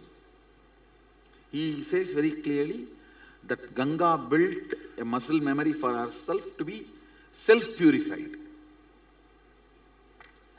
So there are certain natural objects which we consider as matter, when it goes to larger scale, develops independent will. You can relate to that will and play with that will. They can listen to you, respond to you. As a Sakshi Pramana, I'll establish this. Because some way we will have to establish this. This is very important even to save the nature and ecology. See, Earth is not large mass. By the time it becomes this large mass, it becomes a will of Bhuma Devi, an independent intelligence called Bhuma Devi. JJ, in the Avatar Shastra, it is written that that you are awakened in all the 11 dimensions. So sometimes in those portals or whatever, that time when we see JJ in it, are we seeing you? Yes, me only. I should say, now you are seeing me in the first floor. If I have to appear in that 11th floor, I get into the lift, which is my Advaita space. doing pratyahara from this body and mind. Go to the 11th floor, come out of that lift. By that time, my color and some of the qualities will not be same. But some will remain same just to tell you it is me. Only the ID card level qualities will be retained. Others will not be there, same. So JJ, my question is, when we have such an experience of seeing you like that, does it mean like only, even though like right now I only remember me here, but for all of us we are with you if you in have all seen those? there, you are experiencing me there also. Actually, especially this teleportation and all happens only if you experience me in multiple planes. But does that mean all of us are there also, but we don't remember it, we're not aware? All of you are there also and you don't remember. It's unused apps. How in your iPhone? See, somebody gets an iPhone 6 and knows only how to press the number and make call, nothing more than that. That is exactly the way you are using you. Is what the kind of profession that you do, does that by nature may ground you more into, let's say, the depth compared to length? So if somebody is a doctor or somebody is a teacher, will that ground them more into the depth, or is it based on I the should context? see, it is more a context and cognition. There are many teachers who don't know ABCD of what they are teaching. There are many students who know much more than what their teachers are teaching. There are many students, they know more than their teachers. There are many teachers who don't know anything. So I should say it's more a depth and cognition of an individual. So specifically about this, obviously, when And one more thing, whenever you do some grunt job, repeating every day, you disconnect yourself from it. You just go and put your body, and your body does everything, and even after coming back, you will not know what you have done. Like a driving. Understand? So only if you are enjoying teaching, that makes the depth of you to grow. So, Swamiji, for example, I'm teaching engineering subject. When I read the Western authors, modern science or modern engineering, I feel certain kind of irritation inside me. I feel like the mental setup from which they have expressed the whole thing. When I read it, I start feeling some kind of uncomfort. I only have my head part activated. It is possible. So, when it comes to engineering sciences, is the I mean, definitely we are making cars and all those things which are useful to the outer world or utilities. So if this is not in yoga, I mean, going through the modern science, then should this be changed, or we should completely rely on the Vedic system and then expand it? No, I am not saying you should throw away the cars and all that. I am only saying the context with which they expressed and the context with which we can use can be changed. I am not against modernization. I am only against the westernization. I am not against modernization. See the modern equipments I am using left and right. Yes. You won't find a modern guru than me, see? Yes. And any modern gadgets, I get at least a dozen gift. Latest release, Apple Watch, I have 3. Everything I have. And I'm using it, not I'm just keeping it. I'm using it. I'm not against the modernization. I'm only saying that much more contextual setting from the agamic tradition can be done.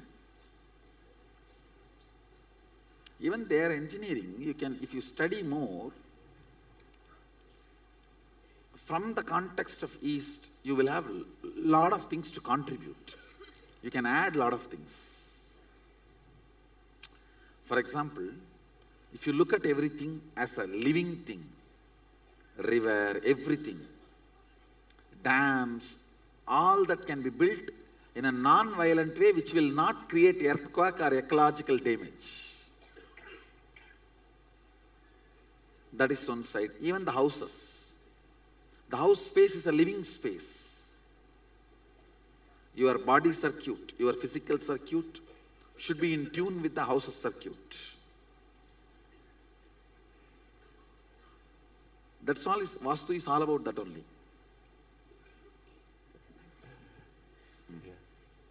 Go ahead. Swamiji, I want to be in a feeling relationship with you, but you seem to feel me completely. And how do you feel? How can I understand how you feel? Please explain, how does it feel to be you?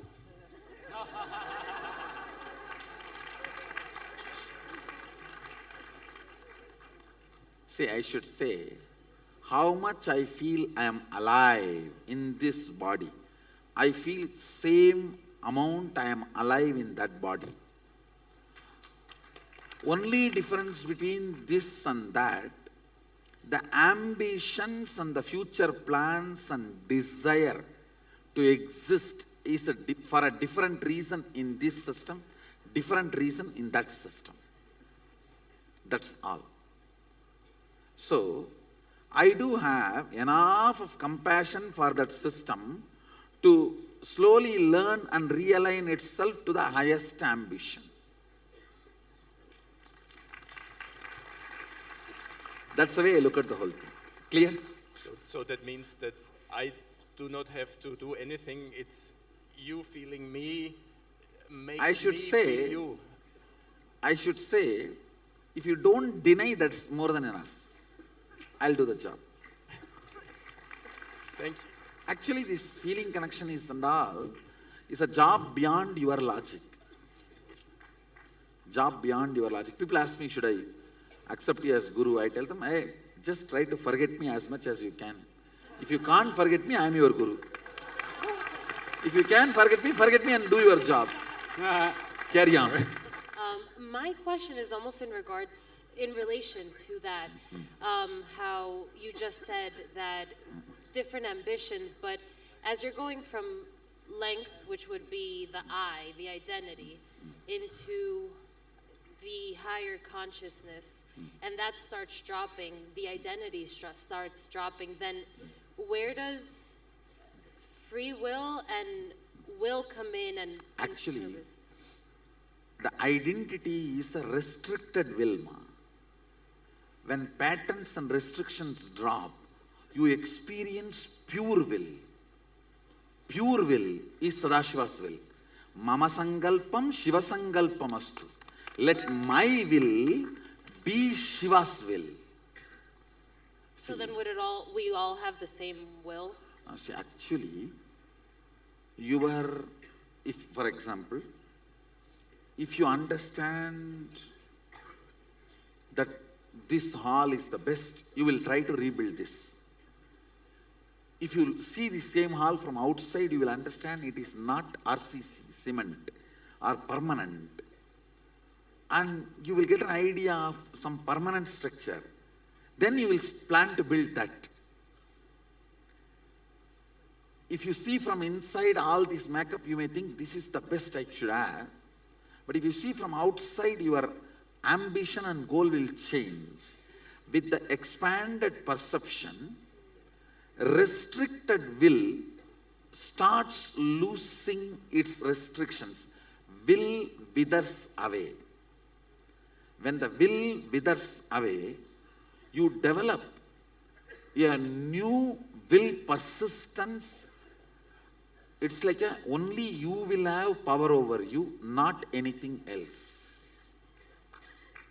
A comment you said That comes by expanded understanding. For example, now, whatever you think as your goal, if I feed you with more powers, Shaktis, and you start manifesting, that goal will certainly become 100 times more. Because now you know, with more, you can do more.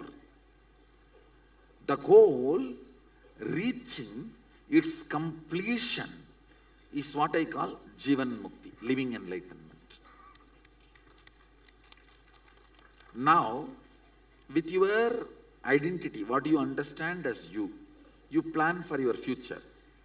If your idea about the identity expands, your idea about future expands, your ambition about future expands.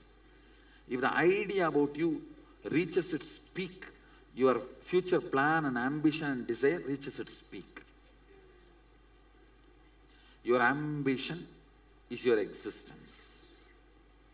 Your ambition is your possibility. Life becomes juicy only by ambition, not by hitting at the past or the restrictions of past. All restrictions, suffocations are rooted in the past. All possibility is rooted in the future. The future is you. And that expands when idea about you expands. It is like a feeding you with power, makes you lion. Like if the flesh is fed to the cub, how the cub becomes lion. If the powers are fed to you, you just become lion. So then your idea, the way you cognize, everything changes. I see. Something that kept me thinking the other day was when you mentioned when you used to walk for miles, and you said you reached a point where your body was just walking. So what was pushing you? In that, the time stopped working on my body, just the space was, my body has reached the space where the individual will has withered away and the space has taken over the body. It was just moving. Yes. Hi, Swamiji. So I have a couple of questions. The Ananda Gandha and the Anya chakra, like what correlation does it have with each other? The Ananda Gandha? Ananda Gandha, Anya. Correlation. Anya can be easily awakened, but Ananda Gandha is the place where you reside. Anya is like your door. Ananda Gandha is your bedroom. So with powers only expressed through the third eye only and not the Ananda Gandha? You see, Ananda Gandha is the source of the whole. So Anya is the place where the powers manifest. Okay, so with both, we can be in... Actually, Ananda Gandha cannot be equated to Anya. Anya, all the seven merges into Ananda Gandha. Ananda Gandha is not here. It's a door to Ananda Gandha. Ananda Gandha is the space where everything merges. This whole balloon merges into that.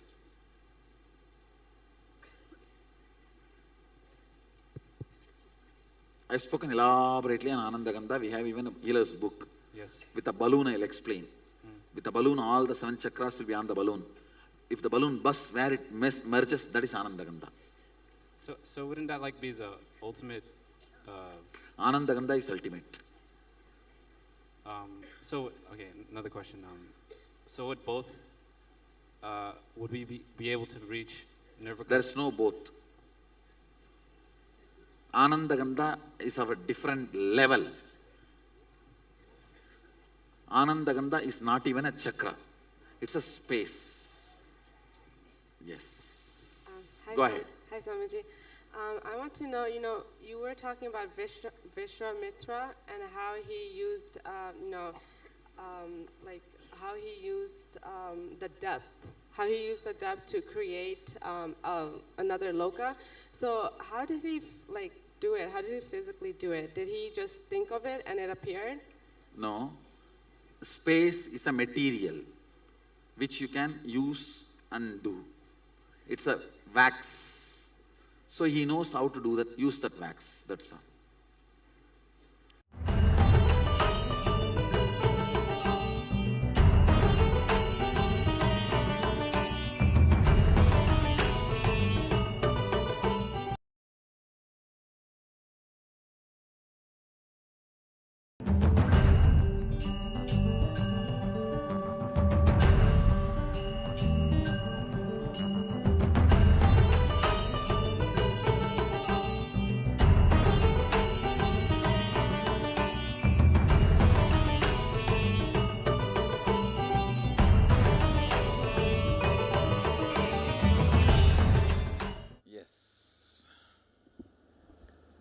Let's move to the next unit.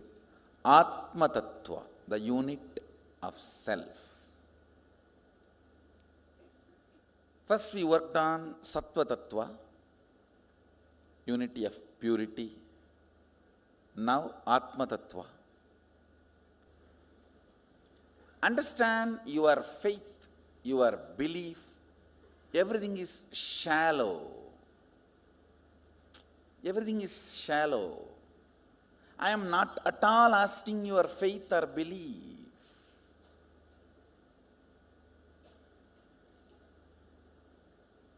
Work with it. I am giving you some of the cosmic conclusions. I am going to give you some of the cosmic conclusions about you, which is reality. You see, if I decide this conclusion, how I am functioning. If I decide my own conclusions, how I am functioning. See, just pour petrol in your vehicle and see how it is functioning. Pour your garbage or the sewage water and see how it is functioning. That's all. I am very clear. It's a science. Decide static matter, dynamic activity, strategic existence has no border. It is one and the same. With this understanding, this moment, I am commanding. Let things happen as I want. Decide and see how things work.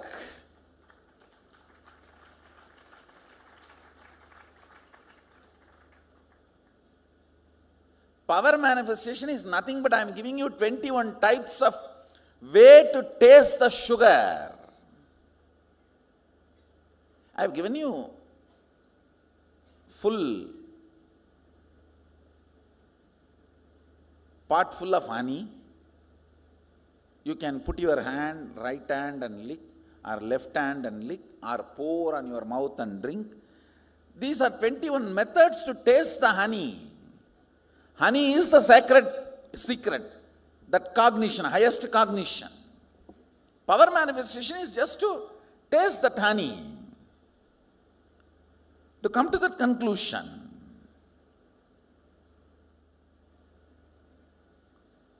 Understand, much of your faith, belief, all these are silly conversations with yourself and with others.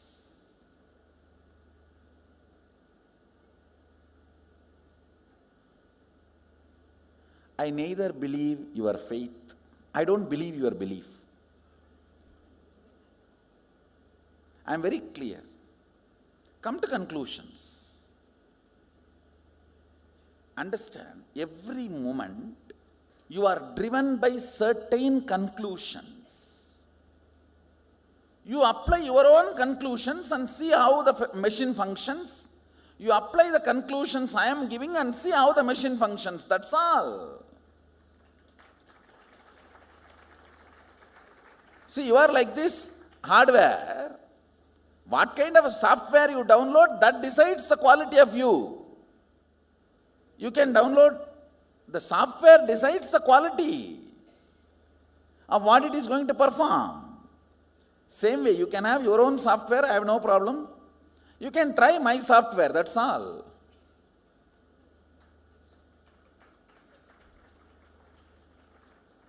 So there is no belief, faith involved. The whole process involves integrity. The whole process involves integrity, not faith or belief. Integrity to the conclusions. Now again I am going to give you some of the conclusions about you. Cosmic conclusions about you. See, you have your own conclusions. I am tall, short, fat, lean, fair, dark. You have your own conclusions about you.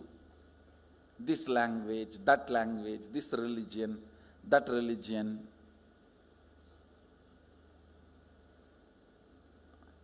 This country, that country. This nationality is the another one stupidity taught to human beings.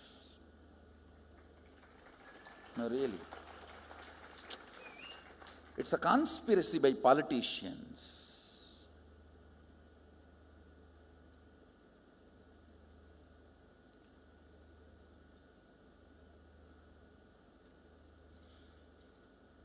All these ideas, concepts, you have about you, but cosmos has some conclusions about you. The owner who made you has some conclusions about you, and he also is very clear why he made you. Let's try to put that software and see how we are functioning. That's all. The whole Atma Tattva is nothing but using the original owner's updated software to make the product function and see what all it manifests. It's only your integrity to these conclusions are required, nothing else. Nothing else is required. I'll project a slide. Yes. I'm going to start from ABCD. Even if you have heard this from me, please don't feel bored, because you would have surely missed many things. So please hear it again.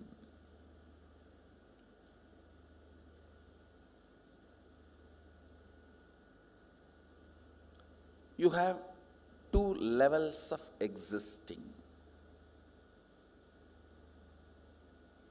Listen carefully. Two levels of existing.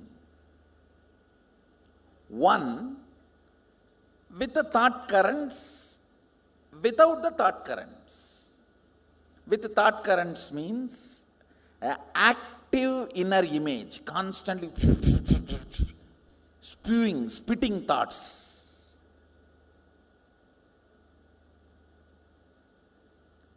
Without thoughts, in deep sleep, where I think some of you are in that state now. If you are not hearing me, you are in that state. If you are hearing me, you are not, fortunately.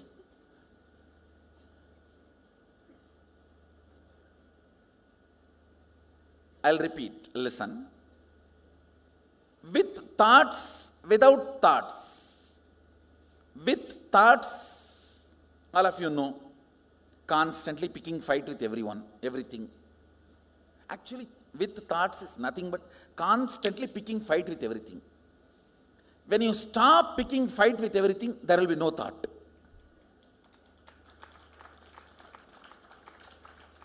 Thought is Tan in your existence.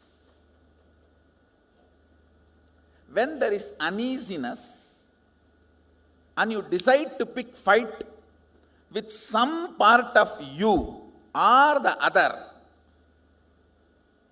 then comes thought.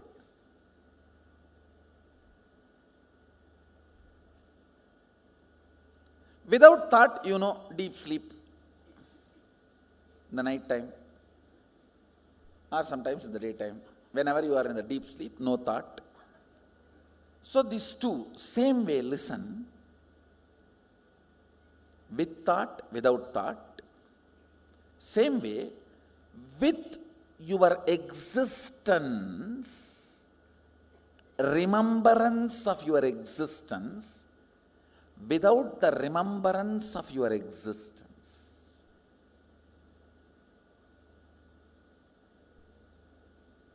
Listen. Listen. You need to listen to these words very carefully. With the idea, I exist, I consciousness.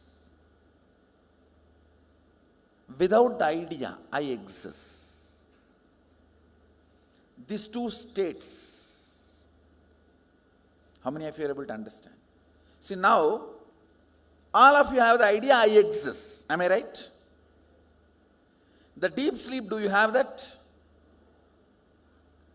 That is why it is sleep.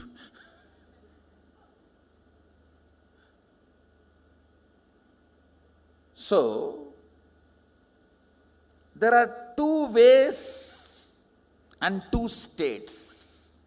Two ways is with thought, without thought. Two states is with the idea I exist and without the idea I exist. How many of you understand that? Project there. Listen.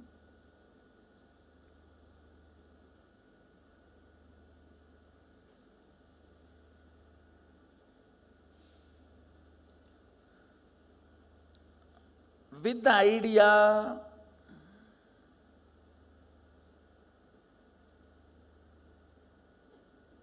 I exist, and with thoughts, listen carefully, because you need to understand this unit. This is the fundamental unit. How the states of consciousness is formed in you. Why you go through what you go through in your life. Understand, ignorance is not cute. Ignorance of traffic rules is not going to save you from the traffic ticket.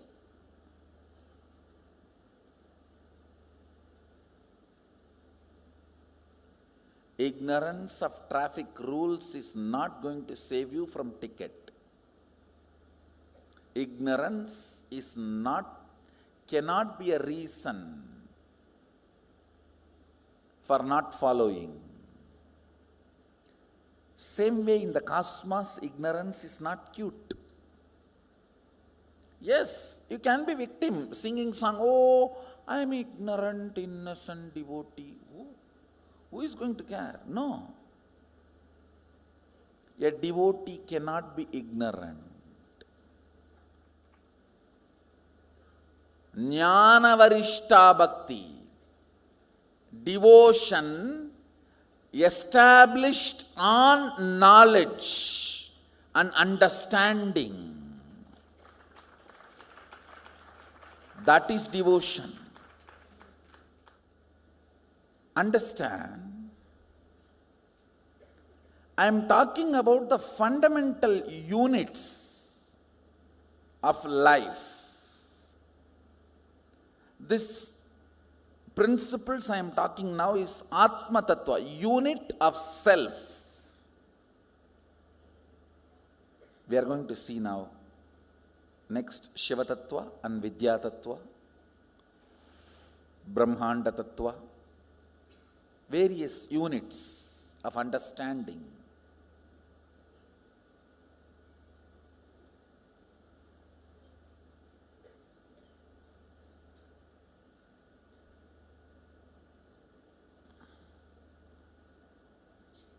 One good thing with this great knowledge is,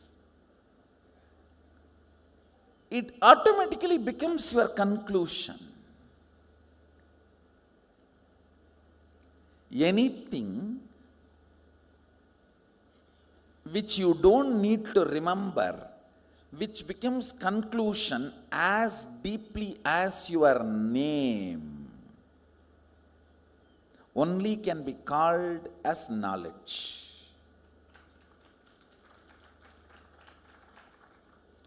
It will just become your conclusions.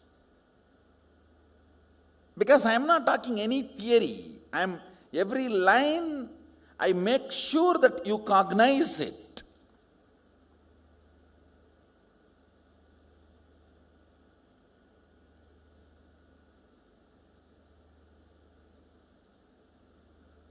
boring because I am repeating is much better than not understanding because I uttered only once is. Understand?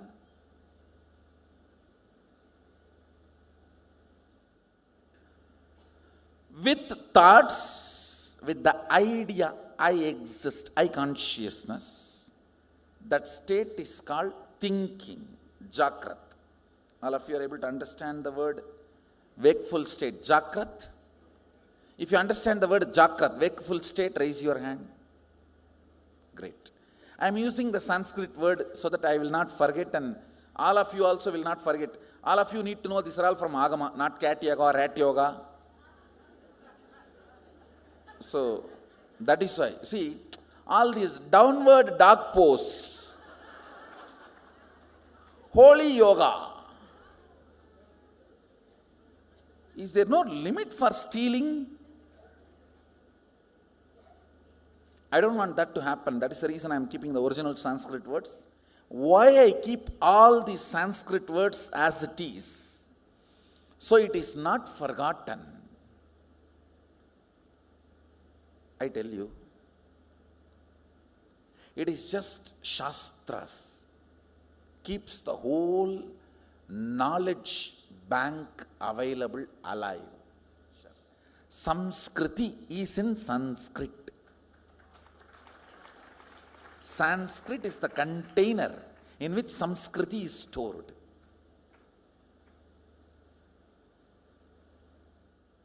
I'll be really happy if you guys,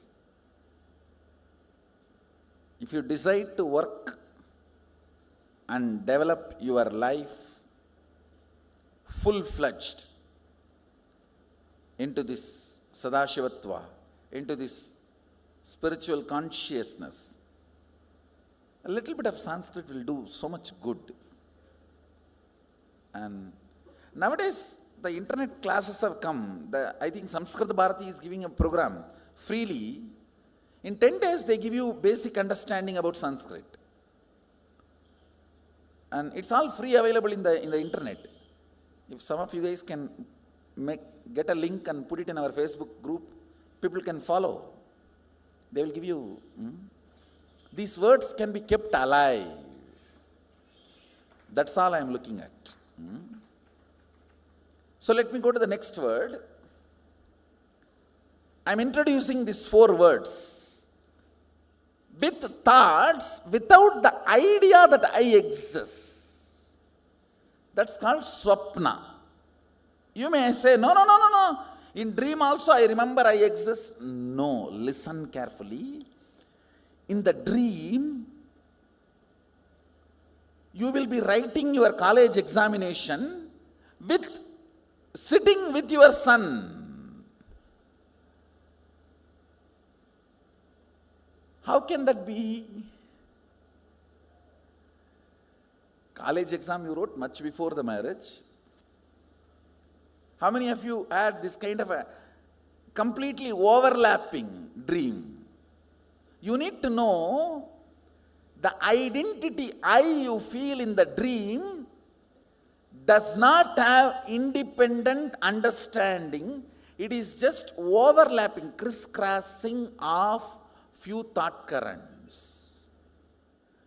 See, like laser beam, if 4 or 5 beams cross, that point looks like a independently shining, which is not. Same way, in the dream, few thought currents crossing, you feel as if your identity exists, but it is not. It does not have consistency. In one dream itself, that will change 20 times. How many of you have observed? In the waking state itself, it changes. Why dream state? How many of you say that? But in the waking state, at least little decent. In the waking state, it's more like an unstable spouse. Every half an hour divorce. And every 1 hour patch up. But in the dream state, it doesn't even behave like an unstable spouse. It behaves like a 10 minutes son, 10 minutes boss, 5 minutes brother, 5 minutes enemy. You just don't know how it behaves. Listen carefully. The number of thoughts gives idea that you exist for a spark. That's what happens in the dream state. How many of you are able to understand what I am saying? That is why the idea of I in the dream state is so illusory.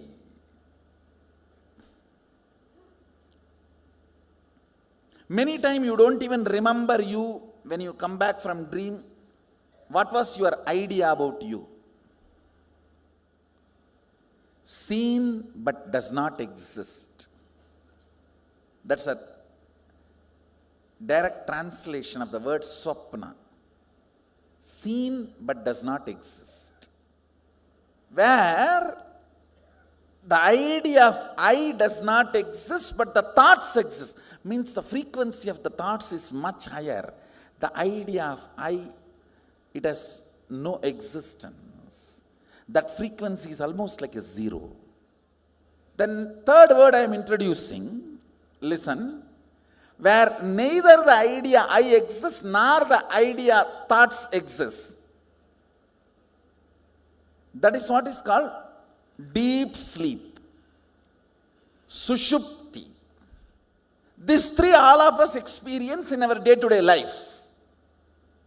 The fourth word I am going to introduce, it has no word. That is why it is called turiya. Turiya means fourth in Sanskrit. In Sanskrit, the word turiya means fourth. That's all. Because there is no word for it. Where the idea that I exist is there. I am there, but there is no thoughts. That is called the fourth state, turiya. With the idea I exist, but without thoughts,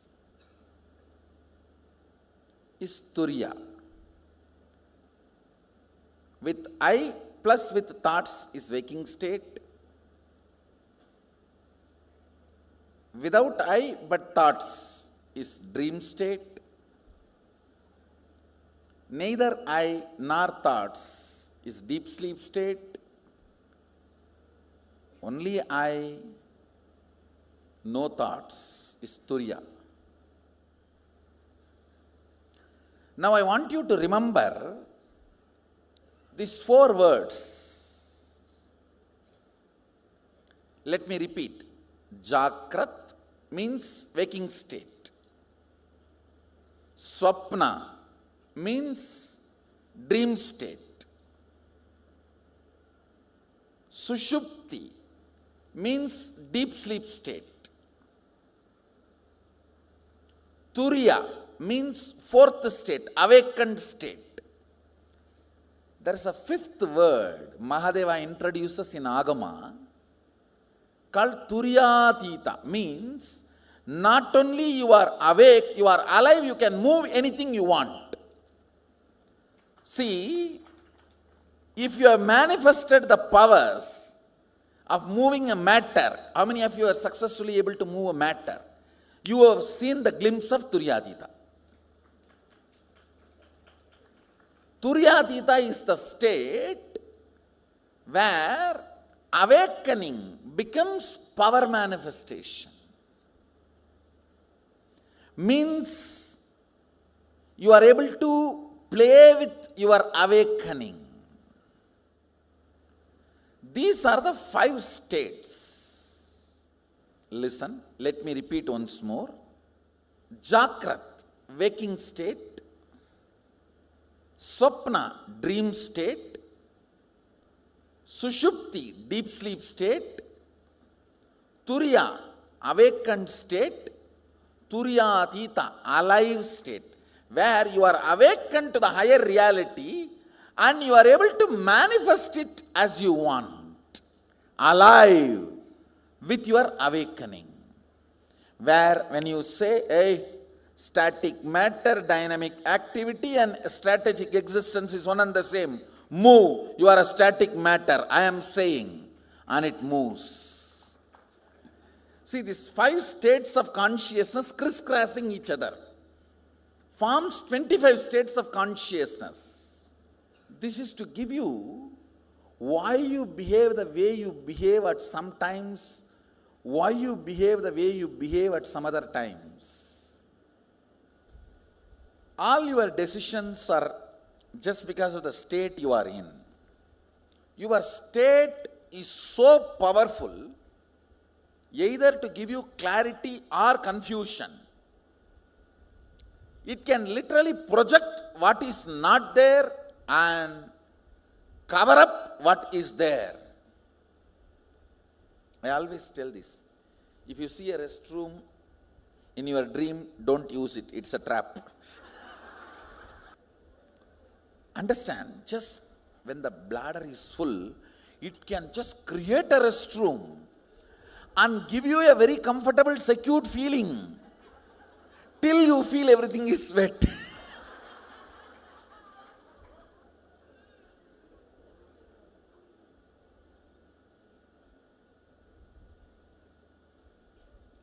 You need to understand each of your intra-organ. Now I am introducing next word. Listen. Listen carefully. Internal organ, intra-organ. Understand these 2 words. Your lungs, heart, kidney, intestine, all these are called internal organs. Intra-organ is your Anahata chakra, your Vishuddhi chakra, your Vak Shakti, your third eye. All these are intra-organ. Listen carefully. Your intra-organ is capable of sending a signal to internal organ and project anything you want in reality. See, have you guys seen the projector light? Before these LED screens, that used to be the way people use, where there will be a light and if a slide is put, that will be projected. In those days in India, during talkies, they will show movie like that only.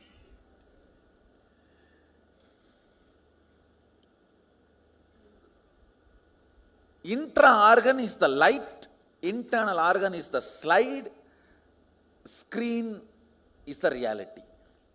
Your intra-organ and internal organ work together in a highly cooperated way, much more than you imagine. When the bladder is full, internal organ sends message to intra-organ. The intra-organ sends message to other internal organs, and the whole toilet is built, restroom is built. Out of nothing. And you are given the comfortable, cozy feeling and the idea of privacy.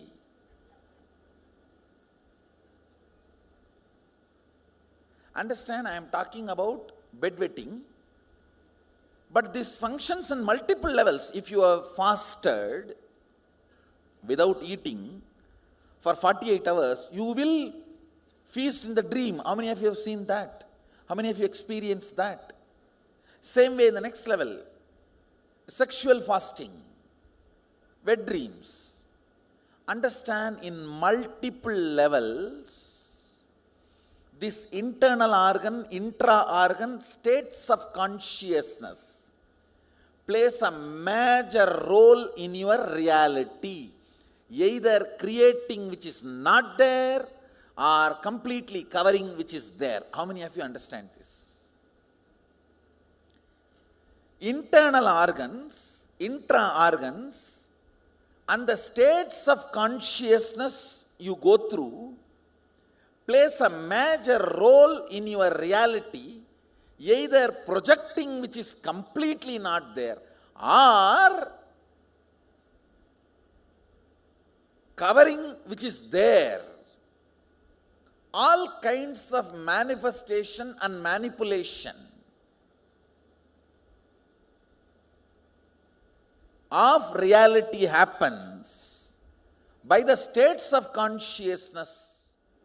SU means Sushupti, SW means Swapna, J means Jakrat, T means Turiya, TA means Turyatita. So, deep sleep, dream, waking, awakened, alive. In deep sleep, zero power, absolute powerlessness.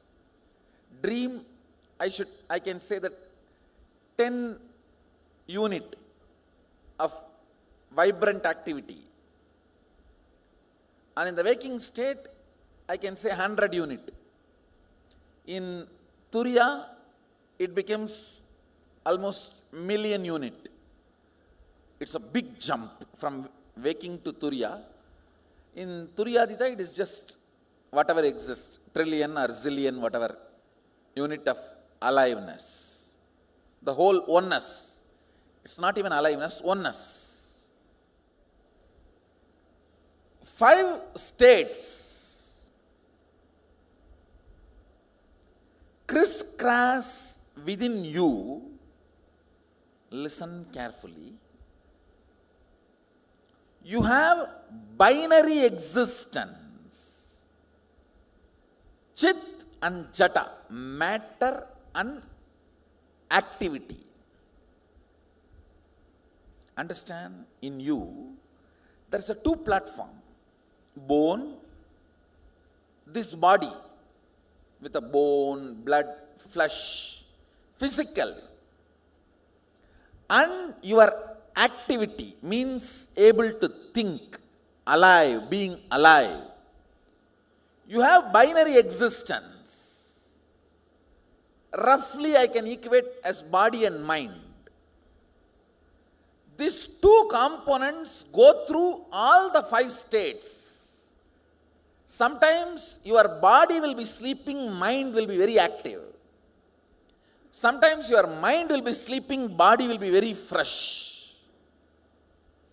Body will not be sleeping, but your mind will be sleeping, tired.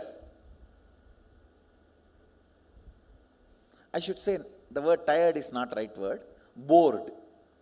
See, listen carefully. When mind is active, body is sleeping, we can call that as tired. When mind is sleeping, body is alive, bored. Getting it? If you understand tiredness and boredom, you will catch all the states. Because these 2 you are very easily.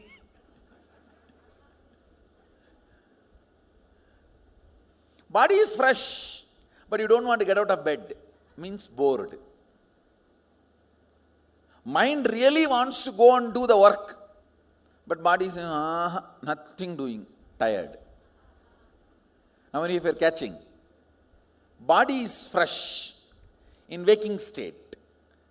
Mind is in sleep, deep sleep state.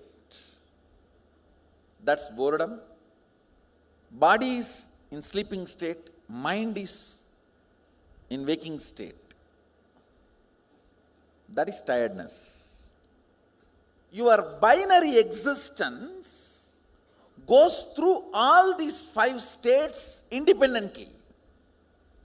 So this crisscrossing happens. Now, if I ask your address, in which state you are in, you cannot say Madhya Pradesh, Karnataka, Tamil Nadu. No. I think Sushupti. Body is also in Sushupti, mind is also in Sushupti. This is the way only you can say your address. Your binary existence, what it is going through in these states, crisscrosses and creates 25 states of consciousness. Understanding these 25 states of consciousness liberates you from the clutches of these 25 states of consciousness.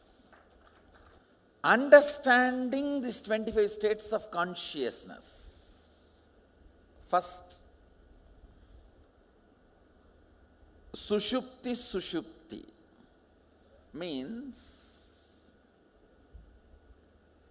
your body is also in sushupti and mind is also in sushupti. It is not actually deep sleep, it is coma.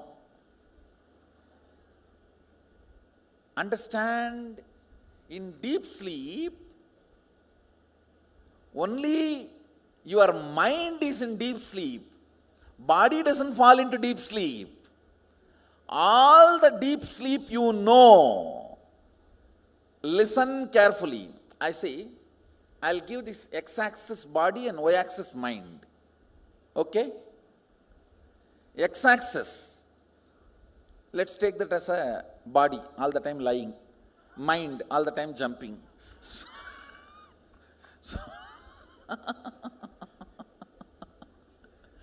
So this x-axis, lying this angle, let's call body for our convenience. Body, and this is mind.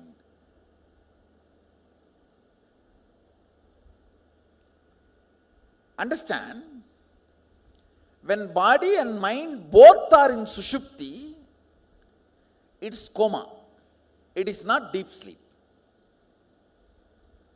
All of you, the sleep which you know, which you had yesterday, day before yesterday, 1 week, last few days, that sleep, your mind falls into deep sleep, body goes only to the level of swapna. So in the mind, deep sleep, but in the body, swapna, which is the state now. SU plus SW. You understand? Which I circled now. This state means SU plus SU is coma. Maybe I'll give the number one,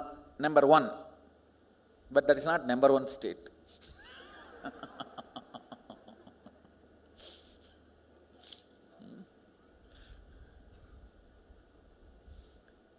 SU plus SU is coma state. SU plus SW is what is the deep sleep you all know. Listen. Now I am coming to the next point. How many of you, body moves, but you are in a deep sleep? That is what is the SU plus J. Where mind is in deep sleep, body is in waking state. It is even moving. Logically it moves sometime. Few feet. Anybody sleepwalkers? Others will not have reported. That is this state. Sleepwalking. So, which I crossed is the sleepwalking state. First coma. Second, deep sleep. Third, sleepwalking. Fourth is the body in Turiya, mind in Sushupti, where body does not engage with your sleep, deep sleep, just mind goes into it and comes out. I should say this is the most healthy state. How many of you are understanding? Sometimes after initiation, you go through this state. Mind has slept, but body is very fresh, very alive. Next state, mind is in deep sleep, body is in Turyatita. You have not experienced that. Surely it has not yet become reality for you. How? I'll tell you. You will be in a deep sleep, but whatever you wanted to make it as reality, that oneness, that will be continuously working and making what you want as oneness. When you are waking up, you would have seen you worked your whole night and made what you want as reality. Even in the deep sleep, your cognition will be working for you and making what you want as reality. I think that is yet to happen in you. It'll happen. But you understand this state. It's one of the most powerful oneness, where you can appear in people's dream and bless them and initiate and all that. Next, mind in dream state, body in deep sleep state.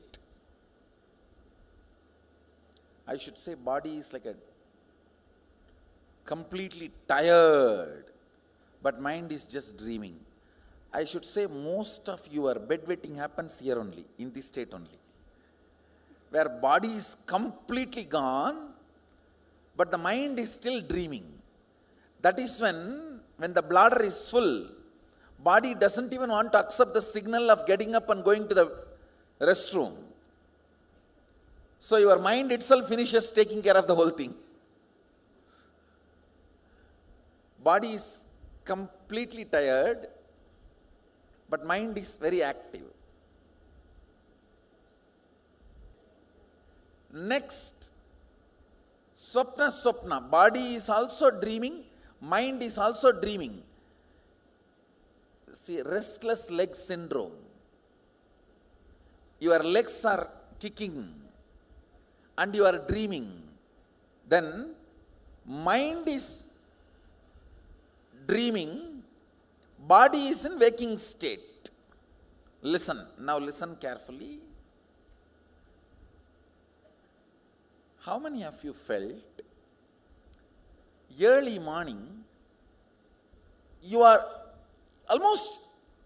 woken up, but body is not yet under your control. You are trying to enter into your body. Raise your hand. It means body has already woken up. Mind is still dreaming. In India they say ghost was sitting on my chest and pressing me. Which ghost comes there and sits? Actually, you are the bhuta, you are the ghost. Getting what I am saying? What you will call in English that state? Let's give our own name. SWJ, that's all.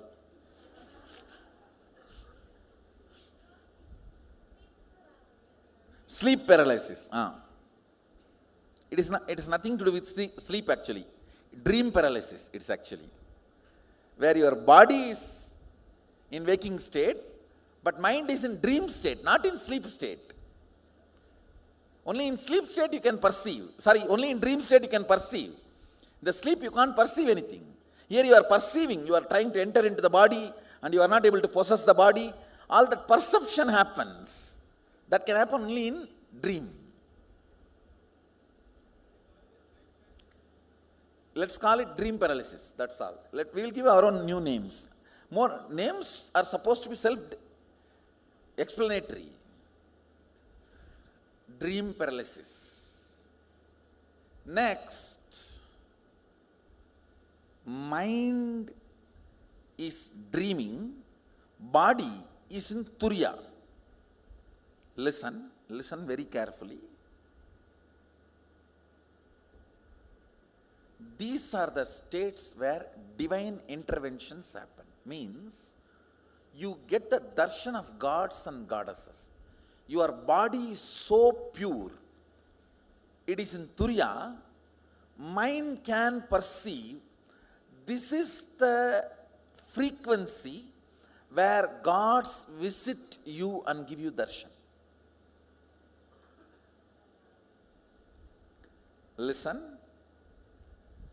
Listen, I am making one more statement. If your mind is in turiya and body is in dirty state, gods cannot visit you. Because your mind is too small layer. Your body needs to be in turiya for gods to visit you. Next, body in turiya atita, mind in Swapna, I can say this is the state you experience different planes. Like Tapoloka, all those lokas experience.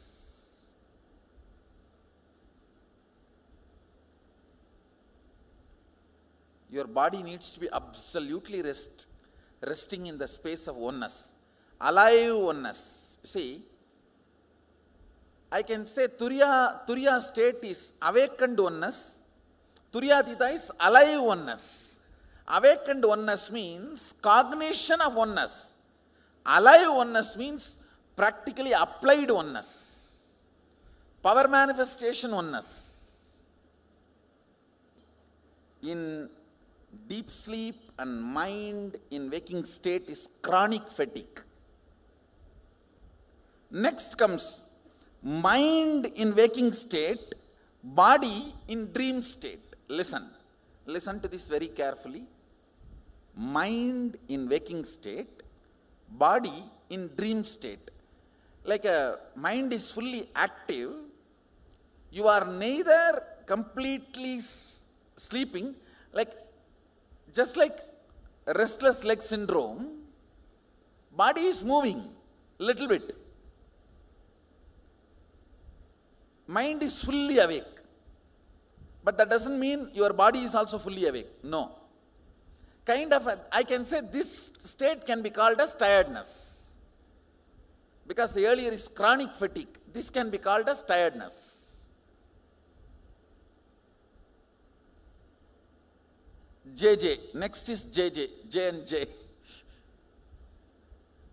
Mind is also in Jagrat, waking state. Body also in waking state. Now most of you are in that state.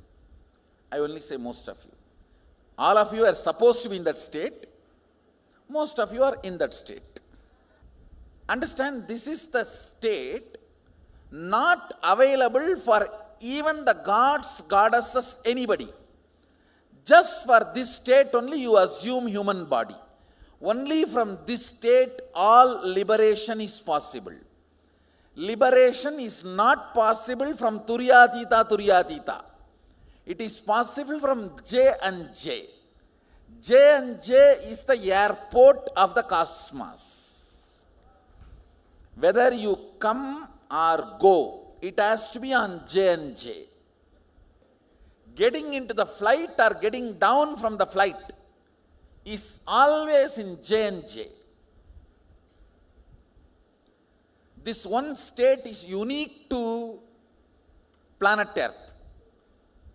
Just above the planet Earth, this state is not available. Just below the planet Earth, it is not available.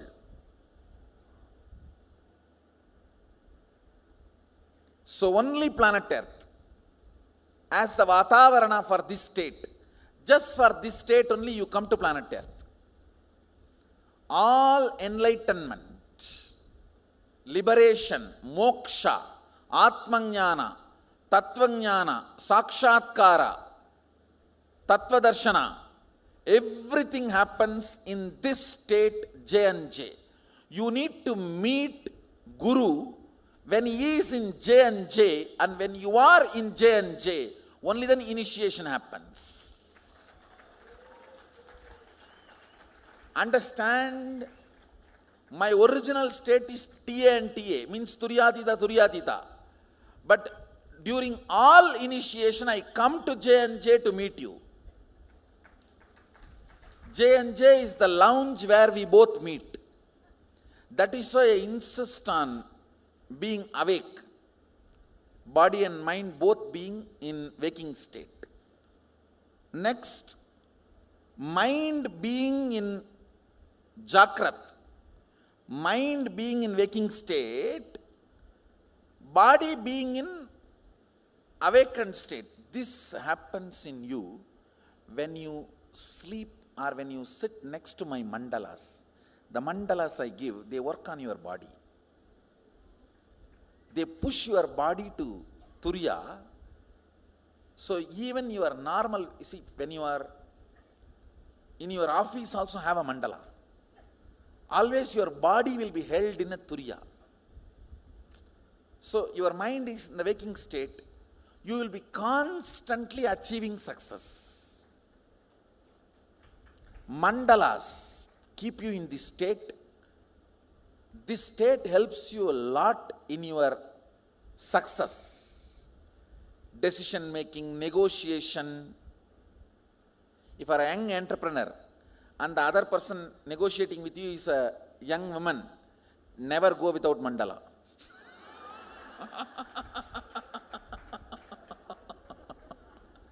Only mandala can save you.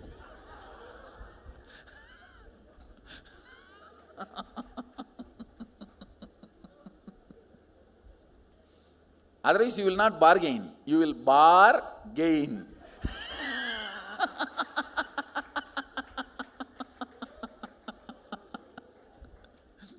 Next, mind in waking state, body in Turyatita. Again, when you start more and more power manifestation, you will experience this state where body is completely detoxified. It is in ecstasy all the time. It's in a complete alive state. Mind is being in waking state. I should say this is also a state where you get the darshan of gods, goddesses.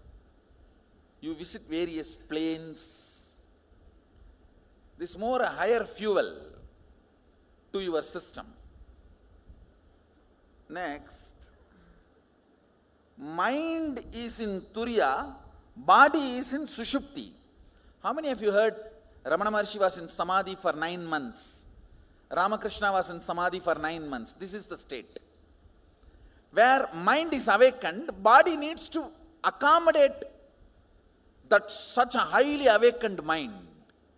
Body needs to just detoxify itself to accommodate the highly awakened mind. That is the state. Sometimes body needs complete rest to cope up with the higher spiritual experiences. This is the state. Ramana Maharshi, after achieving enlightenment, 9 months he was in that samadhi. Next, mind in Turiya and body is in Swapna. I should say, mind is in samadhi, but body started doing its basic activity, like a 1, 2, 3, eating, that kind of a state. Again, it is not your experiential state, so maybe in next few days you will start experiencing that. You will be in such ecstasy, you will do all your day-to-day activity, but you won't even remember that you are there in some space. That's the music of that state. Mind in Turiya, body in waking state. Precisely during the energization, this is where you go. Mind gets into Turiya and body is in waking state. During energization, this is what you taste. But immediately you shift after energization to Turiya and Turiya, means body also goes into Turiya. Mind in Turiya, body in Turyatita. This is the state you start manifesting powers. All power manifestation starts here. Understand? That flickering, where once bottle listens to you, second time it doesn't listen to you. Banana moves once and it doesn't listen to you second time. Or you say right turn and it takes left turn. All that flickering is this state. It almost feels like you are there, almost. Come on, now, mind in Turyatita, body in Sushupti,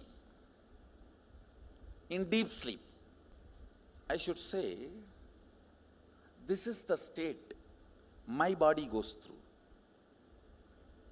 When my body rests, my existence is parked in Turyatita, body is led to rest. Actually, after the state of Turyatita, word mind has no meaning. It is, I should say, existence. Next, existence in Turyatita, body in Swapna. This is the state. I appear in your darshans for you wherever you are. When I give darshan to you, in your dreams. See, if I have to appear in your dream, I have to appear dream body. Understand? So, my existence is in Turiya, but I assume dream body to give you darshan. I myself don't have dreams, but I assume dream body to give you all darshan. And next is mind, existence is in Turyatita, body in waking state, the state in which I am now, and when I materialize vibhuti or kumkum from my murtis, wherever, this is the body I use. Understand?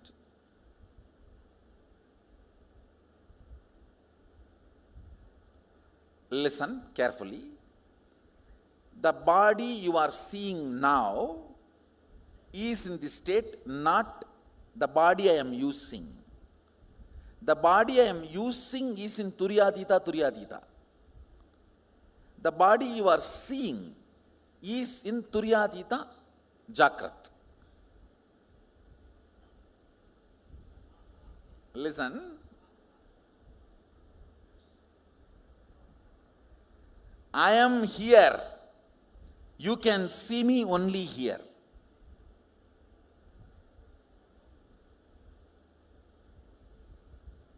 The gap is almost 2-3 million miles.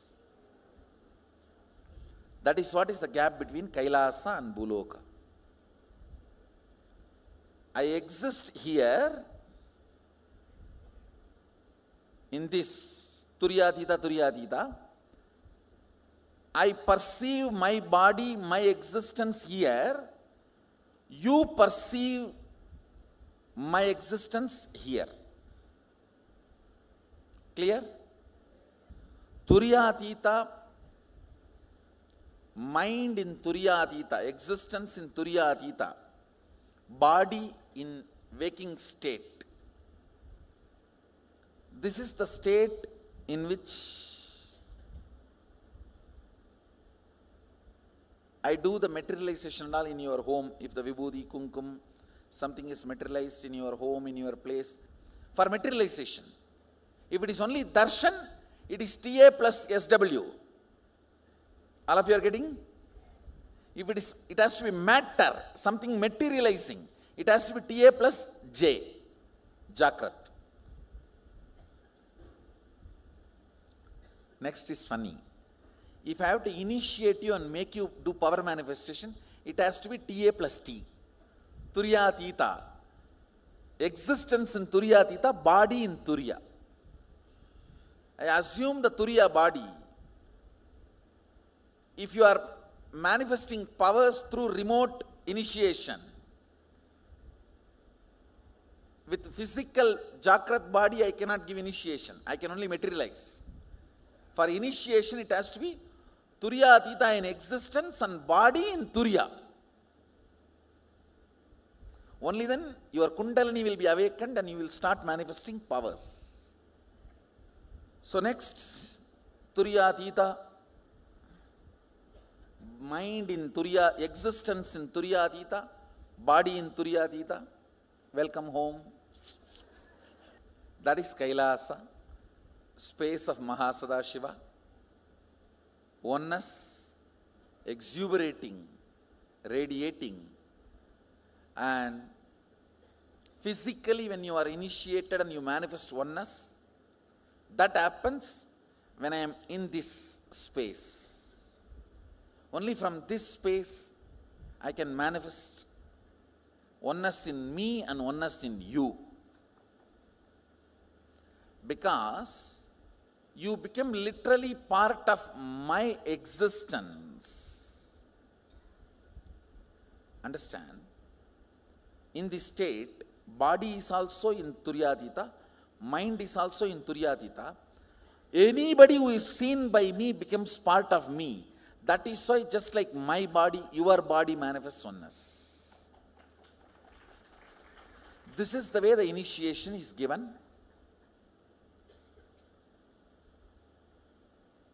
For you to manifest powers. Thank you guys. Be blissful.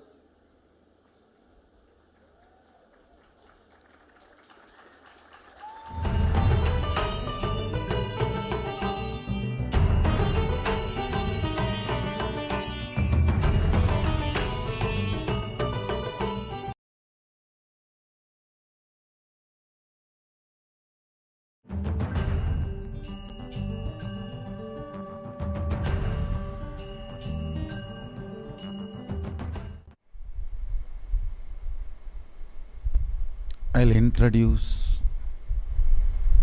the different dimensions of the universe. Before introducing, I'll tell you the purpose why I am introducing. Understand?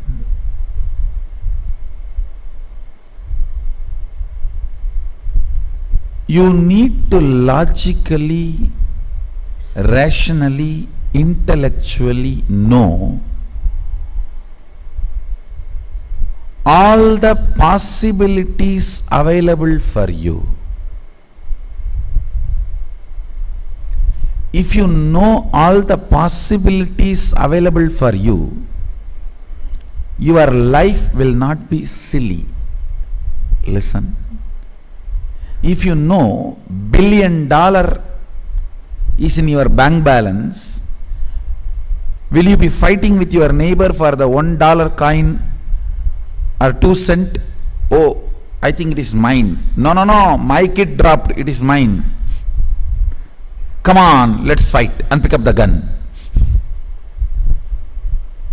You will not go for that if you know your possibilities.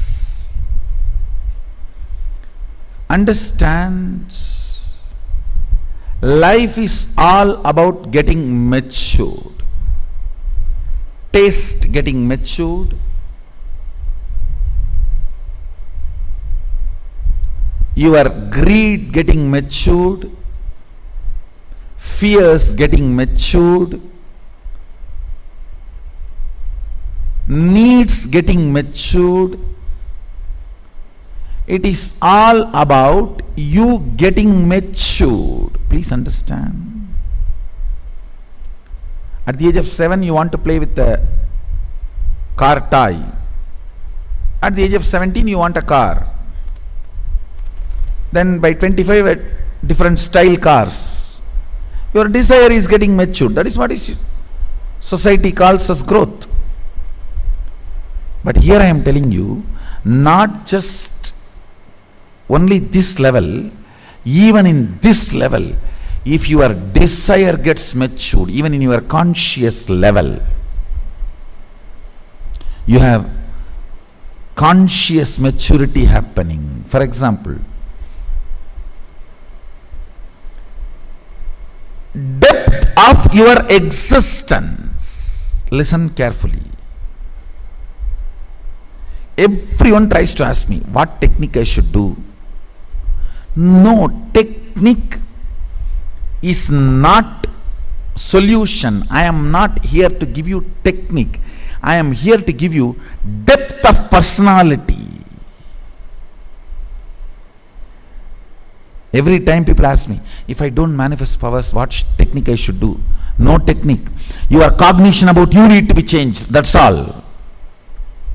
That is the permanent technique. That is the permanent solution. Not that you will close your eyes and put your quickly and somewhere and look here, there and chant some sound and you will blow your nose. Depth of self, universe and God.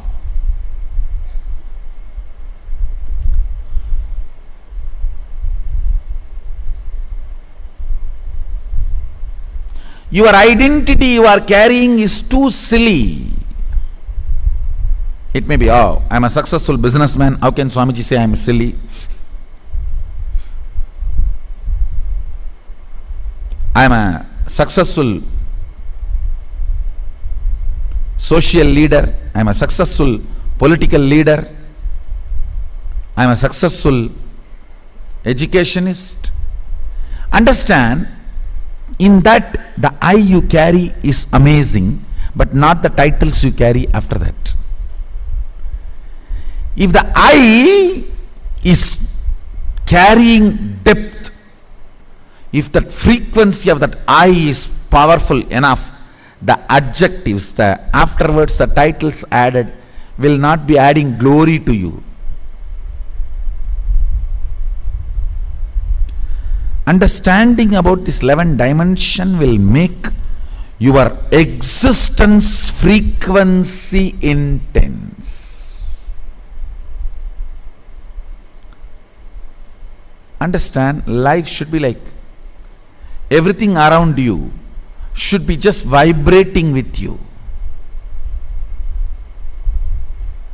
The moment thought comes, an idea comes, a cognition comes, the whole nature should cooperate and make it happen.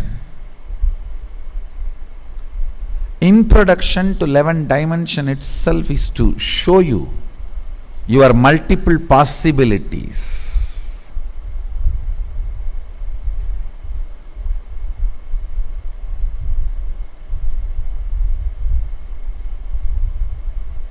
Actually, I am interested in you, not your identities. That is why when people try to come and tell me, Swamiji, I am this, what can I do for your mission? I tell them, first, your consciousness, let you make it to the higher frequency. Taste what I am teaching, what I am standing for. Substantially, even you will not be able to doubt you to that level. Experience the depth of your consciousness. You should feel you have become too big. Wow, existence is really nice.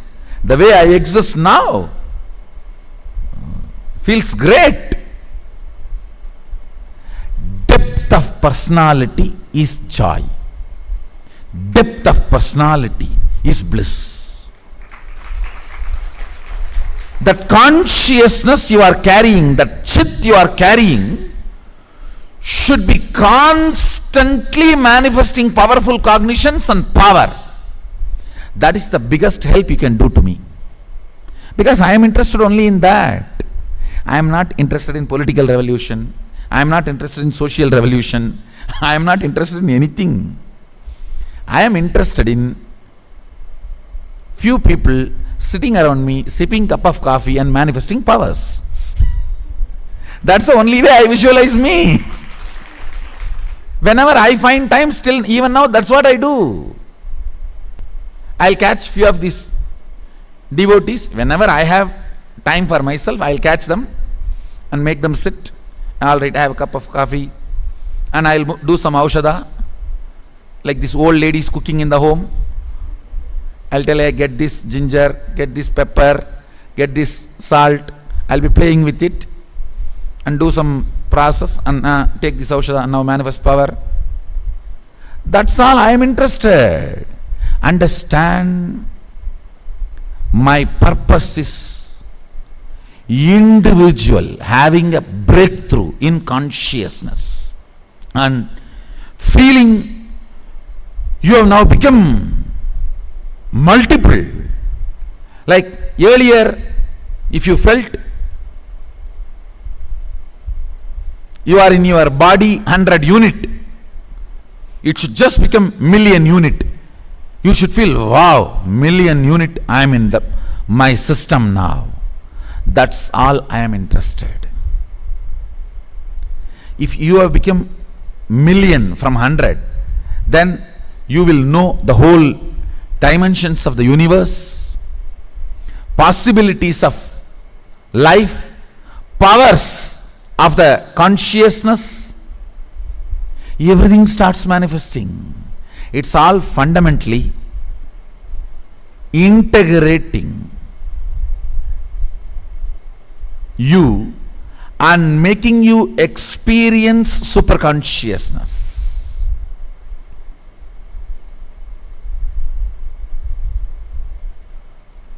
See, what you do when you are having time for yourself is what is your passion.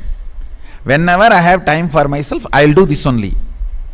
I'll get few devotees and make them sit and do this village lady cooking aushadha, and I'll give it to them. Manifest this power. I am interested in you, not any adjectives added to you.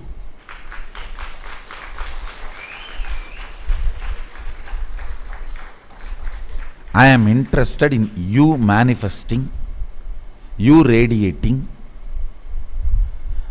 My project plan is only one.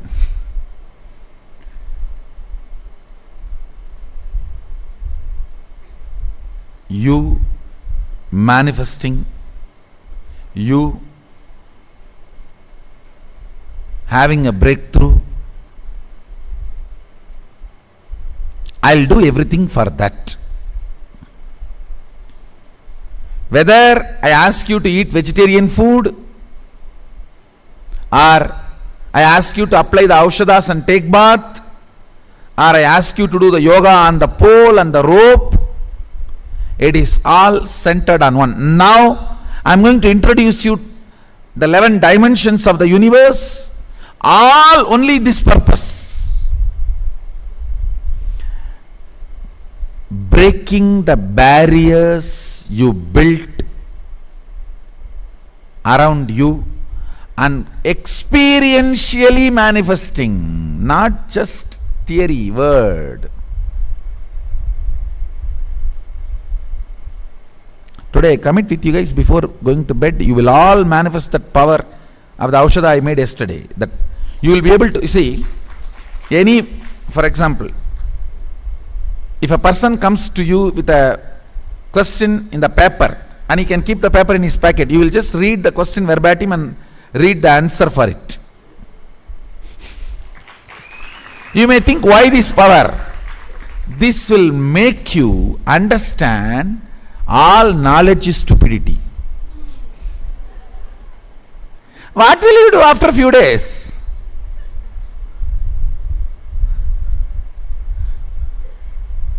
You will start looking into your own inner space and start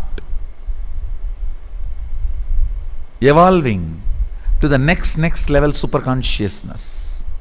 Only in the initial level you play with outer world, with all these powers. Then you will understand, come on, now it is time to break the source and open it into the system.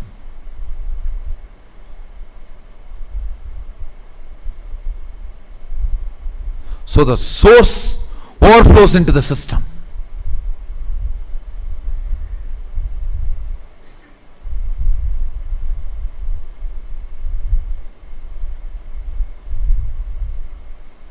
With the introduction to the 11th dimension, the intensity of your powerful cognitions will just shoot up.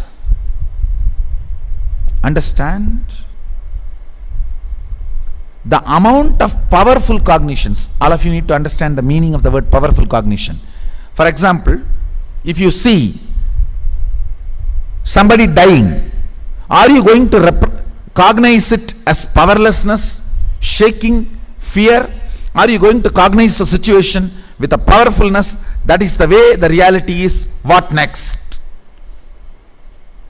In every situation, cognizing with powerfulness, whether health, relationships, love, Hindu tradition is a powerful knowledge source. Understand? Thousands of years before Mahadeva has spoken about this 11 dimension. Modern day science is still sitting with the 5th dimension. Mahadeva has gone to 11 thousands of years before. And you need to know, in Hinduism 11 genders, not 3. West talks only about 3. Male, female, and the whole thing, everything they classified into LGBT. In Hinduism 11 genders. Male biomemory in female muscle memory. Male muscle memory in female biomemory. And same way there's a clear description of experiences of these 11 dimensions. If 25 states of consciousness knowledge is shared with the world, whole psychology, psychiatry, this department will collapse. About everything.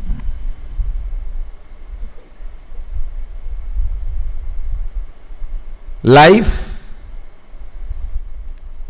desire, good, bad, purpose of life, right, wrong, about everything. Having powerful cognitions, getting matured.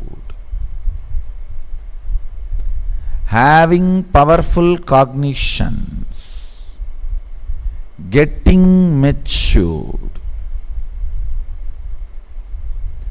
Because of that powerful cognitions, manifesting powers.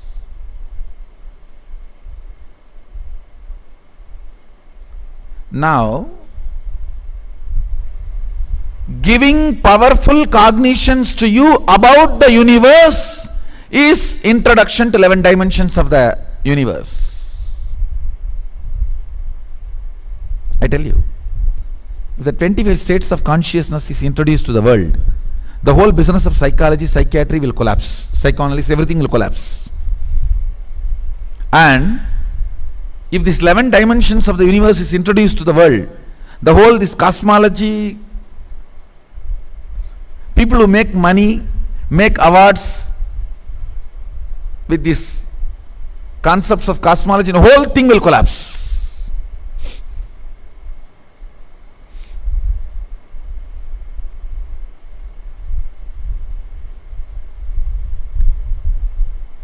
If the Agamas, 11 gender idea is introduced to the world, the modern day sexology business will collapse. It's a business, making you believe you have problem.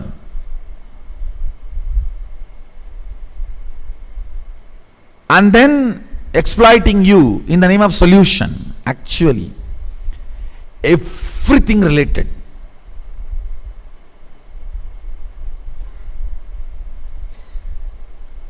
Whether problems or difficulties, understandings related to sexology can be solved just by this one understanding of 11 genders. The moment you identify your gender, problem is solved. Then you know how you are going to be functioning. It is a simple mechanism. See, body is the best outfit you can wear. Understand this word. Body is the best outfit you can wear. The food are the pleasures your body feels is just dependent on how you feel about your body. The moment you know what is you, all struggle will stop, will drop. Because you don't know what is you, you want to be like somebody. Understand? Somebody may be Mr. Universe, Miss Universe, but you can't sip a cup of coffee through their mouth. Only through your mouth you can sip a cup of coffee. Even an ordinary pleasure like a cup of coffee you can enjoy only through the body you are carrying. not through their body.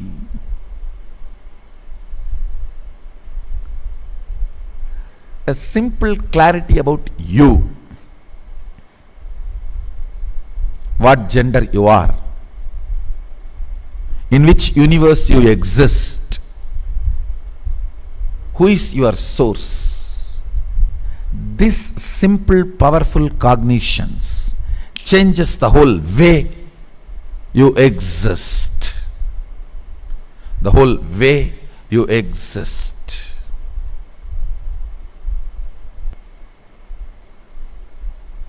You will not be living the life of blind spot if you know the different dimensions of the planet. I don't know how many of you are understanding. This biggest scam is not what politicians do. Biggest scam is concept of currency. Understand? Biggest scam is not what politicians do. Biggest scam is concept of currency.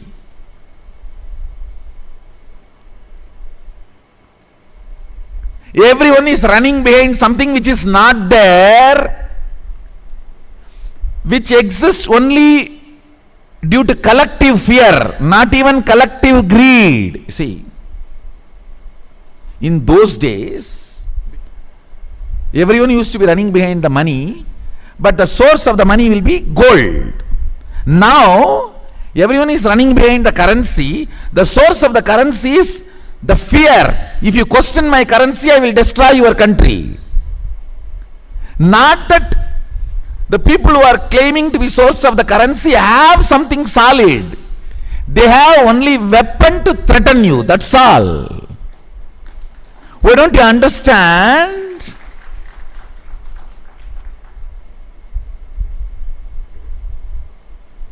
At least in Indian economy in those days, yes, everyone used to run behind currency, but king will have the treasury, huge gold. So, end of the day, what for you are all running, there is a source of greed. But now it is no more a source of greed. If you question my currency, I will kill you. That's all is the source towards which you are all running.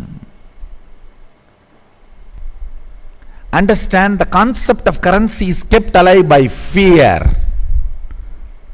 not by any solid substance. That is why I am saying the whole running is running behind large blind spot. If you know higher possibilities of your existence, you will value the human body, which can radiate consciousness to its real worth. And as long as you are having it, you will use it for the best purpose. That's all I am trying to do. I just want you to know, you have amazing, most amazing, valuable product of the planet Earth, human body, which can reflect superconsciousness. You are not born just to pay bills and die.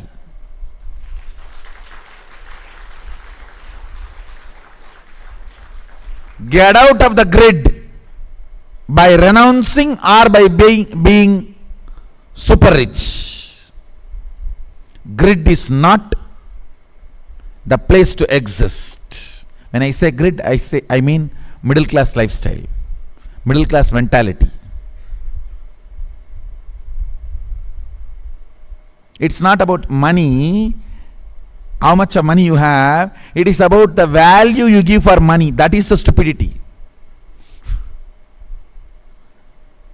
What is the bargain?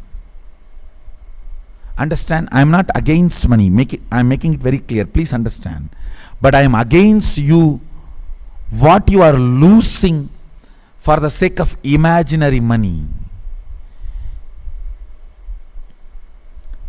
A conscious breakthrough is not worth losing for the sake of imaginary money. Imaginary idea. For somebody's ego fulfillment, why do you want to lose your life?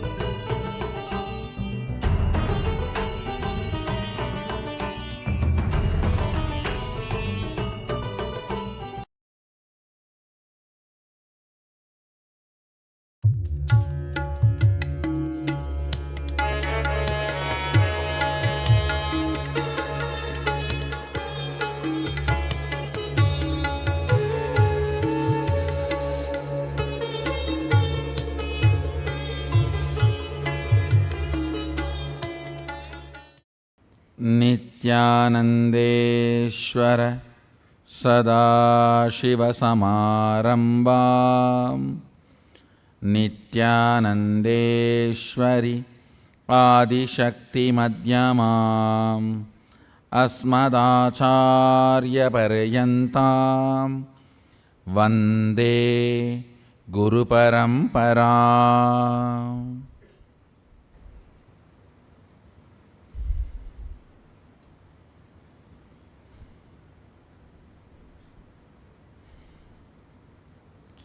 I welcome all of you with my love and respects. I welcome everyone sitting with us all over the world through Nithyananda TV, Facebook Live, on hundreds of Adinavasis channels, YouTube Live, two-way video conferencing, having Nayana Diksha.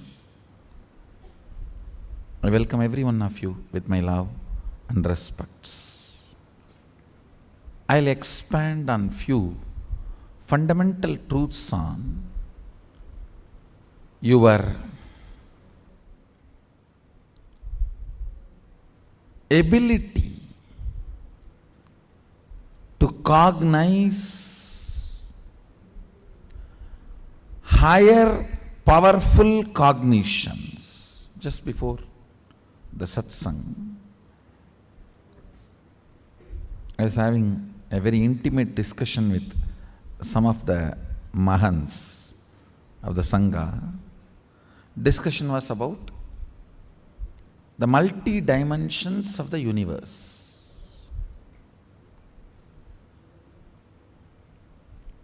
Please understand, your brain is actually constructed, capable of grasping, cognizing and functioning, understand the word, functioning in multi-dimensions of the universe. Listen carefully. It's not same. The cognitions I am manifesting is not same. For example, the eyes with which I am seeing all of you, the same eyes are not used in Kailasa, or in Satyaloka, or in Tapoloka. But one thing is same, that is this breathing. Understand? Understand? The air I inhale goes to Kailasa and comes back, comes out. Listen carefully. The eyes with which I am seeing you is not the same eyes I am using in Kailasa. The form I am using is not the same in Kailasa. The words I am using is not the same in Kailasa. The cognitions I am using are not the same in Kailasa or Tapoloka or Satyaloka or in all these 11 planes. I should use the word 11 dimension, not planes. 11 dimensions, because 14 planes. In this plane, in this dimension, you have access to 3 planes. In Kailash dimension, you have access to 2 planes. I think it is too confusing. So, Just listen to this word, 11 dimensions. Let's stop with it. So the body I am using in this dimension is not the same body I am using in that dimension. The words I am using in this dimension is not the same words I am using in that dimension. The eyes I am using here is not the same in that dimension. The cognitions I manifest is not the same in that dimensions. But the breathing I am doing is the same in all 11 dimensions. That is the common thread which connects the consciousness with this body. Listen. Listen. That is the common factor connects consciousness with this body. Spanda. Connection. Common connection of consciousness with the bodies. See, I have 11 various bodies in 11 various dimensions. Actually, little more than 11, the bodies I am using. All those bodies are connected through this breathing. That is why being in the breathing space only makes you manifest powers. Understand? You can see this form sitting anywhere in two-way video conferencing. In a larger screen, a LED screen, you get a better experience. Anywhere you can hear in HD quality audio, a better clear voice. But none of them can transmit the experience because only through the breathing all these 11 dimensions are connected. The vision I am capturing, the words I am uttering are not same in the Kailasa and here. They are all different. This file does not even go to Kailasa. Only if it is a very important person, it is taken separately and archived into Kailasa. Not otherwise. Make sure your file reaches Kailasa before you reach Kailasa. So, they are ready with your reception and accommodation. The programs team in Kailasa is ready to host you.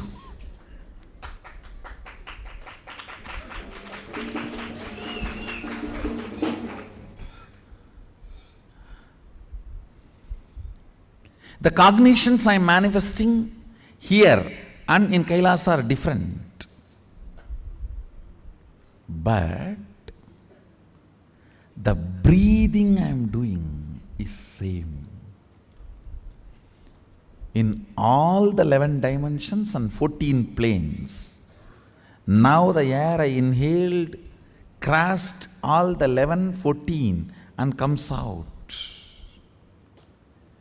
I want you to know the strength of the life in you is strength of your breathing. When the breathing becomes intense, your brain's capacity to cognize all the other planes opens up. It is like cracking the code, cracking the passcode. Listen, I'll repeat.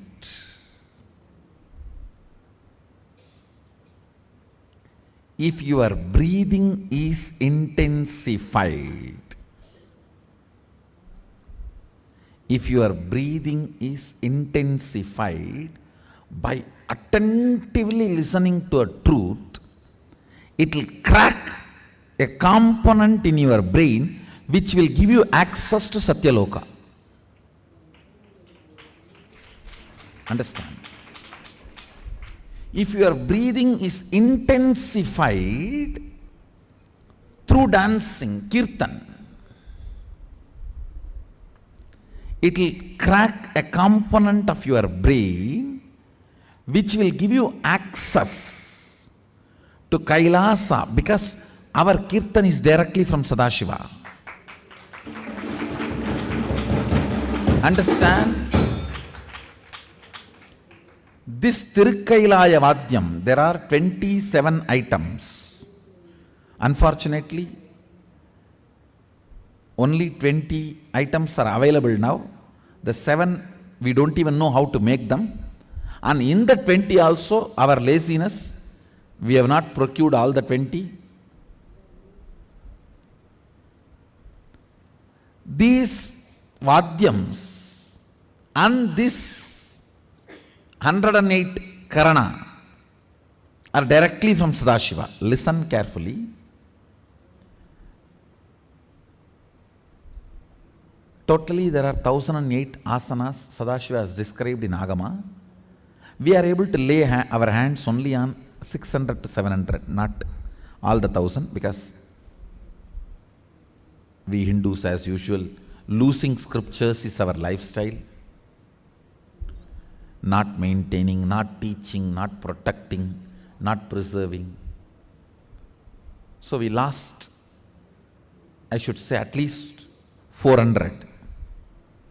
300 to 400 we lost. So around 600 to 700 we have. We were able to lay our hands. Totally 1008 asanas Sadashiva has described. Time-lapse version of 1008 asanas is 108 Karana. Listen. Time-lapse version means how you fix a camera and capture 24 hours and condense it into 2 hours or 2 minutes. The time-lapse version of 1008 asanas is 108 Karanas.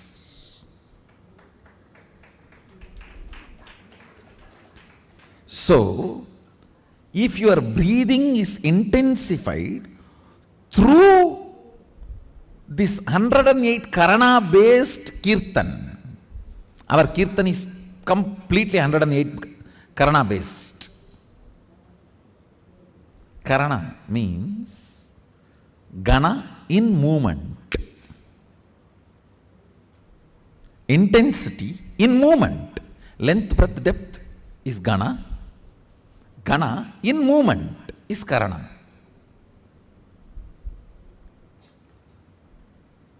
Our Kirtan is completely based on this 108 Karanas. So, with the Karana, because of these Karanas, if your breathing is intensified, a component in your brain is electrocuted by that prana, which gives you access to Kailasa, which gives you the perception and cognition of Kailasa. The day you have the vision of Kailasa, you are born in Kailasa. So then you start existing in both planes. You start experiencing two-dimensional life.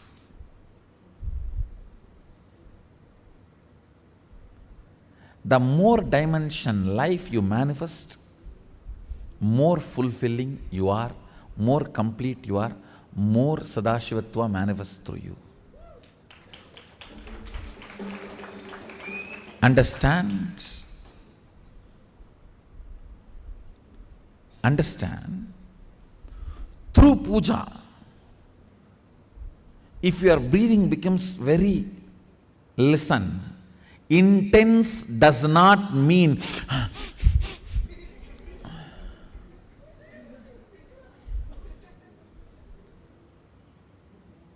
through dance, getting intense will have a different physical expression. That will naturally be like a big hyperventilation kind of a action. But through puja, when your breathing becomes intense, it will not be hyperventilation type, it will be deeper ventilation type. Like Sahasradala Pangaje Shagala Sida Rashmi Prabham Varabayagaram Vimalaganda Pushpambaram Prasanna Vadanikshanam Sagala Devata Rupinam Smarechirasiyam Sagam Tatapimana Purvam Gurum. It's actually Dhyana Sloka for Guru. I can see very clearly Arunagiri Yogeshwara.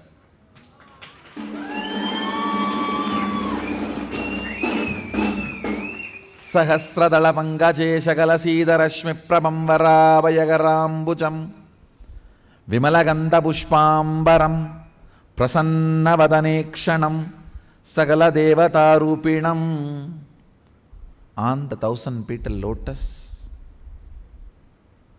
Varabayagaram Bujam, Vara Abhayakara,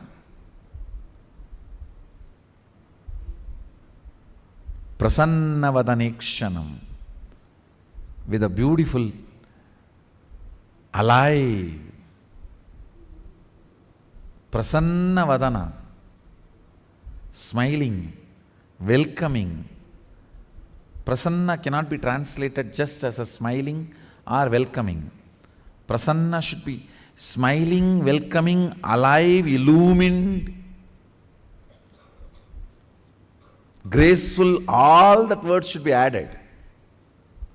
Prasanna is something which brings you to the present. Prasanna Vadanekshanam Sagala Devata Rupinam, embodiment, or in the form of Sagala Devatas, all the gods and goddesses. Smarechirasi Hamsaham Tatapimana Purvam Gurum means with my breathing flow, Hamsakam. See, Hamsam is the integrity syllable of your breathing. Listen carefully. Integrity means being what you are known for.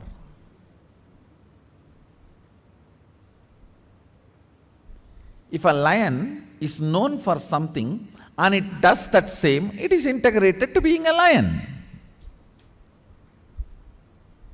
An elephant is known for something and it is doing the same thing, it is integrated to being an elephant. If suddenly elephant starts eating the flesh, what will happen? He is not known for it. If he does for what he is known, he is integrated to it.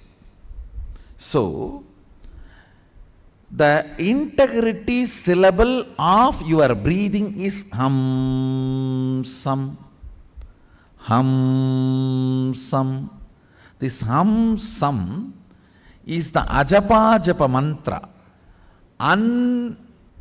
unchanted mantra which gets chanted continuously by the integrity of your breathing. When your breathing gets into your system and comes out, the natural sound it makes is called Hamsa. Hamsam. Understand? Where this hum sound takes a turn of some sound is Sahasrara. That is where Guru is sitting. That is why it is called hum. Please listen carefully. That is why he is addressed as Hamsakam. Where the hum turns into sam, his agam resides there. That is his house. If the hum does not turn into sam, you are Savam. Understand? If the hum, listen carefully. If the hum is 100 unit and some is less than 100, 99, you are just aham. If the hum is 100 and some is 100, you are hamsa, jiva, individual soul, who had pratyagatma chaitanya jagrata. If the hum is 100 and some is 101, you are paramahamsa.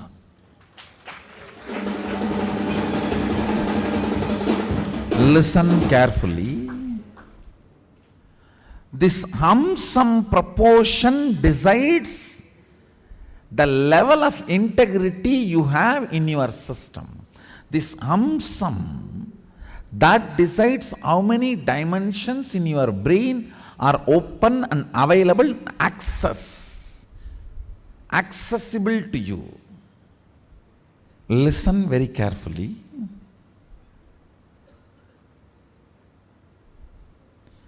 If this hum is 100, some is less than 100, you are in the plane of agam, human.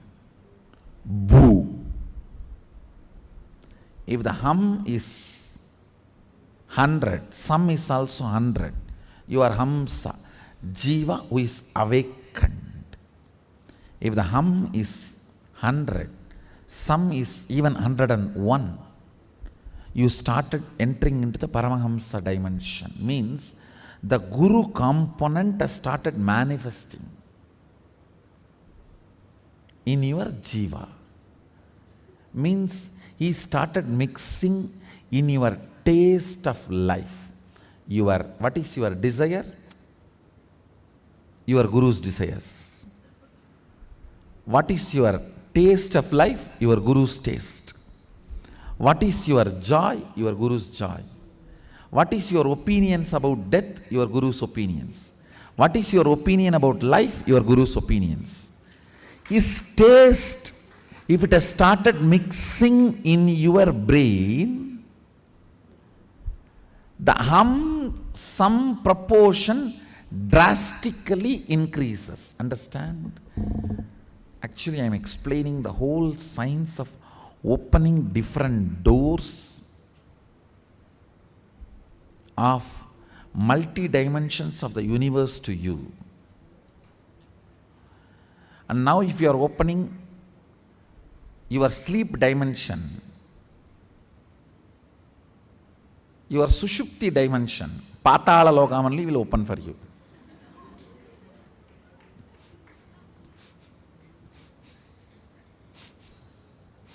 So please,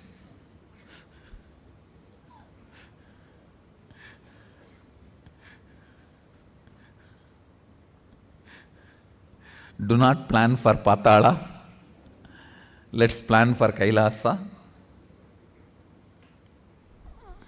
Your breathing becoming intense, especially through certain activities, opens up those dimensions, those planes, and your brain awakens the ability to have access to those dimensions. Listen. Now, you are intensely listening to this truth, and even if it is going above your head, you are trying to let me.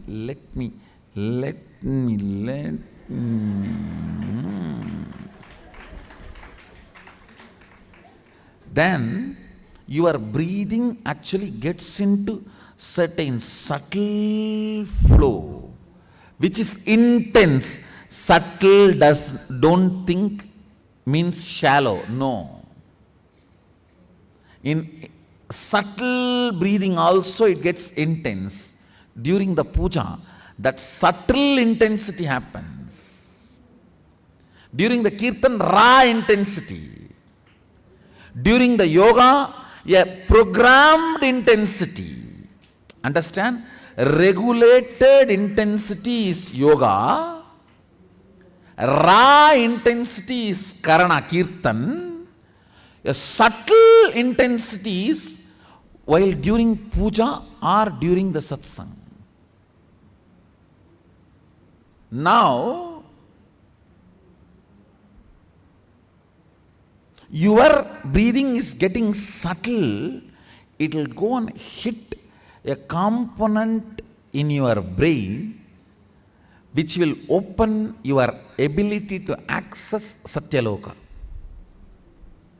Listen, each of the activity and the prana intensified through that activity opens up a component or a part of your brain construct which gives you access to the different dimensions of life.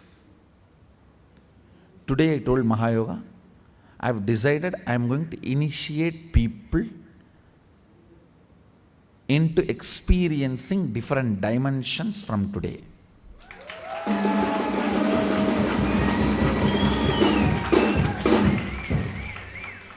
So that is the reason I am introducing. Listen. In yoga, certain regulated intensification of pranic flow happens, which opens certain dimensions in your brain, which gives you access to Tapoloka. In Kirtan, certain kind of an intensity happens, a raw intensity in your breathing process. Because our Kirtan is as per Sadashiva's design, the brain component gets awakened in your system, gives you access to Kailasa. Listen. Visions and Puranas written by our masters are not fantasies and myths. They had access to those lokas through their brain's capabilities awakened. That is why they saw what was going on between the Devatas and demons and the Ksheerasagara Mandana, the milky ocean churning, and they described it so beautifully. Various intense breathing currents, breathing patterns, getting awakened in your system and opening different constructs of your brain and having access to those dimensions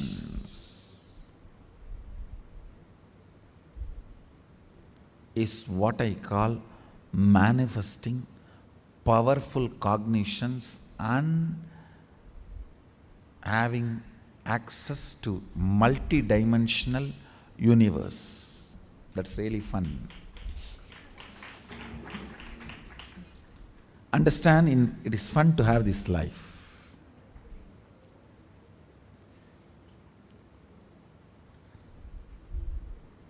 Poor are those who try to be a ruler of this plane.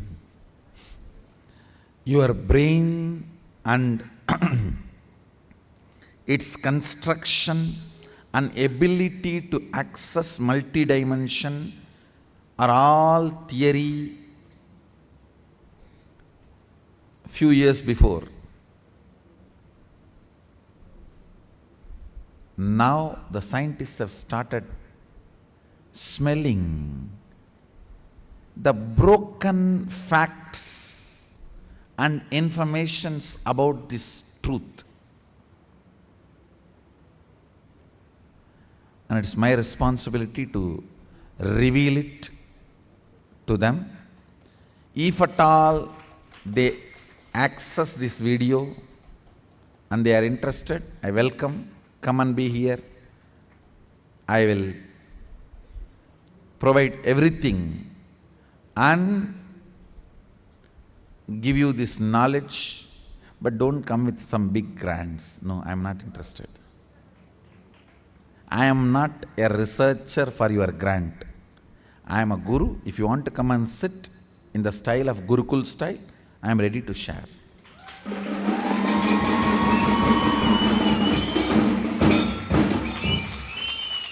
Whether you are a physicist interested in having a breakthrough, whether you are chemist interested in alchemist, whether you are working on this cosmology, interested in various dimensions, or you are studying neurology. Neurology is a set-top box for the universe. Your brain is the set-top box for the universe. So whether you are working on the set-top box or the channels relayed, satellites relaying the channels, whether you are working on your brain or the multi-dimensions available for your brain, you are welcome to Gurukul. I'll share. Everything exists. I am not using the word everything I can. I am saying everything exists. I'll share with you.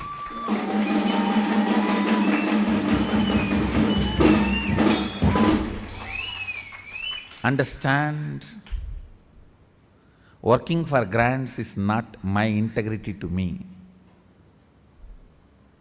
but sharing everything exists is the way I am. That is my integrity to me.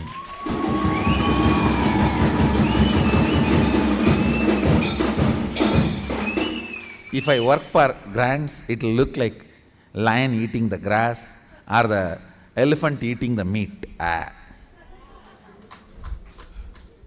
That's not me. That's not Mysore Road.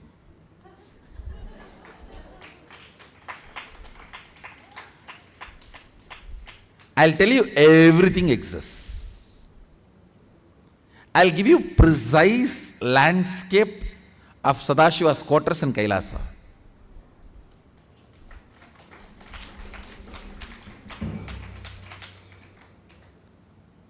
Not only give you precise landscape, awaken the ability to access, see that in multiple brains and multiple brains will perceive precisely the same and paint it.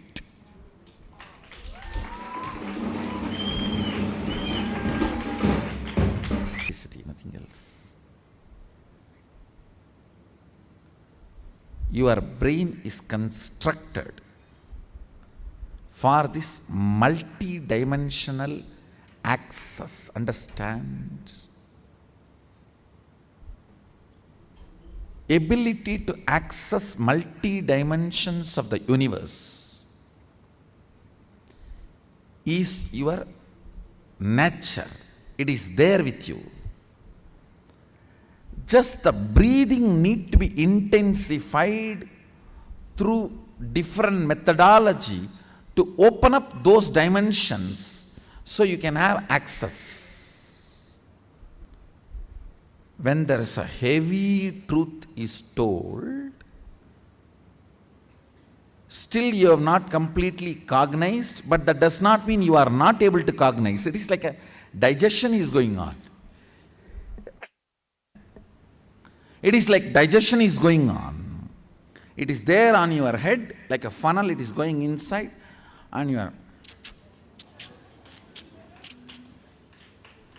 During that time, certain intense, subtle breathing gets developed that gives you access to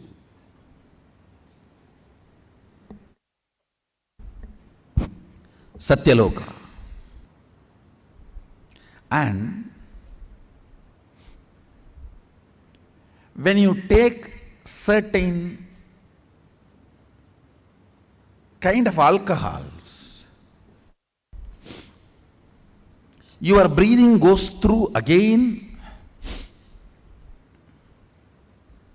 Intense pattern gives access either to Swarga or Naraka based on your pattern structure.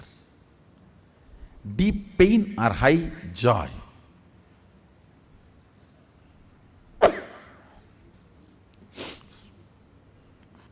No, actually it is nothing to do with here. I am trying to release intense prana so all of you will digest what I am revealing.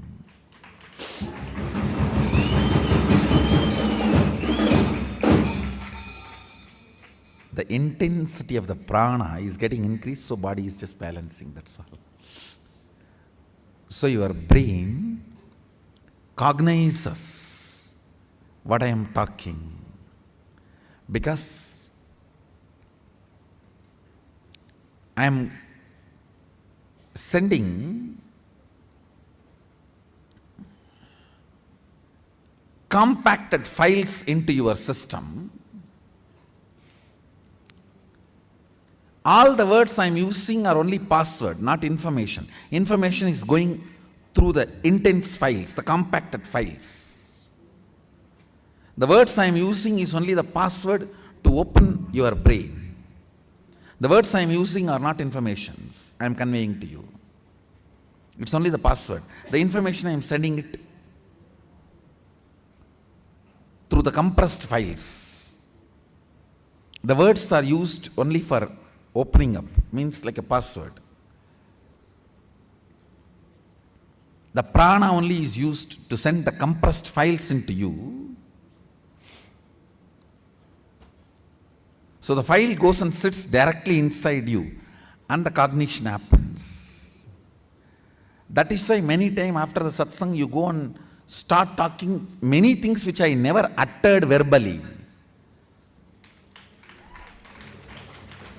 but matches very logically with the subject I am talking. It means the compressed document has been inserted inside.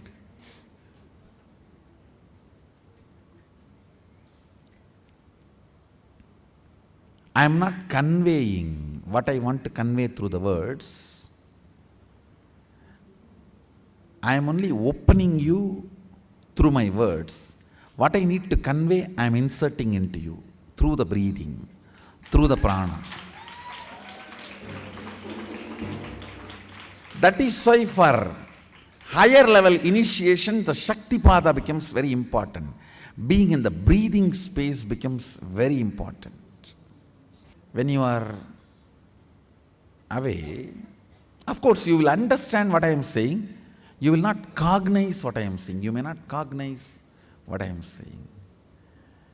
When you sit physically, you will cognize what I am saying.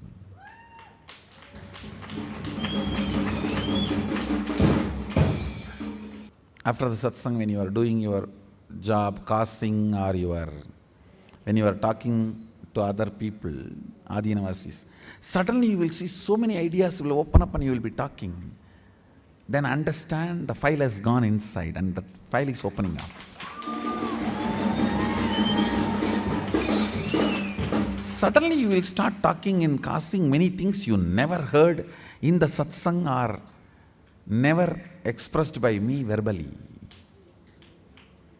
Means that file is opening up. If you are in the Adinam, do not miss this morning 2 hours chance you get to sit with me. Morning only 2 hours you get chance to sit with me. Morning Pada Puja and Satsang. Don't miss that 2 hours. That is actually the reason why you are here.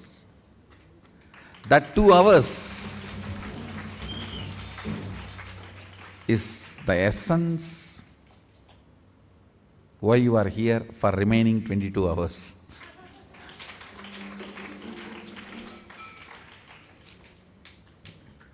That is why I make sure the other 22 hours is not that easy. So the first reason to remain here is only these 2 hours, not any other. hours. All that can be only secondary. But the primary reason should be this first 2 hours. I'll continue to expand. I think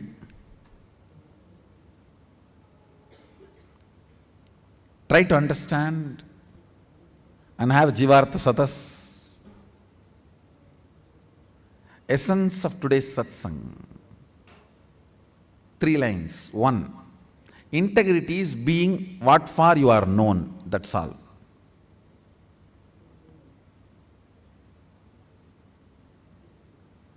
Second, various methods of making your breathing intense opens up different components and parts of your constructs of your brain, gives access to different dimensions of universe. Third, very carefully listen. Listen very carefully. Neither my form nor my words can be equivalent to my breathing space.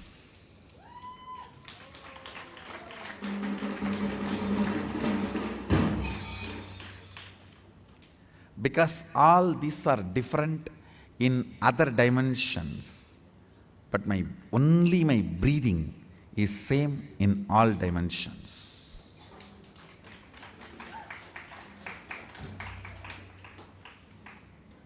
The air inhaled goes to Kailasa and gets exhaled. So the essence of today's satsang, the air goes to Kailasa and comes back. Thoughts. Now,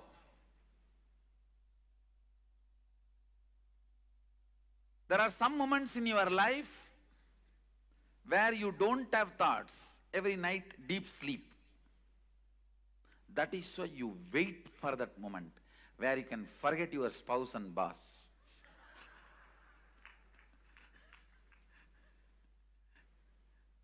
There are some moments in your day-to-day life without thoughts.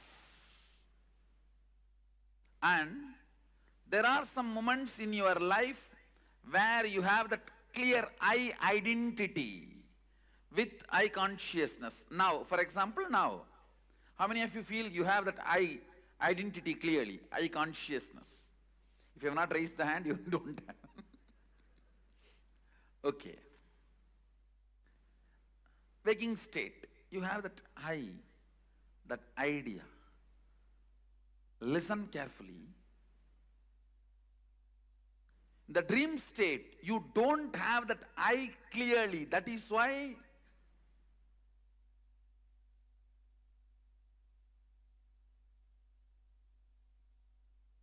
the thoughts are driving you.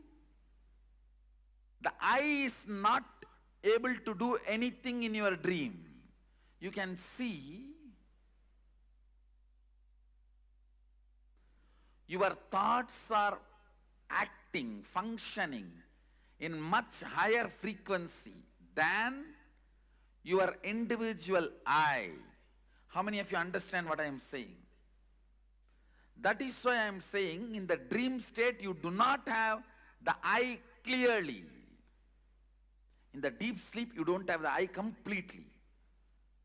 How many of you understand there is a space in you where there is no I? So the basic unit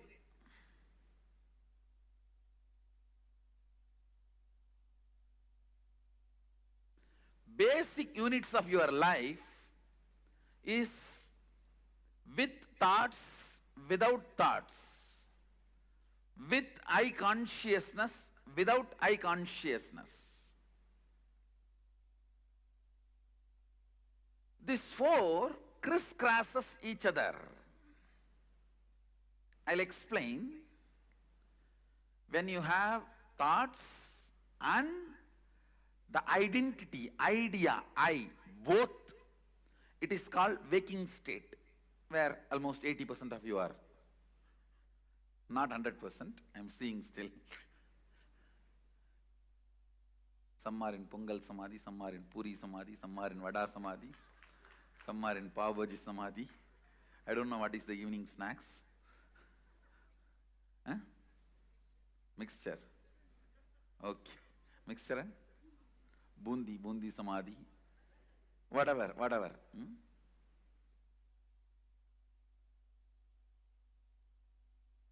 In the waking state,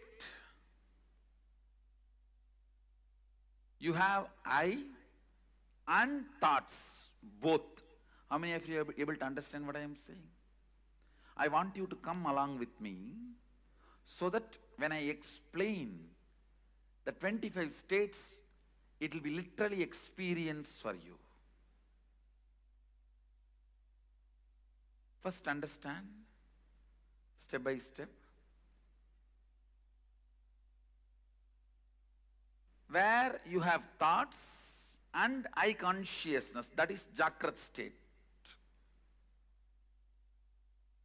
Where you have thoughts, but the I identity is not strong enough. It is almost non-existent. That is why in one night itself you will see the dream of you getting married, you writing exams, you being chastened by the tiger and elephant and lion. All bad dreams. No.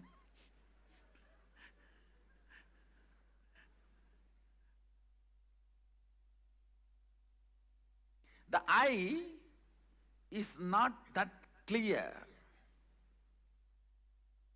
Thoughts drive the whole happening. Thinking.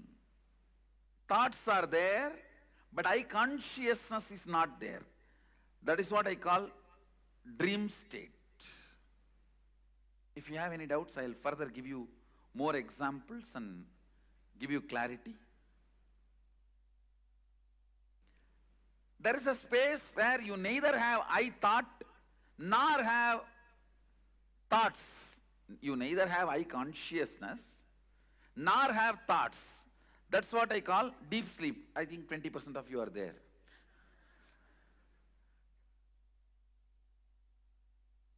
Whoever has not laughed, I know, they are there.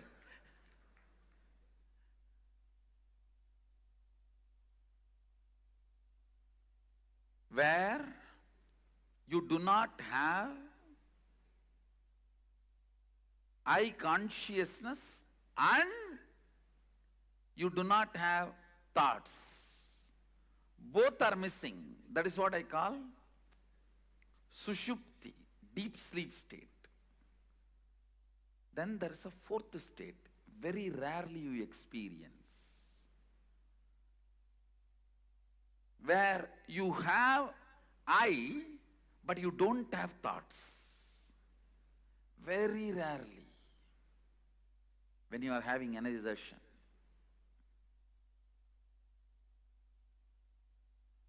When you are really, really unclutched, or when you go through a very powerful energy experience, those moments, you get the glimpse of it. We call it Turiya, where there is no thought, but there is that I exist.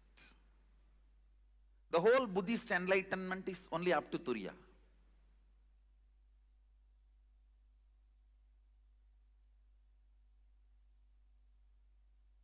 Understand, these four are the basic units.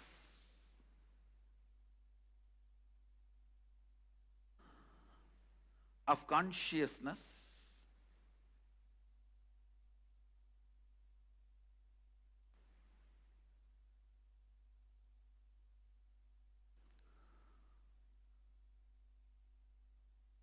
in Sanskrit, I use the word Jagrat, Swapna, Sushupti, Turiya. Turiya means simply fourth state, that's all. Fourth state. There's no meaning for the word Turiya technically. Technically, Turiya, if you translate that word Turiya, means fourth state. Maybe in English I can give a new word, awakened state. I myself can create a word, that's all. There is no English translation. If I translate that word Turiya, it only comes as fourth state. Listen.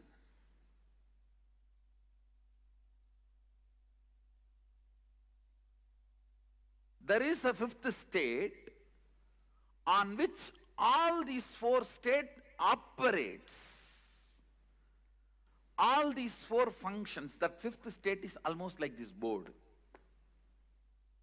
Board on which all these four happens in you. The idea of I, the awareness, the consciousness, whatever.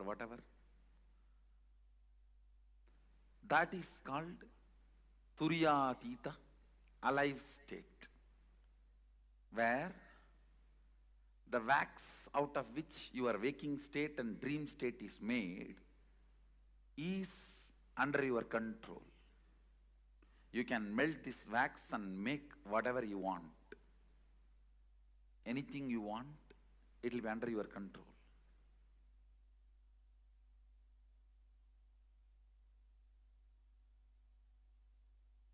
I'll try to repeat once more. Waking state is the state where you have the idea I and thoughts. Dream state where you have thoughts but no idea I, stable I.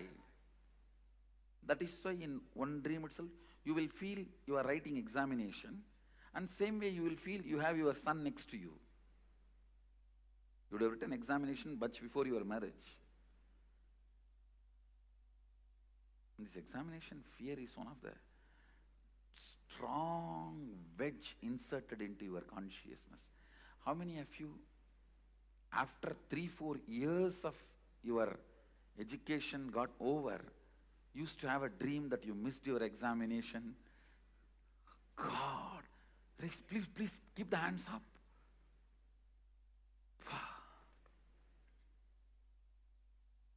I never had this dream. First of all, I don't have a dream. Next thing, I never went to examination. So both problems. Neither I have dreams, nor I went to examinations. Examination fear is the strongest wedge inserted into human consciousness.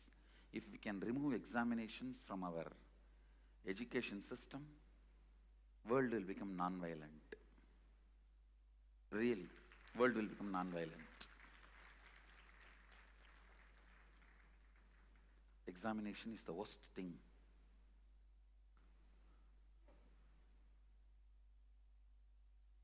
You go through most horrible experience thinking that if you go through this experience, you may never need to go through any other horrible experiences in your life. It's like I read a one-liner. Husband is a person who stands by you during all the problems, trials, tests, difficulties, which will not be there if he is not there in your life.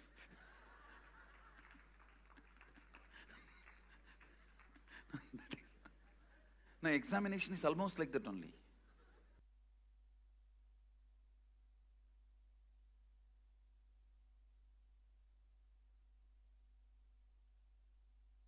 I am seeing thousands of people every day, either in classes, programs, or giving personal interviews, darshans, or people who come to hear about their Akashic records, whatever. With all, take few minutes and take notes. Usually I'll say, you don't need to take notes, listen.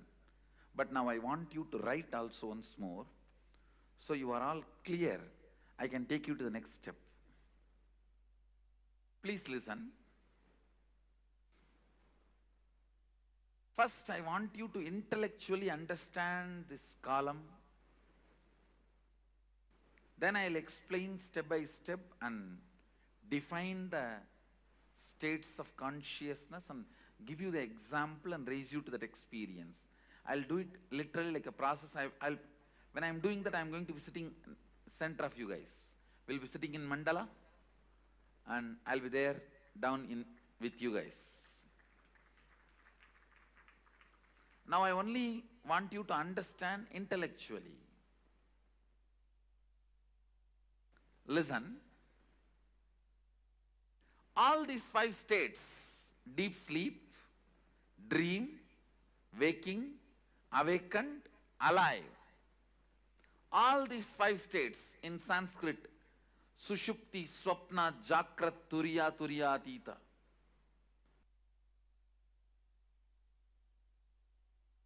All these 5 states cross each other. You may ask, how? Because you are no more a single integrated being. All the time, one part of you is planning, strategizing about your future and possibilities. The other part of you is just interested in denying you, which is strategizing. The part which goes on strategizing about you and your future is called mind, head, intellect, logic. The part which goes on denying you does not want the direction. Not because it is right or wrong, just it does not want. It's like a tantrum throwing child, what you call as heart emotion. Please understand, you have been given a very wrong idea. Your heart and emotion is always right. No. Both are corrupt. Understand? Both are corrupt. Both carry deep incompletions. Heart wants something just because it does not want that. Heart denies something just because head wants it. It's not that always heart is right. No. If you feel heart is right, no. You are wrong. Head is wrong. That does not mean heart is right. Head is wrong does not mean heart is right.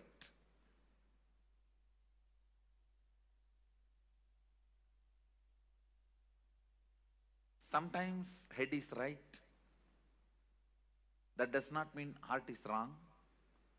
Sometimes head is wrong. That does not mean heart is right. Both have their incompletions, both have their problems.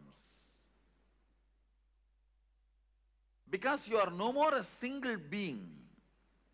See, invariably when the whole humanity has started experiencing this dual being, two-part, that is when our masters declare the Kali started. So 2 parts of you experiences 2 different states at a time always. Please understand. If your head, which is strategizing about your future, is now awake, your heart is in dream state, sitting somewhere and doing something else. If you have to put your head and heart together, keep yourself in the waking state, you feel stressed, tensed. Oh, I can't be like that for a long time. Maybe few minutes, okay. Not more than that. How many of you understand what I am saying? How many of you experientially feel, yes, I go through this? Understand, the line, vertical line is a heart projector. Vertical line is heart's line. Horizontal line is logic's line, head's line. So listen, when your head is in Sushupti, heart is also in Sushupti. It is called Sushupta Sushupti, deep sleep, deep sleep. Very rarely you experience this. Even in your deep sleep, if you are lying on your bed for 8 hours, maximum you may experience this deep sleep for 20 to 30 minutes, not more than that. Please understand. Head, heart, both parts of you experiencing Sushupti and Sushupti, deep sleep and deep sleep.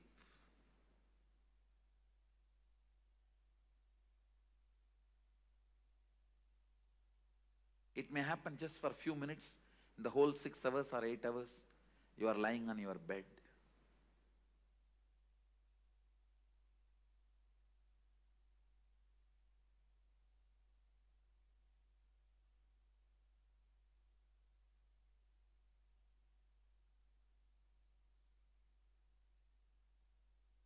When your head experiencing dream state and your heart experiencing deep sleep,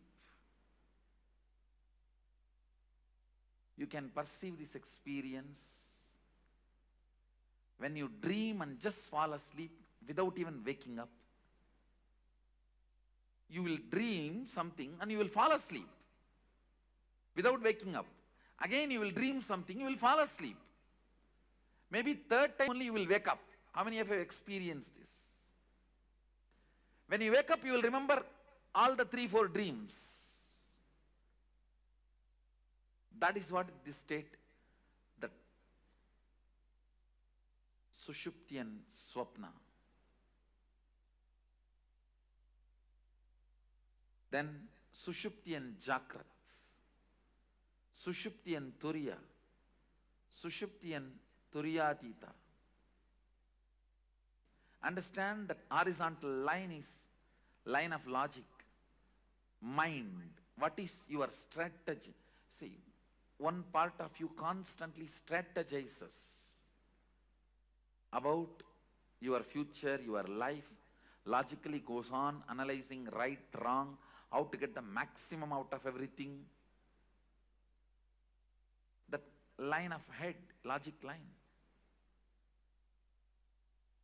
And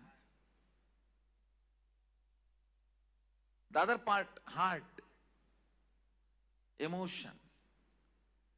Even the word heart may not be right word, because somehow unfortunately you have that very good idea about heart. I will develop some other word.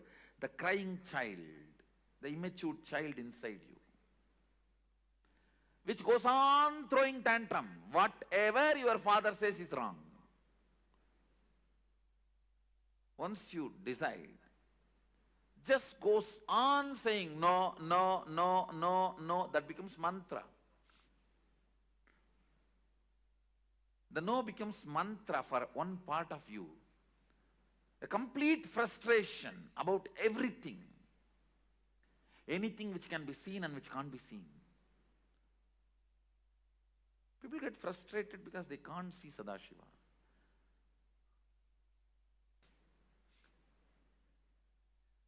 It's good, sometimes you are not able to see. No, we get frustrated even with things which we have never seen, we never experienced, we never perceived.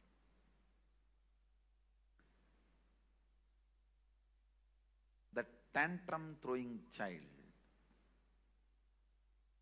So better I will use the word TC, tantrum child. The tantrum child is the vertical line. The tantrum child in you is the vertical line, and logical, strategizing mind, that is the horizontal line. Both of you go through, please understand, some of you are small family inside. Some of you are joint families inside. Some of you are apartment complex inside. Please understand, do not believe